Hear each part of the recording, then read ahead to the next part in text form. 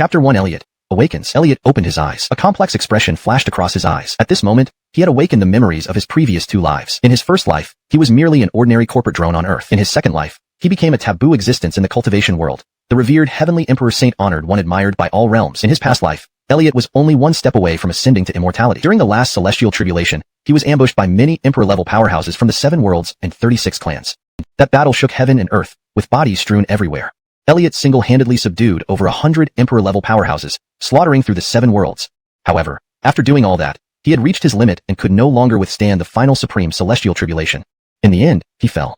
But at the last moment, he used the forbidden power, life manipulation. This forbidden power allowed him to evade the control of reincarnation laws, enabling him to awaken all his memories upon being reborn. There was just one condition. He would only awaken when he turned 18. Elliot? Still pretending to be unconscious? Hee, don't think that you can get Xiaojiao's sympathy or pity and have her agree to be with you. Exactly, our Xiaojiao is the school flower of Jinghua No. 1 High School. Don't think that throwing some money will win her heart. You still need to try harder. Whenever a girl caught his fancy, he would shower her with money. The result was always rejection. There were materialistic girls who agreed to Elliot's pursuit, but only treated him like an ATM. Elliot pursued Layla for about half a year, spending hundreds of thousands, yet failed to even hold her hand. Layla's attitude toward Elliot was always indifferent. She accepted all the gifts from Elliot. When Elliot tried to take their relationship further, it was a hopeless dream. Her 2 best friends, Nellie and Coraline, relied on their relationship with Layla to squeeze out many benefits from Elliot. This time, claiming to celebrate Elliot's birthday was really just an excuse for the 3 girls to taste the famous dishes at Feast in Heaven. Elliot, it's your honor that we 3 sisters celebrate your birthday. Hurry up and pay the bill. That's right. Although Xiaojiao hasn't agreed, it doesn't mean you have no hope at all. You just haven't paid enough. Work harder to show Xiaojiao your sincerity. Maybe she'll agree next time. Right. Oh, I recently set my eyes on a new Chanel bag. I'll send you the style and model later. I've set my eyes on a new Givenchy bracelet. I'll send you the link too. Nellie and Coraline said matter-of-factly. Layla looked at Elliot arrogantly. Elliot gave a smile that wasn't quite a smile as he glanced at the 3 girls. Had this been before, he would have immediately paid the bill and cleared the shopping carts of Layla's friends. However, he was no longer the same Elliot. With the memories of 3 lives, his perspective and capabilities transcended the limits of this planet. Elliot said calmly, "Didn't you say you're celebrating my birthday? Why should I pay the bill? Besides, you ordered the food and ate it yourselves. Why should I pay? As for those bags and bracelets you want to buy, what does it have to do with me?" Layla and the other 2 girls stared at Elliot in astonishment. It seemed they couldn't believe these words came from his mouth. The former Elliot regarded Layla's words as holy edicts. "Elliot, what are you saying?" "Hee, Elliot, you can't even afford this much money, and you say you like Xiaojiao? Because Xiaojiao refused you this time, you're starting to throw a tantrum now?" "Exactly, you were given the chance, but you couldn't seize it. If you don't pay the bill today, don't even think about seeing Xiaojiao again." Nellie and Coraline shot disdainful glances at Elliot with evident dissatisfaction. Even Layla frowned lightly and said, "Elliot, are you really not going to pay the bill?" Seeing the flustered looks on the 3 girls, Elliot couldn't help but smile. "You've been eating and taking from me countless times for free. Now, asking you to pay once, is that too much? Or do you think that even at your young age, you're nothing?" Originally, dealing with Elliot was like holding something firmly within reach. This time, she had miscalculated. She hadn't expected Elliot to slip out of her control. "It's fine. Our family has recently received funding from the largest domestic investment bank. Our Grover Group is about to go public, so I have a lot more pocket money. The cost of this meal shouldn't be a problem," Layla still said arrogantly. Unknown to her, the reason her Grover Group received the venture capital was entirely due to Elliot. Because Elliot's family was the Yi family, reputedly the first family of the Dragon Flame Empire. Chapter 2. The Heavenly Emperor's Art. Chi practicing 3rd layer.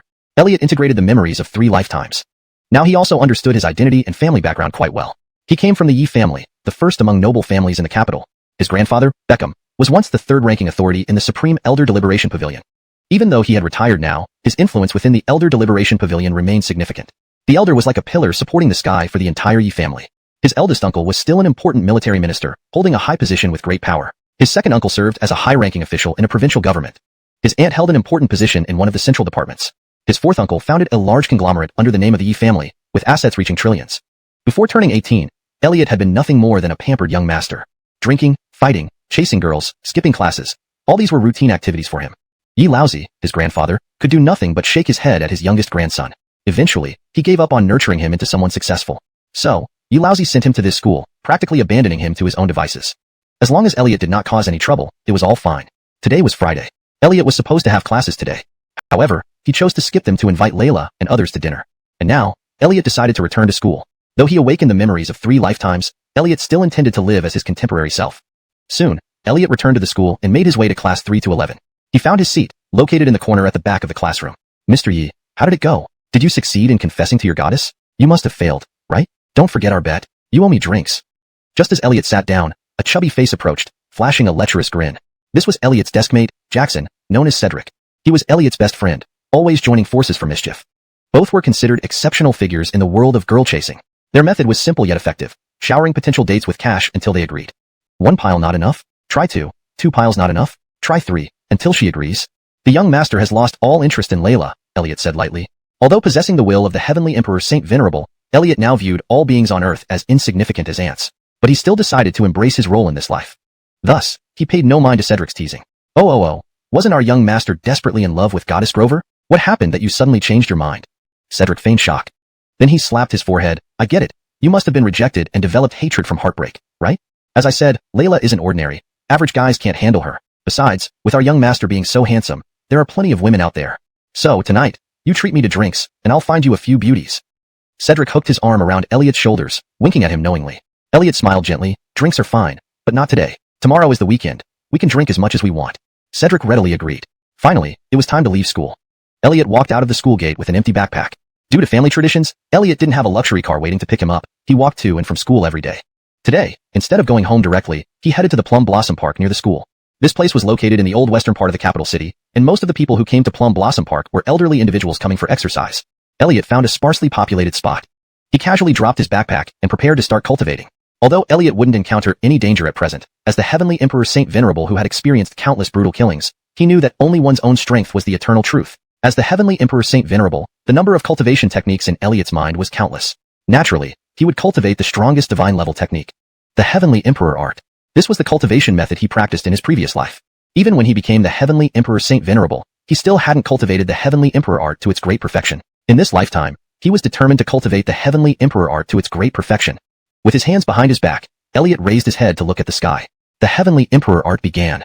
With a sudden open mouth, streams of pure elemental energy were sucked into Elliot's mouth and entered his body. Relying on this breath of elemental energy, Elliot activated all 365 acupoints within his body. Instantly, Elliot's body became the so-called 36 imperial clans. I will wipe out your entire clan by then. Elliot looked up at the sky, gazing deeply into the starry depths. Chapter 3 Spoil him. The moment Elliot began his cultivation, the entire cultivation community in the capital was thrown into turmoil.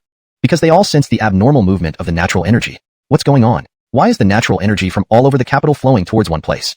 Could it be that a 9-star war god has been born? This is too terrifying. Investigate this matter immediately. Even a special department of the Dragonflame Empire formed a dedicated investigation team. After finishing his cultivation, Elliot got up and went home. His home was in the Old Town area, also the Yi family's ancestral residence. Beckham preferred quietness. He didn't like villas or manors. Though the Yi family's ancestral residence looked ordinary, the security forces hidden in the shadows were quite formidable. After cultivating, Elliot's 5 senses had greatly improved. He already perceived that there were 12 protective forces surrounding the Yi family's ancestral residence. I even have a Weibo stalker following behind me. It seems my cheap grandfather who looks at me unfavorably actually cares about this little grandson of his. Without waiting for any response, Rosalind hugged Elliot tightly, spoiling him immensely. Even the Grand Heavenly Emperor Saint Respecter felt somewhat embarrassed. His mother in this lifetime truly spoiled her son too much. The previous Elliot was indeed indulged by her. Despite being in her early 40s, Rosalind was extremely well preserved, looking like a girl in her early 20s. Though Elliot allowed his mother to hold him, he still felt quite awkward. Mom, I've already felt the warmth. Can you let go now? Elliot laughed bitterly.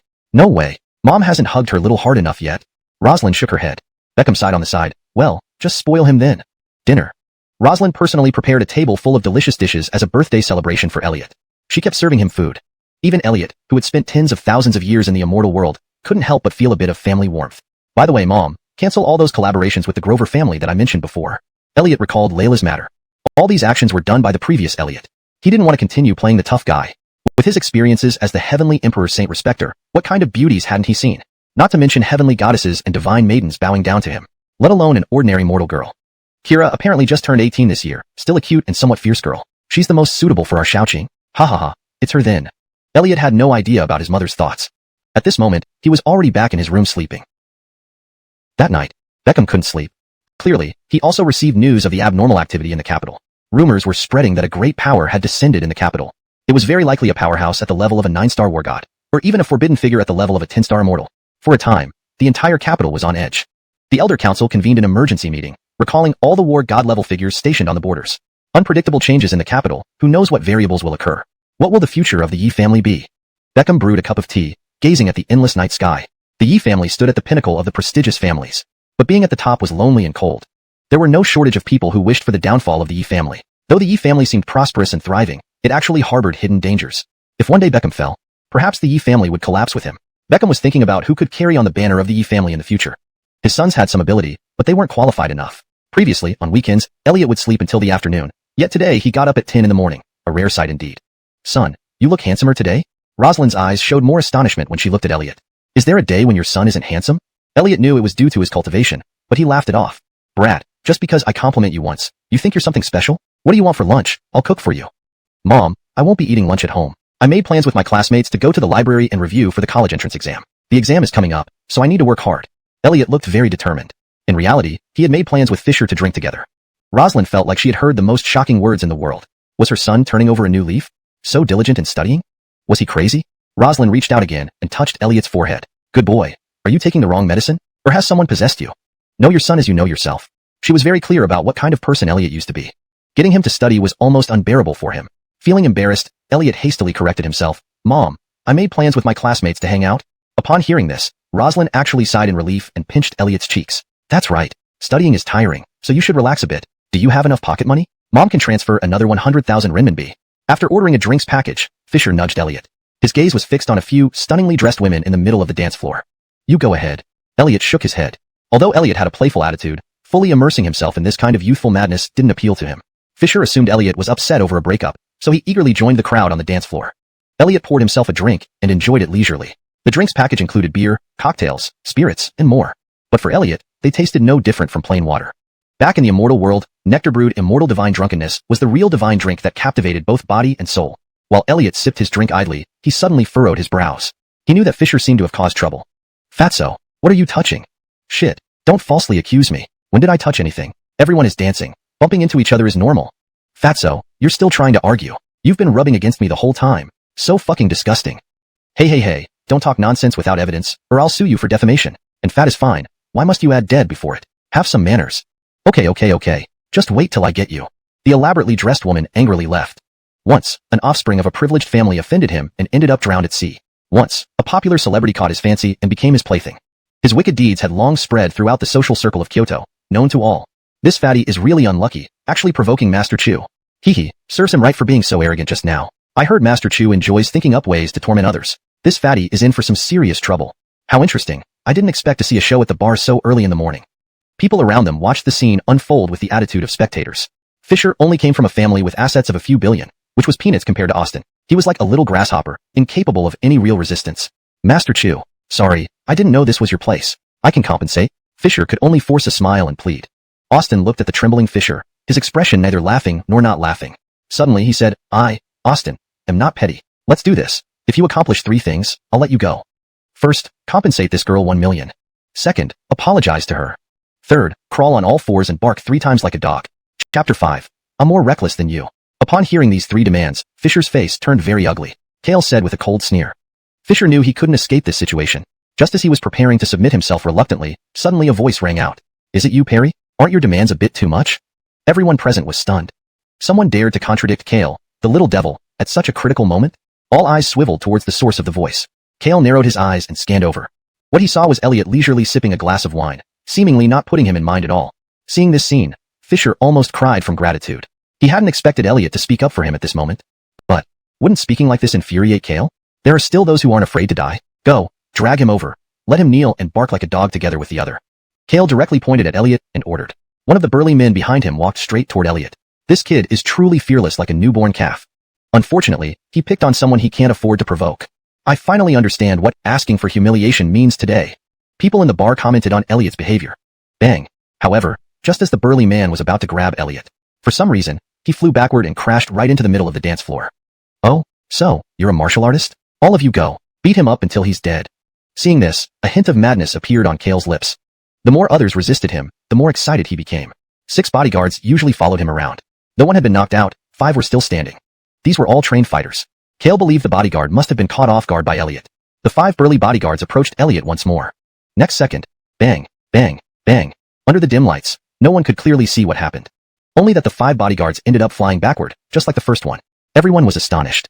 They hadn't expected Elliot to be such a capable fighter. Amazing young Master Yi. Fisher stared with his mouth wide open as if meeting Elliot for the first time. He had thought Elliot was like him, just another spoiled rich kid enjoying life. He never imagined he would have such skill. But soon, Fisher lost confidence again. Because they were dealing with a gangster prince. This wasn't an issue that could be resolved just by being good at fighting. Elliot remained leisurely sitting there, holding his wine glass as if nothing had happened. At this moment, he slowly stood up, still holding the wine glass, and walked over. Finally, he came to stand before Kale. He aimed it straight at Elliot. I want to see if your mouth is harder, or my bullets are harder. Kale's eyes were full of madness. It was a gun. The others were terrified, scattering in all directions. Only Elliot remained calm, sipping from his wine glass leisurely. I bet your gun doesn't have any bullets.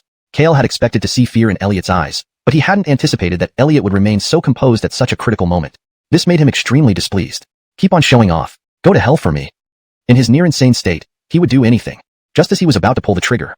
Hold it. A deep and icy voice reverberated through the bar. A middle-aged man in black combat gear strode in. Who dares to meddle in my affairs? Kale roared furiously. Originally, he thought this was a minor issue that could be easily resolved, but unexpected twists kept appearing. The newcomer paid no heed to his rage and simply retrieved an item from his pocket, tossing it over. Kale caught it absent-mindedly. It turned out to be a token. His face instantly turned the color of liver. The war god token. Kale gasped. Humph. At least you have some discernment. The middle-aged man sneered and pointed at Elliot. You can't touch him. This person is protected by the War God Bureau. Otherwise, even your father can't save you. During his arrogant and domineering years, he had never felt as humiliated as he did today. But there was nothing he could do about it. You can leave, Kale said bitterly, lowering his hand. Cedric let out a sigh of relief and hurriedly ran to Elliot's side. Young Master Yi, let's go. For him, escaping this ordeal was already a blessing. What's the rush? Elliot gave him a faint smile. Then, he walked up to Kale. A slap landed. Snap. Clear and resounding. You. Kale felt a burning pain, staring at Elliot in uncontrollable rage. This slap is a lesson. In the future, in the capital, behave yourself. When you see my brother fat, remember to nod and bow like a dog, Elliot said casually but arrogantly. Kale was burning with anger, but knowing that the men from the God of War Bureau were still present, he didn't dare react. The onlookers who witnessed this scene were all so shocked that they couldn't speak. No one expected events to unfold like this. They originally thought it would be a typical scene of the underworld prince bullying the wealthy young master, but unexpectedly, the sudden appearance of the God of War Bureau completely reversed the situation. Who is this young man? He has such an important background? To be specially protected by the God of War Bureau, his identity must be extraordinary. Even the number one underworld prince of the capital cannot compete. Naturally, he is the true crown prince of the capital. Since you're ordered to protect me, you should understand your place. Why do I need to explain myself to you? If you hadn't spoken up for me just now, I would have punished you for those words. Elliot stroked his right palm lightly and said calmly. Tyler was stunned. From Elliot's tone, he meant to take action and even hit him? Tyler laughed mockingly, thinking Elliot was stubbornly saving face. Young Master Yi, you better watch your step. I'll report everything honestly to old Master Yi. After saying that, Tyler turned and left. Young Master Yi, you're amazing. Even the God of War Bureau protects you. Your family must not be ordinary. That old Master Yi mentioned, who is he? I've never heard of such a figure in the capital. If it weren't for you, I would have been humiliated today, brother fat. By the way, your martial skills are impressive. When did you practice secretly? Can you teach me? If you teach me Kung Fu, I'll recognize you as big brother Yuan. As soon as Tyler left, Cedric started chattering incessantly. The affairs of my family are confidential. As for teaching you Kung Fu, you should lose some weight first. Elliot said jokingly. Lord Yi, Brother Qing, adoptive father, dad. To everyone's surprise, Fong Fatching knelt down to Elliot shamelessly right on the spot. Walking into the house, he saw Beckham sitting sternly in the middle of the long chair. His mother, Rosalind, was unusually quiet beside him. She kept giving Elliot meaningful glances, clearly telling him to be smart. Tyler even stood there with his arms crossed, as if waiting for Elliot to mess up. Rebellious son, you finally returned. Tell me, what have you done today? Did you forget the family rules set by your grandfather? Come, carry out the family punishment. Beckham's deep voice rang in his ears. Chapter 7. Convinced yet? The first rule of the Yi family. No one shall exploit the name of the Yi family to cause trouble, oppress others, seek personal gain, or damage our reputation. Elliot used to get into petty scuffles in the past, but nothing serious. Under the indulgence of Rosalind, Beckham turned a blind eye. But today was different. Elliot had nearly put himself in mortal danger. Moreover, according to Tyler's report, Elliot seemed utterly unaware of his mistakes. This made Beckham furious. A lesson had to be taught to Elliot. He reached for a wooden cane nearby, ready to strike Elliot. Father, Xiaoqing knows he's wrong. Can you really bear to hit him? Rosalind hurriedly held back Beckham. She knew that Beckham was genuinely angry and begged in hopes of reducing his wrath. Don't stop me. You've spoiled him rotten. If I don't teach him a lesson today, who knows what kind of trouble he'll cause in the future. Beckham insisted on acting. Grandpa, calm down. If you get too worked up, you might hurt yourself. Let me explain. No, let me justify this. Firstly, it's not causing trouble when I intervened because my friend was being humiliated. That should count as loyalty. Wouldn't you have helped if your old comrades were bullied? Secondly, the person I punished isn't just some ordinary citizen but a great scourge of the capital. He's done plenty of bad things. If I had eliminated him, it would truly benefit society. Thirdly, I never intended to use the Yi family's name. Everything is under my control. I can handle anything. Hearing Elliot's 3 reasons stunned Beckham and Rosalind. In the past, whenever Elliot messed up, he'd hide behind Rosalind, leaving her to deal with her father-in-law's anger. But this time, he faced Beckham directly. After all, Elliot was always terrified of his stern grandfather. Upon hearing his arguments, they sounded logical at first. But Beckham thought, if he let Elliot off this time, what would happen next time? He didn't want his grandson ever facing a gun again. He decided a lesson was necessary. You little brat, talking back now? And you say everything is under your control. If it weren't for Uncle Hua showing up in time, you wouldn't be alive. Today, family discipline will be enforced. Beckham marched over angrily.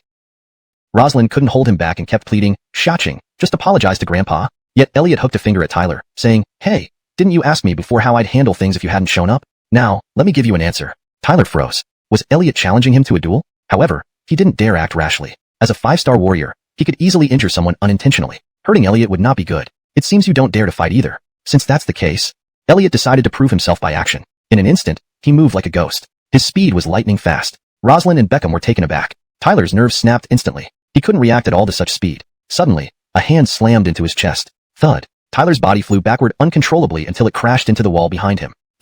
I didn't even get hurt?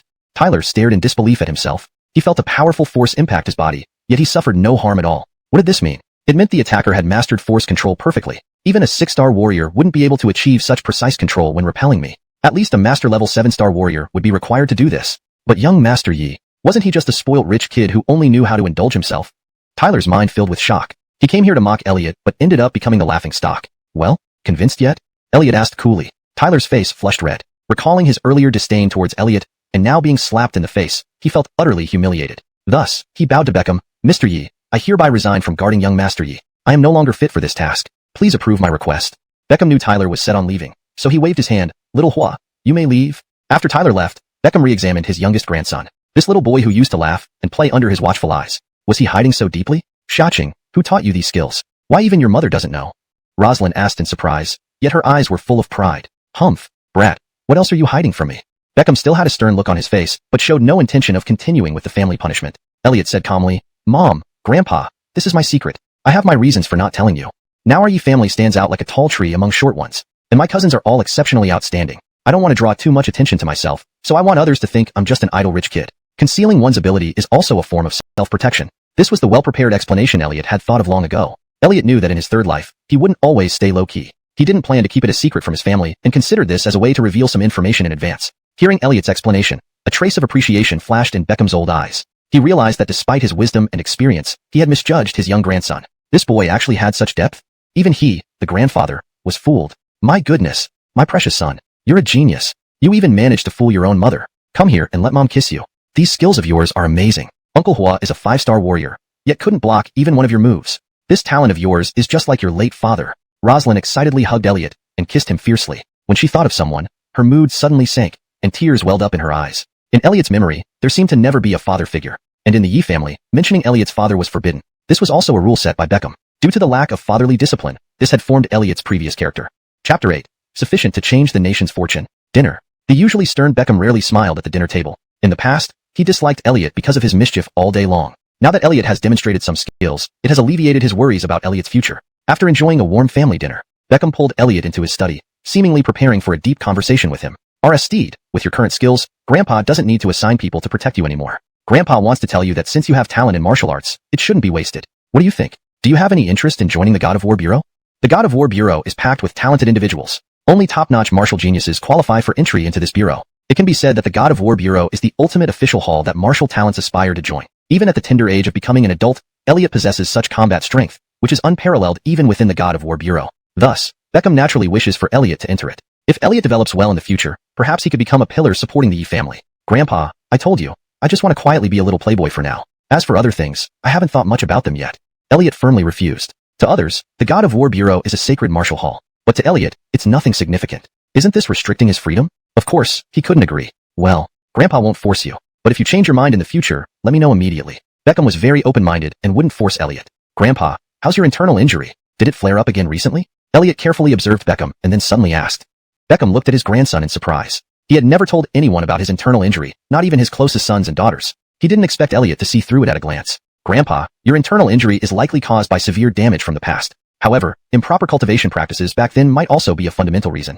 I'll write down a list of herbs for you now. If you can gather these herbs, I can heal your internal injury. Additionally, I'll write down a cultivation method, which can adequately make up for previous cultivation problems. Following my methods, Grandpa, you should be able to extend your life by at least 10 years. While speaking, Elliot found paper and pen, writing down 2 manuscripts. Holding the two pieces of paper in hand, Beckham was once again stunned by Elliot's actions. He was 82 years old this year, already in the twilight of his life. Imperial physicians had once told him that due to his internal injury, his lifespan might be no more than 5 years at most. Therefore, Beckham was extremely concerned about the Yi family's future. But now, Elliot claimed to extend his lifespan by over 10 years. Regarding the herbs, Beckham didn't understand them. But concerning the cultivation method, he knew a bit about it. So, he examined that piece of paper carefully. The more he looked, the more serious his expression became. Because the cultivation method written by Elliot, including external training, internal training, and drug coordination, were strikingly similar to what he had cultivated before. Only Elliot improved and perfected these methods, making them seem even better than before. How is this possible? Beckham looked up at Elliot in astonishment. He had never told Elliot about his cultivation methods, only occasionally practicing boxing in the courtyard. Yet, Elliot somehow knew his cultivation methods, and even produced improved methods. In today's era, martial arts have declined, so cultivation methods are naturally rare. Except for a few great masters immersed in martial arts for decades, who else would dare modify cultivation methods arbitrarily? Grandpa, if you don't believe me, go ahead and try it out. I hope you live several decades longer. You are still the backbone of the Yi family, and I wish to remain a carefree playboy. After saying this, Elliot turned and left the study. Beckham solemnly stored the two pieces of paper and then made a phone call. Prepare the car. I'm going to the elders' council chamber. With incomparably excited emotions, Beckham got into the exclusive vehicle heading to the highest council chamber. He knew very well the significance of the two pieces of paper given by Elliot. One prescription to treat internal injuries is enough to shake the entire medical community. The other one is even more important, capable of sealing was quite impressive. Therefore, Beckham's top priority was to verify the feasibility of these two pieces of paper. If confirmed, it would change the fate of the entire Dragon Flame Empire. Aristide, you've truly given me another huge surprise. If both papers are verified effective, you'll be a national treasure of the Dragon Flame Empire. The Yi family will stand unshakable forever. Despite having experienced ups and downs, Beckham's heart was tumultuous at this moment. At the same time, in a luxurious hotel filled with decadence, Kale was venting his emotions fiercely. Someone who dares to humiliate me in public, you're the first one. If I don't take revenge, I won't be Kale. No matter who you are. Even if the God of War Bureau wants to protect you, I'm not afraid. I want you dead. Kale roared savagely. He had decided to contact a super assassin organization overseas to assassinate Elliot. Of course, he wouldn't make a move now to avoid being associated with the conflict between him and Elliot, which might lead to suspicion. And he wouldn't spare any cost to hire at least an A-grade assassin, absolutely not allowing any mistakes. Chapter 9. It turns out to be my Becker. Sunday should have been a pleasant day, but Elliot wasn't very happy, because he had to go on a blind date. Once possessing 9 consorts of unmatched beauty, he was now reduced to having to go on a loyal Big Oranges. I got it. Long live Big Orange. In Renata's world, only food and handsome men couldn't be forsaken, with food ranking first, handsome men coming second. Holden referred to Lowell, the current top male idol, who had many young female fans. Renata was also one of his appearance fans. Just as Renata received advice from Leslie, she suddenly noticed someone standing before her. Hello, I'm Elliot. Hello. Instinctively, Renata looked up. The moment she saw Elliot's face, she felt as if struck by lightning. This face seemed oddly familiar. Thump thump. Renata felt her heart pounding wildly. A tingling sensation spread throughout her body. Oh no, it's the feeling of falling in love. They had just met for the first time. Yet, Renata felt that the man before her was incomparably handsome. Even more handsome than her idol Lowell by 100 times. No, 10,000 times. For some reason, Renata found herself irresistibly drawn to Elliot. At this moment, although Elliot wore a smile, his heart was profoundly moved. It turns out to be my Becker. In his previous life, he possessed 9 consorts of unparalleled beauty. All of them had sworn a heavenly oath, pledging to follow Emperor Elliot until death. Among them, Becker was the one Elliot favored most, willing to follow him through 9 lives. This Renata looked exactly like his Becker in terms of appearance and temperament, just dressed differently. Could it be that after learning of my demise, she followed me here? Elliot pondered the possibility. For a moment, his heart softened. Meanwhile, Renata noticed Elliot gazing at her intently. Her fair complexion flushed red like a ripe apple. Oh no, Renata, what are you doing? We agreed to ruin this blind date, right? Why did I suddenly fall for him? So embarrassing. My heart is beating faster. 2 voices seemed to argue within Renata. Seeing her flustered state, a hint of amusement appeared on Elliot's lips. You don't seem to like this blind date, which means you probably wouldn't like me either. Then let's pretend we've never met. Goodbye. Elliot stood up, about to leave. No. Renata immediately stood up, tightly grabbing Elliot's hand. In that instant when Elliot rose, she felt as if something crucial in her life was slipping away. Thus, she ignored propriety. Elliot smiled and turned back. What do you mean by no? Do you like me, or not? Elliot knew that Becker had sworn an oath to follow him through 9 lives. Therefore, once they met, Renata would fall deeply in love with him instantly. That was the power of the heavenly oath. So, his pretended departure was merely to tease Renata a little. When Elliot asked, Renata's face turned even redder. To answer that she liked him? That would be too immodest. To answer that she didn't like him? But Renata couldn't bring herself to say it. She was afraid Elliot might really leave. So, she could only keep her head down silently without speaking. Never mind, I won't tease you anymore. Sit down and order some food. Elliot didn't continue to embarrass Renata. Even though Renata was bound by the heavenly oath, he wouldn't force her to follow him immediately. Romantic relationships needed nurturing first. Soon, Elliot ordered a table full of dishes. Wow, they all look so delicious. Can I have an ice cream first? Seeing the table full of food, Renata's eyes lit up instantly. She completely forgot about the awkwardness from before. Eat up, as much as you want. Elliot couldn't help but laugh at Renata's gluttonous expression. His Becker was still a big eater. In that case, I won't hold back. Renata started feasting heartily. Then, the two of them ate while chatting. Renata also completely forgot about her original intention, because she found that Elliot's voice was so pleasant to hear, like music. Everything Elliot said and did seemed perfect in her eyes. To sum it up, he was incredibly handsome. Unconsciously, 3 hours passed. It's about time. We should go home, Elliot looked at the time and suggested. What? So fast? Renata seemed reluctant and very hesitant to part with Elliot. We've been eating here for 3 hours. Those waiters probably wish they could kick us out, Elliot whispered. Well, okay, Renata replied somewhat dejectedly. Don't be sad. It's our first meeting today anyway. Since we've exchanged contact information, feel free to reach out whenever you want to see me, Elliot consoled her. Who wants to see? Renata stubbornly retorted, blushing. If you don't want to see me, fine then. Want to? Renata quickly changed her tune. Chapter 10. Elliot, this scumbag. On the way home, Renata felt the air was sweet. At this moment, her phone kept vibrating. It was Leslie constantly asking about the outcome. Renata replied quickly, Leslie, I feel like I'm in love. Leslie. Renata, he is the handsomest man in the world. The dishes he ordered are all my favorites. He seems to know me best. I want to be his girlfriend. I want to marry him, and I want to have kids with him. Leslie. Elliot was also on his way home. However, he had more on his mind. Actually ran into Becker. So, does that mean my other beloved consorts might also reincarnate with me? What about my mighty generals under my command? They won't. And my divine weapons and supreme pets? It seems Blue Star is not as simple as it appears.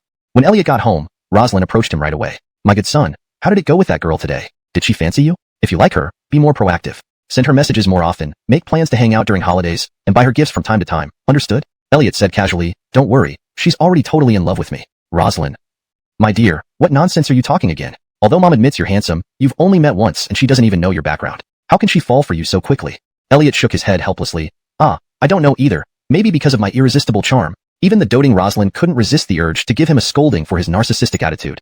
Monday. School day. Elliot strolled into school leisurely. Previously in the cultivation realm, it was all battles and killings. Now being on Blue Star truly felt relaxed. Elliot, where's my breakfast? Yeah, our breakfast. You really did it, Elliot. You ignored our Jiao Jiao after just one weekend?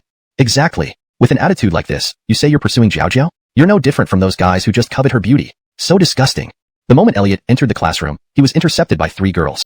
Clearly Layla, Nellie, and Coraline. Especially Layla, her almond eyes were icy cold. Since the heavenly banquet, she felt like Elliot had become a different person. But she always believed Elliot still liked her, so she waited for him to apologize. She didn't expect to receive not a single message or call from Elliot all weekend. Suddenly, she became anxious. She even took the initiative to send him several messages. Elliot, however, ignored them completely. Before, Elliot used to buy breakfast for them every morning proactively. But this time, he came empty-handed.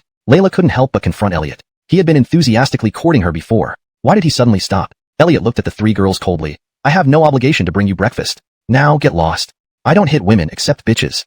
Hearing Elliot's chilling tone, the 3 girls were stunned. From the sound of it, he wasn't bluffing. He really would take action. Intimidated by Elliot's demeanor, the 3 girls could only clear a path for him. Classmates watched in surprise as well. None of them expected Elliot, the famous battle wolf, to have such a tough side. Only Cedric greeted Elliot respectfully. Godfather, you're here. Please take your seat. As soon as Elliot sat down, he began massaging his shoulders and legs eagerly. Layla and the others secretly observed Elliot. Jiao Jiao, what should we do? Elliot seems to really dislike you now. We'll lose our ATM then. How dare he? He just stopped halfway. What a coward. Hee hee. Men are all like this, unable to get what they want, so they destroy everything. Anyway, he won't find a girlfriend. That's right. Thinking this way will get Jiao Jiao's attention. Dream on. The 3 girls continued belittling Elliot. Class was boring. However, when the last class of the morning came around, the homeroom teacher brought in a very pretty girl to Elliot's class. Wow, such a cute girl. She's so beautiful, even prettier than our class beauty Grover. I think she looks familiar, maybe like a web celebrity. Her figure is amazing too. She has a youthful look with something else. It's almost college entrance exam time, yet there's still a transfer student joining us. Is this destiny bestowed upon me by the heavens? All the boys in the class opened their eyes wide, their hearts pounding. As for the girls, they couldn't help but feel a bit envious and jealous. Even Layla felt that her beauty was overshadowed by this new girl. Everyone, we have a transfer student joining our class today. Come on, Elian, introduce yourself, the homeroom teacher said to the girl beside him. Renata's gaze swept over the room, finally resting on Elliot. Hello everyone, my name is Renata. I used to attend First Affiliated High School, and from today onwards, I will be studying here at Jinghua No. 1 High School. I'm glad to be your classmate. Her words caused another significant stir. From First Affiliated High School? That's the best high school in the capital. Renata? That name sounds familiar. Isn't she the school beauty of First Affiliated High? And not just that, she's also a top student who always ranks first in exams. What? Such an academic goddess would willingly transfer to our school? Into an ordinary class like ours? Unbelievable. Amidst everyone's astonished gazes, Renata walked calmly towards the last row where Elliot was seated. Then, she smiled warmly and asked, Elliot, Can I sit next to you? Elliot chuckled softly. Of course. And just like that, Renata became Elliot's deskmate. Damn it. Why does she get to? Is this academic goddess here for Elliot?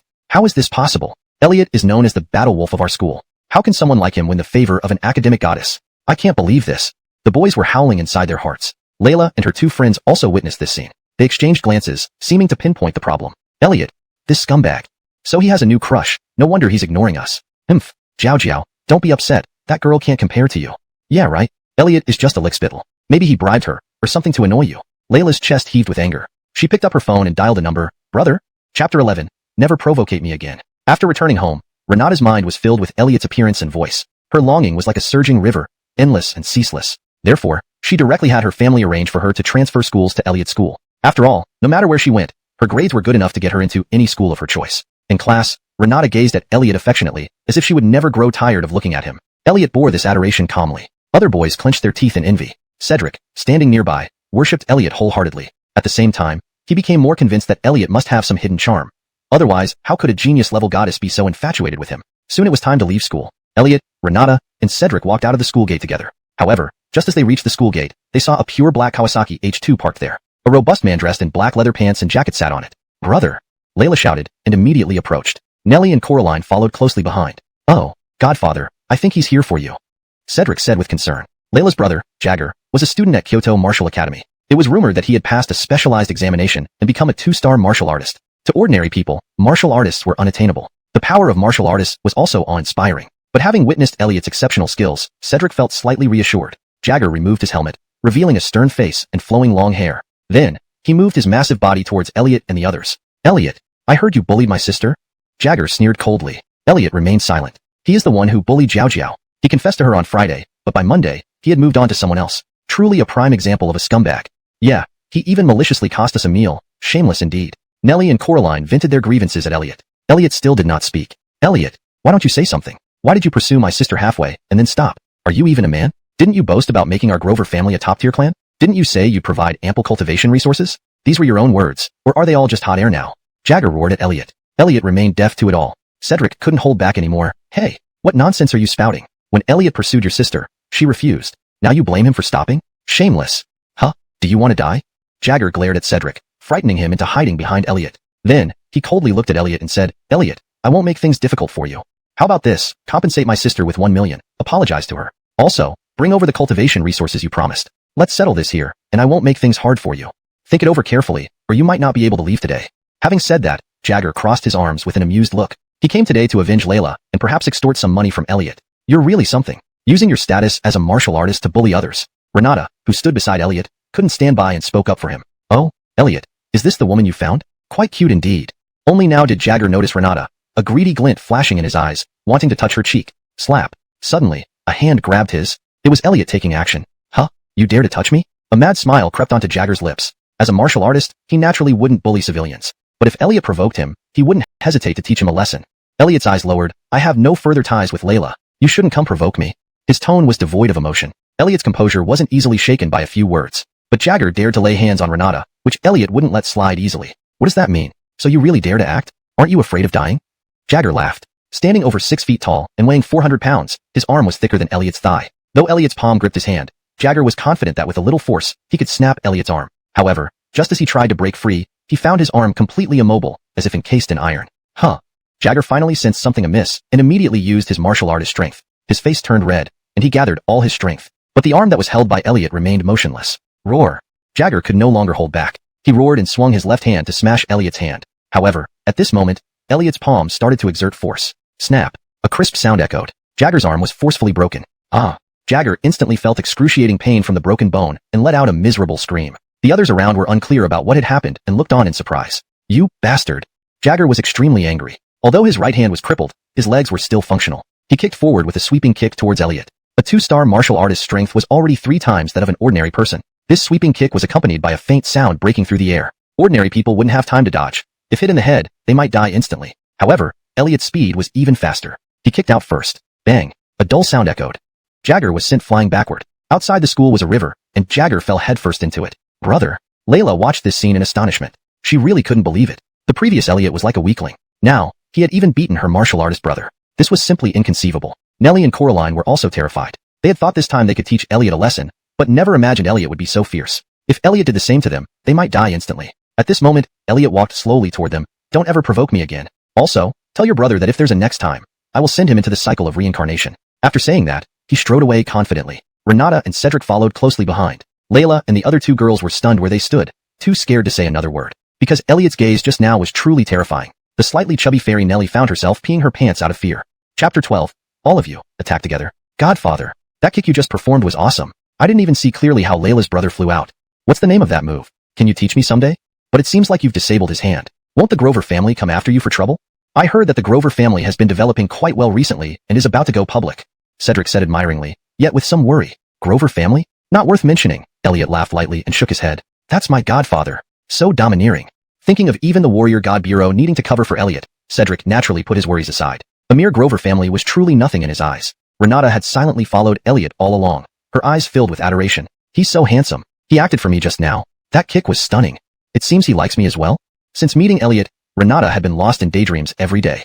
The next day, Elliot went to school as usual. This time, Layla and her group did not cause any trouble. It finally gave Elliot a lot of peace. However, inside the Capital Orthopedic Hospital, Jagger lay on the hospital bed with a resentful look. He was receiving treatment for the broken bones in his arm, which would take several months to heal. It was fortunate that Elliot held back. Otherwise, if he had twisted off his entire arm, Jagger would have been completely crippled. Brother Grover, rest assured, we will definitely avenge this insult for you.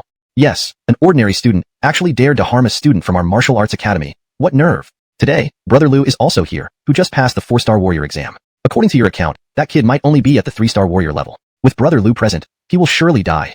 Right, Brother Lou, everything depends on you today. Around Jagger's hospital bed were 5 people. They were all students from the Capital Martial Arts Academy. Usually having good relations with Jagger, they called each other brothers. The strongest among them was Nicholas, who had reached the 4-star warrior level. With his strength, he could rank within the top 50 in the school, naturally confident in his abilities. Brother Grover, rest assured, we will deal with that guy right away. Nicholas clenched his fist and said, thank you, all senior brothers. I hope you can disable one of his arms too. Jagger replied angrily, all right, as you wish. An hour later, the group of 5 directly climbed over the gate of Jinghua No. 1 High School, charging into Elliot's classroom. Bang! The classroom door was kicked open. Which one of you is Elliot? Get the hell out here. One of them shouted loudly. Many classmates being a 4-star warrior, 2 others were 3-star warriors, and 2 more were 2-star warriors. Such a combination would be very strong even within the martial arts academy. Even facing 5 warriors, a 5-star warrior wouldn't dare to speak so arrogantly. You are courting death? One of the 3-star warrior students couldn't contain his anger and charged at Elliot. Meanwhile, in the principal's office of Jinghua No. 1 High School, a teacher rushed in urgently to report. Principal, something terrible has happened. A few students from the martial arts academy have come here and seem to want to attack our students. This is serious. Should we call the police? Hearing this, the principal was greatly shocked. What? Calling the police won't do much good. We should contact the martial arts academy first. After all, they are the ones in charge. The students from the martial arts academy were all martial artists, and ordinary people couldn't control them at all. Thus, the principal immediately found the contact information of the martial arts academy and made a phone call. At the Capital Martial Arts Academy, as the academic dean of the academy, Louis was reviewing the recent out-of-line behaviors of the students. The students here were very hard to manage. After all, they were young and with a little bit of martial power, they often caused trouble. At this moment, a phone call interrupted his work. Hello? Who is this? Upon connecting the call, Louis's face immediately turned gloomy. Students from his school actually went to another school to fight? How could this be acceptable? They didn't seem to respect him as the academic dean at all. Principal Houston, don't worry, I will head over right away. Don't be anxious. After hanging up the phone, Louis rushed towards Jinghua No. 1 High School immediately. To become the academic dean of the martial arts academy, Louis's strength was naturally not ordinary. He himself possessed the strength of a 6-star warrior. If he were younger, he could even join the warrior bureau and become a general. His speed was very fast, for fear that if he were one step late, those few students might cause a huge disaster. 10 minutes later, Louis arrived at Jinghua No. 1 High School, and he came to the scene of the incident, which was Elliot's classroom. I hope nothing has happened. Louis prayed in his heart. If something life-threatening had happened, he, as the academic dean, wouldn't be off the hook either. However, when he pushed open the classroom door with a nervous heart, he saw an extremely surprising scene. He saw the several students wearing the uniforms of the martial arts academy all lying on the ground. Among them, the strongest 4-star warrior, Nicholas, was being stepped on by someone, with a shoe grinding back and forth on his face. Louis couldn't help but doubt whether his eyes were playing tricks on him. Aren't all students at Jinghua No. 1 High School ordinary people? When did they have hidden martial arts experts? Chapter 13. 3 times is enough. Third uncle. Save me. Nicholas saw Louis and immediately cried out in a desperate voice, like he had found his savior. The more arrogant he was when he came in, the more miserable he looked now. He thought that being a 4-star warrior made him invincible, but never did he imagine that he couldn't even withstand one move from Elliot and was trampled underfoot. How humiliating. Only then did he realize how terrifying Elliot was. He was far from being just a 3-star warrior. Elliot must have been at least a 5-star, or even a 6-star warrior. What a disgrace.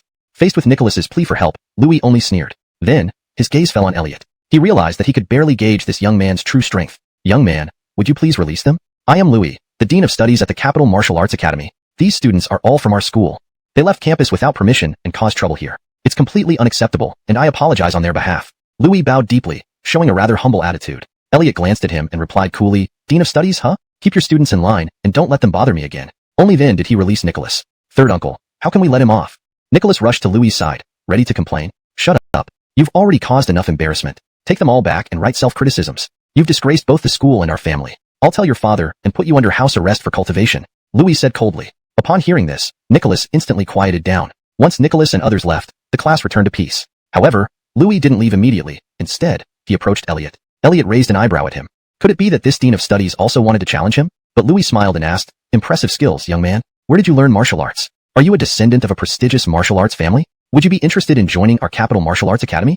It seemed he wanted to recruit Elliot into the academy. Elliot firmly rejected him. Who I am has nothing to do with you, and I won't join your school. Go away.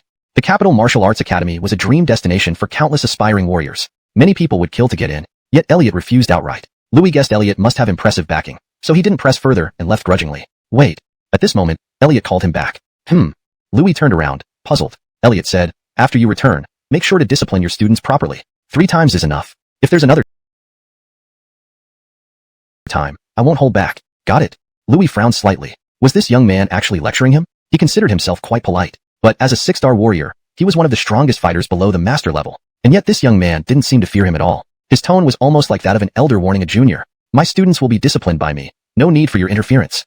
Louis sneered again and walked away in a huff. Elliot is so awesome. He dared to confront the Dean of Studies of the Martial Arts Academy. I've heard of this Dean Liu. He seems to be a 6-star warrior. That's a real powerhouse among warriors. Elliot is incredible, taking down 5 warriors from the Martial Arts Academy in one go. He hid his skills so well, no wonder he caught the attention of the academic goddess. The students couldn't help but look at Elliot with new respect. Among them, Layla and her group were dumbfounded. When they saw Nicholas and others come to seek revenge for Jagger, they hoped to see Elliot being taught a harsh lesson. But they never expected Elliot to fight back so fiercely. He didn't even show any fear of the Dean of Studies from the Martial Arts Academy. Elliot, I didn't know you were hiding such power. Why didn't you let me know you had this strength before? Humph, you're really frustrating. Layla felt somewhat annoyed. If she had known Elliot was this powerful, she might have reconsidered her stance towards him. After all, women often admire strength. She wanted her man to be strong. The old Elliot was merely a lowly lapdog. Naturally, she hadn't taken him seriously. But now, Elliot was different. Her perception of him had improved significantly. Soon, the news of Elliot beating up Nicholas and his gang spread quickly. Did you hear? A student from Class 11 beat up warriors from the Martial Arts Academy. How could I not? Everyone's talking about it, especially since it was 1 against 5. I can't believe there's such an impressive person in our school. The news spread like wildfire, and the more it spread, the more exaggerated it became. Did you hear? A student from our school stormed into the Martial Arts Academy and thrashed a bunch of their experts. Of course I heard. That student is simply incredible, fighting all the way from the East Gate to the West Gate, sweeping through the entire Martial Arts Academy. And he even beat up the Dean of Studies at the end. Amazing, just amazing. Master brother, someone is tarnishing our school's reputation. Please, Master brother, take action and save our school's honor. Inside the Martial Arts Academy, some students came to the training hall. There, sitting with sword-like eyebrows and sparkling eyes, was a young man named Jaden. Jaden was hailed as the top genius in the Martial Arts Academy. At just 21 years old, he had already reached the terrifying strength of a 6-star warrior. Here, only strength determined one's status. So, all the students of the Martial Arts Academy called him Master Brother, because his combat power was the strongest among all the students. Jaden opened his eyes. Hearing these words, his gaze flickered slightly. Jinghua No. 1 High School? There's a young martial arts expert? He clearly had some doubts but more so excitement. In the Capital Martial Arts Academy, he was already an invincible existence among the students. Apart from a few teachers, no one could match him. He yearned for an evenly matched opponent. So when he heard that there was a martial arts genius at another school comparable to himself, he was immediately intrigued. Of course, he could also help restore the school's reputation at the same time. Why not? Where is he? I want to see him. Jaden decided to find Elliot immediately. But Master Brother, Director Liu said we can't leave the school for ELY, and we need his approval to go out, someone added. It doesn't matter. Jaden, however, was completely indifferent. Everyone understood. Jaden's background was not ordinary. His family, the Chow clan, was a martial arts family with significant influence in the capital. Naturally, they had nothing to fear from the Dean of Studies. Chapter 14. Dare to come out for a battle. There were only 30 days left until the college entrance exam. Just one last month. Today was also Jinghua No. 1 High School's motivation day for the college entrance exam. All senior high school students gathered on the playground. Principal Houston was delivering the final motivational speech. Students, you will reap your future after these last 30 days of hard work. The college entrance exam is not the only way out, but a good start can lead to higher achievements. In the Dragon Flame Empire, one can either become an admired martial artist or a respected top intellectual. The students below the stage indeed yawned continuously. After all, those in Jinghua number 1 high school were mostly from rich families, and their ways out had been mostly arranged. Few would put effort into the college entrance exam. Adoptive father, what university are you preparing to apply for? Asked Fisher to Elliot in a low voice. I don't care.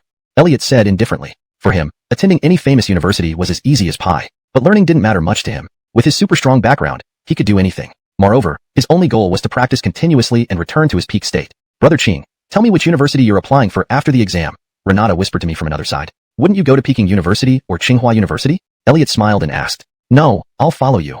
Renata looked at Elliot with adoration. This scene made Fisher extremely jealous. Suddenly at this time, Elliot frowned slightly. Who is Elliot? Step forward. A loud voice came from up high. Everyone turned towards the voice. Standing on the top of the stadium's grandstand, more than 20 meters high, stood a figure. I am the top genius of the Capital Martial Arts Academy, Jaden. I've come here today specially to challenge you to a duel, to vindicate our academy.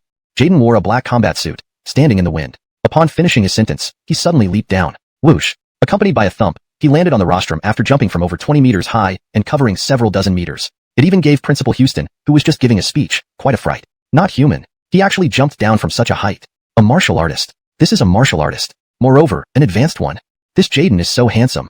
He's unbelievably handsome. Everyone present was shocked by this scene. Many girls were also attracted by Jaden's demeanor and started fantasizing. Other boys were quite displeased. This was clearly showing off. Elliot was now a celebrity at their school. They hoped more that Elliot would teach Jaden a severe lesson. Elliot, why don't you stand forward?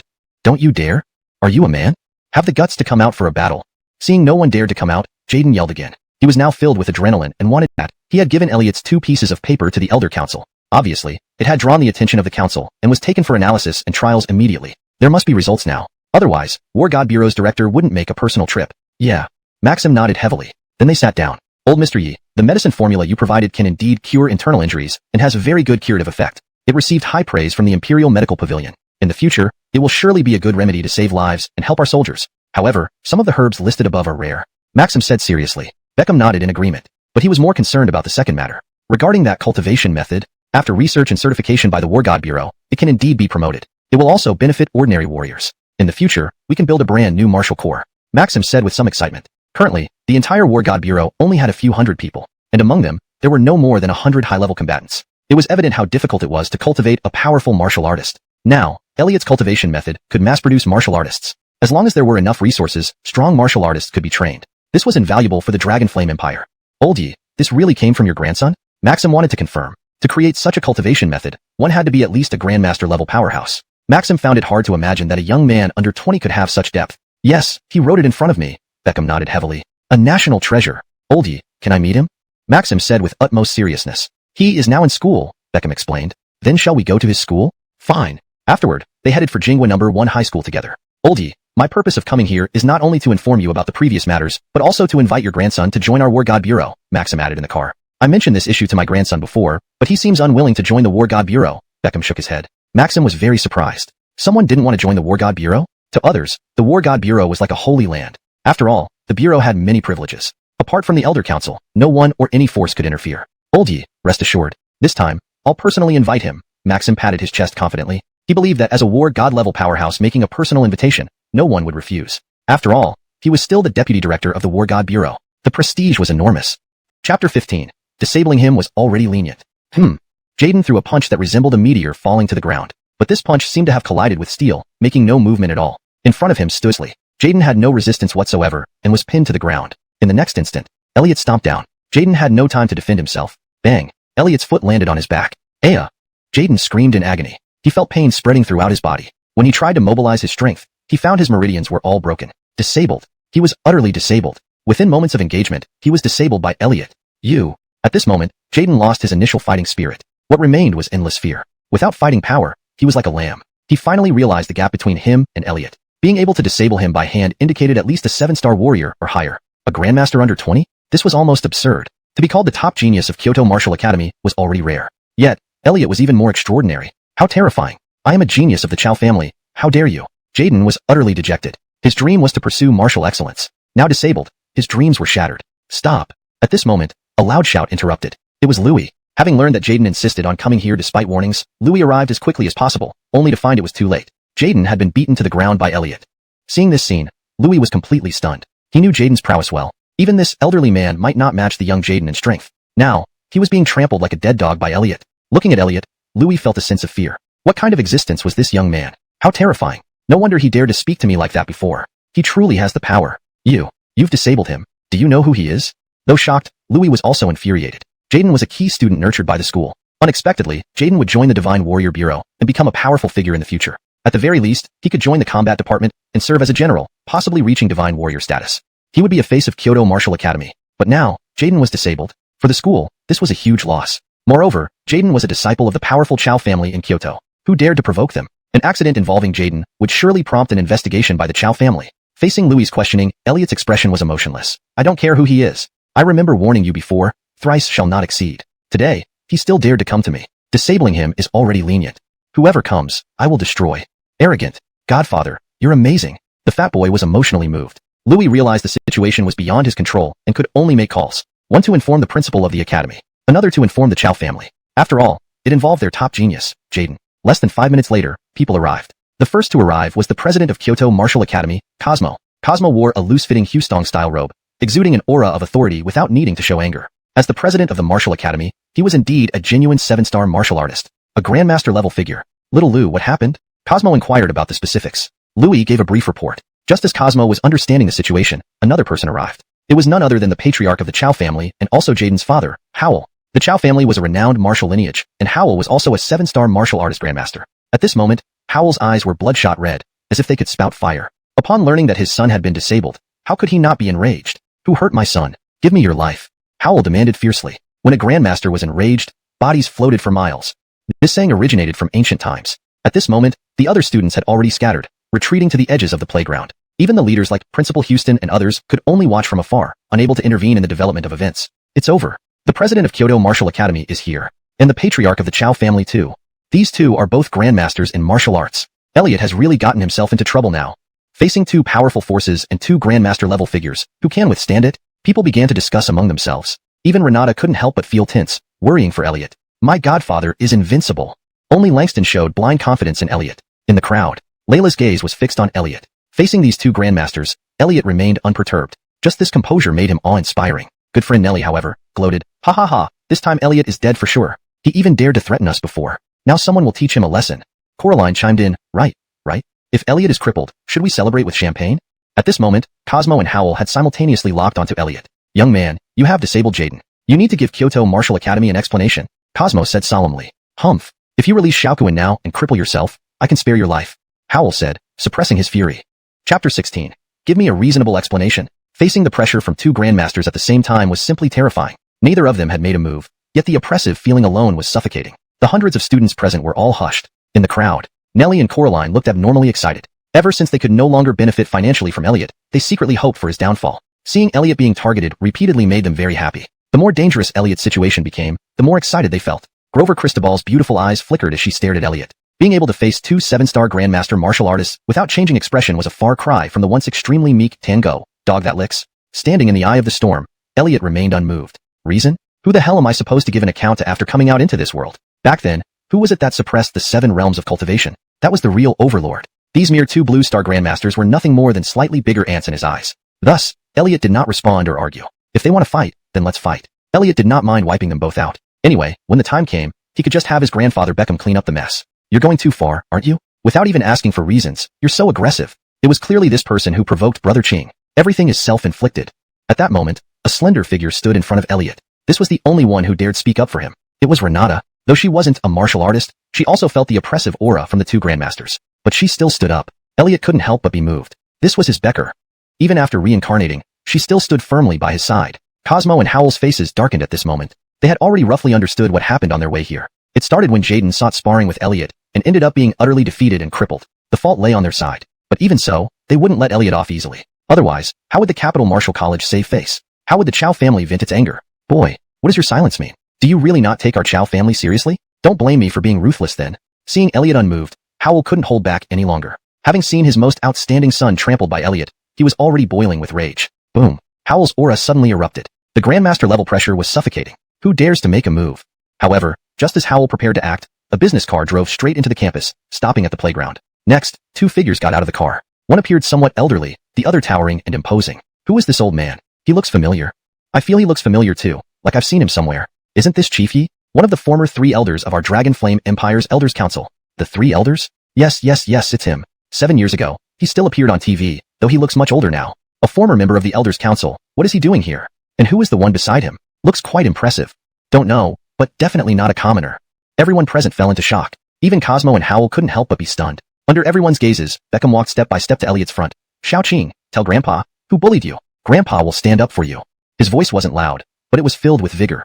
And this simple sentence left everyone shocked again. Elliot. Turns out he is the grandson of the former three elders. Beckham? The Yi family is known as the top family in the capital. Elliot is actually the first prince of the capital? All the students and teachers at school thought Elliot was just another wealthy second generation. No one expected such a background. Even Cosmo and Howl didn't expect this. If Elliot were just an ordinary person, they would find a way to take him down no matter what. But now, because of Beckham, things weren't that simple. Elliot didn't expect Beckham to acknowledge his identity publicly either. After all, Beckham himself set the rule that no descendant should use his name. This time, it was quite unusual. Elliot chuckled and pointed to Jaden under his foot. Grandpa, there's no one capable enough to bully me. Beckham nodded, revealing a rare smile. Then he turned, facing Howl and Cosmo, his expression turning solemn.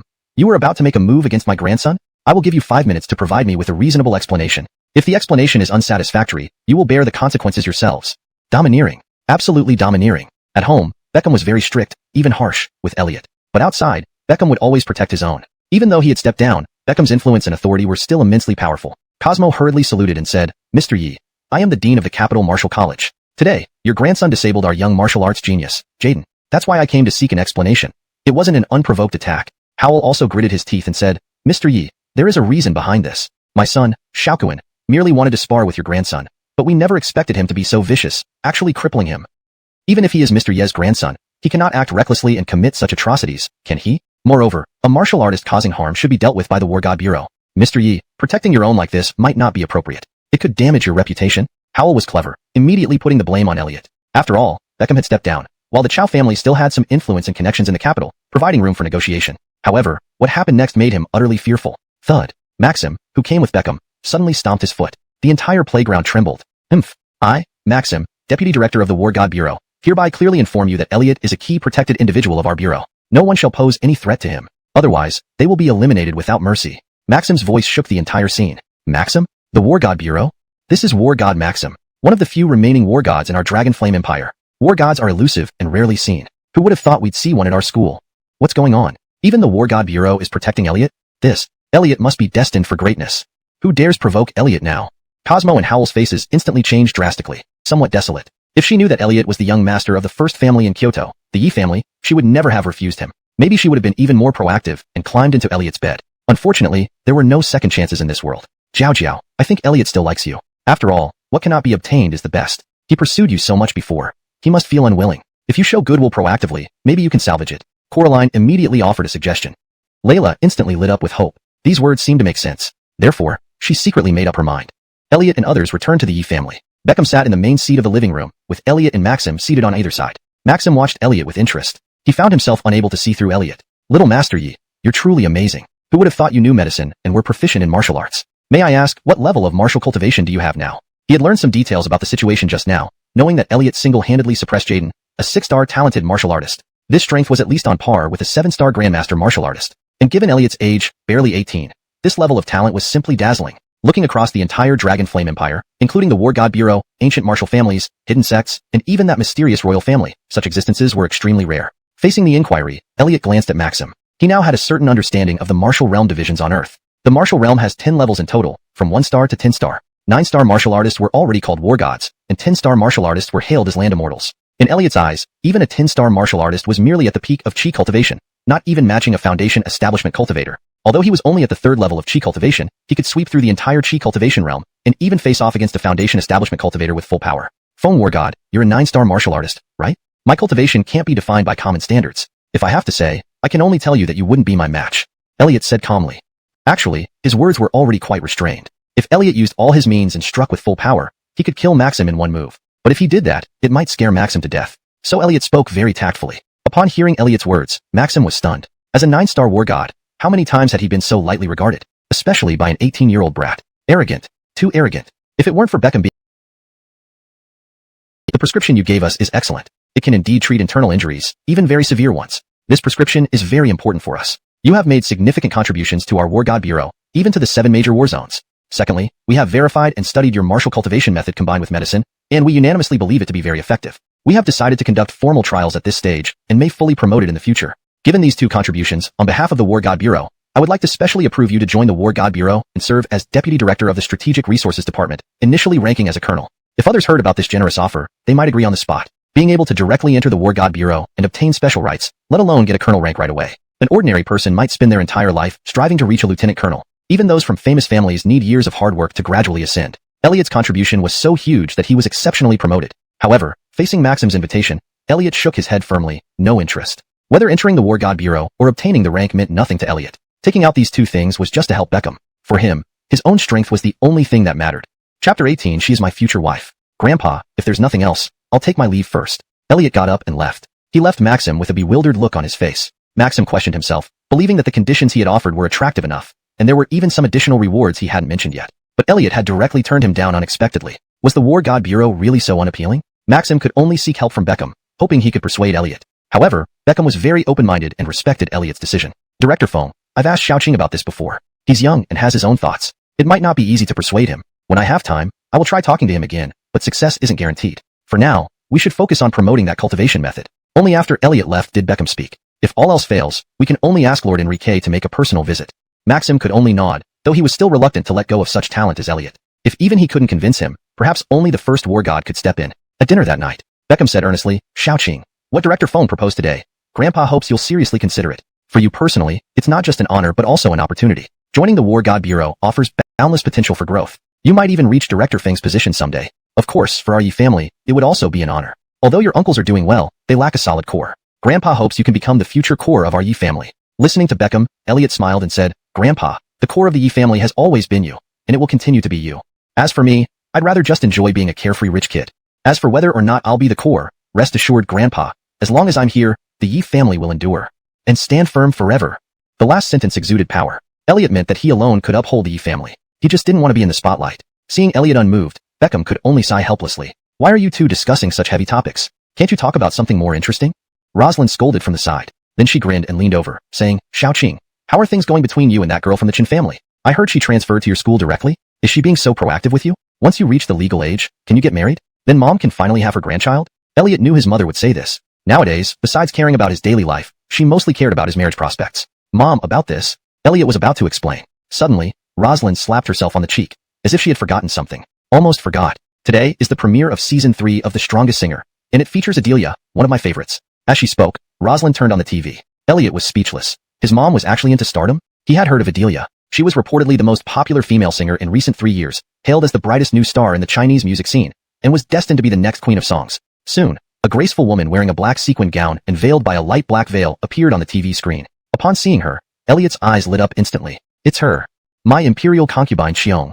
In his previous life, concubine Xiong was one of the 9 favorite concubines of Elliot. Xiong in the past life was also an extraordinary woman who comprehended the laws of the universe and enlightened herself to the path of the donghua flower, becoming known as the immortal Xiong Empress.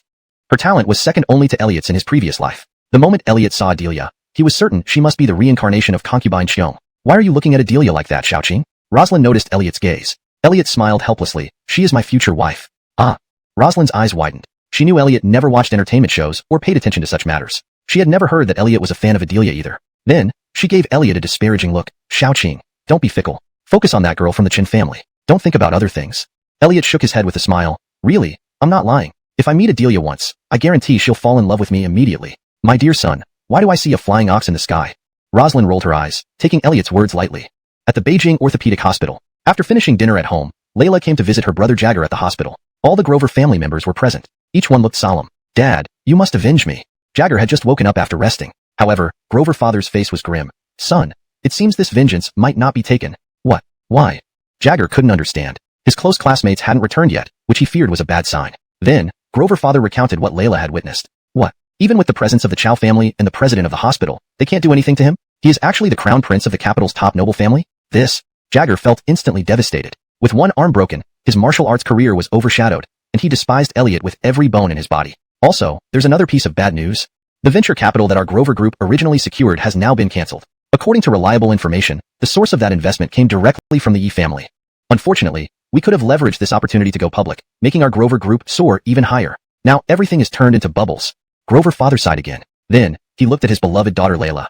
You, don't get me wrong, but why did you act so prudishly when someone courted you for half a year? If you had agreed to young Master Yi, wouldn't our Grover family have soared? If we were to attach ourselves to the Yi family, let alone going public, ascending to the peak families would be easy peasy. Being scolded, Layla also felt very aggrieved. Dad, I didn't know. If I had known earlier, I would have jumped straight into his bed. Grover father shook his head. Anyway, we need to find ways to remedy this now. Try your best to mend relations with young Master Yi, even if it means sacrificing yourself. Layla nodded heavily. I know what to do. She was increasingly regretful. Had she known back then during the heavenly feast, she should have accepted Elliot's confession. Now, it was almost too late to say anything. Layla had made up her mind. Even if it meant kneeling and licking, she had to win Elliot back. Chapter 19 S-Class Assassin. The next day, Elliot returned to school again. All the students looked at him differently now, their gazes filled with awe and reverence. Elliot, I made you breakfast. Abalone Bird's godfather. Watching that bitch Grover put on such a pitiful face is so satisfying. While massaging Elliot's legs and shoulders, Fisher grinned mischievously. Elliot didn't care at all. To him, Layla was now just like any other ant in the crowd. The day passed quickly. It was time for dismissal. Fisher had gone home earlier. Elliot and Renata walked together. Brother Ching, my family is holding a coming-of-age ceremony this Sunday. Can I invite you to attend? Renata suddenly asked. Her birthday had long passed. But the coming-of-age ceremony was a family ritual, and the Chun family intended to use this opportunity for business networking or completing some interest collaborations, expanding their social circle. For Renata, the ceremony was just a boring procedure. However, if Elliot came, she would be very happy. Of course, I'd be honored. Elliot naturally had no reason to refuse. However, as Elliot spoke, a flash of something unusual crossed his eyes, though he quickly concealed it. Ilian, I have something to attend to. Let's part ways here, Elliot suddenly said. I wanted to walk with you a bit longer, Renata replied somewhat dejectedly. It's fine. We'll have plenty of time later, Elliot patted her twin tails. Renata blushed coyly. Then they parted. Elliot did not take his usual route home but headed towards Plum Blossom Park instead. Plum Blossom Park had a small hill where a mini amusement facility was originally planned, but the project was abandoned, leaving the area deserted. Hardly anyone ever came here. Elliot suddenly stopped. You've been following me for so long. It's time to show yourself, right? Gwillemuse, nicknamed Shadow Assassin. In the super assassin organization, Blood Skull, he ranked 9th. He was a true S-class assassin, equivalent to the strength level of a 7-star master in the Dragonflame Empire. His two most formidable skills were stealth tracking and assassination pursuit. Once he set his sights on a target, escape was impossible, and detection equally unlikely. Furthermore, his speed was extremely fast, allowing him to eliminate targets swiftly and precisely. However, he never expected his current target to notice him. When Elliot started talking to Thin Air, Gwillemuse thought he had heard wrong. As an international assassin, he spoke multiple languages, including Chinese, which was why he took on this mission. Clearly, Elliot had noticed him. This kid, how perceptive is he? But, being targeted by Shadow Assassin is futile. With a sneer, Gwillem stepped out casually. Boy, you knew I was tracking you, and you didn't run? Gwillem mocked in fairly fluent Chinese. Elliot stared at the man wrapped in black clothing. White-skinned pig? He hadn't expected the tracker to be a foreigner. Dare you insult me? You 0 fight level scum. Really asking for death. Gwillem snapped. He adjusted a transparent thin sheet in front of his eyes. This high-tech gadget could detect powerful energy fluctuations and analyze the opponent's combat strength. Under the detection of the thin sheet, Elliot was just an ordinary person with 0 combat power. He couldn't quite understand why such an ordinary person had a bounty of $30 million on his head. It was like offering money directly to him. When Elliot was mocking, Gwillem did not hesitate either. He decided to attack full force and eliminate the target immediately. Whoosh! In an instant, Gwillem darted out like a cheetah. His speed was so fast that it seemed to leave after images. A poison-sharp blade slid out from his fingertips, heading straight for Elliot's throat. 10 meters. 5 meters. 3 meters. As he got close to Elliot in a flash, suddenly, the transparent sheet at the corner of his eye started to vibrate violently. A strong energy fluctuation came through. It even shattered the transparent sheet directly. What? The energy testing limit of the transparent sheet was 100,000. That represented SSS-level combat power. And now, it had exceeded its limit. This indicated that this person's combat power surpassed the SSS level.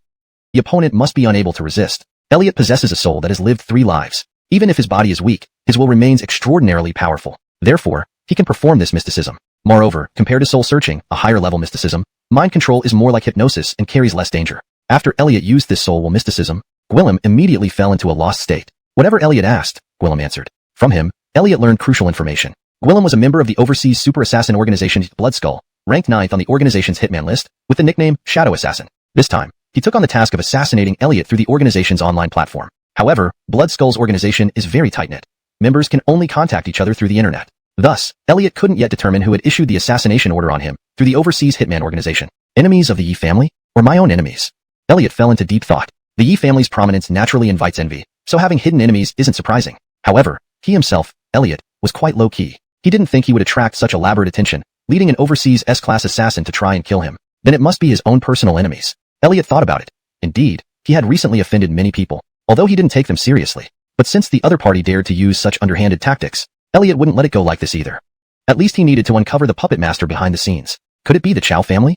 The first thing Elliot thought of was the Judah family he crippled. Judah was the top talent of the Chow family, originally expected to step into the Grandmaster level, but now he was incapacitated by him. The Chow family indeed had a motive to assassinate him, but he quickly negated this idea, for no other reason than that the Chow family knew that Elliot had the support of the Yi family and the War God Bureau. They wouldn't dare lay a hand on him even if they had 100 more guts, especially at such a coincidental time. If something happened to Elliot, the Yi family and the War God Bureau would suspect the Chow family first. The Chow family wouldn't be that foolish. If it's not the Chow family, then who else could it be? Elliot rubbed his chin in contemplation. Just as Elliot was thinking, suddenly his ears twitched. Someone else was coming, and they were all experts. Within 15 seconds, several figures rapidly approached. A total of 7 people, all wearing black combat uniforms. All of them had the emblem of the War God Bureau. The leader was a masked woman, only exposing her cold, frost-like eyes. She looked at the unconscious Gwillem and showed a hint of surprise. Shadow Assassin Gwillem Muse? You subdued him? She seemed to find it hard to believe him. He said, my time is valuable, so I'll skip the investigation. I know Director Fong personally, and if anything comes up, I'll talk to him. Huh? Talking big. You? Claiming to know our Director Fong? That's the great Sky War God Fong, daring to boast here. Arrest him first. Take him back to the Bureau for thorough questioning. Several team members were enraged by Elliot's words. However, at this moment, Elliot directly pulled out his phone and made a call. When Maxim left earlier, he gave Elliot his number, hoping that if Elliot changed his mind, he could contact him directly. Less than 2 seconds later, the call was connected. Young Master Yi, have you changed your mind? Are you willing to join our War God Bureau? Maxim asked on the other end of the phone, somewhat excited. Elliot put the call on speaker. I encountered an overseas assassin. Now your Bureau's people are here and want me to cooperate with their investigation. Could you help explain it? Maxim was taken aback for a moment before he said, which team is carrying out the mission? Ice Battle King Sienna was also stunned. She hadn't expected Elliot to really know Director Fong. Moreover, it sounded like Director Fong had invited him to join the War God Bureau, but he wasn't interested? What kind of background does this guy have? Sienna immediately saluted and reporting to Director Fong, the Ice Battle team is on the mission. Maxim then said, bring the person back. Ignore everything else and do not be impolite to young Master Yi. Yes. Afterwards, in shock, Sienna's squad took Willem away. Elliot then went home leisurely. Upon returning home, he didn't tell Beckham and Roslyn about this incident to avoid worrying them. Around 9 in the evening, Elliot received a call from Maxim. Young Master Yi, according to our technical tracking and analysis, we found that the IP address which issued the assassination order on you is within the range of Jingdu. Then, through our meticulous investigation, the specific location should be around a certain bar. And we found out that you previously had a conflict with the owner of that bar, Kale. I speculate that the one who issued the assassination order is Kale. Hearing this answer, Elliot wasn't surprised, because on his way home, he had already figured out the answer. When he embarrassed Kale earlier, the hatred in his eyes said it all. This kid wouldn't let it go easily. I understand, thanks, Director Fong, Elliot said calmly. Elliot, I know you must be very angry, but I hope you calm down. You can't touch Kale, because behind him is Adolfo. And behind Adolfo is the Overseas Heavenly Dragon Gang. This force is immensely powerful, with 5 God Warrior level figures sitting at its helm, and an even more formidable Super Ancestor level powerhouse. That's also why we've allowed the Heavenly Dragon Gang to operate freely in Jingdu without interference. Without absolute certainty, we don't dare to make a move. Chapter 21. No one can stop Elliot if he decides to kill someone. Maxim only realized that he had truly underestimated Elliot when he learned that the latter had subdued S-Class assassin Gwillem Muse single-handedly. An S-Class assassin was equivalent in strength to a 7th-rank Supreme Master Martial Artist. For Elliot to be able to subdue him without a scratch, it indicated that Elliot's combat power was at least at the peak of the 7th rank, or perhaps even reached the level of an 8th-rank Battle Venerable. However, even with such prowess, Elliot still wasn't enough to stand against the terrifying Edison men. After all, their foundation was too strong. This was also the reason Maxim advised Elliot to abandon his revenge. Thank you for your reminder, Director Fong. I understand, Elliot responded calmly to the kind warning. Facing the assassination attempt, Elliot did not get angry. In his eyes, nothing was worth his emotional fluctuation. But this matter must be concluded. The War God Bureau needed evidence, reasons, and the elimination of all potential dangers to conduct business. But for Emperor Elliot, all it took was a coordinate. No one could stop Elliot once he set his mind on killing someone. It was deep into the night. Kale was sleeping soundly embraced by 2 maids on either side. Suddenly, he felt a chill run down his spine. He woke up abruptly. In an instant, he saw a flickering shadow in the corner of the room. Perry, you're awake? Elliot's mocking voice echoed. He lit a cigarette and was leisurely smoking it. Then, he stepped out from the darkness. It's you. Kale naturally remembered Elliot. Seeing him here safe and sound meant his assassination plan had failed. Did you send someone to assassinate me? Elliot said straightforwardly. Kale smiled awkwardly. Young Master Yi, you're joking. How dare I? He certainly didn't dare admit it outright. Elliot exhaled a puff of smoke and said, shall I bring up the bounty posting site and show you? Kale's expression changed. It seemed Elliot really knew. Thus, he stopped pretending. Coldly, Kale said, so what if it was me? My father is the Shocking Dragon Battle Venerable. Overseas Edison men. Heard of it? The old ancestor of Edison is our family's backer. Even the War God Bureau dares not do anything to my Lin family. Do you think you can touch me? You can't handle me, nor can I handle you. From now on, let's live and let live, okay? Though Elliot could appear silently, Kale was still a bit scared. Therefore, in the end, he chose to protect himself by trying to dissuade Elliot. Elliot remained silent, finishing his cigarette until only the butt remained. He dropped it on the ground and extinguished it with a light stomp. Time's up, time to send you on your way, Elliot said softly. What? Kale froze. He seemed not to hear clearly what Elliot said. Or maybe he couldn't believe what he just heard. In the next moment, Elliot gently slapped his head. Boom. Kale's head exploded instantly. It turned into a bloody mist. Then, his body fell straight down. Elliot left as quietly as he came. The next day, at the headquarters of the Capital Edison Society, dressed in white robes, Adolfo looked at the decapitated corpse before him, his eyes flashing with fury. This was his son. A son he pampered since childhood. Now he was gone like this, and died so brutally. Decapitated. Who? Who is so cruel? Thoroughly investigate this. I must find that person. I will tear him limb from limb. Elliot went to school as usual. But today, when Elliot arrived at the classroom, something was unusual. Today, the girls in the class seemed to be dressed quite uniformly. Most of them were actually wearing JK uniforms. Elliot. Moreover, many girls were looking at him with eyes that seemed to be throwing electric sparks. Brother Ching, I got up at 5 in the morning today, used to love drinking porridge. Didn't Elliot love girls in JK uniforms? Didn't Elliot used to like her the most? Now she had degraded herself so much just to please him. But all she received was Elliot's heartless humiliation. At this moment, her defenses were completely shattered. Why? Elliot, why are you treating me like this? I have degraded myself like this. Why do you humiliate me? You clearly liked me so much before. Can't you give it another try? If you confess again, I'll definitely agree. Can't you give me another chance? Do you want me to kneel down in front of you? Sob Elliot, I beg you, be with me. Whatever you want, I'll give you everything. Layla cried, tears mingling with her sorrow. She poured out her regret. This was her last move. She hoped that her pitiful appearance could earn her a little sympathy and softness from Elliot. As long as Elliot showed even the slightest emotional fluctuation, it meant there was still a glimmer of hope. However, Elliot remained expressionless, showing no sign of wavering. Get lost. Elliot coldly uttered just one word. Elliot, I hate you. Layla couldn't believe that despite using all her tricks, she still failed to change Elliot's mind. She knew it was over. With a final hateful glance at Elliot, she ran out of the classroom. Elliot paid no attention. He was about to return to his seat, but Nellie blocked his way, putting on a shy demeanor. Tailor-made cultivation techniques. I have most of them, just missing one crucial herb, Kuei Chow. Unfortunately, it's quite rare. Kendrick shook his head. Kuei Chow? My family is in the herb business. Why don't I go back and ask? Renata suddenly interjected. Since Kendrick is Elliot's friend, Renata treats him as a friend too. Wow, godmother. You're the best. Having you around is the greatest happiness for godfather. Kendrick flattered. Hearing godmother from Kendrick made Renata blush slightly with her heart beating faster. However, seeing Elliot not contradicting this, she felt a hint of sweetness inside. Fong, my adult ceremony is this Sunday. Would you like to join us? Can I? That's great. Soon, it was Sunday. Today is Renata's coming-of-age ceremony. It is also an important social event for the Chun family. The venue is a manor of the Chun family located in the suburbs of Jingdu. Kendrick was very excited today, because this was his first time attending such a top-level noble family banquet. Although his family is wealthy, compared to the upper-class families in Jingdu, they are far behind. Therefore, today counts. It looked quite plain and ordinary. It seemed like a low-quality handmade item. Who's this guy? He actually gives such a terrible gift. It seems to be Ilian's classmate, probably from some poor family, otherwise, they wouldn't even be able to afford a gift worth tens of thousands. Oh, in such an occasion, why didn't he package it properly? At least put it in a box that looks valuable. So embarrassing. Exactly, if I received such a gift, I would definitely throw it away. Those who could attend Renata's coming-of-age ceremony were all wealthy families in Jingdu. Seeing Elliot's gift, they found it extremely humble and couldn't resist making comments. But when Renata saw Elliot's gift, she took it without hesitation. It's beautiful. I love it.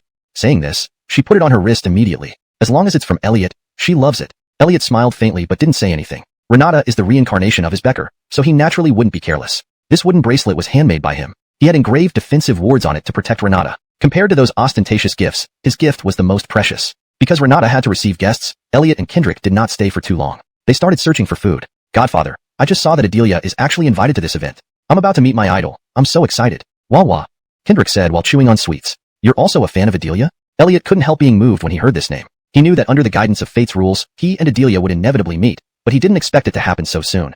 And at Renata's coming-of-age ceremony. Of course. Otherwise, I'd be very surprised. My idol never used to participate in commercial activities or parties like this. Kendrick seemed puzzled. Adelia was very popular. Not only was she beautiful, but her singing was incomparable, and she was also a creative talent. But she never acted in TV shows, movies, nor took part in any commercial activities unrelated to singing. Even under pressure from powerful elites or agencies, she would firmly refuse. Her proud personality did not cause her to lose her market. Instead, it made her gain even more fans. Therefore, Adelia's appearance at Chun family's private party was indeed intriguing. Although the Chun family could be considered an aristocratic family in Jingdu, they were not among the top ones and did not have enough power to force Adelia to attend. Adelia has arrived. Just then, there was a commotion at the entrance of the manor. A tall woman walked slowly towards them. She was wearing a perfectly tailored white dress that accentuated her alluring figure,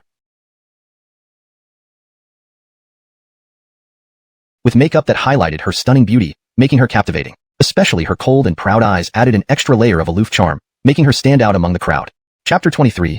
I refuse. Adelia is only 23 years old, yet she exudes a maturity and aloofness that belies her age. The moment she appeared, she instantly became the center of attention. After all, she is now a rising star who has captivated half the sky. Even though those present were from prestigious families in Kyoto and included many renowned sons and daughters, a considerable number admired her. At this moment, a young man hurried over. Skyji, I didn't expect you to really come. It's truly wonderful. This way, please.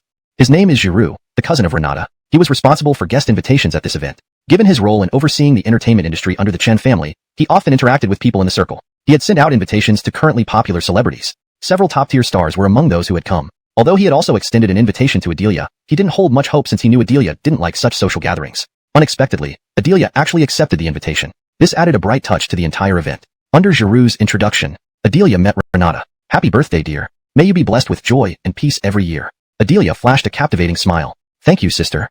Renata was visibly excited. Renata also admired Adelia's songs, so naturally, receiving her blessing made her very happy. More importantly, when they first met, both felt an instant kinship as if they were long-lost sisters. Adelia approached the stage. Listening to the gentle and lively music played by the famous orchestra, she fell into deep thought. She had originally firmly refused to participate in such events, but for some reason, a voice inside her told her she should attend this one. It felt like a predestined pull, drawing her here. My intuition tells me there's someone I must meet here, but it's not her. From childhood, Adelia had always trusted her instincts. Meeting Renata initially made her think this was what her intuition was about, but that strange feeling lingered, indicating the person she needed to meet had yet to appear. Empress G, what is she doing? Is she listening to the music? Maybe she wants to dance? But she doesn't have a partner. If I could be her dance partner, I would die a happy man. Ha ha ha, you're worthy? I'm not worthy, are you? Many talented young men cast their gazes towards Adelia. After all, Adelia's allure was irresistible. A handsome man dressed in the eldest son of the distinguished Chow family. He's the new darling of the financial world, a super genius in investment circles. It's rumored that while studying abroad, he started with $10 million and earned $600 million from the stock market. After returning home, he founded his own company and became a leader in finance and technology within just a few years. Allegedly, he now controls assets worth hundreds of billions. Now that's what you call true talent.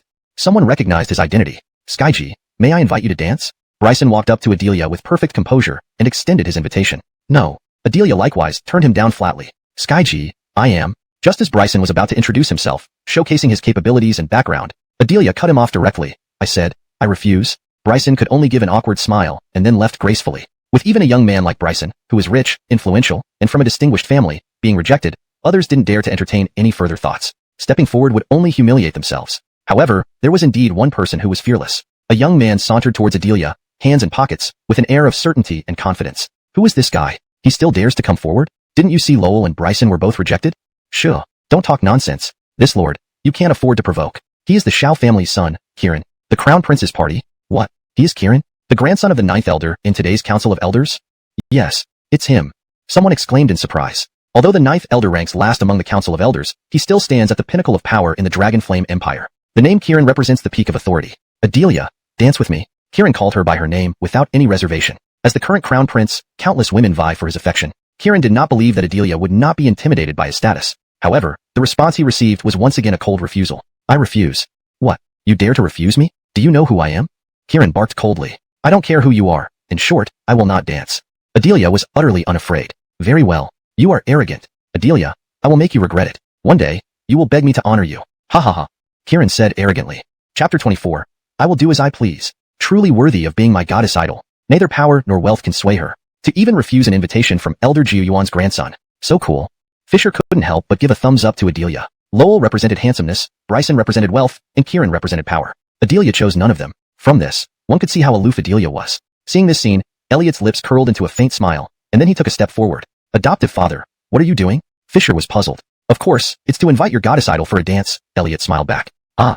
Fisher was stunned. Though Elliot also came from a distinguished background, Lowell, Bryson, and Kirin had all failed. Could Elliot succeed? That was a super goddess who regarded power as dirt. Adoptive father, this time you're overestimating yourself. Fisher, who usually admired Elliot greatly, didn't look optimistic this time. As Elliot approached Adelia step by step, it attracted the attention of others too. Adelia's presence was so strong that no one dared to approach her. Therefore, Elliot's action drew much attention. Look, there's still someone daring enough? Ha ha ha, even Crown Prince Xiao was rejected. He dares to talk to Empress Ji? What arrogance! This is purely inviting humiliation. Many young elites sneered. At this moment, Elliot had already come before Adelia. Adelia saw Elliot too. Her eyes gradually focused on him and locked in place. Her expression was calm, but her heartbeat accelerated several times. It's him? A huge wave surged in Adelia's heart. Elliot wasn't as handsome as Lowell, but upon seeing Elliot, Adelia felt an indescribable stirring in her heart. From childhood, Adelia had always been disdainful towards men and had never fallen for any man. Elliot was the first. Beautiful lady, may I have this dance? Elliot extended his hand politely. Hey, Boy, are you delusional? Even I was rejected. Do you still dream in daylight? Kieran hadn't left far. Seeing Elliot also inviting Adelia, he laughed with disdain. However, in the next instant, everyone was dumbfounded. Sure. Adelia accepted Elliot's invitation directly, extending her delicate hand. Under Elliot's guidance, the two entered the dance floor smoothly. It was their first dance. Although it was the simplest kind, their steps and rhythm were harmonious. Like twin birds with a telepathic connection. At that moment, they looked into each other's eyes, as if only the two of them existed in the world. Others watching were wide-eyed. What's going on? Empress Ji refused others but not him? What's up with this guy? He isn't even as handsome as me. Crown Prince Xiao is about to lose it. The onlookers exclaimed, especially those who had just been refused. They found it hard to swallow. Lowell's face darkened slightly, revealing displeasure in his eyes. Bryson raised an eyebrow and snorted coldly, and Kieran cursed and charged forward. Adelia, bitch, you actually refused me but accepted his dance request? Do you not see Kieran in high regard? And you, where did you come from, you cur? Daring to compete with me for a woman? Kieran vented his dissatisfaction recklessly. Slap. In response was a loud slap. Watch your mouth. Elliot said indifferently. If it weren't for Renata's coming-of-age ceremony and their first encounter, he might have sent Kieran straight to hell. This scene thoroughly shocked everyone present once again. What the heck? What did I just see? He, actually, hit Crown Prince Xiao. Is he crazy? Doesn't he know that Crown Prince Xiao is the grandson of Elder Zhiyuan? He's done for. Absolutely done for. Crown Prince Xiao is notoriously ruthless. I bet this kid won't see tomorrow's sun. Kieran himself was also baffled. From childhood, he had only ever hit others, never been hit. Instantly, he flew into a rage. People, capture him. I want him dead. Kieran roared like a madman. Since everyone here was either a high-ranking official or from a prestigious family, the Qin family's security measures were naturally excellent. Security personnel soon gathered from all sides. Meanwhile, as the grandson of Elder Zhiyuan, Kieran naturally had warriors secretly protecting him. An elderly man with a goatee also rushed to Kieran's side immediately. Mr. Yun, capture him for me. I want to slap his mouth raw. Kieran gritted his teeth and commanded. The goatee elder was actually Alaric, a peak 6-star warrior, a quasi-grandmaster level powerhouse. His eagle-like eyes immediately locked onto Elliot. Just as he was about to make a move, Renata came running over hurriedly. Stop. No one can hurt him. Renata immediately shouted loudly. Huh? Renata, what do you mean? Coming to attend your coming-of-age ceremony is an honor for your Qin family. Now that I've been hit, you're still helping outsiders? Kieran became even more furious. Prince Xiao, sorry, you can't touch him. Renata said firmly. Kieran was even more annoyed. It was one thing that Adelia rejected him. Now Renata wanted to help Elliot? What kind of magic did this kid have? Humph. I'll just touch him. Today, not even Jesus could save him, as I say. Kieran said arrogantly. Mr. Yun, feel free to act. If anything happens, I'll take the blame. After all, I have my grandfather behind me. All right. Hearing these words, Alaric felt assured. In the next instant, he made a direct move. He turned into a blur, bending his palm into a claw and reaching out to grab as he approached Elliot. This was his famous move, Eagle Claw skill. As a quasi-grandmaster level powerhouse, this move alone was enough to shatter any warrior below 6-star instantly. Snap. He easily grabbed Elliot by the shoulder, just as he was considering whether to directly disable Elliot's arm. Suddenly, a powerful force surged from Elliot's shoulder. The next second, Alaric's expression changed drastically. Bang! With a loud sound, Alaric's arm exploded into blood and flesh.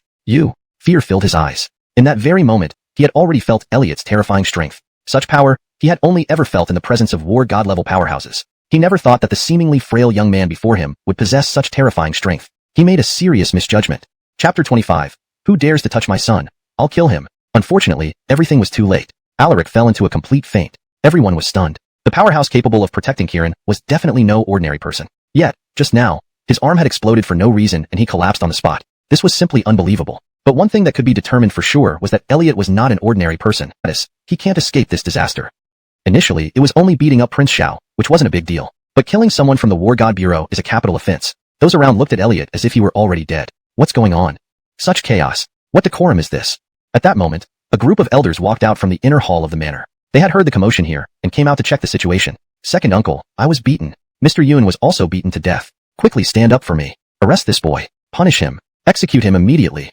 Kieran immediately shouted towards them. A stout middle-aged man with considerable authority stepped briskly out from the crowd. Zihong, who beat you like this? Cornell's eyes almost burst with rage as he looked at Kieran, whose mouth was bleeding. The Xiao family was one of the top 5 elite families in the capital. Beating Kieran like this was as good as slapping the face of the Xiao family. How could Cornell not be furious? With Kieran's accusation, Cornell instantly locked onto Elliot and scolded. Boy, which family are you from? Speak up. Do you believe I can wipe out your entire family in a fit of rage? These words were nothing short of intimidating. However, as one of the top 5 families, combined with the fame of the 9 elders, the Xiao family did have the capability and strength. Who wants to exterminate my Yi family? At this moment, a chilly female voice rang out. Princess Lan appeared. This boy is actually Princess Lan's son?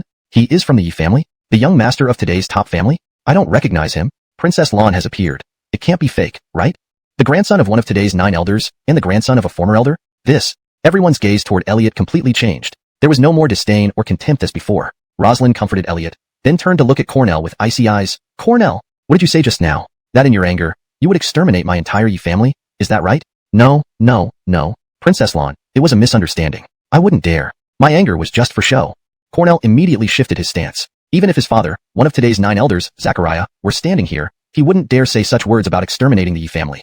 Let alone, he was only Zachariah's son. Second uncle, why are you afraid of her? Even if it's the Yi family, so what? They're just an outdated family. Beckham has already retired. How can their Yi family compare to our Shao family? Kieran didn't think much of it. He felt his grandfather, Zachariah, was better than Beckham. After all, Zachariah was still in power. And he also believed that their Shao family should be the top family in Kyoto. You shut up. Cornell slapped Kieran hard. He was truly exasperated by this nephew, because he didn't understand how profound the Yi family's foundation was. Even though Beckham was no longer in power, his influence in the Elder Council was enormous. Even the current Christopher had extremely close ties with Beckham. Kieran's words were essentially inviting death. At this moment, Rosalind said, Cornell, since you know you spoke wrongly, bow to my son and apologize. If my son forgives you, this matter will be settled. Without a word, Cornell immediately bowed 90 degrees. Young Master Yi, it was wrong of me to speak recklessly just now. Please forgive me. This attitude could be considered very sincere, but this act was utterly humiliating to the face of the Shao family.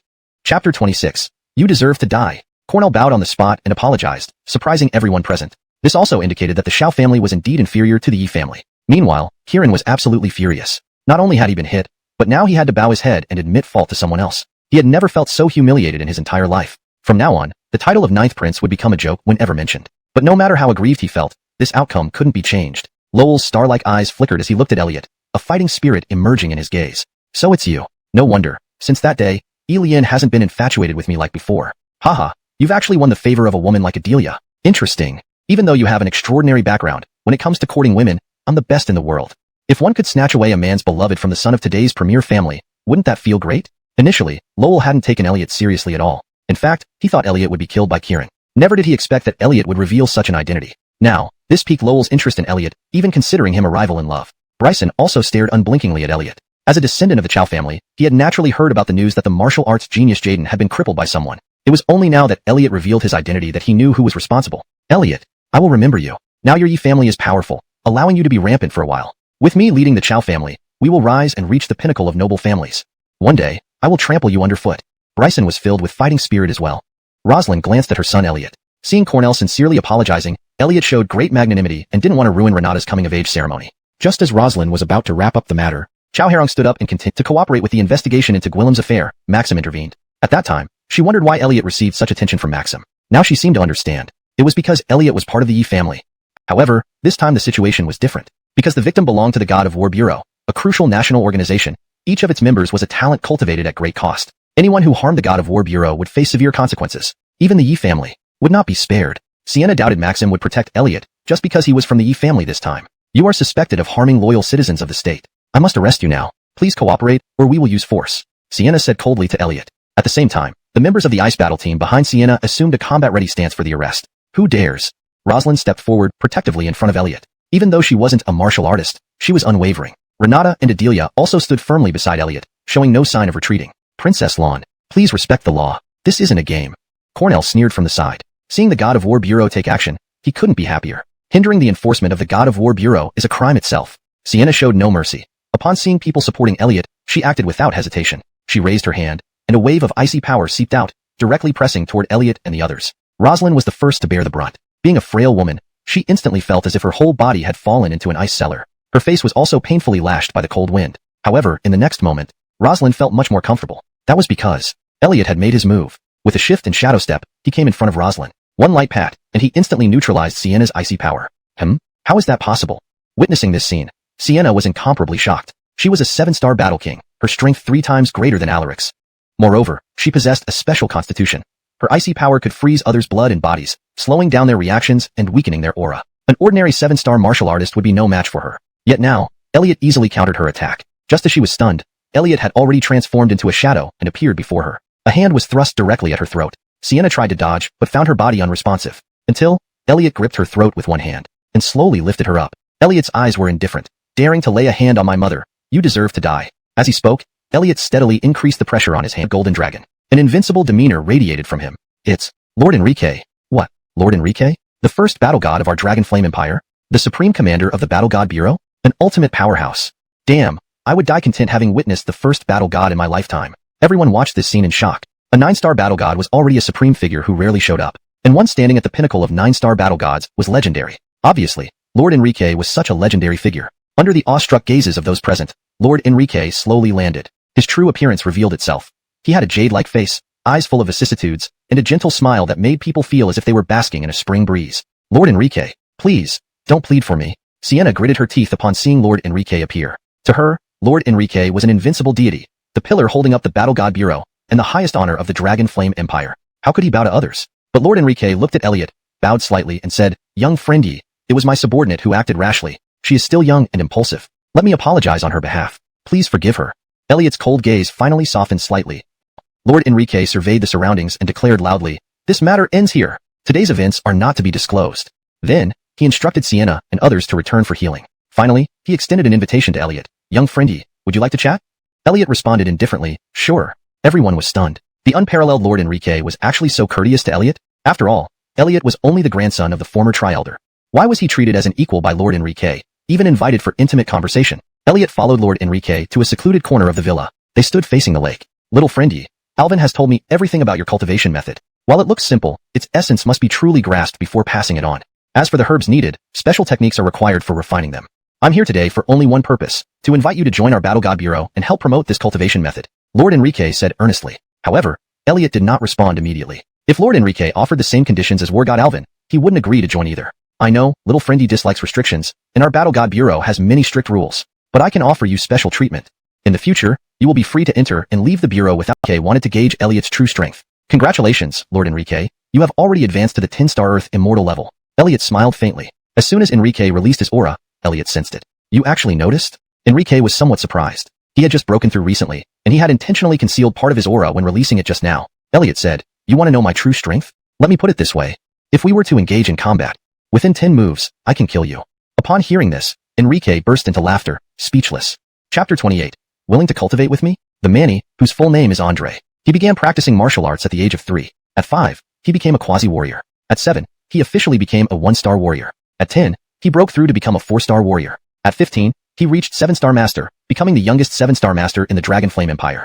At 24, he attained the rank of 8-star war venerable and became a commanding general. At 30, he broke through to become a 9-star war god, becoming the military soul guarding one region of the Dragon Flame Empire. Afterwards, he was crowned as the first war god of the Dragon Flame Empire for over a decade. This year, at 48 years old, he broke his own limitations, reaching the legendary 10-star realm. From the beginning of his career until now, Andre has never tasted defeat. His opponents have all been formidable enemies. Now, he stands at the pinnacle of martial arts. Even if we look at the entire Blue Star, unless those ancient experts appear, who could be his match? And now, a young man not yet 20 claims that he can kill him within 10 moves? Andre naturally didn't believe it, thinking Elliot was boasting. However, when he saw the extremely serious expression on Elliot's face, it seemed he wasn't joking. Andre's expression turned solemn. At this moment, a fighting spirit welled up inside him. He really wanted to fight Elliot to his heart's content. He had to see whether Elliot was as strong as he claimed. However, this fighting spirit quickly faded away, because there was no reason for them to fight. "Little friendy, I believe you are very strong. If you really are stronger than me, I think this will be a fortunate event for our Dragon Flame Empire. In the future, more people will carry the banner for our empire."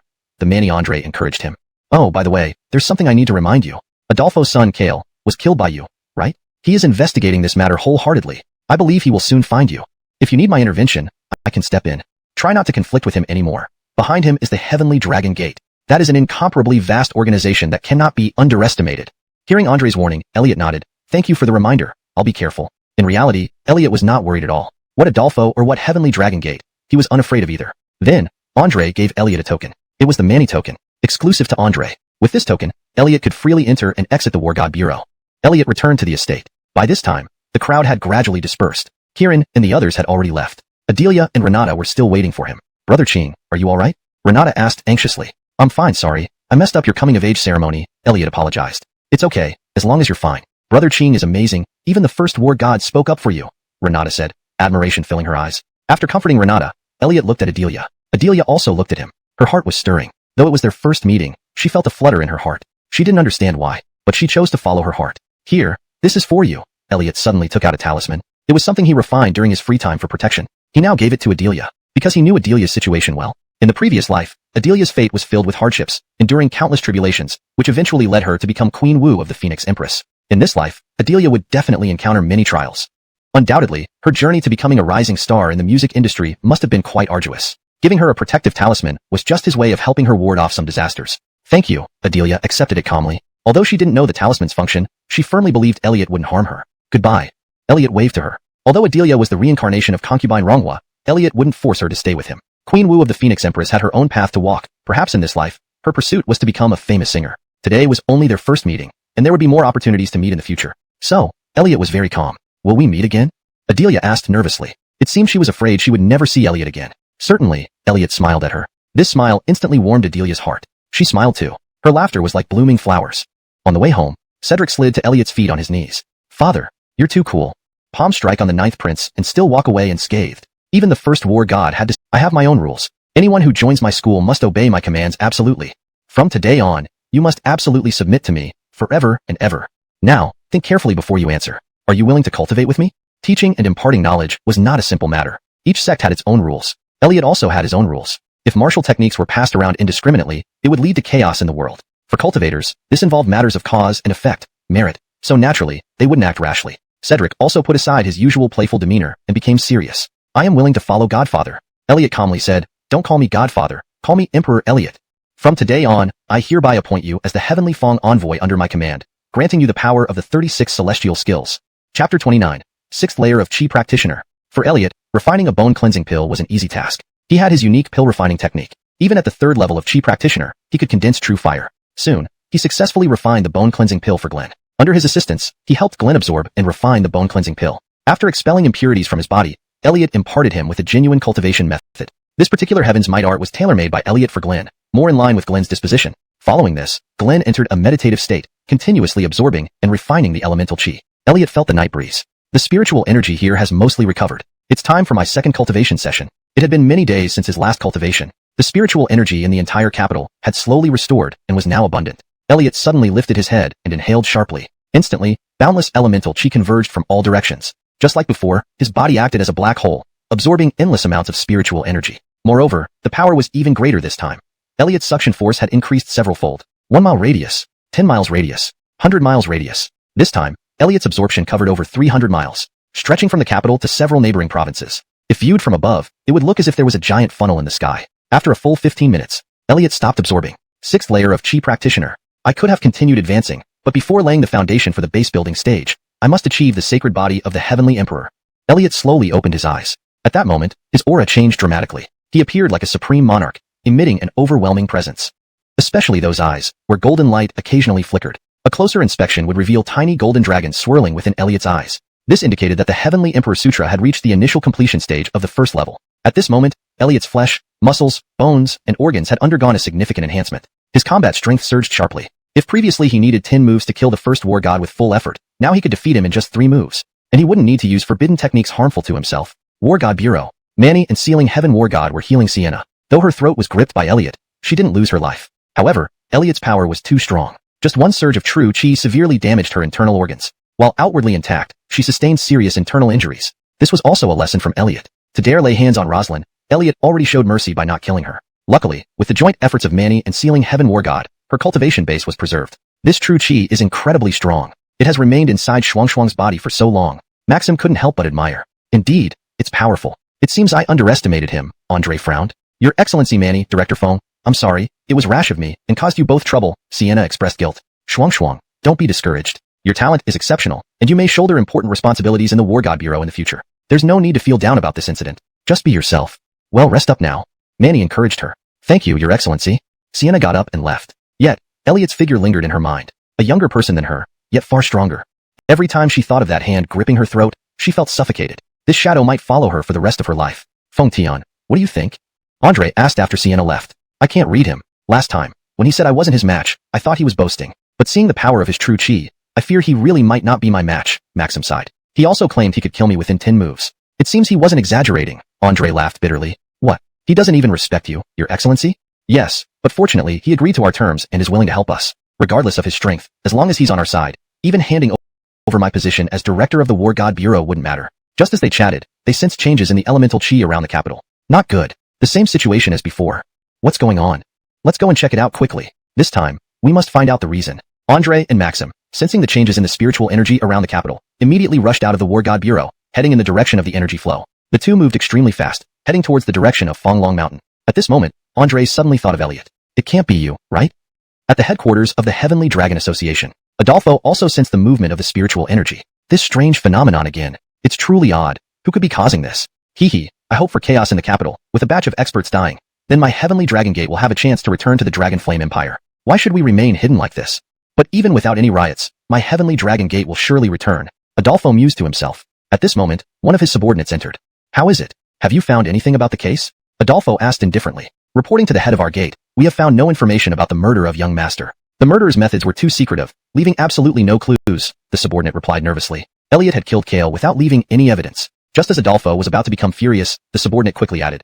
But we did find out that recently there were people who clashed with the young master, and the young master even accessed an international hitman network, issuing a bounty of $30 million. And the target was none other than the young master of the Yi family. The person's name is Elliot. The subordinate handed over all the information about Elliot to Adolfo. An heir of the Yi family? The first family of the capital, the Yi family? Grandson of Beckham? Adolfo looked at the documents in his hand, a hint of hatred flashing in his eyes. Kale was not his only son, but was the most pampered one. Now that his son was dead, he would do whatever it took to seek revenge. Humph. Even if he is the grandson of the top elder of the current elder council. So what? For killing my son, I must avenge him. Chapter 30. I really admire him. When Andre and Maxim arrived at Fonglong Mountain, they found no one there. This was because Elliot knew that his cultivation this time would inevitably cause a stir. He did not want to reveal his true strength yet. So, he immediately took Cedric away from the cultivation place. Person's gone. Maxim frowned. The aura is still present. They should have just left. Andre inhaled deeply. This aura, Maxim speculated. Maybe, Andre sighed. They weren't sure whose aura it was just now, but since that person hadn't harmed the Empire, they instinctively thought it might be Asa. The next day, Elliot went to school as usual. After being nurtured by him, Cedric seemed much more energetic and stronger. Now he looked more like Elliot's bodyguard. Ever since Elliot rejected Layla, she hadn't bothered him anymore. Brother Ching, your breakfast. Renata handed over the breakfast she had prepared carefully to Elliot. Thank you.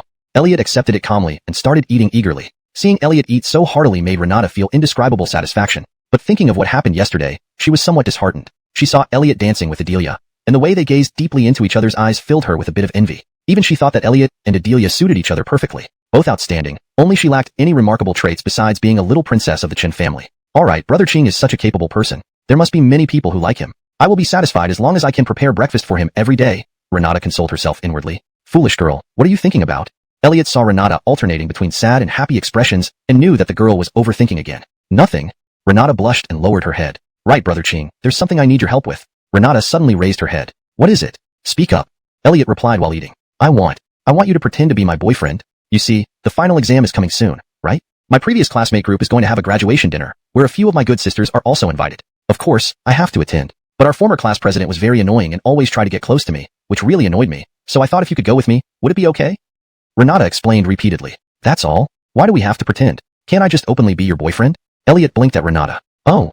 Renata instantly blushed red. She wanted it, but she didn't dare to say it. She felt she wasn't worthy enough. Don't you think our families arranged our marriage anyway? Why can't we be boyfriend and girlfriend? Elliot questioned her. Renata nodded but then shook her head, saying, but I think Sister Ruffong is the one who matches you best, Brother Ching. Elliot wagged his finger and said, she is she, you are you.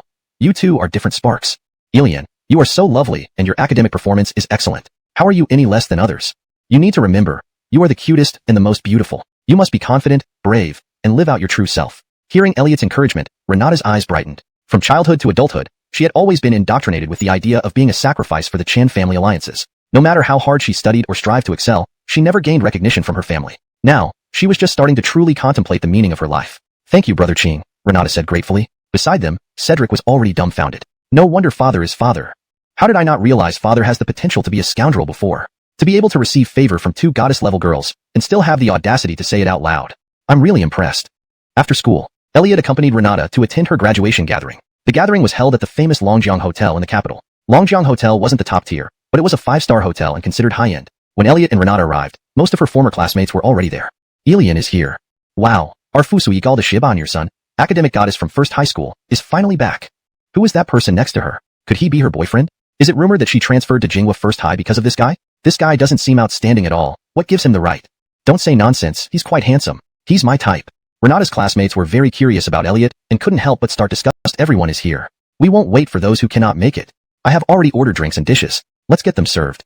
All expenses today are on me. A young man with tousled hair stood up and declared loudly, instantly triggering cheers. Class President Wayne awesome? Following Class President, feast every day. Love you, Class President. just like rats love rice. This tousled-haired youth, basking in the admiration of the crowd, turned his gaze towards Chan Bethany and swept past Elliot, his mouth curling into a disdainful smile. It was as if he didn't take Elliot seriously at all. The scene's atmosphere was pleasant, with everyone chatting and laughing. Since their class at number 1 high school was also a key class with the top academic achievements where prestigious universities like 211, 985 were easily accessible. Therefore, during the conversations, most of them discussed which university or major they would choose after graduation. Of course, there were also discussions about their summer vacation plans. I'm going to attend my idol Lowell's fan meeting. I want to go listen to Adelia's concert. I also want a signed photo from Adelia. Young people like chasing stars. At present, the most popular male star was Lowell, while the hottest female star was Adelia. What you guys are talking about isn't a big deal. My family is investing in the entertainment industry. Companies owned by Lowell and Adelia are within our cooperative range. I even met Lowell and listened to Adelia singing in the recording studio. If you guys need autographs or falls on me, I feel awkward saying that I picked up this first place. Oh right, did you transfer schools because of the boy next to you? The boy who made our straight student Bethany fall in love must be extraordinary, right? Young fellow, how's your grade? What universities and majors do you plan on applying for? Cade suddenly asked Chan Bethany and then spoke to Elliot. As everyone knows, students in Jinghua number 1 high school are all bad academically, not to mention having good grades. His words aimed purely at exposing Elliot's shortcoming. Elliot said indifferently, my grades are average. I'm not interested in studying, so it doesn't matter whether I go to school or not. Ha ha ha, this student is really unconventional. It seems that your family background must be quite good. Otherwise, how could you do as you please? Cade continued to ridicule. Elliot replied, I don't rely on my family background. What Elliot said was true. Although the Yi family was the top clan, he relied on himself. To Cade, this sentence meant that Elliot had no family background at all. Cade continued to laugh. Bethany, it seems the person you favor is very ordinary, with poor academic performance and no background or strength. My family has risen up in the capital in just 5 years, and now has assets worth tens of billions. It won't be long before we become a prominent capital family.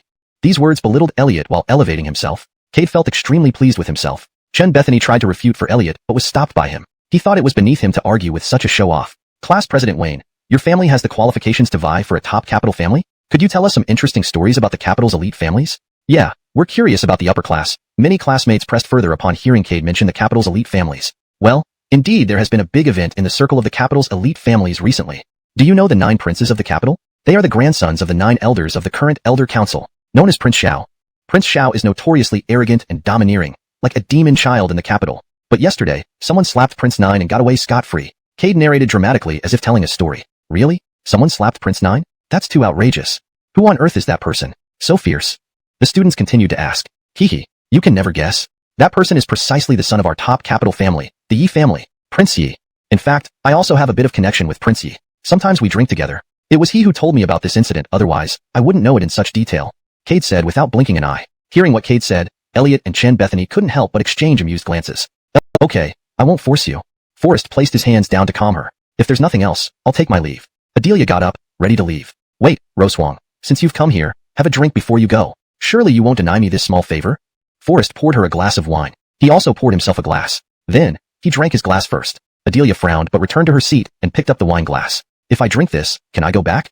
Forrest nodded seriously. Subsequently, Adelia finished the drink in one gulp. Watching Adelia finish her drink, the smile in Forrest's eyes became unrestrained. Actually, he had long harbored desires toward Adelia. As the company's boss, he had slept with many female artists, but Adelia remained unattainable. Despite multiple hints and attempts, she showed no response. Recently, over the past 2 years, not only had Adelia brought enormous profits to the company and enhanced its reputation, but she also promoted the development of other stars under the company. So, Forrest had always suppressed his inner desires. But lately, he felt unable to control them any longer. He sensed that as Adelia grew, she was increasingly slipping out of his and the company's control, especially with less than a year remaining on her contract. Thus, what he needed to do now was firstly to extend Adelia's contract as soon as possible and secondly to fully exploit her value. The best way was to seize her weakness. Forrest was no stranger to such tactics. When Adelia drank the wine, she immediately felt dizzy. She knew there was something wrong with the drink. However, this feeling only lasted for a while. Soon, a warm current flowed through her entire body, and she regained her clarity. This warmth came from the protective charm she wore around her neck. Lord Dong, what did you put in the wine? Why do I feel a bit dizzy? Adelia pretended to be dizzy, swaying unsteadily. Forrest slowly stood up, removing his tie and revealing a sinister smile. Roswang, don't say I didn't give you a chance. You missed it, and now you force me to use this trick. You really drugged the wine? Why are you unaffected? Adelia looked terrified. Forrest took off his jacket, walking over with a cold laugh. Of course, I took the antidote beforehand. Don't be afraid, Roswang. I'll be gentle. You know, I actually always liked you. Become my woman, and I'll give you all the company resources to make you the most outstanding superstar. Today, you cannot escape my grasp. I installed 6 hidden cameras here, which will record everything I do to you. From now on, you must listen to me, or I'll expose everything. Forrest openly revealed his plan. In his view, Adelia was like a lamb waiting to be slaughtered, entirely at his mercy. Today, He not only wanted to possess Adelia, but also to completely control her, turning her into a money-making machine. However, the moment Forrest pounced, Adelia wasn't as dizzy anymore. She lifted her long leg and kicked Forrest squarely in the groin. Ouch, damn.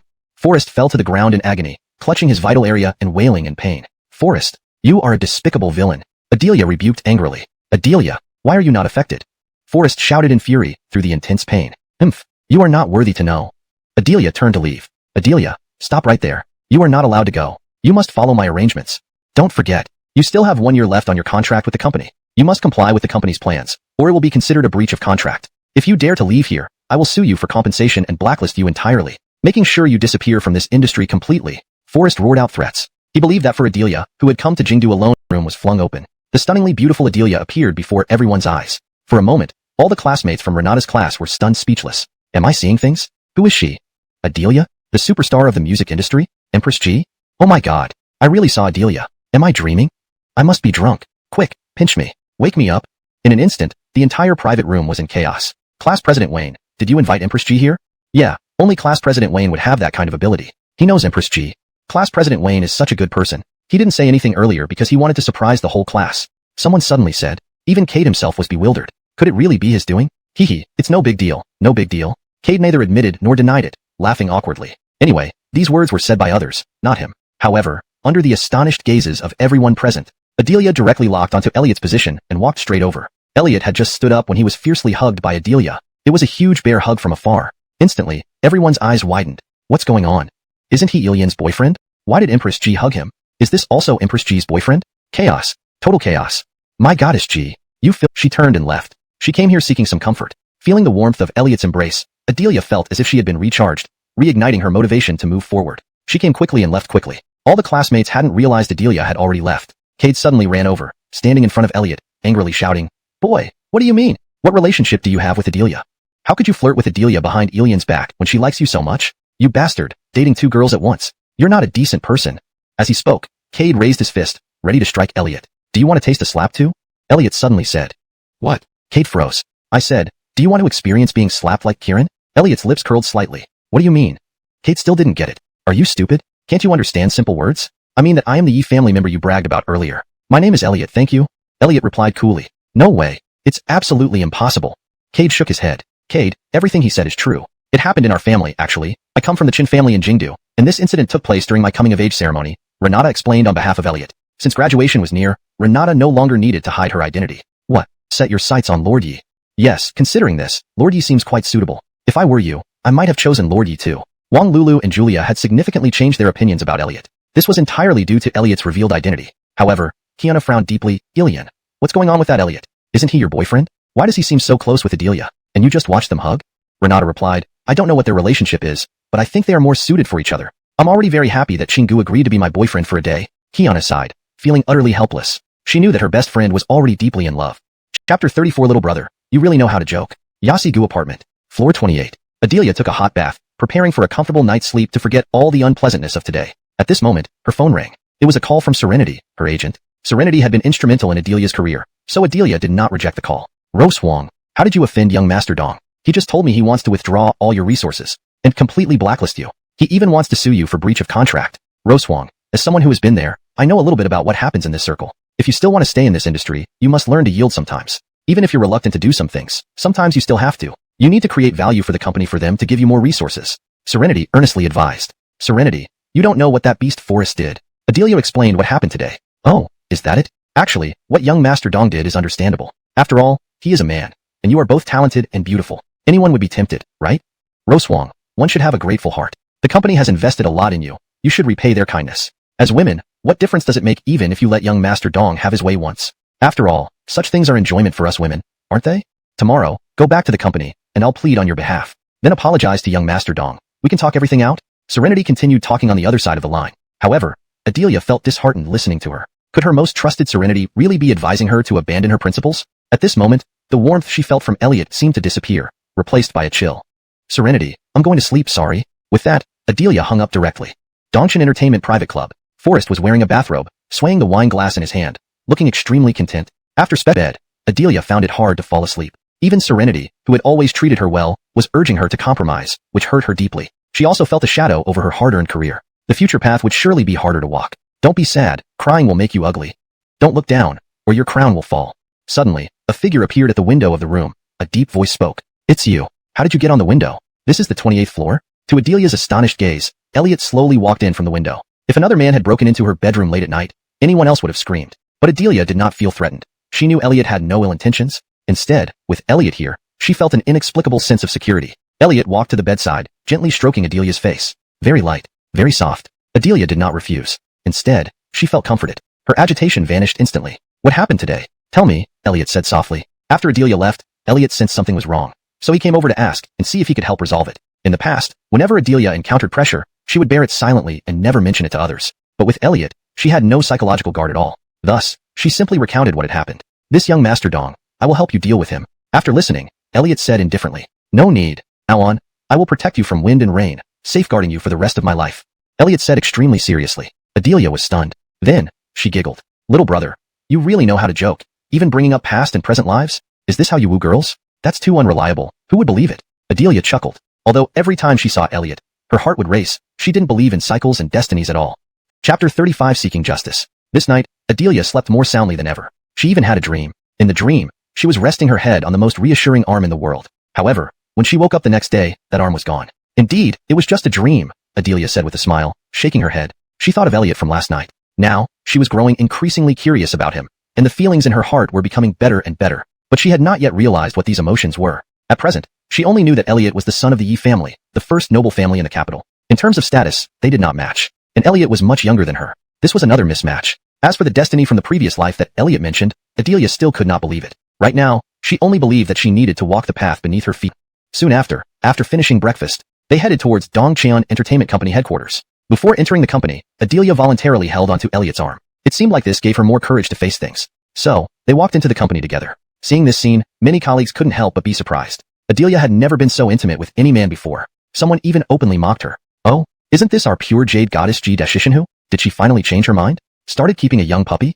Hee. Previously she pretended so well. She must have given up a lot to get so many resources. That's true. Maybe this young puppy is some wealthy tycoon's son.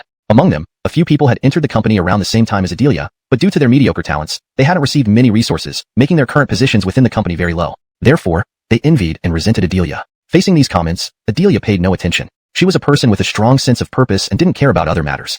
At this moment, a fashionably dressed middle-aged woman approached. Roswang, you're back? Have you changed your mind? And who's this beside you?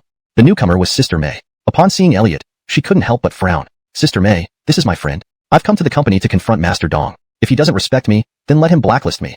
I want to reclaim what belongs to me. Adelia said firmly. Roswang, after all the advice I gave you last night, why aren't you listening? Master Dong is currently in a meeting and has no time to see you. Also, let me tell you, don't walk with strange men. If the paparazzi catch this, won't your image as a pure goddess be ruined? Sister May tried to persuade further. However, Adelia ignored her. She walked straight toward the conference room. Sister May couldn't stop her. Bang! Adelia pushed open the door to the conference room. Inside, Forrest was holding a meeting with two female artists. Adelia, what are you doing? Master Dong is giving us a meeting, and you just barge in like this? Do you have any rules left? No wonder Master Dong wants to give all the resources originally meant for you to us. You truly don't deserve it. The two female artists scolded Adelia. One of them was Daphne, a veteran singer who had once been the company's top act but now struggled to keep up with the times and saw her commercial resources dwindling. The other was Mel, currently the key protege of Dongcheon Entertainment, always hoping to surpass Adelia. Forrest had called them here today to reallocate Adelia's commercial resources. In the end, he still wanted to force Adelia into submission. Right, do you have to bargain with Master Dong? Ha ha ha, not only will you not get your commission, you'll also be sued by the company and wait for jail time. Daphne and Mel kept mocking her. They had always been overshadowed by Adelia and finally had a chance to vent, so naturally, they wanted to trample her down. Chapter 36. Already Lao sir, begging to be spared. My business doesn't require you two to yap here. Daphne, at your age, you've ruined your vocal cords, yet you still dream of making money with resources? Your songs are outdated and should have been eliminated long ago. Yet you claim to be the queen of the music scene? You should retire home sooner. And you, Mel, don't think others don't know how you got where you are. Isn't it just by sleeping your way up? First with sugar daddies, then with producers. Anyone who can benefit you, you're willing to grovel for. Faced with these jeers, Joyce couldn't hold back anymore. She exploded right back. Upon hearing Joyce's words, Daphne and Mel's faces changed dramatically. Mel flushed red with anger. Joyce, you bitch. You talk too much. She rushed over in her high heels. She aimed a slap at Joyce's face. Slap. A sharp sound echoed through the entire conference room. But the one whose face was not burning red was not Joyce's. It was Mel's own. Her cheeks swelled visibly, like a monkey's butt. You hit me? Mel only realized then that there was a young man standing behind Joyce. He had just slapped her and attacked him immediately. However, Elliot showed no fear. Slap, slap, slap. A series of sharp sounds followed. Each security guard received a slap from Elliot. His slaps seemed to have a magical effect, each blow causing a guard to foam at the mouth and pass out instantly. Just like Ma Dongshu's slaps, they had a stunning effect. Soon, the conference room was filled with unconscious security guards. This scene left Forrest, Daphne, and Mel stunned. They instinctively covered their faces. They feared Elliot would also slap them, their faces clearly red. Already Lao sir, begging to be spared. Elliot, seeing their expressions, slowly sat down and calmly said, "Young Master Dong, I'm a reasonable person. Why force me to take action? How about it? Can you make your choice now?" Forrest clenched his teeth and asked, "What's the second choice?" Elliot looked at him and replied, "I already told you. I don't recommend choosing the second option because it means I will completely blacklist you." Hearing this, Forrest laughed coldly in rage. "You? Blacklist me? Did I hear wrong?" Daphne beside him couldn't help but say, "Boy, acting tough here won't scare us. There's Dongshin Group backing young Master Dong. The CEO of Dongshin Group, Phelan, is young Master Dong's father. Dad, save me quickly. This guy is a martial artist." Forrest immediately saw his savior when he spotted his father. Although Elliot had beaten up his security guards, the bodyguards with his father were martial artists. He didn't believe that Elliot could take on two martial artists. Who was causing trouble here? Is this disrespecting us, the Lingnan twin heroes? Come out and accept your punishment. The two martial artists next to Phelan jumped out directly. They roared and instantly tore their shirts off, revealing incredibly muscular bodies. Seeing this scene would probably scare any ordinary person half to death. However, Elliot just gave them a casual glance. These two were merely ordinary 3-star martial artists, not even having condensed inner strength. He could crush them with just a single finger if he used a bit of force. However, Elliot was beneath such actions. Whoosh! Elliot directly tossed over a token. It was the first war god token given to him by Andre, the first war god. What thing is this? The Lingnan twin heroes showed no respect when they got the token, but as soon as they identified the token, they were instantly frightened out of their wits. In the Dragon Flame Empire, all martial artists needed to be registered, or they would be hunted down by the War God Bureau. In all cases, bad news, Director Yi from the General Administration of Culture has come in person. What? Director Yi? Forrest was greatly surprised. Director Yi was the top leader of the General Administration of Culture, overseeing the entire cultural and entertainment industry. Dongshin Entertainment always wanted to build connections at this level, but had never managed more than an acquaintance with the deputy director. He hadn't expected that she would personally visit Dongshin Entertainment this time. Recalling the call Elliot made earlier, Forrest suspected it might be related to Elliot. Soon, a group of people dressed in official uniforms entered the meeting room. The leader was a graceful middle-aged woman. She had short hair and somewhat resembled Elliot's mother, Rosalind, in appearance. "Let me introduce myself. I am Director Lillian from the General Administration of Culture. We receive reports indicating significant issues within your Dongshin Entertainment Company. These include bribery of leadership departments, tax evasion by the company and its artists, issues with dual contracts, and allegations of sexual bribery and organizing prostitution. This time, together with the Industrial and Commercial Department, the Tax Department, the Economic Investigation Department, and other relevant departments, we will conduct a thorough investigation into Dongshin Entertainment. Please cooperate."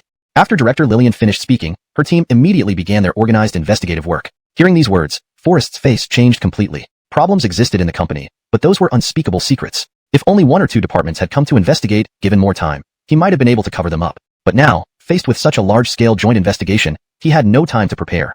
Problems would certainly arise. He had thought that Elliot merely had some means, but hadn't realized he possessed such immense power. To think he could even involve the General Administration of Culture. This time, everything was ruined. "Son, don't be afraid. Even if Dongshin Entertainment collapses, there's still Dad's group company," Phelan consoled Forrest. "Oh, I forgot to mention, your Dong family group may also have some issues. Tomorrow, I'll bring my colleagues to investigate Dong family group as well," Lillian added casually. "What? You're going too far. Our company pays substantial taxes. And don't think I don't have connections in management." Phelan jumped up immediately. "I don't care if you pay substantial taxes, or if you have connections. Responsibility must be pursued wherever it exists. That's our working principle. If you have any issues, bring them to me. I, Lillian, will handle them," Lillian said coldly. Phelan was infuriated and quickly picked up his phone to seek help. However, after making a few calls, no one was willing to assist him. In fact, once they heard the name Lillian, they hung up hastily. Shortly, Phelan's face revealed despair. "Dad, what's happening? We've given those leaders so many benefits, and they won't help us." Forrest panicked. "It's useless. Do you know who she is?" "She's a member of the Yi family," Phelan pointed at Lillian helplessly. "The Yi family? Which Yi family?" Forrest hadn't caught on yet. Naturally, the number one family in Jingdu. Ah. Forrest was utterly shocked. The Yi family of Jingdu was the most terrifying clan. Even ordinary aristocratic families dared not provoke them, let alone the Dong family. Going head-to-head with the Yi family would be courting death. At that moment, Lillian walked up to Elliot with a smile and said, "My dear nephew, how long has it been since you last came to play at Annie's place? Don't you miss the delicious food I make?" Elliot replied, "Auntie, isn't it because I'm busy preparing for my college entrance exam?" Lillian gave Elliot an amused glance, fooling around. "You actually study? I bet you're busy chasing girls." After saying that, she looked at Adelia. "Adelia, I've noticed you. Your voice is great, and you're quite a person too. You're qualified to be the daughter-in-law of the Yi family." Hearing this, Adelia couldn't help but let's go, to Zhufeng Garden it is. Chapter 38. Adelia's compensation. Elliot, Peter, and Adelia came to Zhufeng Garden together. It was a boutique countryside restaurant, but the environment was refreshingly elegant. Peter was evidently a regular here. Upon entering, staff members led them into an elegant private room. The dishes here were also known for their simplicity and elegance. There were no exotic delicacies. After ordering casually, the three of them started chatting idly. Peter and Elliot, who hadn't seen each other for a long time, caught up on family matters. Then, Peter asked Adelia, Skyji, is your family from the JIS, the prestigious clan in the Northwest?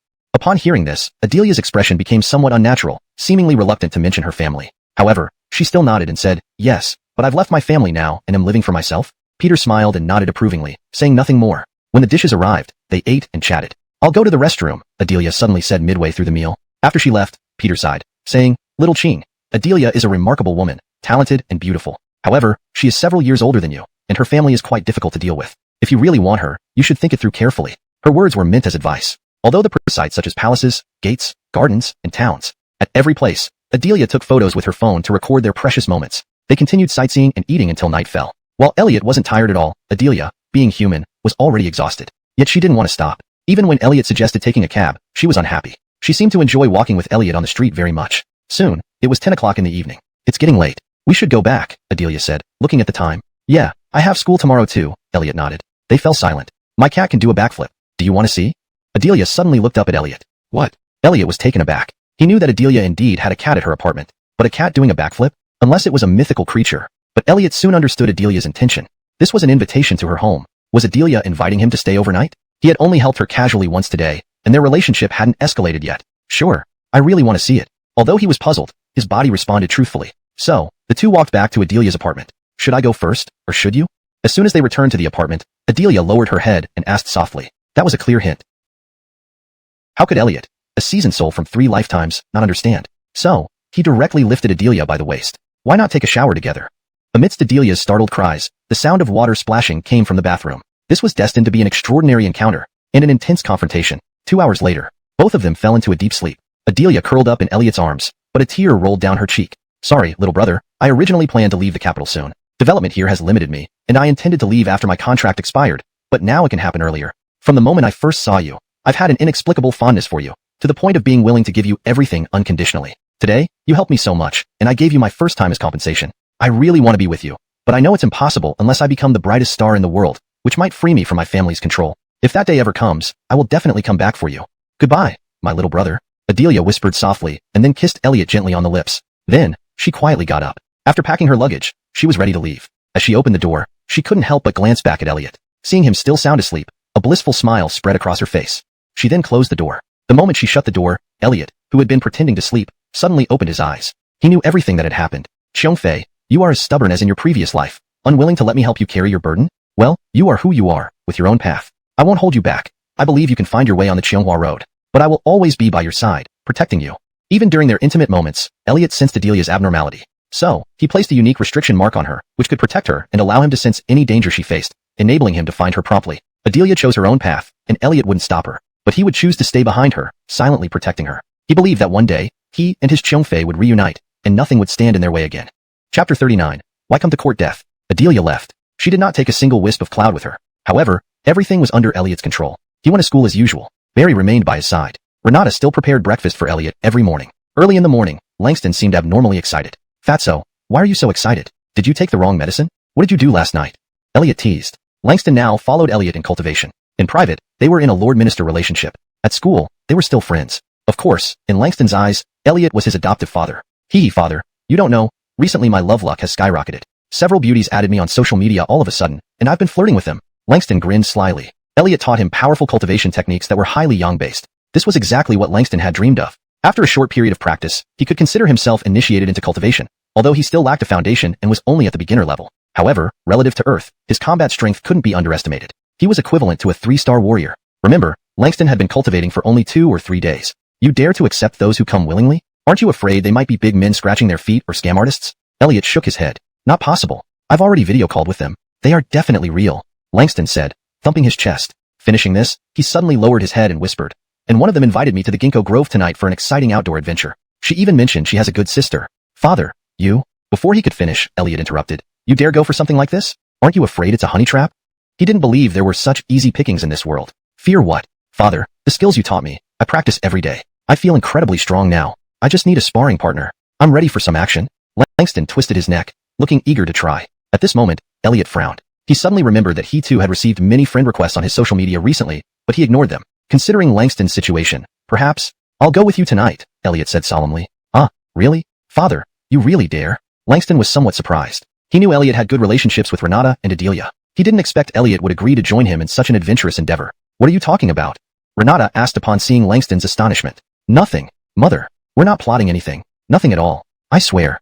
Langston looked suspiciously guilty. Elliot was genuinely annoyed by him. Fortunately, Renata was relatively simple-minded and didn't think much of it. In the evening, Langston drove his BMW, carrying Elliot to the outskirts of the ginkgo grove. The ginkgo grove was a large open park with thousands of ginkgo trees. It was also known as a sacred ground for outdoor battles. Langston found a parking spot and walked with Elliot. "This girl sent the location here, right? But where is everyone?" Langston scratched his head, checking his phone. Elliot perceived the movements around them. Under the silver moonlight, all was silent. A desolate killing intent spread around. "Humph, indeed, it's a trap.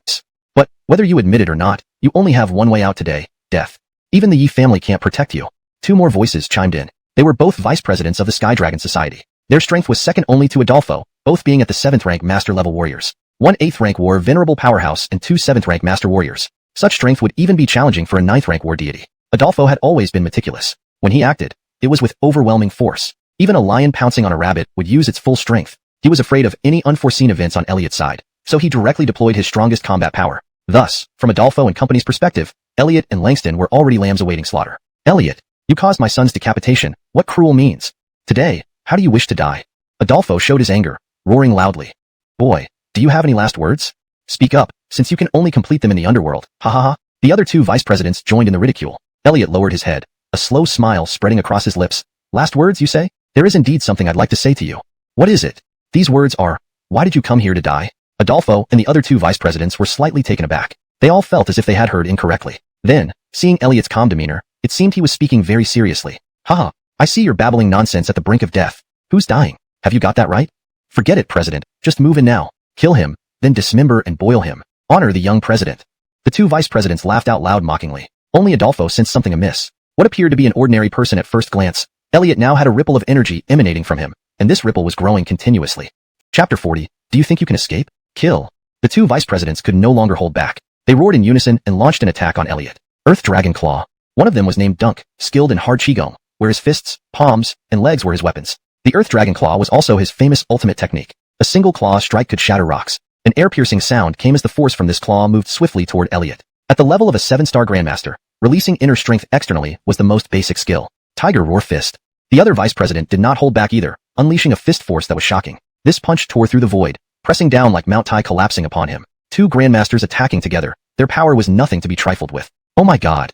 Standing nearby, Fisher was scared out of his wits when he saw a master of hard qigong. His physical body was already quite formidable. On top of that, he wore a real silk soft armor at all times. With 3 layers of protection, he couldn't withstand Elliot's casual snap. What did this mean? It meant Elliot's power was beyond his imagination. Thud. Dunk's body fell limply to the ground, dead on the spot. What? The other vice president was horrified. Jinglong Palm.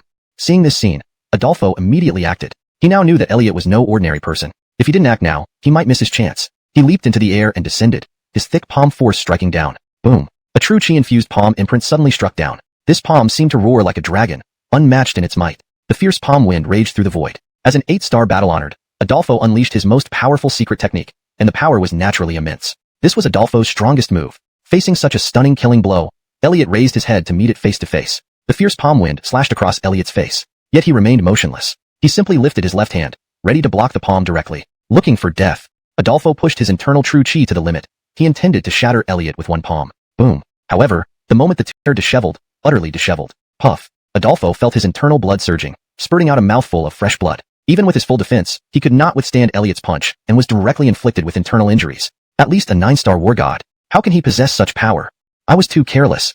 Adolfo was filled with fear and dread. I didn't expect you to actually block my punch. It's quite a surprise. It seems you're not as useless as I thought. But still, you must die. Elliot spoke indifferently. Originally, Elliot only intended to kill Kale. But since Adolfo insisted on pursuing this matter to the end, he did not mind sending them all to the afterlife together. President run? I'll hold him off. At that moment, the other vice president charged at Elliot recklessly, intending to buy some time. Upon hearing this, Adolfo wasted no time and immediately used his strongest movement technique to flee. He knew the defeat was certain. Though unwilling, he had no choice but to accept it. He never expected that Elliot, a mere youth, would possess such terrifying strength. Looks like I can only return overseas. Only if the ancestor comes out of seclusion can this vendetta be avenged.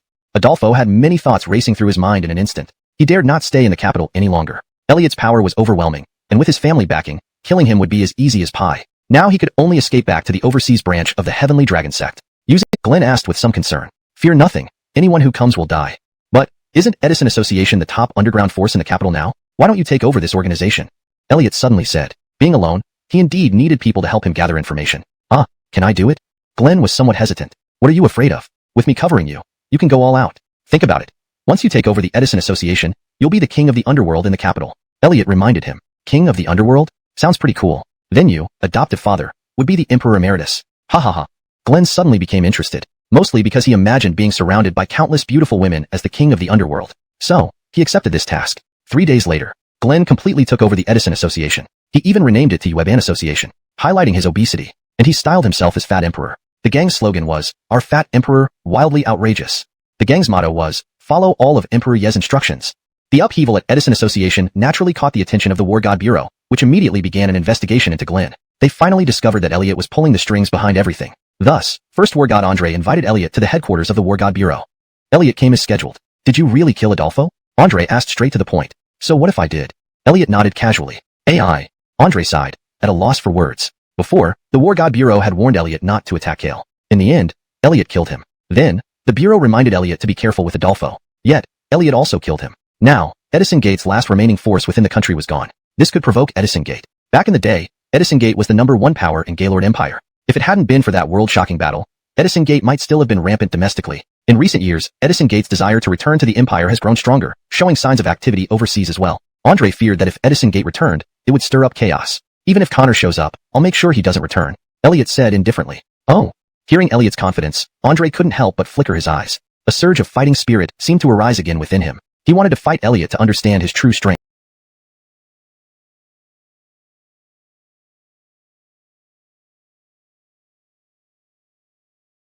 The last remaining force of their Edison Gate and Gaylord Empire. Upon hearing this, the old man slowly opened his eyes. 2 cloudy eyes flashed with lightning. Was it the War God Bureau?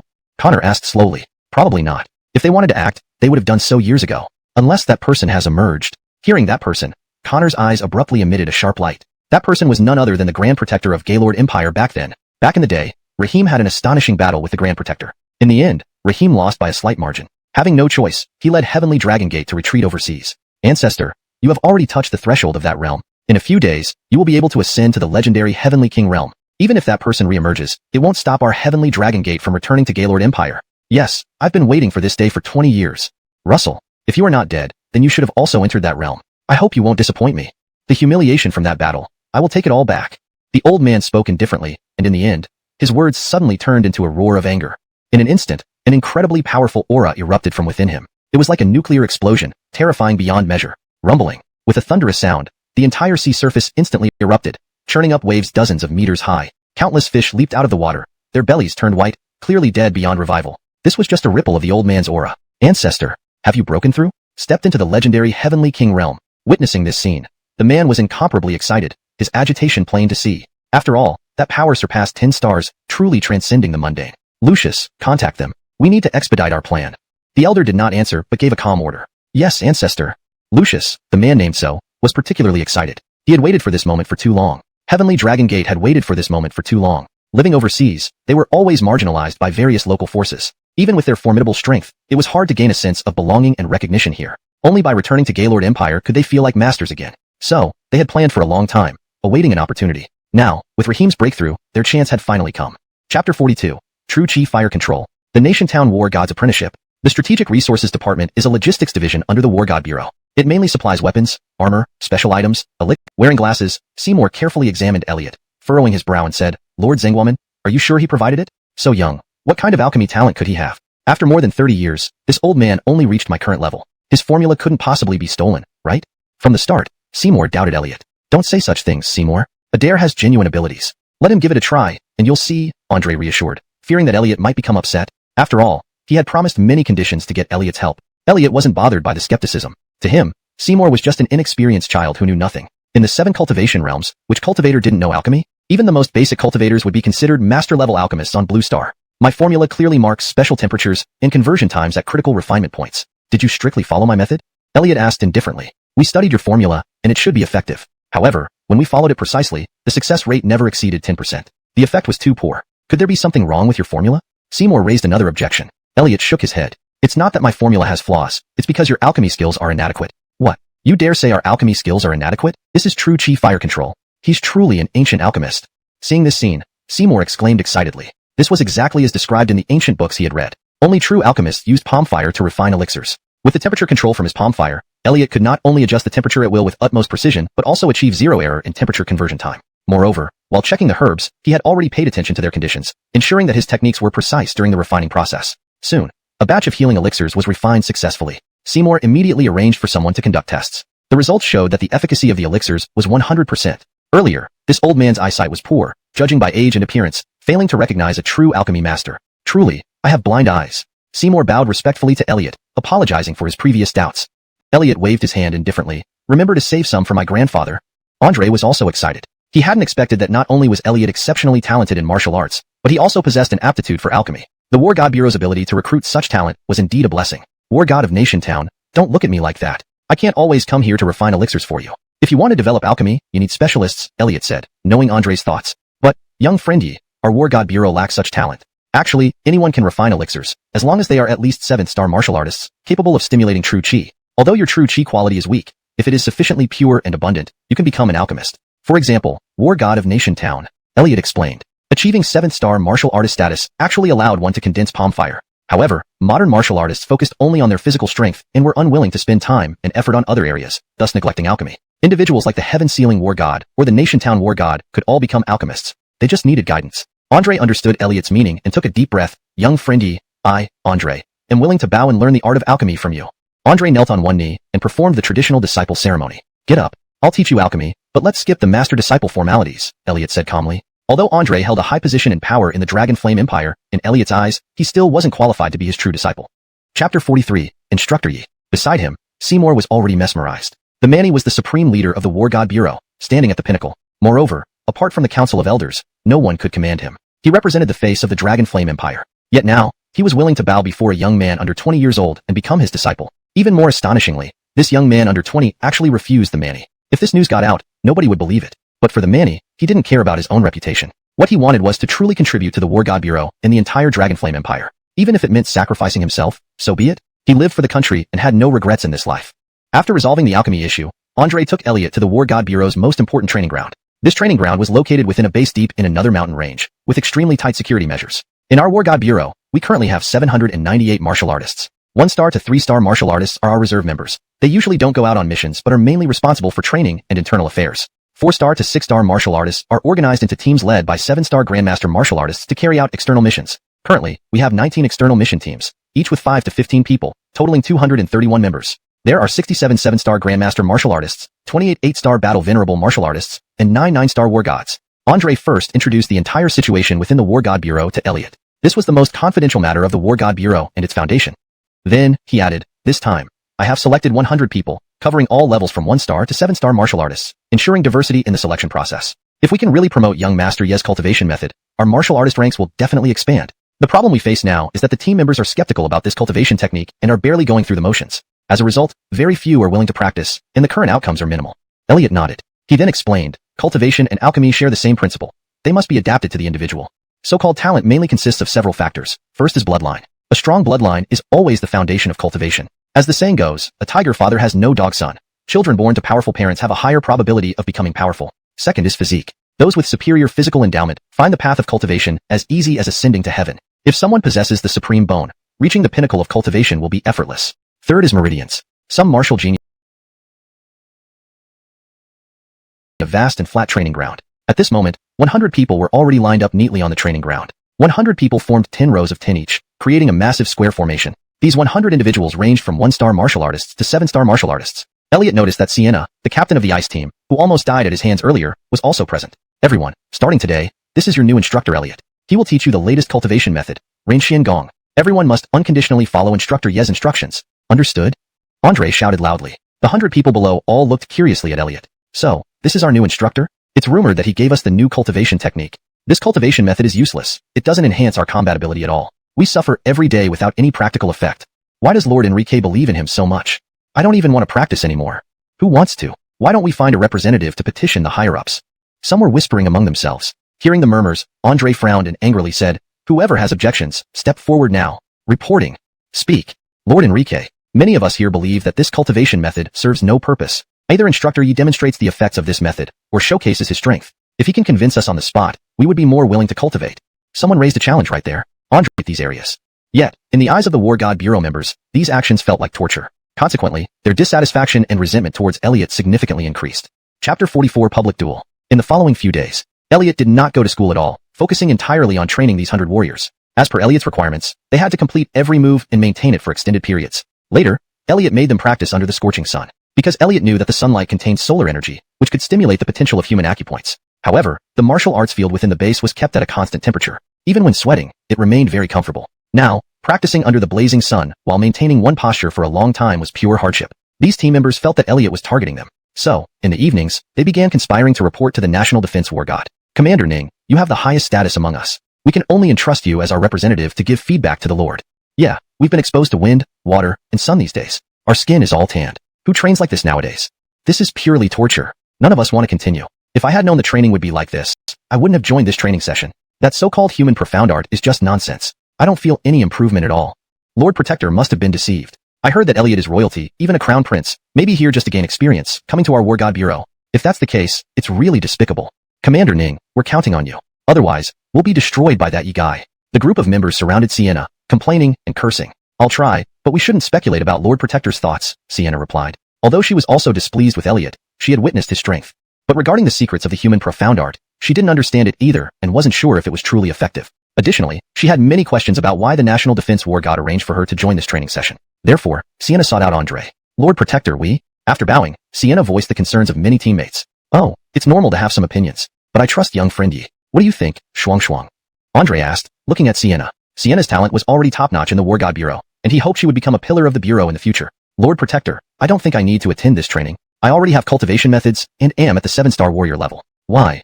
Sienna raised her question. "I know, but your cultivation method is incomplete, capable of only bringing you to this level. I let you join this training because I wanted to see if young friend you could help find your next path. This way, your ceiling can be raised a bit," Andre explained. "Can he do that? Even you, Lord Protector, couldn't?" Sienna doubted. Andre nodded. "This human profound art came from him, and I can't fully grasp him. Maybe he really can. All right, you may return now. I understand your feelings, and will find a way to address this." After receiving Andre's response, Sienna left.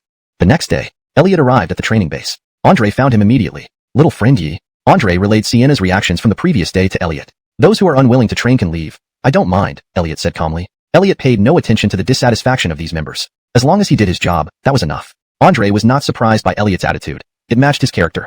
However, he had an idea. "Little friend Yi, I have a better suggestion." "Director Ling, what is it?"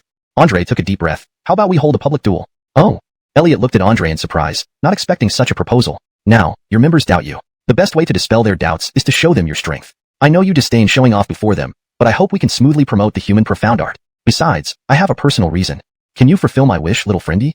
A spark of fighting spirit flashed in Andre's eyes. Ever since Elliot claimed he could kill him within 10 moves, Andre had wanted to fight Elliot. Since becoming the head of the War God Bureau, opportunities to engage in real combat had become increasingly rare. Once, he was also a passionate fighting youth. Nowadays, with his high position and heavy responsibilities, the passion of those days has almost faded away. Elliot's appearance reignited his fighting spirit. Elliot also sensed Andre's combativeness. "Are you sure you want to fight me?"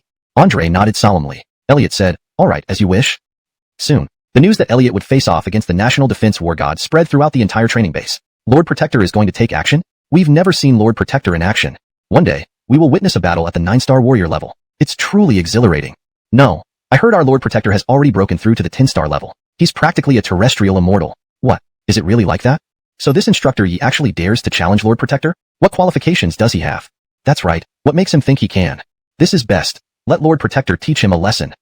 He's been torturing us for so many days. It's time for him to taste some hardship. Come on, the duel is about to start. Let's head to the martial arts field." All members of the War God Bureau in the training base gathered at the training ground. Even non-warriors came to watch this rare encounter between supreme martial artists. After all, it was none other than the most revered National Defense War God himself stepping into the ring. Under the watchful eyes of the crowd, Elliot and Andre entered the arena simultaneously. Andre moved steadily, each step carrying a certain rhythm, and as he advanced, his aura kept rising. This was his unique pre-battle preparation, allowing him to enter his optimal combat state directly. In contrast, Elliot appeared much more casual, walking as if strolling leisurely, without any detectable aura. "Little friend Yi, though this is a sparring match, I will go all out. I hope you won't hold back either. Please too. Chapter 45. Burst with one punch. Good. Elliot pondered for a moment before he slowly replied. Yet his posture remained casual as ever. He had been considering how to deal with Andre. Despite only possessing the cultivation of the 6th level of Chi Practitioner, overpowering those in the Chi Practitioner stage was no challenge for him. Even using some special means, defeating a Foundation Establishment Realm cultivator wasn't out of reach. Therefore, if Elliot were to strike with all his might, Andre probably wouldn't be able to withstand a single blow from him. And because he was about to teach the profound technique, Elliot knew that showcasing his physical strength would be the most suitable approach. Thus, he had already decided to defeat Andre directly by relying on his physical prowess. Andre, however, was unaware of Elliot's current thoughts. All he felt was that Elliot didn't seem to take this battle with him seriously at all. Could it be that this guy really looked down on him so much? After all, he was the Dragon Flame Empire's #1 war god. He had his pride. Roar. Andre roared with anger. His entire body surged with energy like a tidal wave erupting. Powerful aura permeated the entire training ground. The War God Bureau members standing nearby hastily retreated several dozen feet. It couldn't be helped. Even this oppressive aura made them feel suffocated. Truly worthy of being the top war god. Just this surge of aura makes me feel like I'm going to die. Too strong. Lord National Protector is invincible. Invincible. A chorus of heartfelt admiration echoed from the War God Bureau members. Facing the suddenly explosive Andre, Elliot remained calm, without the slightest change. Dragon Roar. In the next instant, Andre launched his attack. His body shot forward like a cannonball. Boom. In the twinkling of an eye, Andre's attack arrived, instantly making contact with Elliot's palm. Terrifying energy fluctuations instantly spread out. Andre's expression abruptly changed, because this all-out punch of his was actually caught on the spot by Elliot without moving. Even without using any trump cards, this was still his strongest punch as a 10-star martial artist. From this, it could be seen that Elliot's strength was truly unfathomable. What? Commander Yi actually really blocked it? Is he human? Why is his physical body so powerful? Still saying Lord National Protector held back? Another wave of exclamations came forth, stunned by Elliot's strength. Your fist isn't hard enough, nor ruthless enough. Elliot's indifferent voice resonated throughout the field. In the next instant, his left hand formed a fist, condensing a spiral of energy, smashing forward. Compared to his right hand, the condensed force in his left hand was definitely weaker. But this punch from Elliot actually produced a sonic boom effect. Zayap. It tore through the void, rushing straight at Andre. Not good. Andre muttered to himself and immediately retreated. However, Elliot's punch clung to him like a shadow, like a bone-deep parasite, leaving him no place to hide. Andre immediately circled his arms, condensing a powerful protective air barrier. At the 10-star martial artist level, protective true chi became stronger, turning into true protective energy. Bang. However, the next second, Elliot's punch landed on the protective air barrier. With a loud sound, the protective air barrier shattered on the spot. And Elliot's fist force did not diminish, charging straight for Andre's face. Roar. Andre roared once more, crossing his arms in front of his chest. He would also confront Elliot's punch head-on. Boom. Elliot's fist landed on Andre's arms, unleashing an immensely powerful force. Crack, crack, crack. A faint sound of bones cracking could be heard. The next second, Andre was instantly sent flying. With a thunderous crash, he slammed directly into the solid steel wall behind him. A large dent was visibly formed by the impact. Silence. An oppressive silence. No one present expected this outcome. Their invincible first war god was actually struck down by a single punch. Impossible. Why did this happen? Lord National Protector was actually defeated? No, it's not over yet. This must have been an accident. Lord National Protector must have been caught off guard. Or perhaps, Lord National Protector definitely held back. Lord National Protector, cheer up, defeat him. Many were shouting in encouragement. They refused to see their invincible war god fall here and now. Rustling sounds filled the air. Andre emerged from the dented steel wall. His face was grim but unharmed. Everyone awaited his next move with anticipation. However, Andre suddenly smiled. I lost. Elliot nodded, as if it were only natural. Everything was under his control. What? Why did Lord National Protector concede? Wasn't the fight just starting? Yes. What reason is there for conceding? Lord National Protector should be the most invincible. At this scene, many people expressed their confusion. Andre surveyed the crowd and said, as martial artists, can't you even see this much? When experts clash, one move decides the winner. In my battle with little brother Yi, I initiated the attack, yet he remained unmoved while blocking my assault. When facing his attack, I had no power to resist at all. Moreover, little brother Yi only used his physical strength. Ask yourselves, if little brother Yi had put forth full effort, what chance of victory would I have? How dare you doubt the cultivation method little brother Yi intends to teach you? It's completely irrational. From today on, and rejected the offer outright. Alright, but little friend Yi, I hope that when our empire is in trouble, you can lend a hand. After all, the country is mine, and it is also yours, Andre said sincerely. Elliot nodded without saying more. Time flew by. The college entrance exam was getting closer. Only 3 days remained. However, at Jingwa #1 High School, students' enthusiasm for studying remained lukewarm. After all, most students here had already secured their paths forward. Godfather, which university are you going to attend? Kanal asked Elliot from time to time. Kanal had also become quite prominent. The title Fat Emperor was well known in the underground scene of the capital, and his strength had reached the level of a 4-star warrior under Elliot's cultivation. I've decided to go to M City, Elliot said calmly. This decision was made recently by Elliot. Jingdu was the stronghold of the Yi family, and staying here for development would have been the best option. But Elliot consulted the oracle, and it revealed that his correct path led to City. Although Elliot wasn't an expert in divination, as a former supreme emperor of the Cultivation's 7 realms, this ability came naturally to him. Therefore, Elliot decided to head to the largest international metropolis of the Dragon Flame Empire, City. City. I want to go too. Godfather, I'll follow you. Kanal rubbed his hands eagerly. At that moment, all he could think about were the pretty girls in City. You shouldn't follow me. Stay in Jingdu. We need you to hold down this fort, Elliot declined. As Kanal was his first follower in this life, Elliot needed to leave a pawn here, at least as his eyes and ears. Whale. Though Kanal wanted to follow Elliot, he treated his words like imperial edicts. Brother Ching, I'll accompany you to City. Renata smiled warmly beside him. Good. With Renata's academic performance, she could go to any school she desired, but she chose to follow Elliot. Meanwhile, War God Bureau headquarters. The Central Command. The atmosphere was tense. Maxim brought over some documents and reported, Protectorate Lord, these are the latest intelligence reports. 7 days ago, the Southeastern Alliance of 6 countries suddenly engaged in military skirmishes on our coastal borders. The enemy deployed 3 War God level figures. Our forces sent troops to respond, and our bureau dispatched 2 War Gods for negotiations, but they failed to reach an agreement. 5 days ago, the Southwestern Atres Empire clashed violently with our border defenses due to border disputes. They sent 3 divine level experts, and our border war zones requested the dispatch of War God level experts from our bureau. We sent 2 War Gods again. Maxim said, in that case, the mastermind should be a martial arts force. Among the martial arts forces hostile to our Dragon Flame Empire, there are only 2 or 3. Andre nodded. I suspect it might be the Edison Gate. Maxim shuddered. If Edison Gate comes, Andre patted his shoulder. Don't be afraid. As long as I'm here, even if the old ancestor of Edison returns, I still have the strength to fight. Even if I can't win, we still have the mutual destruction plan. Maxim did not say anything more. He didn't want to mention the mutual destruction plan. Protectorate Duke, should we notify Kochi? After a long silence, Maxim suddenly asked. Elliot was now like a towering mountain in the War God Bureau, with an exalted status. Andre fell silent for a moment before saying, we can notify him, but we cannot force him. Everything depends on fate. Soon, a series of messages were sent to Elliot. At that moment, Elliot was still sound asleep in class. The day before the college entrance exam. Suddenly, news shook the War God Bureau once again. A batch of enemies appeared from the Great Ming Empire in the north of the Dragon Flame Empire. This group of enemies crossed the border directly and killed a batch of garrison soldiers. Upon receiving this news, the War God Bureau immediately sprang into action. Andre personally led a team, bringing a group of members from the War God Bureau to the scene. He knew that this group would be the ultimate enemy, and they would certainly be the strongest enemies. There was even a risk that he might fall, but he was undaunted. Chapter 47. I accept your challenge. Whose city? 3 kilometers outside the city. A row of 6 people stood there. Leading them was an old man wearing a bamboo hat. It was none other than Connor. Behind him were his 5 disciples, also the 5 strongest 9-star warriors of the Edison sect. Is everything arranged properly? Connor asked in a deep voice. Yes, Ancestor. Our men have already split into 6 groups and entered the capital. The man named Lucius replied. Good, then let's wait. With that, Connor closed his eyes and began to meditate. Yes, Ancestor.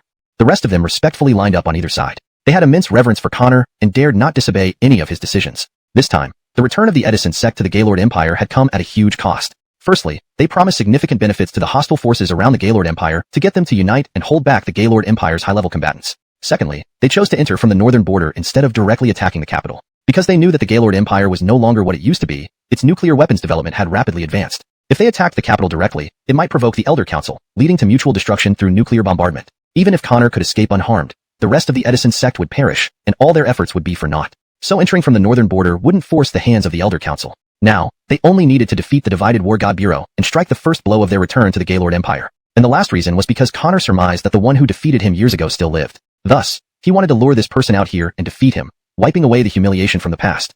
Do you think that old man is still alive? So many years without news, he must be dead. Humph, even if he is alive, how can he possibly be a match for our ancestor? That's right, our ancestor is now invincible under heaven. After this battle, we'll announce the return of the Edison sect and Chunhan Tensha.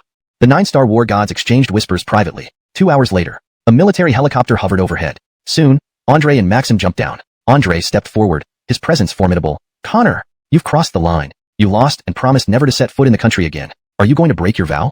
Face a disastrous battle and prevent harm to the citizens of a city. Andre was willing to pay the price of his life if necessary. Buzz. Suddenly, a divine weapon, a sharp sword appeared in Andre's hand. Old friend, long time no see. We're fighting together again. This divine weapon was named Lingjue, Andre's long-trusted sword after many years of warfare. This indicated that he was prepared for an all-out battle. On Connor's side, the 5 9-star war gods were also ready for battle. Lucius, bring out the equipment, Connor instructed. Lucius opened a backpack, and 3 drones took off immediately. These 3 drones were for recording. Connor planned to livestream this battle globally. It was part of his plan. Since the Edison sect was returning, it had to be done with great fanfare. If he could defeat their revered top warrior in front of everyone in the Gaylord Empire, it would certainly boost the reputation of the Edison sect. It would also make those old men in the Elder Council wary of taking action.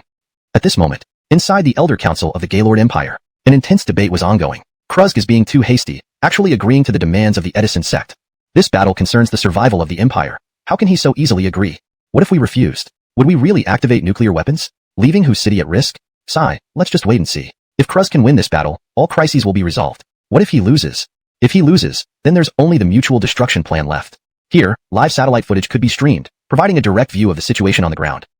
Across the entire Gaylord Empire, live broadcasts of this battle were quickly spreading. Jinghua High School. In Elliot's class. Quickly turn on your phones. Go to the live streaming platform. Our most mysterious department, the War God Bureau's leader, our nation's top warrior, Enrique War God, is about to engage in a life-or-death battle with foreign enemies. It says here that many neighboring countries and forces are watching this battle closely, as it concerns the future of our Gaylord Empire. Is this for real? Can we really watch the first warrior online? Is this some kind of gimmick by the live streaming platforms? Who cares if it's a gimmick or not, just go see. Many people took out their phones and started searching for the live stream. Elliot was also startled by this national shaking news. He opened his phone and saw the live footage. At the same time, he received the message sent earlier by the War God Bureau. Edison sect returning? Could it be because of me? Elliot recalled Adolfo, whom he had killed. Perhaps the return of the Edison sect had something to do with him. So, in the next second, he vanished from his seat. Chapter 48, could it be? Heaven is determined to bring me down? With a step forward, Andre swung his sword, Lingjue, effortlessly. At this moment, he had entered the realm of swordman unity. Now, his aura had reached its peak. Facing him were 4 9-star martial artists standing guard. They were the mightiest existences in the Edison sect, second only to Heavenly Dragon Elder. Their names were Sunset Fist Clifton, Wind Thunder Leg Blaine, Thunderclap Palm Otto, and Ethereal Finger Amal. Apart from Mixture Blade Christian, who was by Heavenly Dragon Elder's side, these 4 were known as the 4 Heavenly Kings of the Edison sect, with remarkable combat strength. Although Andre had stepped into the 10-star realm, facing 4 9-star martial artists still put considerable pressure on him. But he had no retreat. If he lost, the citizens of the Dragon Flame Empire would suffer a great calamity. 9 Swords of Lingjue. Slash. At the height of his fighting spirit, Andre launched the first attack. This time, he held nothing back and directly unleashed his most powerful killing technique. All together now. Sunset Fist. Wind Thunder Leg. Thunderclap Palm. Ethereal Finger. The 4 9-star war gods also attacked simultaneously, each unleashing their life-threatening techniques. A battle between world-class experts erupted instantly. The scene was extraordinarily intense. Meanwhile, these events were broadcasted live through drones, spreading across the entire internet immediately. Countless nationals and foreigners alike were watching this epic battle. Is this what a war god-level battle looks like? Too crazy. It seems even the void is shaking. It would be great if we could witness this scene in person. In person? Are you asking for death? A random burst of energy could kill you. So terrifying. So thrilling. So explosive. Lord Enrique, you must win. You're the face of our Dragon Flame Empire. Lord Enrique Mighty. 1 against 4, awesome. Countless citizens cheered for Andre. Andre, fighting alone against 4 people, showed no sign of weakness and even slightly dominated them. This was the power of a 10-star martial artist. However, it would be difficult for him to crush all of them within a short time. Moreover, there was still one more person who hadn't joined the fight yet. If he faced 5 9-star war gods, the situation could reverse. Therefore, Andre must defeat the 4 now. Dragon Soul. Burn. Andre suddenly roared, a tremendous force abruptly bursting out from within him. This was clearly an explosive secret technique that could temporarily enhance his strength. To defend the nation's territory, Andre was willing to Andre. Being from the same school, they had mastered coordinated combat methods. With the shift in dynamics, Andre quickly found himself in a precarious position. Lord Enrique. Maxim, watching the battle, couldn't sit still anymore. He was about to act. Ishan, you cannot move. Andre immediately roared. He knew that if Maxim acted, the Heavenly Dragon Elder might also join. Then, the situation would truly become uncontrollable. Today, even if I die in battle, I will not let the Edison sect step into our country again. Andre screamed. His eyes were bloodshot, subtly revealing his resolve to die for his cause. Lord Enrique.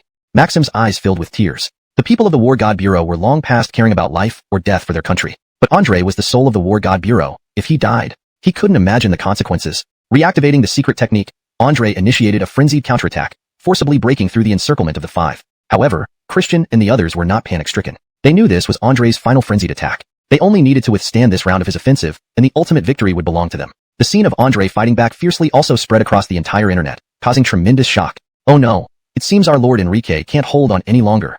How could this be? Lord Enrique is our country's #1 war god. Isn't he an invincible existence? The opponents are too aggressive. They're actually 5 against 1.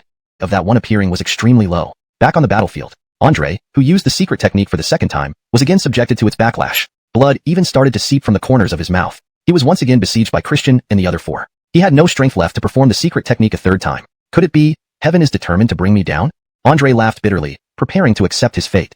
Chapter 49, National Asa Russell. At that moment, a gigantic palm suddenly descended from the heavens. With a deafening boom, it sent Christian and the other 4 retreating directly. Zhao Edison, you have broken your vow. An extremely indifferent voice echoed through the skies. In the next instant, an elderly figure stepped through the air. His hair and beard were both white. yet he exuded an aura of sage-like elegance. The moment this person appeared, the entire internet exploded. Who is this person? He actually saved our Lord at such a critical moment. My goodness, am I seeing things? Isn't this? Are you all blind? Don't you recognize our great national protector? He's the guardian war god who has protected our Dragon Flame Empire for 50 years. National Protector. It's really Lord National Protector, the guardian deity of our Dragon Flame Empire, to set foot in Dragon Flame again. And now? You've come despite breaking that vow. Do you have no sense of shame? National Protector Russell rebuked coldly. Ha vows. Vows bind the weak. The strong exist to break rules. Russell, the strength you showed just now indicates that you might have touched that threshold, but you haven't crossed it yet, right? Crossing or not crossing that threshold makes a world of difference. You are merely half a step away from being a king, while I have already truly ascended to kingship. You are no longer my match. Connor sneered with disdain. Sighing, National Protector Russell said, whether or not one crosses it, does it really matter? A man like you, devoid of belief, no matter how powerful, remains nothing more than a brute. Humph. Enough talk. Russell, today, I will send you to the netherworld. Furious, Connor launched an attack. A dragon-shaped true chi coiled around his body as he raised his hand. Boom. A roar resonated through the sky, transforming into devastating energy towards Russell. This innate true chi had condensed into a tangible form. Even a 10-star martial artist would be instantly annihilated if struck by this attack. This was the terror of a sealed king-level super powerhouse. Russell's arms formed a giant sealed sphere, resembling a massive black hole, absorbing surround, passively defend, barely holding back wave after wave of attacks. After all, Russell had only touched the threshold of the king's ceiling level, but hadn't truly broken through, whereas Connor had already surpassed it. Oh no, even Lord National Protector can't withstand that person's attack. Such a powerful being exists in this world. What should we do? Is our Dragon Flame Empire really undefended? Who can save our Dragon Flame Empire? Come on, Lord National Protector. On the live streaming platform, countless citizens watched this scene. Their hearts were filled with anxiety. Clearly, they could not accept this outcome. Inside the Elder Council chamber, many elders also wore grave expressions. None of them had expected that even with Duke Zhong's appearance, the battle situation hadn't been turned around. Would they have to make the unacceptable decision? Russell die. Connor had driven Russell into an absolute corner. Seeing that his opponent was at his limit, he decided to obliterate him completely. Heavenly Dragon Sunbreaker. With a roar, he unleashed a deadly technique. A beam of innate energy shot out like a rainbow, piercing the sun, destroying everything in its path. Yet, Russell wore an unfathomable smile, as if he had anticipated everything. Zhao Edison, you were wrong. In the next instant, Russell vanished from where he stood. How is this possible? What dazzling light that blinded people's eyes. National Protector. Andre roared. His eyes were completely bloodshot. Whoever dies for the country, National Protector will forever be our god of the Dragon Flame Empire. Maxim was also in tears. At the same time, countless people who witnessed this scene live through drones were all touched by the spirit of sacrifice and righteousness shown by National Protector Russell. They all shed tears. The prosperous Dragon Flame Empire is thriving because of the protection of people like National Protector for millions of its citizens. Now, mourning swept across the whole nation. Russell, I have to admit, your spirit is great, but unfortunately, everything is still under my control. I have the dragon scale armor and innate protective force field. How can you possibly kill me? Only you ended up dying now. Just as the energy glow slowly dissipated, Connor's insane laughter suddenly echoed through the clouds. His hair was disheveled, and he had some injuries on his body, but they were obviously not fatal. His aura remained overwhelming, his voice intimidating enough. Meanwhile, Russell's body was scorched, his internal organs destroyed, reaching the end of his strength, falling down. Seeing this scene, everyone felt despair. The National Protector sacrificed himself, choosing to self-destruct his Dantian, but failed to kill Connor. Is it destined that the prosperity of the Dragon Flame Empire will come to an end? Long live the Elder. Longevity and perpetual glory. Long live the Elder. Longevity and perpetual glory. Christian and several other powerful figures of the Edison sect shouted loudly, shaking the heavens. Andre, choose subjugation or death. Our Edison sect will restore its glory and dominate the Dragon Flame Empire. Connor spoke with immense confidence, looking down upon everything. Andre and Maxim were already plunged into despair, unable to change the outcome. This scene was transmitted live by drones to every corner of the Dragon Flame Empire. It's over. It's all over. Even the National Protector died in vain. Who will protect our Dragon Flame Empire? What about the Elder Council? What are they doing? Why aren't they launching nuclear weapons to suppress these rebellious traitors? It's too late. Unless we destroy the entire city. Even so, this Elder may not necessarily die. Our Dragon Flame Empire is in grave danger. Countless people watching on their screens felt furious and heartbroken, both for the National Protector's sacrifice and the uncertain future of their country. Inside the Elder Council, other elders turned their gazes towards the Christopher. Chief, make a decision quickly. Yes, things are settled. We don't have time to think anymore. Even at a cost, we must bring this conflict. But Elliot was still young and shouldn't die like this. In the future, he might still become the hope of the entire War God Bureau. This scene was also transmitted across the country. Who is this kid? He looks very young. Facing someone even the National Protector couldn't defeat, he actually dares to stand up? Isn't this just courting death? No, he is brave. He is a true man who fights for the country, just like the National Protector. Yes, regardless of his age, this courage is beyond what we can reach. True man. But, it will just be in vain, won't it? People were amazed, yet felt deeply regretful. And at Jinghua No. 1 High School, many people saw Elliot's figure. Is this our school's Elliot? He looks very similar. Can't be. Isn't Elliot still in class? How could he suddenly go to northern border hooching? It's hundreds of miles away. It can't be him. Hey, where's Elliot? He disappeared? Could it really be him? Elliot's classmates immediately burst into excitement. Godfather, you're about to become a true god, carrying the banner of the Dragon Flame Empire alone. Godfather is awesome. Langston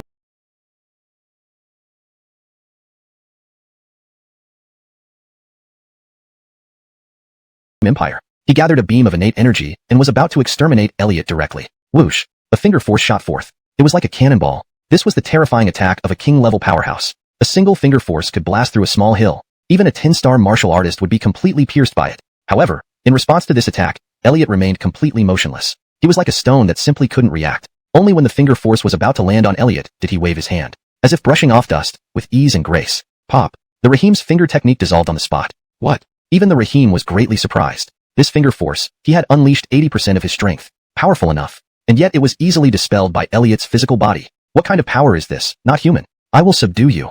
The Rahim now dared not underestimate, unleashing all his might. Accompanied by his roar, his muscles bulged. Originally, he was a thin old man, but now he had turned into a muscular Hulk. 100 dragons break the sky. The Rahim roared, raining punches down in a storm. For a moment, countless fist shadows filled the void. Each fist shadow accompanied by the sound of dragon roars, landing ferociously. At this moment, the Rahim's assault was even more formidable than when he battled the state protector.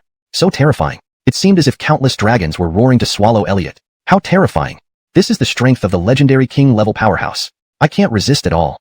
Watching up close, Andre and Maxim couldn't help but exclaim in shock. Yet facing such overwhelming offense, Elliot remained immovable as a mountain. Elliot's eyes flashed with golden light, as if little golden dragons were swimming within. Imperial Dragon Roar. Elliot shouted decisively. In an instant, a true Chi dragon roared to life within him. This true Chi dragon was vivid and lifelike, almost tangible. In comparison, the Rahim's dragon-roaring fists were nothing more than crude imitations. But Elliot's dragon was a true dragon. This was not just any simple martial art, but the first level of divine power contained in the Celestial Emperor technique. Although it was the most basic divine power, it was still beyond the understanding of ordinary people. Elliot's current cultivation was merely at the 6th layer of Chi practitioner and couldn't unleash the full power of the Imperial Dragon Roar. In his previous life, one Imperial Dragon Roar would have been enough to destroy a star. Boom. A roar erupted, and the true Chi dragon devoured everything. It directly swallowed all the dragon-roaring fist forces of the Rahim. How is it? Elliot, however, seemed oblivious, not even turning around, until the mace was about to touch his head. Bang! Suddenly, a hand reached out, catching the mace in midair. Horror filled the Rahim's eyes. His heavenly dragon mace was forged from special cold iron and tempered with countless poisonous substances, causing instant death upon contact. Moreover, this was his ultimate killing blow, and yet Elliot actually used his bare flesh to resist. This was simply inconceivable. However, he didn't know that Elliot's body was the sacred body of the Celestial Emperor. Although he hadn't perfected the complete sacred body of the Celestial Emperor yet, even the rudimentary form of it was still the strongest physical body in the universe. Poisonous substances were nothing to fear. Your trump card is gone now, right? It's my turn to act. Elliot slowly turned his head, revealing a faint smile. In the next moment, Elliot gently squeezed. A terrifying force erupted from his fingertips. The heavenly dragon mace shattered instantly. At the same time, a giant true Chi hand formed, reaching directly towards the Rahim. Divine dragon soaring. The Rahim's hair stood on end as he immediately unleashed his strongest movement. In a blink, he had already moved hundreds of meters away. But just as he thought he had escaped Elliot's attack range, Andre and Maxim could only be described as being stunned into immobility at this moment. They realized that their understanding of Elliot was practically non-existent. Even the venerable Edison, who couldn't even defeat a national guardian, was like an ant in Elliot's hands. Maxim had previously thought Elliot was boasting because of his words. Now thinking back, it was truly laughable. Elliot could crush him with any finger at will. Andre also realized he had underestimated Elliot. He had thought Elliot was only slightly stronger than himself. Now it seemed Elliot was not just a little stronger but incomparably so. Ancestor? How could this happen? He is actually this powerful. In stark contrast to Andre, the members of the Edison sect were in turmoil. People like Christian let out cries of shock, utterly unable to accept what had happened before them. In their minds, their mentor was an unparalleled existence in the universe. No matter how weak he might be, he couldn't possibly be killed by one hand, could he? But the grim reality was right before their eyes, leaving no room for doubt. After a brief shock, they quickly reacted. Now, the power of the Edison Gate was all but lost, and there was still the taboo-like presence of Elliot. In an instant, they decided to flee. All 5 were martial artists of the 9-star war god level, each with their unique methods of escape. They immediately scattered in 5 directions to avoid being caught all at once. Do insects think they can escape? Elliot sneered, then snapped his fingers rapidly. Whoosh, whoosh, whoosh. 5 breaking sounds echoed simultaneously. The 5 figures, seen from afar, fell from the sky, dead on impact. At the same time, Elliot casually waved his hand, destroying 3 drones instantly. Everything returned to silence. At this moment, the entire internet exploded. Though the event was short, it was too shocking. What did I miss? The overbearing venerable Edison was slapped apart by someone? Is there really such a person in our Dragon Flame Empire? Wasn't that a young man? He was even more powerful than the National Guardian? My eyes must be playing tricks on me. Is all of this fake? Are they shooting a movie? The commenters upstairs are still doubting? This was a live stream initiated by the Edison Gate. How could it be fake? They ambitiously tried to invade our Dragon Flame Empire and ended up being defeated by our protector. Long live the Dragon Flame Empire. During this period of immense humiliation and crisis felt by all citizens of the Empire are shameful. We also apologize to the Dragon Flame Empire and promise never to have any conflicts with it again. Meanwhile, the Southeastern Alliance of 6 nations issued a joint statement. After deliberation, we 6 parties decide to apologize to the Dragon Flame Empire. This incident was entirely due to our greed, being exploited by the Edison Gate. For this, we 6 parties deeply regret it. To express our apologies concerning the Southern Sea issue, we 6 parties are willing to make significant concessions. And in the next 10 years, we agree to pay tribute annually. The Asan Empire also issued a statement at last. This conflict was purely accidental, and it will never happen again. Our country and the Dragon Flame Empire are friendly neighbors who should help each other. From now on, we will not interfere with each other. While the attitude of the Asan Empire was slightly more forceful, all other forces bowed to the Dragon Flame Empire. All this happened only because of Elliot's existence. A king-level powerhouse was enough to shock a small country. Moreover, Elliot could instantly defeat a king-level powerhouse. His strength was a mystery to various forces. Nobody knew his background or true capabilities. Although countries like the Sakura Empire and the Bangshui Empire had decent economies, they were relatively weak in martial arts and military affairs, so they naturally dared not offend Elliot rashly. The Southeastern 6 Nations Alliance showed even greater weakness because their martial arts and military were even weaker. A single king-level powerhouse was enough to cause great turmoil in the alliance. As for the Asan Empire, they still had some foundation, and they had their own powerhouses, which is why their attitude was very strong. In summary, due to Elliot's existence, all parties worldwide would have greater respect and caution towards the Dragon Flame Empire. In the Council of Elders, the 9 highest-ranking elders were all stunned in place. The first elder raised his hand, ready to make the final decision, but never got the chance to put it down. Is the problem solved just like this? Who is this young man? So brave. Heaven helps our Dragon Flame. In times of crisis, there must be a blessed general. Ha ha ha, heaven blesses our Dragon Flame. Now those covetous foreign forces have seen the strength of our empire. They are all afraid. The elders praised one after another, but soon they all frowned. What was now troubling them was not the Edison sect but Elliot. What kind of reward should they give him? After all, this was superlative merit in protecting the nation and its people. No matter what, let's find him first. As for rewards, we can discuss them carefully later. In the end, it was the chief elder who stood up to speak. Immediately, orders were issued from the Council of Elders. Chapter 53. Divine Marshal Protecting the Country. Marquis of Guard. Andre and Maxim came before Russell. The two had gone through countless life and death ordeals, which had tempered their hearts as hard as stone. But at this moment, they couldn't help shedding tears. Because the one who had fallen was a god in their hearts. Not an almighty god, but one who had guarded the Dragon Flame Empire for 50 years. He ultimately died for his country. Jean Ming, Ishan, don't cry, said Russell, now in the final moments of his life, experiencing a lucid interval. At that time, Elliot also descended. Lord Marquis of Guard. This is Elliot, also one of us from the War God Bureau. Andre hurriedly introduced. Russell's gaze fell on Elliot, filled with approval. Wonderful. With you in the Dragon Flame Empire, my heart can rest easy. While speaking, Russell fumbled at his waist to pull out something. It turned out to be a token. The token of the Guardian Warrior. Andre and Maxim exclaimed together. This token was unique, symbolizing the identity of the Marquis of Guard. And now Russell handed the token to Elliot. Obviously, he meant that the title of Marquis of Guard should be given to Elliot from then on. He hoped that Elliot could shoulder the responsibility of protecting the country. Since the establishment of the Dragon Flame Empire, there had been only 2 Marquises of Guard. If Elliot agreed, he would be the 3rd. However, Elliot shook his head and did not take the token of the Guardian Warrior. Little friend, even my last wish cannot be fulfilled?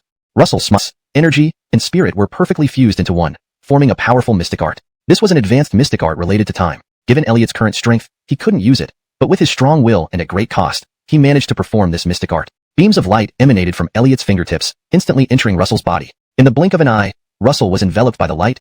Endless warm currents filled his entire body, continuously repairing him. His meridians, blood, acupoints, organs, and even his dantian were rapidly restored. Even Russell couldn't help but marvel aloud. Meanwhile, Elliot's aura continuously faded, and even white hair began appearing in his hair. Then, Elliot staggered, nearly fainting. Earlier battles with the Heavenly Dragon Patriarch seemed effortless, but in reality, Elliot had unleashed his full power and performed a mystical skill against natural laws. And this time, he used an even more fearsome mystic art. Elliot's foundation had suffered damage. Little friend ye. Andre immediately supported Elliot, preventing him from falling. At this moment, Russell miraculously recovered. Liege Lord Marquis. Maxim couldn't believe what he was seeing. Russell slowly stood up, feeling the changes in his body, amazed beyond words. Apart from his cultivation not being restored, his body thing you have done for Dragon Flame? Elliot replied humbly yet confidently, Dragon Flame can be considered my dojo. It is what I should do.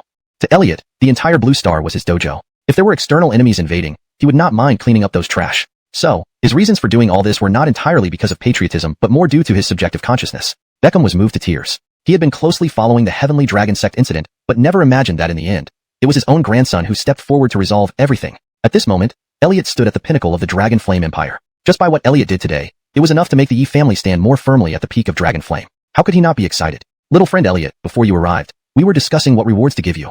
Given the tremendous contributions you've made, we all felt that any material reward seemed insignificant. Besides, you seem not to lack anything in terms of material rewards. So, we decided to grant you power. From today onward, you will be the divine marshal protecting the country. You are conferred the title of Marquis of Guard, empowered to directly command the War God Bureau and lead.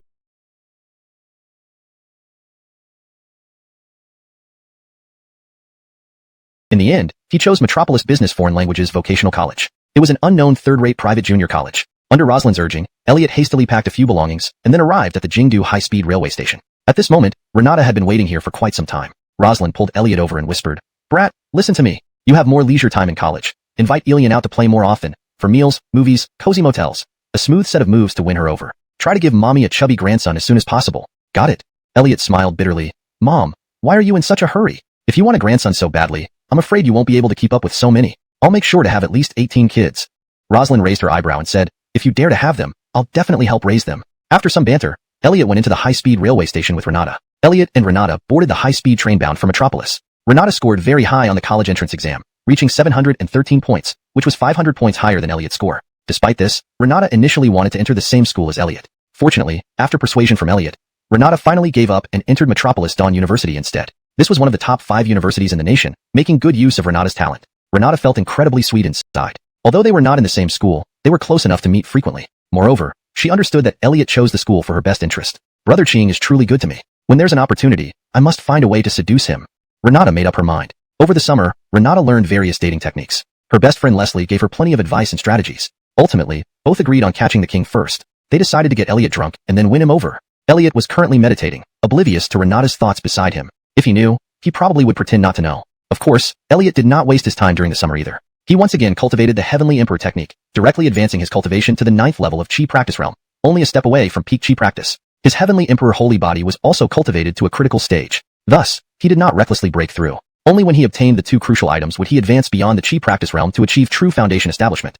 Even so, his strength increased significantly again. If he fought against Edison Patriarch again, he wouldn't need to use those mystical abilities. Simply using Immortal Dao martial arts would be enough to kill him instantly. Even facing peak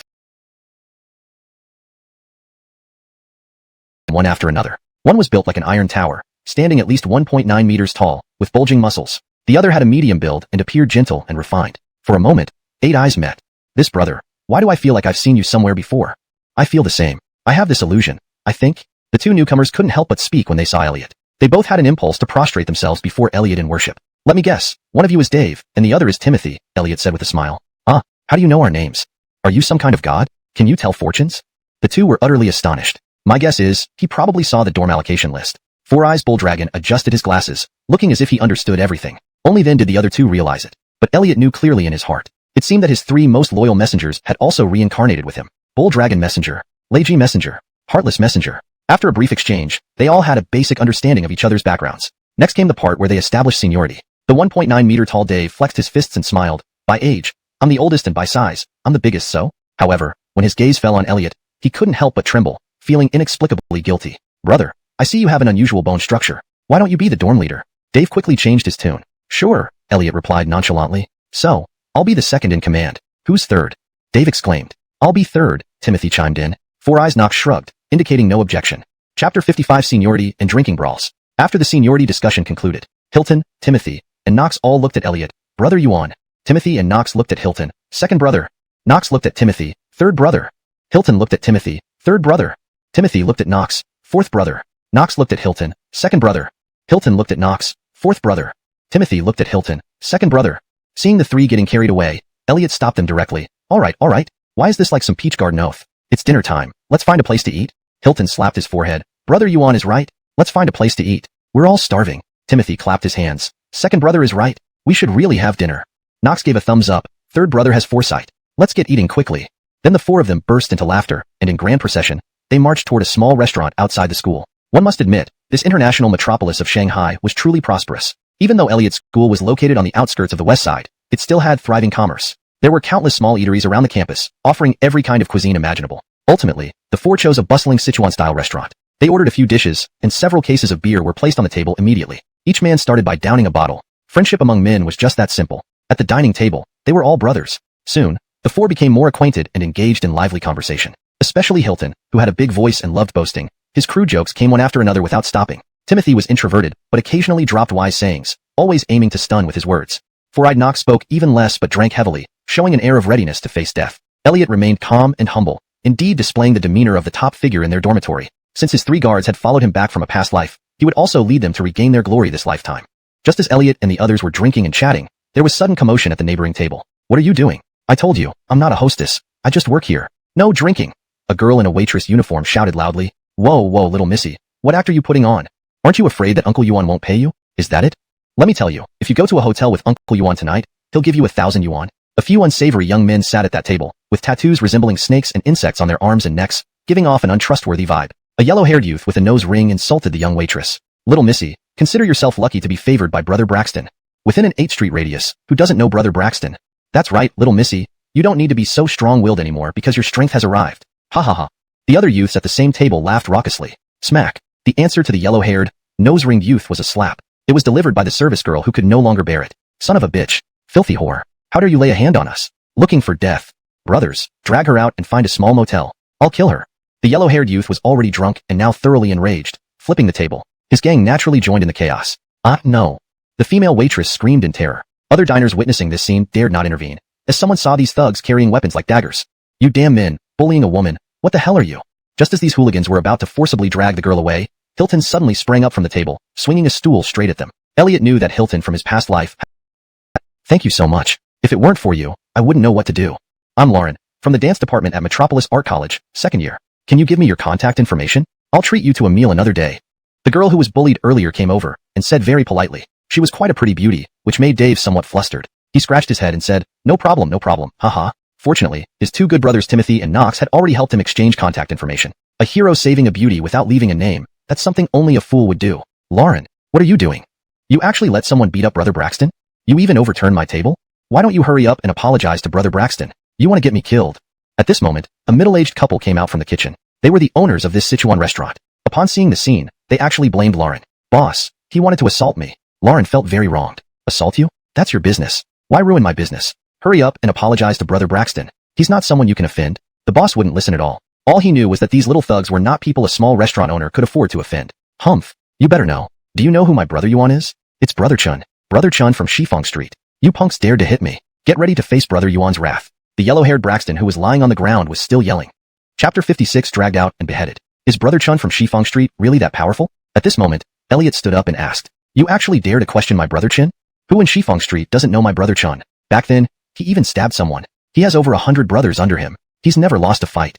In a minute after he arrives, he'll slice you all into pieces. Huang Mao Braxton said with extreme arrogance. What should we do? Why don't we leave as soon as possible?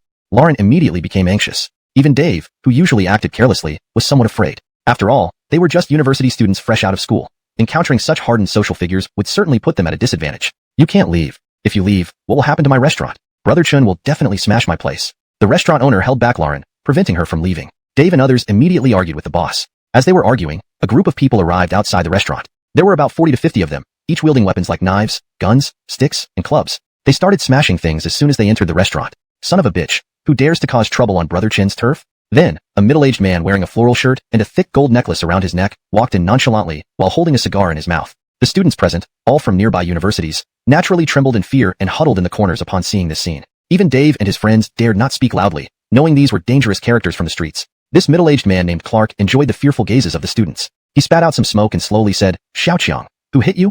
It's them. Huang Mao Braxton immediately pointed at Dave and the others. Since you dared to touch my people on my turf, you should pay the price. Clark sneered. A crowd of his minions swarmed forward. Wait, Brother Chin, right? Do you only bully the outnumbered? At this moment, Elliot stepped forward. Who are you, kid? Daring to obstruct Brother Chun from handling matters. Yes, we do bully the outnumbered. So what? If you have the guts, call your own people too. The group of minions mocked disdainfully. Elliot smiled slightly. Don't worry, I already called for backup. They should be here within 5 minutes. Ha ha ha. In this part, a formation of officers marched in. Leading them was a 3-star general with piercing eyes. It was none other than Maurice, the commander of the Southeast Theater Command stationed in Modu District. Clank clank. Meanwhile, Clark's gang members dropped their weapons one by one, squatting down with their hands on their heads. This was their professional habit, showing how well trained they were. Clark instantly had a bad feeling. At this moment, Maurice surveyed the room, finally focusing on Elliot. Immediately, he jogged up to Elliot and saluted formally. Commander Maurice of the Southeast Theater Command and Motor reports for duty. Please give instructions. Suddenly, the entire restaurant fell silent. What the hell? A general showed up. Who the heck is this guy? Dave and others stared wide-eyed at Elliot, utterly astonished. They had just recognized their dorm leader, who apparently had connections so vast he could summon the Modu commander. Who the hell else is there? Clark's face had lost all its color, his eyes glazed over. Moments ago, he had challenged Elliot, asking what qualifications he had to fight him. Now, he wished he could bury his head in the sand. The gang members, including Braxton Gu, were trembling with fear, almost feigning death. Elliot looked at Clark and said, Brother Chun, you asked me if I had the qualifications to challenge you. Now, do I have them? With a thud, Clark fell to his knees pleading for mercy. Uncle Yuan, spare my life. I failed to recognize your greatness. Please let this be my first and last time. Elliot replied calmly, your underlings who know of Clark's crimes, step forward and testify against him. I'll let them go now. Otherwise, they'll all be taken back. Immediately, the gang members betrayed Clark, recounting his various crimes over the years, such as how he extorted nearby merchants through violent means, secretly operated a casino and a wine cellar, organized prostitution in certain bathhouses, and even coerced female college students into sex work or becoming his mistresses by lending them high-interest loans. These actions revealed Clark to be a despicable person preying on innocent people. You ungrateful dogs! How dare you betray me? Clark shouted furiously at his former allies. Commander, what should we do with this guy? Maurice walked up to Elliot and whispered. Elliot responded coldly. What else can be done with scum like him? Execute him on the spot and drag him out. Ah, on what grounds? Hearing Elliot's words, Clark was completely dumbfounded. Even if he was guilty, wouldn't he still need to go through the proper legal procedures? On what grounds would he be executed directly? Drag him out and execute him. Maurice conveyed Elliot's order. What about the rest? Elliot glanced at the remaining gang members, whose fear made them dare not meet his gaze. This is one formidable figure. Who dares to provoke him? Hand them over to the local police. No such gangsters should exist from now on, Elliot stated calmly. Chapter 57. This is the charm of money. The incident ended with the downfall of Clark's team. Elliot and his 3 companions returned to school together. Hilton was delighted as he managed to add Hiltonia's WeChat. What excited and intrigued them most was Elliot's identity. Boss, you're awesome. You can even mobilize the border defense troops in Shanghai? Could it be that Boss is a mysterious prince from Beijing? Come on, Boss, tell us. Hilton and the other 2 asked curiously. Elliot said coolly, my identity is confidential. Don't speculate. Anyway, I'll take care of you guys in the future. Hilton rubbed his hands together and declared, from now on, I will follow you, Boss, forever and always, until death. Timothy also saluted and pledged, me too. Knox followed suit, me too. Only when Elliot and the others got back to school did they remember there was the first class meeting that evening. So the 4 rushed to the teaching building. Sorry, we're late. When Elliot and his 3 friends arrived at the self-study classroom, it seemed that all their classmates were already there. Elliot was in class 1 of grade 24, business administration major, with a total of 28 students. No problem, just pay attention next time. We've been waiting for you. Find a seat quickly. We're about to start the election of class officers. Standing on the platform was their class mentor Adriana. By class mentor, it usually means senior students, either male or female, who guide freshmen. After all, there are only so many counselors in one department, and they are generally very busy, so these seniors are assigned some basic tasks and get some credits in return. Hick is a hick, without any sense of time. Exactly, it seems like this is their first time coming to Shanghai, and they're all disoriented. How embarrassing. Oh, I certainly don't want to study and self-study with such hicks in the future. What bad luck. As Elliot and the 3 prepared to sit down, they heard the ridicule and whispers of their classmates. Hilton glared fiercely at those talking, but they didn't seem to care at all. Alright, all 28 students of our class 1 of grade 24, business administration, are here. Let me introduce myself. I am your class mentor Adriana. If you have any problems in life or study, feel free to ask me. Today, we need to elect class officers. As a class community, we need to complete 4 years of college studies together, so class officers play leading and organizing roles. Of course, each class officer will also need to dedicate more time and energy. Now think about what role you want to take on, and then we'll start the election. Class mentor Adriana wrote 10 positions for class officers on the blackboard, including class president, discipline secretary, academic affairs secretary, publicity secretary, physical education secretary, and many more. Whispers started spreading below. This time, all local Shanghainese should occupy all 10 positions. We can't let these out-of-town hicks grab even one slot.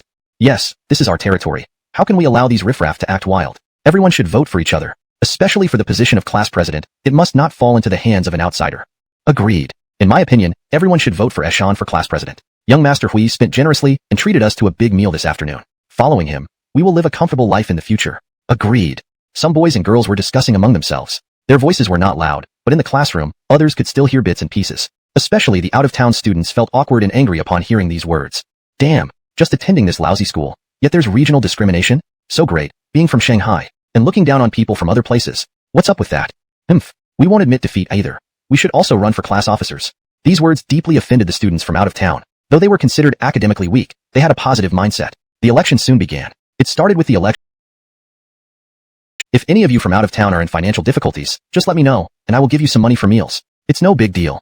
Eshan spoke arrogantly as soon as he got up, even with a condescending tone. This made the students from other regions feel even more uncomfortable. But Eshan didn't care. He thought his position as class president was secure. Then, Elliot went up to the stage. Hello everyone. My name is Elliot. Although my family isn't as wealthy as Eshan's, if you choose me as the class president, I am willing to put forward 1 million yuan as the basic class fund. We can use it for future class gatherings, trips, or social activities. While Eshan had been bragging about his wealth, Elliot was genuinely ready to offer money. It immediately became clear who was more sincere. This made Eshan's face fall instantly. Humph. Can a country bumpkin really come up with 1 million? Eshan was very unconvinced. However, Elliot immediately showed the class his WeChat balance. Adriana said immediately, indeed, Elliot has this financial capability. Although I don't endorse this style of campaigning, it is your class's decision, so I won't intervene. Now, let's start voting. Then, the final round of voting began. The result was that Elliot won overwhelmingly with 18 votes against Eshan's 10, successfully becoming the class president. Even some local Shanghainese students defected to support Elliot. This was the charm of money. Money really can training. At 8 in the morning, all freshmen, dressed in green combat uniforms, gathered on the playground. School leaders started giving speeches about military training. However, at this moment, the leaders on the stage suddenly got agitated. Fellow students, our military training will be personally supervised and guided by Commander Huang of the Shanghai Border Defense Forces. Everyone, give a warm welcome. The dean announced this news immediately. Subsequently, Maurice, under everyone's gazes, climbed onto the platform and gave an official speech. What the heck is going on? Our school's military training actually attracted the commander of the local garrison? My god, I've never seen this happen before. Not even at Shanghai University. Our trashy school can have such moments of glory? Awesome, awesome, totally awesome. Students below the stage exclaimed in surprise. Only Maurice himself knew why he was here. This freaking National Protection War hero arrived in Shanghai. He, as the local commander, certainly did not want any trouble. These drill masters were all soldiers under his command. If anything happened, he, as the commander, wouldn't be able to take the blame. Therefore, Maurice decided to stay at the Shanghai International Business and Economics College for the next 2 weeks. Soon, the dull procedures ended. All students formed a square array according to classes and started their military training life. In Elliot's class, their drill master was a tall, thin man with dark skin. I am your drill. Why can Humphrey rest? They didn't practice better than us. Bullshit. Humphrey must have used some tricks. Randy and others felt indignant. Suddenly, Jamal walked in front of Elliot. You, step out alone? Afterward, Jamal began to train Elliot individually. However, Elliot's movements were all very standard, without any flaw. Your goose step isn't standard enough. Punish yourself with 50 push-ups. Execute it quickly. Jamal could not find a significant reason, but still said firmly. His tone was fierce, coupled with his stern look. He did not believe a freshman would dare defy the drill master. Elliot squinted his eyes. He had actually noticed Jamal's targeting much earlier. Now it was clear that Jamal had been bought off by Humphrey. So, he didn't comply. What are you doing? Execute the order. Did you hear me? If you don't do it, everyone will be punished. 50 push-ups for each person. Jamal used collective punishment to threaten Elliot. How much did Humphrey pay you? Elliot said bluntly. What did you say? Jamal's expression changed. I asked why you choose to be a lackey for someone else, Elliot mocked. You dare to insult me. You're asking for it. Jamal flew into a rage and swung his fist at Elliot. Bang. Elliot caught his fist, making him unable to move an inch. Look, Elliot is fighting with the drill master. Haha, great. If there's a conflict, Elliot is in big trouble. Indeed, causing trouble on the first day of training means at least a disciplinary action. This time even Commander Huang is here. The school leadership might expel him directly. Humphrey and others couldn't help but laugh when they saw this. You still dare to fight back. Looks like you don't want to study anymore. Jamal sneered. But Elliot stopped talking nonsense and immediately used Ma Dong-suk's secret technique. The divine palm strike. Slap. For pretending. Slap. For taking money. Slap. For being unreasonable. Elliot's palms had a dizzying effect, leaving Jamal thoroughly dazed. Someone is hitting the drill master. Help. Unruly. Seeing Elliot act, Humphrey and others shouted excitedly, immediately drawing attention. Especially Maurice, who rushed over right away. The school leaders followed closely behind. Ha ha ha, look, Commander Huang and the school leadership are here. Elliot is in trouble now. Humphrey and others already imagined Elliot being expelled. What happened? Maurice arrived and immediately asked sternly. Commander, he hit me. Jamal reported first. But Elliot said, I suspect he took bribes and specifically targeted students. He doesn't deserve to be a drill master. Chapter 59. Miriam? Shania, is Elliot an idiot? Does he still think Commander Huang will believe his lies? Yeah, Instructor Jamal is Commander Huang's man. How could he possibly favor an outsider? Isn't this self-defeating? Humphrey and others sneered. Even Jamal thought so himself. However, Maurice coldly ordered, drag this guy away for thorough investigation. If it's true, dishonorably discharge him immediately. Furthermore, assign a new instructor. Maurice was trembling inwardly at this moment. The more one worries about something, the more likely it is to happen. What's that called? Murphy's Law? Anyway, Maurice was infuriated. Others might not know Elliot's identity, but he did. This was an existence that even the elders' deliberation hall had to look up to. An imperial general capable of commanding the 3 armies.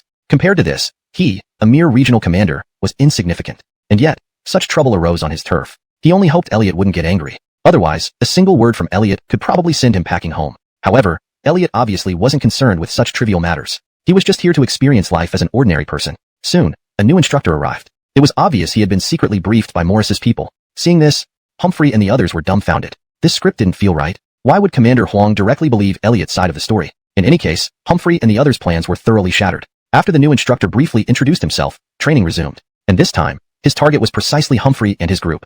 After a day of training, everyone was exhausted. Dave, however, was excited. Boss, you're amazing. Today's training session will definitely strip layers off Humphrey. Timothy also said, Humphrey probably wouldn't have guessed in a million years that even Commander Huang has to listen to you.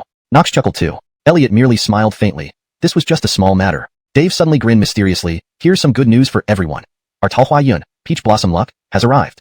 Remember the beautiful waitress from yesterday's Sichuan restaurant? She's a senior from the arts college who wants to treat us to a meal to thank us. And she's bringing the other sisters from her dorm. It's arts college. All gorgeous beauties. Guys, what do you think? Pretty sweet, right? Upon hearing this, Timothy and Knox's eyes lit up. Only Elliot remained calm as ever. At the same time, Shanghai Arts College, Hiltonia's dormitory. Yin, are you sure you want to have a gathering with those junior students from the nearby specialized school? Roommate Krista asked while fixing her bangs. Oh come on, eyes studied each other. As dance majors from arts college, the four girls boasted top-notch figures and looks, making Dave and the others gawk. Their hearts thumped wildly, as if ready to leap out. Especially Miriam. She was simply breathtaking. After a brief introduction by Hiltonia, everyone got to know each other. Vivian's gaze immediately locked onto Dave. She was drawn to his towering height and well-built muscles, her eyes sparkling with admiration, and Dave also felt her heated stare. The two were instantly attracted to each other, exchanging flirtatious glances. Meanwhile, Krista directed her attention toward the least noticeable four-eyed Knox, her eyes even revealing a hint of affection. Knox stood at about 1.7 meters, while Krista was 1.73 meters, slightly taller than him. But Krista had a special fondness for Knox. Hiltonia favored the elegant and refined Timothy. As for Elliot, Hiltonia didn't dare to entertain any thoughts, as the power he displayed that day was truly terrifying. And then Elliot and Miriam met each other's gazes. In that moment, it seemed like they forgot everything around them. Have we met somewhere before? Miriam asked proactively. Yes, perhaps in a dream, Elliot replied with a smile. He had already recognized her. His Shania. Shania was one of his 9 beloved consorts from the past, who, though not extraordinarily powerful, possessed exceptional talent and beauty, always silently supporting Elliot. Now, the third of his consorts had appeared. You're really interesting, Miriam smiled at Elliot's teasing, showing no repulsion whatsoever. This scene left Hiltonia and the other two girls utterly shocked. Miriam was known as an ice queen at school, hardly speaking to any boys except during her live singing performances. Boys who approached her always left disappointed. But this time, Miriam actually initiated conversation, and she didn't refuse Elliot's teasing. It was surreal. Could Elliot be Miriam's true love? Hiltonia scrutinized Elliot again. She knew Elliot wasn't ordinary, but Maurice had warned everyone present that day not to reveal what happened, or they would face consequences. Thus, she didn't dare bring up that day's events. Could Elliot really possess some extraordinary charm? Chapter 60 Envy of All. The gathering meal was very harmonious. Everyone had a wonderful time, laughing and talking. Elliot and the others returned to the dormitory. Boss, you're really awesome. That beauty just now was absolutely stunning. Only Boss's charm could catch the eye of the most beautiful girl. I checked just now. That beauty is also an internet celebrity, with 10 million followers. Boss, you're really... I just felt close to him. Even though we only met a day ago, I have an intangible trust in him. It's hard to describe, but anyway, I feel good about him. Lauren and the two girls were astonished. Wow, Gio is actually falling in love. If this gets out, many men will be heartbroken. Ha ha ha, Gio, your fans will probably jump off buildings. The next day, early morning, Elliot and the four of them woke up and came to the school store, preparing to buy some breakfast before heading to military training. They encountered a few girls from the class. Class president, I forgot my meal card. Can you swipe for my breakfast? A dimpled girl came up and said. Her name was Evangeline, also from Shanghai. She had been very hostile towards Elliot and the others before. But after the incident with Elliot and the instructor, she sensed that Elliot was extraordinary. Thus, she decided to get closer to Elliot, even willing to give Elliot a chance to pursue her. Hence, today's request. No meal card, no cash? Elliot immediately refused without a second thought. Having been a combat soldier, he didn't believe in repeating past mistakes. Humph, so stingy. You don't appreciate when given a chance. Evangeline coldly huffed and paid with cash right away. After Elliot and the others left, Evangeline opened Zaya Hongshu and started complaining. Fellows T. My goodness. Whose girlfriend is this? So lucky? The crowd immediately became restless. As the four girls approached, someone recognized Jacqueline. Isn't that goddess Jew? Really? It really is her. Isn't she from the art college? How did she come to our school? Is she here to deliver iced milk tea too? My goodness. Could she have a boyfriend already? From our school? Many boys let out wolf whistle-like sounds. At this moment, Jacqueline and the others had arrived at Elliot's class. Everyone, take a break. The drill master was also very understanding and promptly gave the order for a rest. Jacqueline and the three other girls then handed out the iced milk teas. Here's your cheese grape flavor. Jacqueline flashed Elliot a sweet smile. That smile was practically sweet to the heart. This scene made everyone envious, especially Humphrey. Seeing Jacqueline deliver iced milk tea to Elliot, he felt an intense surge of envy and resentment. He was so thirsty, but he was even more angry. Competing for class president, he couldn't match Elliot. Now, an absolutely beautiful girl like Jacqueline was delivering iced milk tea to Elliot. He couldn't accept it. My family has billions of assets. Why should I be jealous of this guy getting iced milk tea? And Evangeline, witnessing this, was also greatly shaken. She had thought that with her beauty, she could easily handle Elliot. But now, this young man was named Paco. a descendant of one of the 10 major families in Modu City, the Housedong family. His lifelong dream was to become an elite martial artist. Unfortunately, his talent was too mediocre. Even with the substantial resources from the Housedong family, he was only a 3-star martial artist now. His other dream was to marry Beatrix. When Beatrix first gained popularity online, she was noticed by Paco. From that time onwards, Paco had always been Beatrix's top supporter. Every tip started from several hundred thousand. It could be said that without Paco's support, Beatrix wouldn't have gained 10 million fans in just 2 years. Therefore, in Paco's eyes, Beatrix was the woman he would protect for life. How could he tolerate anyone getting close to her? Elliot sighed. Just having finished the morning military training, everyone returned to the classroom to rest after lunch. However, while everyone was taking a nap during the noon break, someone violently kicked open the classroom door. Who was Elliot? Step out for me, Paco said arrogantly. The video poster tagged the school and location, so it didn't take long for Paco to find Elliot after a little inquiry. So, he found Elliot's class without much difficulty. Isn't this Mr. Housedong? It's him. It's him. I've seen his videos before. He's a famous rich second generation in Modu, reportedly with an extraordinary family background. He seems to be a loyal fan of Beatrix, constantly supporting her. No wonder he's here looking for Elliot, probably seeking revenge. I heard Mr. Housedong is also a martial artist. Elliot is going to be in trouble. Some local students from Modu who saw Paco were very surprised. Paco himself was also an internet celebrity, often sharing videos of his martial arts practice on a short video platform, along with his beloved luxury watches and sports cars, and he had over 1 million followers. Thus, quite a number of people knew him. Seeing someone trying to cause trouble for Elliot, Dave and others wanted to stand up, but Elliot stopped them. Any issues? Elliot stood up and asked Paco. Follow me outside. Paco beckoned Elliot with his finger. Elliot smiled slightly at the corner of his mouth and walked out. They moved to the corridor. Regardless of who you are, starting today, stay a step away from Ruagio. Otherwise, humph. Paco threatened directly. Elliot raised an eyebrow slightly upon hearing this and laughed. Oh, otherwise what? Paco twisted his neck and squeezed his fists, making a series of cracking sounds, and sneered. Otherwise, I will beat you until you can't take care of yourself for life. Do you know about martial artists? Though, for someone like you, a country bumpkin, not knowing isn't strange. 2 months ago, the explosive North Border battle, which went global, have you heard of it? A miraculous person, by sheer force alone, destroyed the Edison Gate and saved our Dragon Flame Empire. Now, this incredible person has been venerated as the divine marshal of our country and ennobled as the guardian duke. But due to the peculiarities of this great person, all identity information is kept confidential. And I will definitely become a person like the divine marshal, standing at the pinnacle of martial arts. The more Paco spoke, the more agitated he became, seemingly already envisioning himself becoming a martial legend. He was not naturally gifted, but was obsessed with martial arts. Since the day Elliot killed the Edison patriarch, he was captivated by that globally sensational live broadcast. Elliot also became his idol, and he swore to become a super martial expert like Elliot. Elliot becoming the divine marshal and guardian duke was classified information, but since the Housedong family was among the top clans, they did receive some secret news from Jingdu. Therefore, Paco knew about it too. Upon hearing these words, Elliot couldn't help but laugh. So, you're a fan of the divine marshal? Paco nodded very seriously. Exactly. I will follow the divine marshal as my master, and once he imparts all his skills to me, the Dragon Flame Empire will be protected by me. After listening, Elliot couldn't help but want to laugh. What if I tell you that I am thoroughly stunned? His heart was tossed like a stormy sea. No way, brother. You really are the divine marshal. Divine marshal, please take me as your disciple. With a thud, Paco fell to his knees before Elliot. Now, do I match up with Ruagio? Elliot asked with a smile. Absolutely. The divine marshal and Ruagio are a perfect match. A heaven-made pair. An ideal match. Top-notch match. I wish the divine marshal and Ruagio everlasting love and many children. Paco immediately switched into fawning mode, his face full of flattery. Joking. Competing for a woman with the divine marshal? Isn't that just asking for death? Chapter 62. Swear to die with the whole family. Everyone, I'm going live. Here's some great news for everyone. The disappointing guy who I complained about offended a well-known rich second-generation local figure today. Now he's in big trouble. Let me take you all to see what kind of miserable outcome awaits this disappointing guy. When Evangeline saw Paco coming to cause trouble for Elliot, her heart suddenly leaped with joy. Elliot's rejection had greatly embarrassed her, so she wanted to see Elliot suffer. Sure enough, she immediately took out her phone and started a live broadcast on Zaimashu. Soon, many of Evangeline's fans flooded in, all leaving comments criticizing Elliot. One who asked could become a disciple. It would be too easy for someone of his caliber as the Celestial Emperor. He had principles. However, Paco was not disappointed. He believed in sincerity and perseverance breaking through anything. One day, he would surely succeed in becoming a disciple. Therefore, he directly returned to the Housedong family estate. Dad, give me money. Give me money. Paco shouted loudly as soon as he entered. Noisy brat. Where's your manners? Out of money again? Didn't I just give you 30 million as pocket money last time? Paco's father, Ian, looked utterly frustrated. To support his son's martial arts dreams, the family had invested billions. It could be said that the Housedong family had spoiled Paco quite a lot. 30 million is not enough. Maybe 300 million? That might be enough.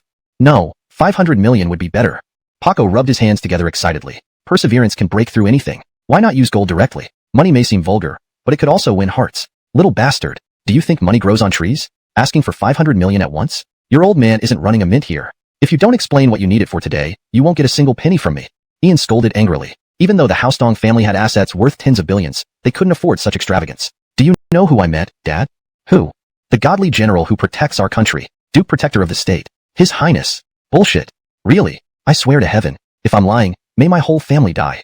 Ian thought, you want to die? Don't drag me along. Ultimately, after much nagging and begging, Ian finally gave him 500 million. There was no other reason. Paco was his only son. Though 500 million was not a small amount, the Housedong family could afford it. But Ian didn't believe what Paco said. After all, the godly general was now a legendary figure. How could he randomly appear as a student at a specialized college in Macho? Was he bored or what? So, Ian decided to investigate secretly what his son was actually doing. On Elliot's side, after another afternoon of military training, everyone went to the public bath. When they came out, they suddenly noticed a row of luxury cars parked at the entrance of the bathhouse. There were Ferraris, Lamborghinis, McLarens, Koenigsegg, and Rolls-Royces. General, I'd like to invite you and your friends for dinner. Paco stood respectfully aside with a smile on his face. Dave and the others were all stunned. At noon, Paco had still come to cause trouble for Elliot. How did the situation change so quickly? For a moment, they all cast eager looks at Elliot. After all, which man could resist the allure of sports cars? Besides, after a day of military training, their stomachs were growling with hunger, and a lavish meal was just what they needed. Elliot noticed Dave's thoughts and said, let's get in the car. Thus, the few of them separately got into the sports cars, speeding off down the road. Soon, the convoy arrived at the city center's 101 building. The 101 building was the name of this skyscraper, standing 101 stories tall. It was a landmark structure under a well-known conglomerate. On the top floor was an upscale revolving restaurant. Only those who paid exorbitant membership fees had the privilege to dine here. A single meal here would easily cost tens of thousands. This was the pinnacle of luxury. My goodness, this is the first time I've been to such a high-end place. Same here. I wonder if I'll have the means to come back for a meal after graduation when I earn $3,000 a month. That probably won't be enough. I bet a meal here costs no less than $10,000. Heaven, their signature dish is priced at $28,888. A bottle of foreign liquor costs several hundred thousand. Dave and the others were also taken aback by the sights before them. Some people are born in Rome. Some are born as cattle or horses. Without Elliot, perhaps they wouldn't ever have the chance to dine here. Paco ordered a table full of dishes and 2 bottles of wine, totaling nearly 1 million yuan. During the meal, Paco fully assumed the role of a junior, serving tea and water while maintaining a lively atmosphere. Even towards Dave and the others, he wasn't stingy with his flattery. Elliot understood the reasons behind Paco's actions. However, these efforts alone weren't enough to qualify him as a follower of Elliot. He needed to show more sincerity. After having their fill, Paco, emboldened by the alcohol, knelt down again in front of Elliot. Divine General, please take me as your disciple. I truly wish to cultivate the martial path and become a powerful warrior to protect our Dragon Flame Empire. Please fulfill my dream. Chapter 63. You can only be number 6. Here's my tuition, 5 billion. Paco respectfully handed over a card that was black and gold in color. This was the Black Gold Supreme card used by 28 countries. One needed a certain background to obtain this type of bank card. This Black Gold Supreme card not only allowed one to gain certain special privileges, but also access to specific venues. It was a kind of privilege. Elliot looked at Paco with some surprise. He didn't expect him to be so sincere this time. Hilton, Timothy, and Knox, who were standing beside him, stared with wide eyes at the scene before them. 5 billion. That was 5 billion. They envied him to death. If it were them, they would have taken the 5 billion without hesitation. This sum of money was enough for them to live lavishly for a lifetime. But Elliot didn't even lift an eyebrow. Elliot said indifferently, I don't take disciples. Even if I did, with your talent, you're not qualified to be my disciple. But I wouldn't mind taking on a little brother. Occasionally, I could give you some pointers. I need to make it clear that being my little brother requires absolute loyalty to me and following my orders for the rest of your life. Can you do this? Upon hearing what Elliot had said, Paco nodded excitedly. I am willing to follow Commander-in-Chief Yi. Only then did Elliot reluctantly accept the 5 billion Black Gold Supreme card. Though money was just a mundane thing to him, he was short of cash now. His mother gave him only tens of thousands of dollars as pocket money every month since the Yi family was very strict. If Elliot really needed money, these few billion wouldn't even be enough. Ha ha ha, congratulations, boss. Another little brother. Little Housedong, from now on, you'll be number 5. That's right, number 5, call your 4th brother. Hilton and the others were also very happy. Elliot's little brothers were also their little brothers. With Paco as their little brother, wouldn't everything go smoothly? 2nd brother. 3rd brother. 4th brother. Paco understood well and addressed everyone as brothers. Wait, you're not number 5. You can only be considered number 6. Elliot interrupted. Cedric was also Elliot's little brother, and he had been accepted earlier. If Cedric was counted as number 5, then Paco could only be number 6. Number 6? No problem. I'm number 6, which is great. Paco was unconcerned. As long as he was Elliot's little brother, it was enough. After all, he was the little brother of the divine marshal who protected the country. What an honor. Paco. Just when Elliot was accepting Paco as his little brother, a man wearing burgundy suit hugged a sizzling beauty and slowly walked towards them. When Paco saw the man, his expression immediately darkened. The man was his archenemy. He was also the young Master Ganon from the Sun family, one of the 10 major families in M City. As fellow scions of noble families, the two always competed fiercely with each other. They had previously quarreled over a model for 2.5 years. Later, both of them became obsessed with martial arts and fought many times, winning and losing to each other alternately. Ganon, I don't have time to argue with you today. I have important guests here. Paco said sternly. He finally managed to cling to Elliot, and he didn't want to ruin the mood. Important guests? Are you joking? Just look at them. Their clothes appear like they came straight from street stalls, right? Country bumpkins. Yet they are your VIPs? Are you crazy? Ha ha ha. Ganon mocked unceremoniously. Ganon, clean up your mouth. They are all my brothers. If you want to fight, we can settle it another day. Paco said angrily. Haha, Paco, I was going to tell you since we've met here today. I have already broken through to become a 4-star martial artist. Moreover, thanks to my family connections, I have successfully entered the martial arts alliance. From now on, you will no longer be my match. Squashing you will be as easy as crushing an ant. Ganon spoke arrogantly. Upon hearing this, Paco's expression changed. He had been stuck at 3-star martial artist for 2 years. The transition from 3-star martial artist to 4-star martial artist was a significant milestone. Breaking through made one an elite among martial artists. Failing meant remaining a low-star martial artist. Finding a suitable internal cultivation method and successfully practicing it was indeed very difficult. Even with the abundant resources of the Housedong family, they couldn't help Paco break through successfully. Never did he expect Ganon to achieve this first. If Paco were to fight Ganon now, he would undoubtedly lose. After all, the gap between 3-star and 4-star was immense. What? No words to say? Do you still dare to challenge me one-on-one? Let me tell you, Paco. From today onward, whenever you see me, you have to call me sir. Otherwise, I'll beat you every time I see you. Ganon pointed at Paco's nose, humiliating him in public. Paco was extremely angry, clenching his fists tightly, ready to fight Ganon on the spot. But reason told him he couldn't win. Six brother, don't be afraid. Didn't you just break through to 4-star martial artist too? Just fight him. At this moment, Elliot, who had been calmly observing, spoke up. What? Boss, when did I? Paco turned back, puzzled.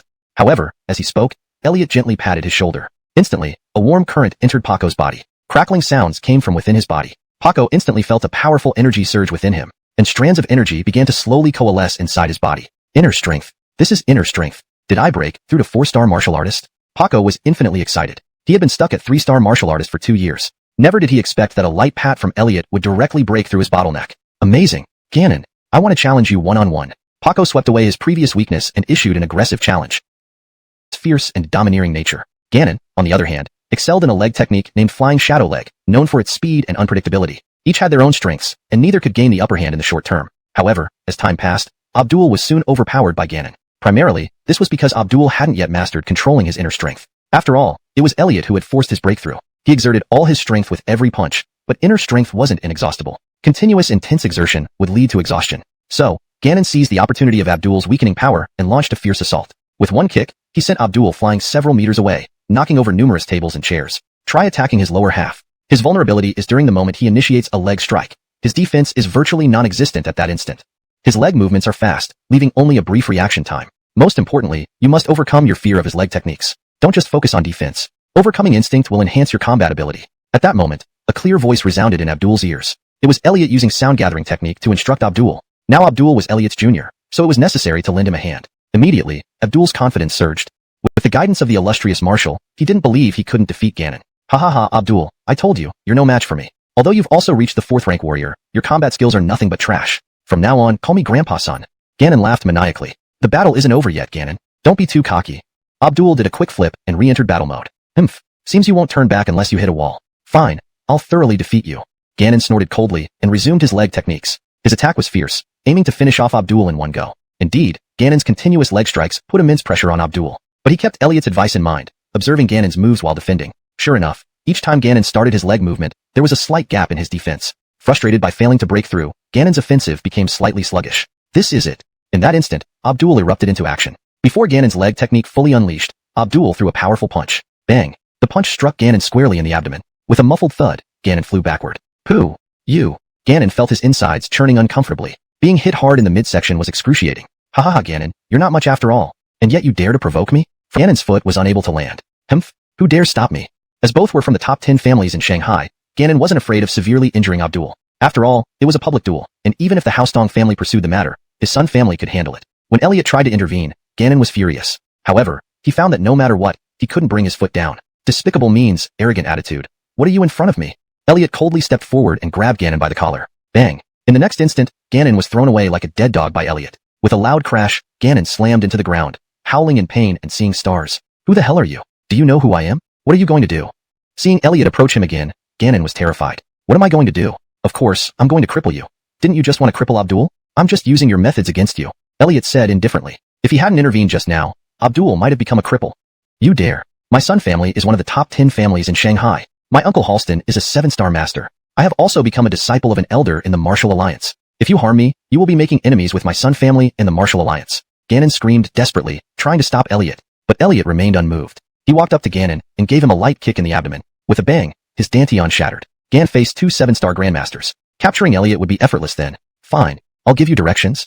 Ganon said grimly. Sun Family Estate. Located in the new district of Metropolis City. A detached villa estate like this would cost no less than 500 million. At that moment, Patriarch Carrie and second son Halston were entertaining Elder Igor from the Martial Arts Alliance. The Martial Arts Alliance was a super martial arts organization that developed over the past few years, absorbing all martial artists under heaven. Its background was incredibly mysterious, with many domestic and foreign forces associated with it, along with numerous secret funds being secretly injected. Nowadays, the Martial Arts Alliance was known by everyone in Jiangnan. Even some powerful aristocratic families were cautious about this rising giant. Some families even spent huge sums of money to join the Martial Arts Alliance. The Sun family was one of the 10 great families in Metropolis City, but they had gradually declined in recent years. Returning to their former glory seemed almost impossible. Therefore, they began considering the Martial Arts Alliance. They eventually spent a large sum of money to have Ganon become a disciple of an elder from the Martial Arts Alliance. Elder Igor, Hanrue is in your hands from now on. Carrie chuckled and raised his expensive tea. Elder Igor's guidance can make Hanrue at least a top 6-star martial artist in the future. Whether he can enter the realm of 7-star Grandmaster depends on his own destiny, Elder Igor said with a faint smile, stroking his goatee. The teaching ability of Elder Igor is indisputable, Halston praised alongside. Elder Igor glanced at him, second son. I heard that you have been getting close to the God of War Bureau recently? Remember, our Martial Arts Alliance has always been at odds with the God of War Bureau. The Martial Arts Alliance absorbed all martial artists, akin to poaching from the God of War Bureau. With their substantial funds, members joining the Martial Arts Alliance received corresponding rewards, satisfying top martial artists with money, beauty, and power. Halston gave an awkward smile, not particularly close. I have some acquaintance with the War God Chief of the Metropolis City branch, so we've met a few times. The Sun family was currently weak and was seeking opportunities for development. Both the God of War Bureau and the Martial Arts Alliance were options they considered. The Martial Arts Alliance was strong, but being a civilian force, it lacked the prestigious reputation of the God of War Bureau. I hope you know what's timely. Elder Igor said arrogantly. It seemed that in his eyes, the God of War Bureau was no match for their Martial Arts Alliance. Grandfather. Uncle. Save me. While they were chatting, Ganon's shouts suddenly came from the entrance of the estate. Elliot brought Ganon right there. The security personnel at the gate seemed non-existent. Elliot carried Ganon into the estate without hindrance. Carrie and the others rushed out of the reception room immediately. Who are you? Let go of my grandson. Let go of my nephew, or I will take your life. Carrie and Halston shouted together. Elder Igor remained silent with a stern expression. Elliot casually threw Ganon forward and clapped his hands, saying, You didn't teach this kid well, so I took it upon myself to discipline him. You shouldn't mind, right? You disabled my nephew? Halston caught Ganon and immediately checked him, only to find that his dantian was shattered and all his internal energy was gone. Ganon was the hope of the Sun family, relying on him to maintain relations with the Martial Arts Alliance. And now he was crippled. Both Carrie and Halston were shocked and furious. No need for talk. Daring to harm disciple of mine. Chapter Igor? You must be tired of living. Elder Igor coldly snorted and attacked directly. Bang. Light as a feather, he shot out like a cannonball. A powerful palm strike surged from between his palms. This palm technique, named the Mighty Mu Palm, was a martial art created by Elder Igor himself. The palm strike was incredibly powerful, as if it were a tangible force, hurtling straight toward Elliot. He was using his full strength, intending to kill Elliot with one palm strike. He dared to be so reckless because he had the backing of the Martial Arts Alliance. Attacking to kill without investigating the circumstances? Elliot narrowed his eyes, watching Elder Igor charge at him. Only when the palm strike was almost upon him did Elliot casually wave his hand, dissipating the force of the strike. In that split second of confusion on Elder Igor's part, Elliot slapped him across the face. Slap. One slap sent him sprawling to the ground. 9-star. War God.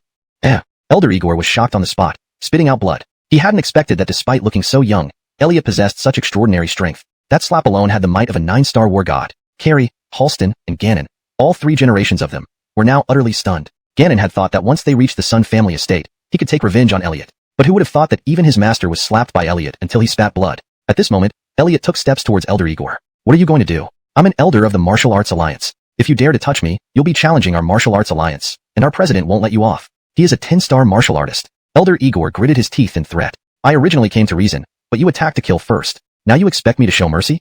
I'll send you to the War Bureau? Hold me responsible? That's truly absurd. This old man dared to attack me, which already amounts to capital punishment.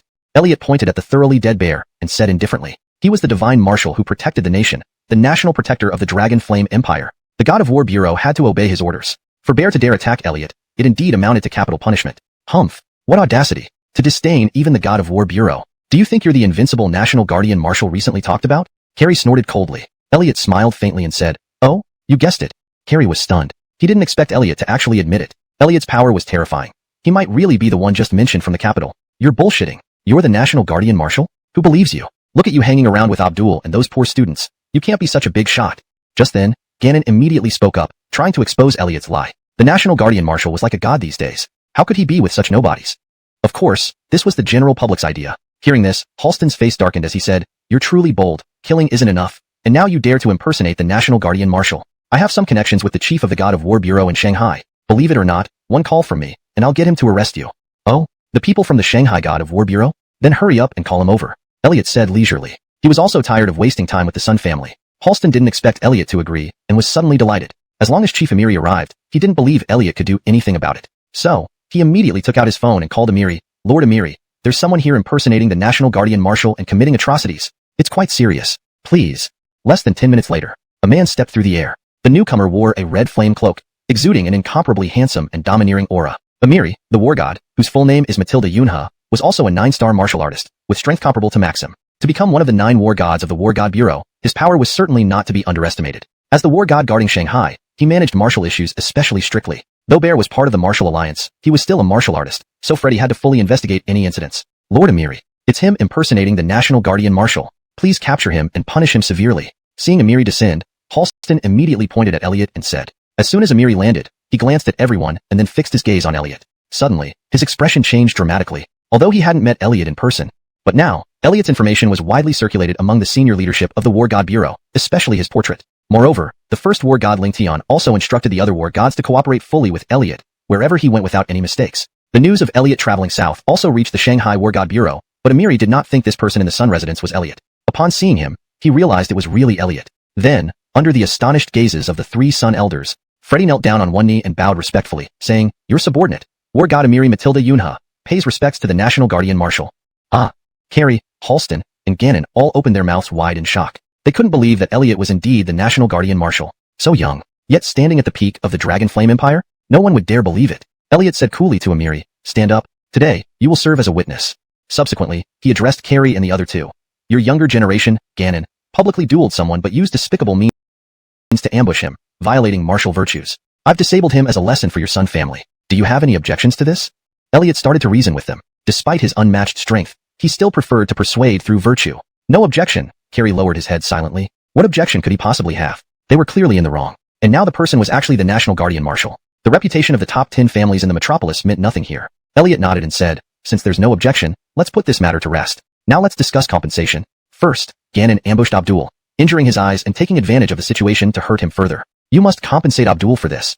Second, to help Abdul get justice, I've spent considerable time and effort on this trip to your Sun family. The loss from this also needs to be compensated by your Sun family. Additionally, just now, an elder from this so-called Martial Dao Alliance attacked me unexpectedly, giving me quite a fright. If it weren't for my capabilities, I might have lost my life at his hands. You must pay for this shock fee, or you can seek reimbursement from the Martial Dao Alliance. Lastly, your impolite words towards me earlier didn't quite reach the level of capital punishment, but showed severe disrespect. You must compensate me for emotional distress. In total, I won't ask for too much, 1 billion. Moreover, since Elliot acted, it could also be considered as the doing of the War God Bureau. Carrie then nodded in agreement. As long as it didn't involve his own family, everything would be fine. Subsequently, Elliot and Freddy left together. What's the deal with that martial arts alliance? Elliot casually asked. Although he generally did not inquire about matters, he was somewhat curious about this organization. The Martial Arts Alliance emerged 5 years ago, founded by several rogue martial artists. Back then, their highest level practitioner was only a 7th rank master. We at the War God Bureau did not take them seriously. In recent years, the Martial Arts Alliance has continuously absorbed funds, influence, and manpower, gradually growing into the formidable alliance it is today. The internal structure of the Martial Arts Alliance is quite complex now, involving shadows of major conglomerates and families, even receiving support from many foreign entities. Their financial and social resources are extensive. Now rumors suggest that the Martial Arts Alliance has a 10-star Earth immortal sitting in reserve, who seems to come from a certain hidden sect. Therefore, we are wary of the Martial Arts Alliance now, dare not easily provoke them. But with your presence, Martial Protector, nothing is an issue. While introducing these facts, Freddy didn't forget to flatter Elliot. Hearing this, Elliot felt that the situation in this international metropolis, Shanghai, was indeed complicated. If that's the case, aren't there more powerful forces among those hidden ancient martial arts sects? If they were to cause chaos, even the War God Bureau might not be able to handle it, Elliot queried again. Indeed, those hidden ancient martial arts forces are incredibly formidable, but fortunately, the ancient agreement exists, preventing them from appearing in the mortal world. Freddy continued explaining. Alright, I understand. Organize some information about the Martial Arts Alliance for me. I want to familiarize myself. Also, help me find these herbs. No matter where they are, notify me immediately once you get any news. Elliot assigned 2 tasks to Freddy. Yes, sir. Elliot returned to Building 101. Dave and the others were still eating, waiting for him. Boss, you're back? Boss, you're amazing. Boss, we also want to learn Kung Fu. Teach us some moves. Dave, Timothy, and Knox stared at Elliot intently, like lecherous old men beholding a beauty. They had just witnessed Abdul and Ganon's battle and saw Elliot's invincible prowess firsthand. This ignited their passion for martial arts, wanting to become unparalleled martial arts experts. I know you're all eager, but don't rush. The timing isn't right yet. When the time comes, I'll naturally teach you. Elliot sat down calmly. He could now pass on the cultivation techniques from Dave and the others' previous lives. But if Elliot completed his foundation establishment stage, he could directly transmit knowledge through divine consciousness or even directly restore their past memories using divine power. At that point, cultivating would be much easier for Dave and the others. Therefore, Elliot wasn't in a hurry. Everything needed to wait until he successfully completed his foundation establishment. Currently, Elliot was one crucial step away from completing the first layer of the Heavenly Emperor technique. He lacked 2 items, the Supreme Dragon Bone and the Imperial Foundation Pill. Only by possessing both items simultaneously could Elliot achieve perfect foundation establishment. The Dragon Bone was rare and unpredictable, and the Imperial Foundation Pill required 3 incredibly rare herbs, which were extremely scarce even in the 7 cultivation realms. What Elliot needed to do now was to utilize all channels and means to find these 3 rare herbs. Old 6, being a local from Shanghai, you should have better access to the herb markets here. Help me look for these 3 herbs and notify me immediately when you get any news. Elliot wrote down the 3 herbs, Sacred Cloud Fruit, Nile Lotus Seed, and Northern Abyss Grass. These were also the herbs he had requested Freddy to help find. Yes, boss. Paco immediately agreed. Being able to do things for Elliot was a great honor for him. The following days passed relatively peacefully. Elliot also smoothly completed the military training. However, Eshan and the other students from Shanghai were quite miserable, all tan like black pigs. Added to that was the conflict with Evangeline. Nowadays, the Maldon between Elliot's group and the local Shanghai people deepened. On the night when the military training ended, Norma Adriana found Elliot. Elliot, as the class representative, I must remind you that there are 2 important matters after the National Day holiday. The first thing is the welcome party organized by the college. Each class needs to contribute 1 program. As the class rep, you should coordinate well and strive to present a program that will bring glory to our class. The second matter is the welcoming basketball friendship match organized by our department. There are 6 majors and 16 classes in total, using an elimination system. Although it's a friendly match, getting a good ranking will also be an honor for the class, won't it? As the class rep, you need to mobilize and organize everyone. I heard that you had some conflicts with Eshan and other local students from Shanghai. That's not good. As a class rep, you must ensure harmony within the class. This is your responsibility. Well, I won't say more. These 2 matters, you must take seriously. If necessary, you can treat Eshan and the other students to a meal to ease the relationship. Listening to Adriana's advice, Elliot just nodded without saying much. That night, back in the dormitory, Elliot told his 3 Vivian from Lauren's dormitory. Timothy and Knox also supported this plan wholeheartedly. Subsequently, Elliot called Beatrix. Without hesitation, she agreed immediately. However, they still needed to discuss which specific performances to prepare. Having solved the issue of the cultural evening, what remained was the basketball friendship match. There was still some time for rehearsals for the cultural evening, but the basketball match was only days away. Among those in Elliot's dorm, Dave's basketball skills were the best, almost reaching school team level. Timothy's skills were average, just good enough for casual play. Knox didn't like basketball and rarely played, unable to even dribble properly. And Elliot had never really touched a basketball. He had only occasionally watched matches. Of course, as far as Elliot was concerned, it was simply a matter of getting the ball into the basket, and everything else wasn't an issue. F***CK. Even with all 4 of us, we're still 1 person short. Dave scratched his head. Their class had a total of 28 students, including 12 boys. Excluding Elliot's 4 members, the remaining 6 had all been swayed by Humphrey. The only one not influenced by Humphrey was a male student who was openly gay. After a moment's thought, Elliot said, if it doesn't work out, we'll have to ask Shayna. Who should go? Just the thought of that guy makes me shudder. Dave shook his body. Timothy remarked, I heard that Shayna likes muscular guys, second brother. Why don't you make a sacrifice? Come on, third brother. You're setting me up. No way, absolutely not. Dave shook his head decisively. Knox urged, second brother. This is all for farther brother's work. We need to cooperate. Isn't a small sacrifice worth it? Why don't you make the sacrifice, fourth brother?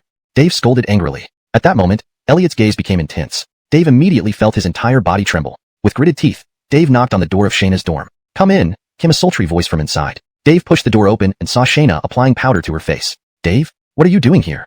Shayna glanced at him. Shayna, well, the college is organizing a basketball-friendly match, and as a member of our class, could you participate?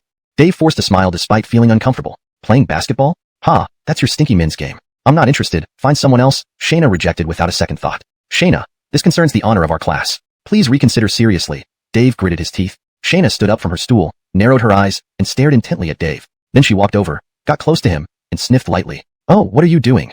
Dave was instantly terrified. Stinky man, so stinky, but I like it. Shayna murmured seductively. You want me to join the game, right? Without a price, it won't work. Seeing Shayna's eyes seemingly trying to devour him, Dave restrained his impulse to strike her. What price? I want one of your original flavored. Shayna pointed to Dave's crotch. F***CK. Dave cursed loudly but eventually chose to compromise. In the end, he traded one of his underwear pieces for the last team member. Evening study session. Humphrey suddenly sat next to Elliot. A smirk hung on Humphrey's coal-black face. How is it? My big class president ye. Still can't find anyone? No one supports you now, huh? If you're willing to give up the class president position to me now, I guarantee to make both the welcome party and the basketball match spectacular. Let's make our class famous. Elliot glanced at him and said, you don't need to worry about it. Go back to your seat, or I will mark you for breaking discipline. Keep up your act. I can't wait to see how you'll make a fool of yourself on the day of the match. Humphrey sneered and left. 3 days later, the Economics and Management Department organized freshman basketball friendship matches officially began. The purpose of this game was to promote communication between different majors within the department. There were 6 majors and 16 classes in total in the Economics and Management Department, with 3 classes for business administration, 3 for international trade, 3 for accounting, 3 for international finance, 2 for human resource management, and 2 for marketing. Exactly 16 classes made up 16 teams. Almost all freshmen from the Economics and Management Department gathered at the basketball court. Except for those playing on the field, everyone else came to cheer for their own class. Humphrey and Evangeline also arrived at the basketball court. They certainly didn't come to cheer for Elliot's team. Instead, they were here to watch Elliot's downfall. Our department belongs to the liberal arts category, but we do have some special admission students. The neighboring international trade and international finance majors seem to have several sports special admission students who are really good at basketball. Our first opponent seems to be Class 2 of international finance. This is going to be fun. Elliot, this arrogant guy, actually invited Shayna to play basketball. What a joke. Right? He refused to lower himself to us, not even treating us to a meal. When Shayna steps onto the court, it will probably make everyone laugh out loud, and our class will gain infamy. Who cares? It's Elliot's doing anyway. After all, he made us endure so much during military training. Humphrey and Evangeline continued chattering among themselves. At this moment, Elliot led Dave and others into the venue. They had all changed into jerseys printed with their class and names. Among them, Shayna was the most eye-catching due to his overly tight basketball uniform, and his walking posture was incredibly suggestive, swinging back and forth as he moved. Especially paired with his overly confident eyes, it was just too perfect. Chapter 69. I'll fight you to the end. Ha ha ha, look, Class 1 of Engineering Management has such talent? Truly laughable. This kind of person dares to play basketball? Do they really think it's a game for pretty boys? Is this person here just for our entertainment? As Elliot and others made their entrance, it immediately triggered bursts of laughter from many on-site spectators. The opposing team was Class 2 of International Finance, whose loudest laughter also functioned as a psychological tactic. Even classmates like Eshan and Evangeline couldn't help but laugh upon seeing Shayna's appearance. What are you laughing at? I'm giving my all for the class honor. Not like you cowards who don't even dare step onto the court.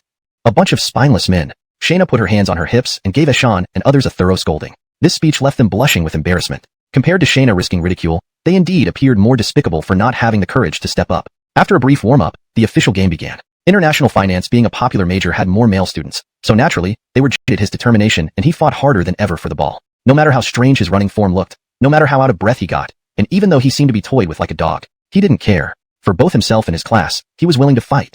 Juan, great job. Let me help you. Dave was also inspired by Shayna's actions and set aside his prejudices. Timothy and Knox also felt invigorated. Even the classmates watching, including Eshan, stopped mocking Shayna. You freshmen, squabbling over the position of class president.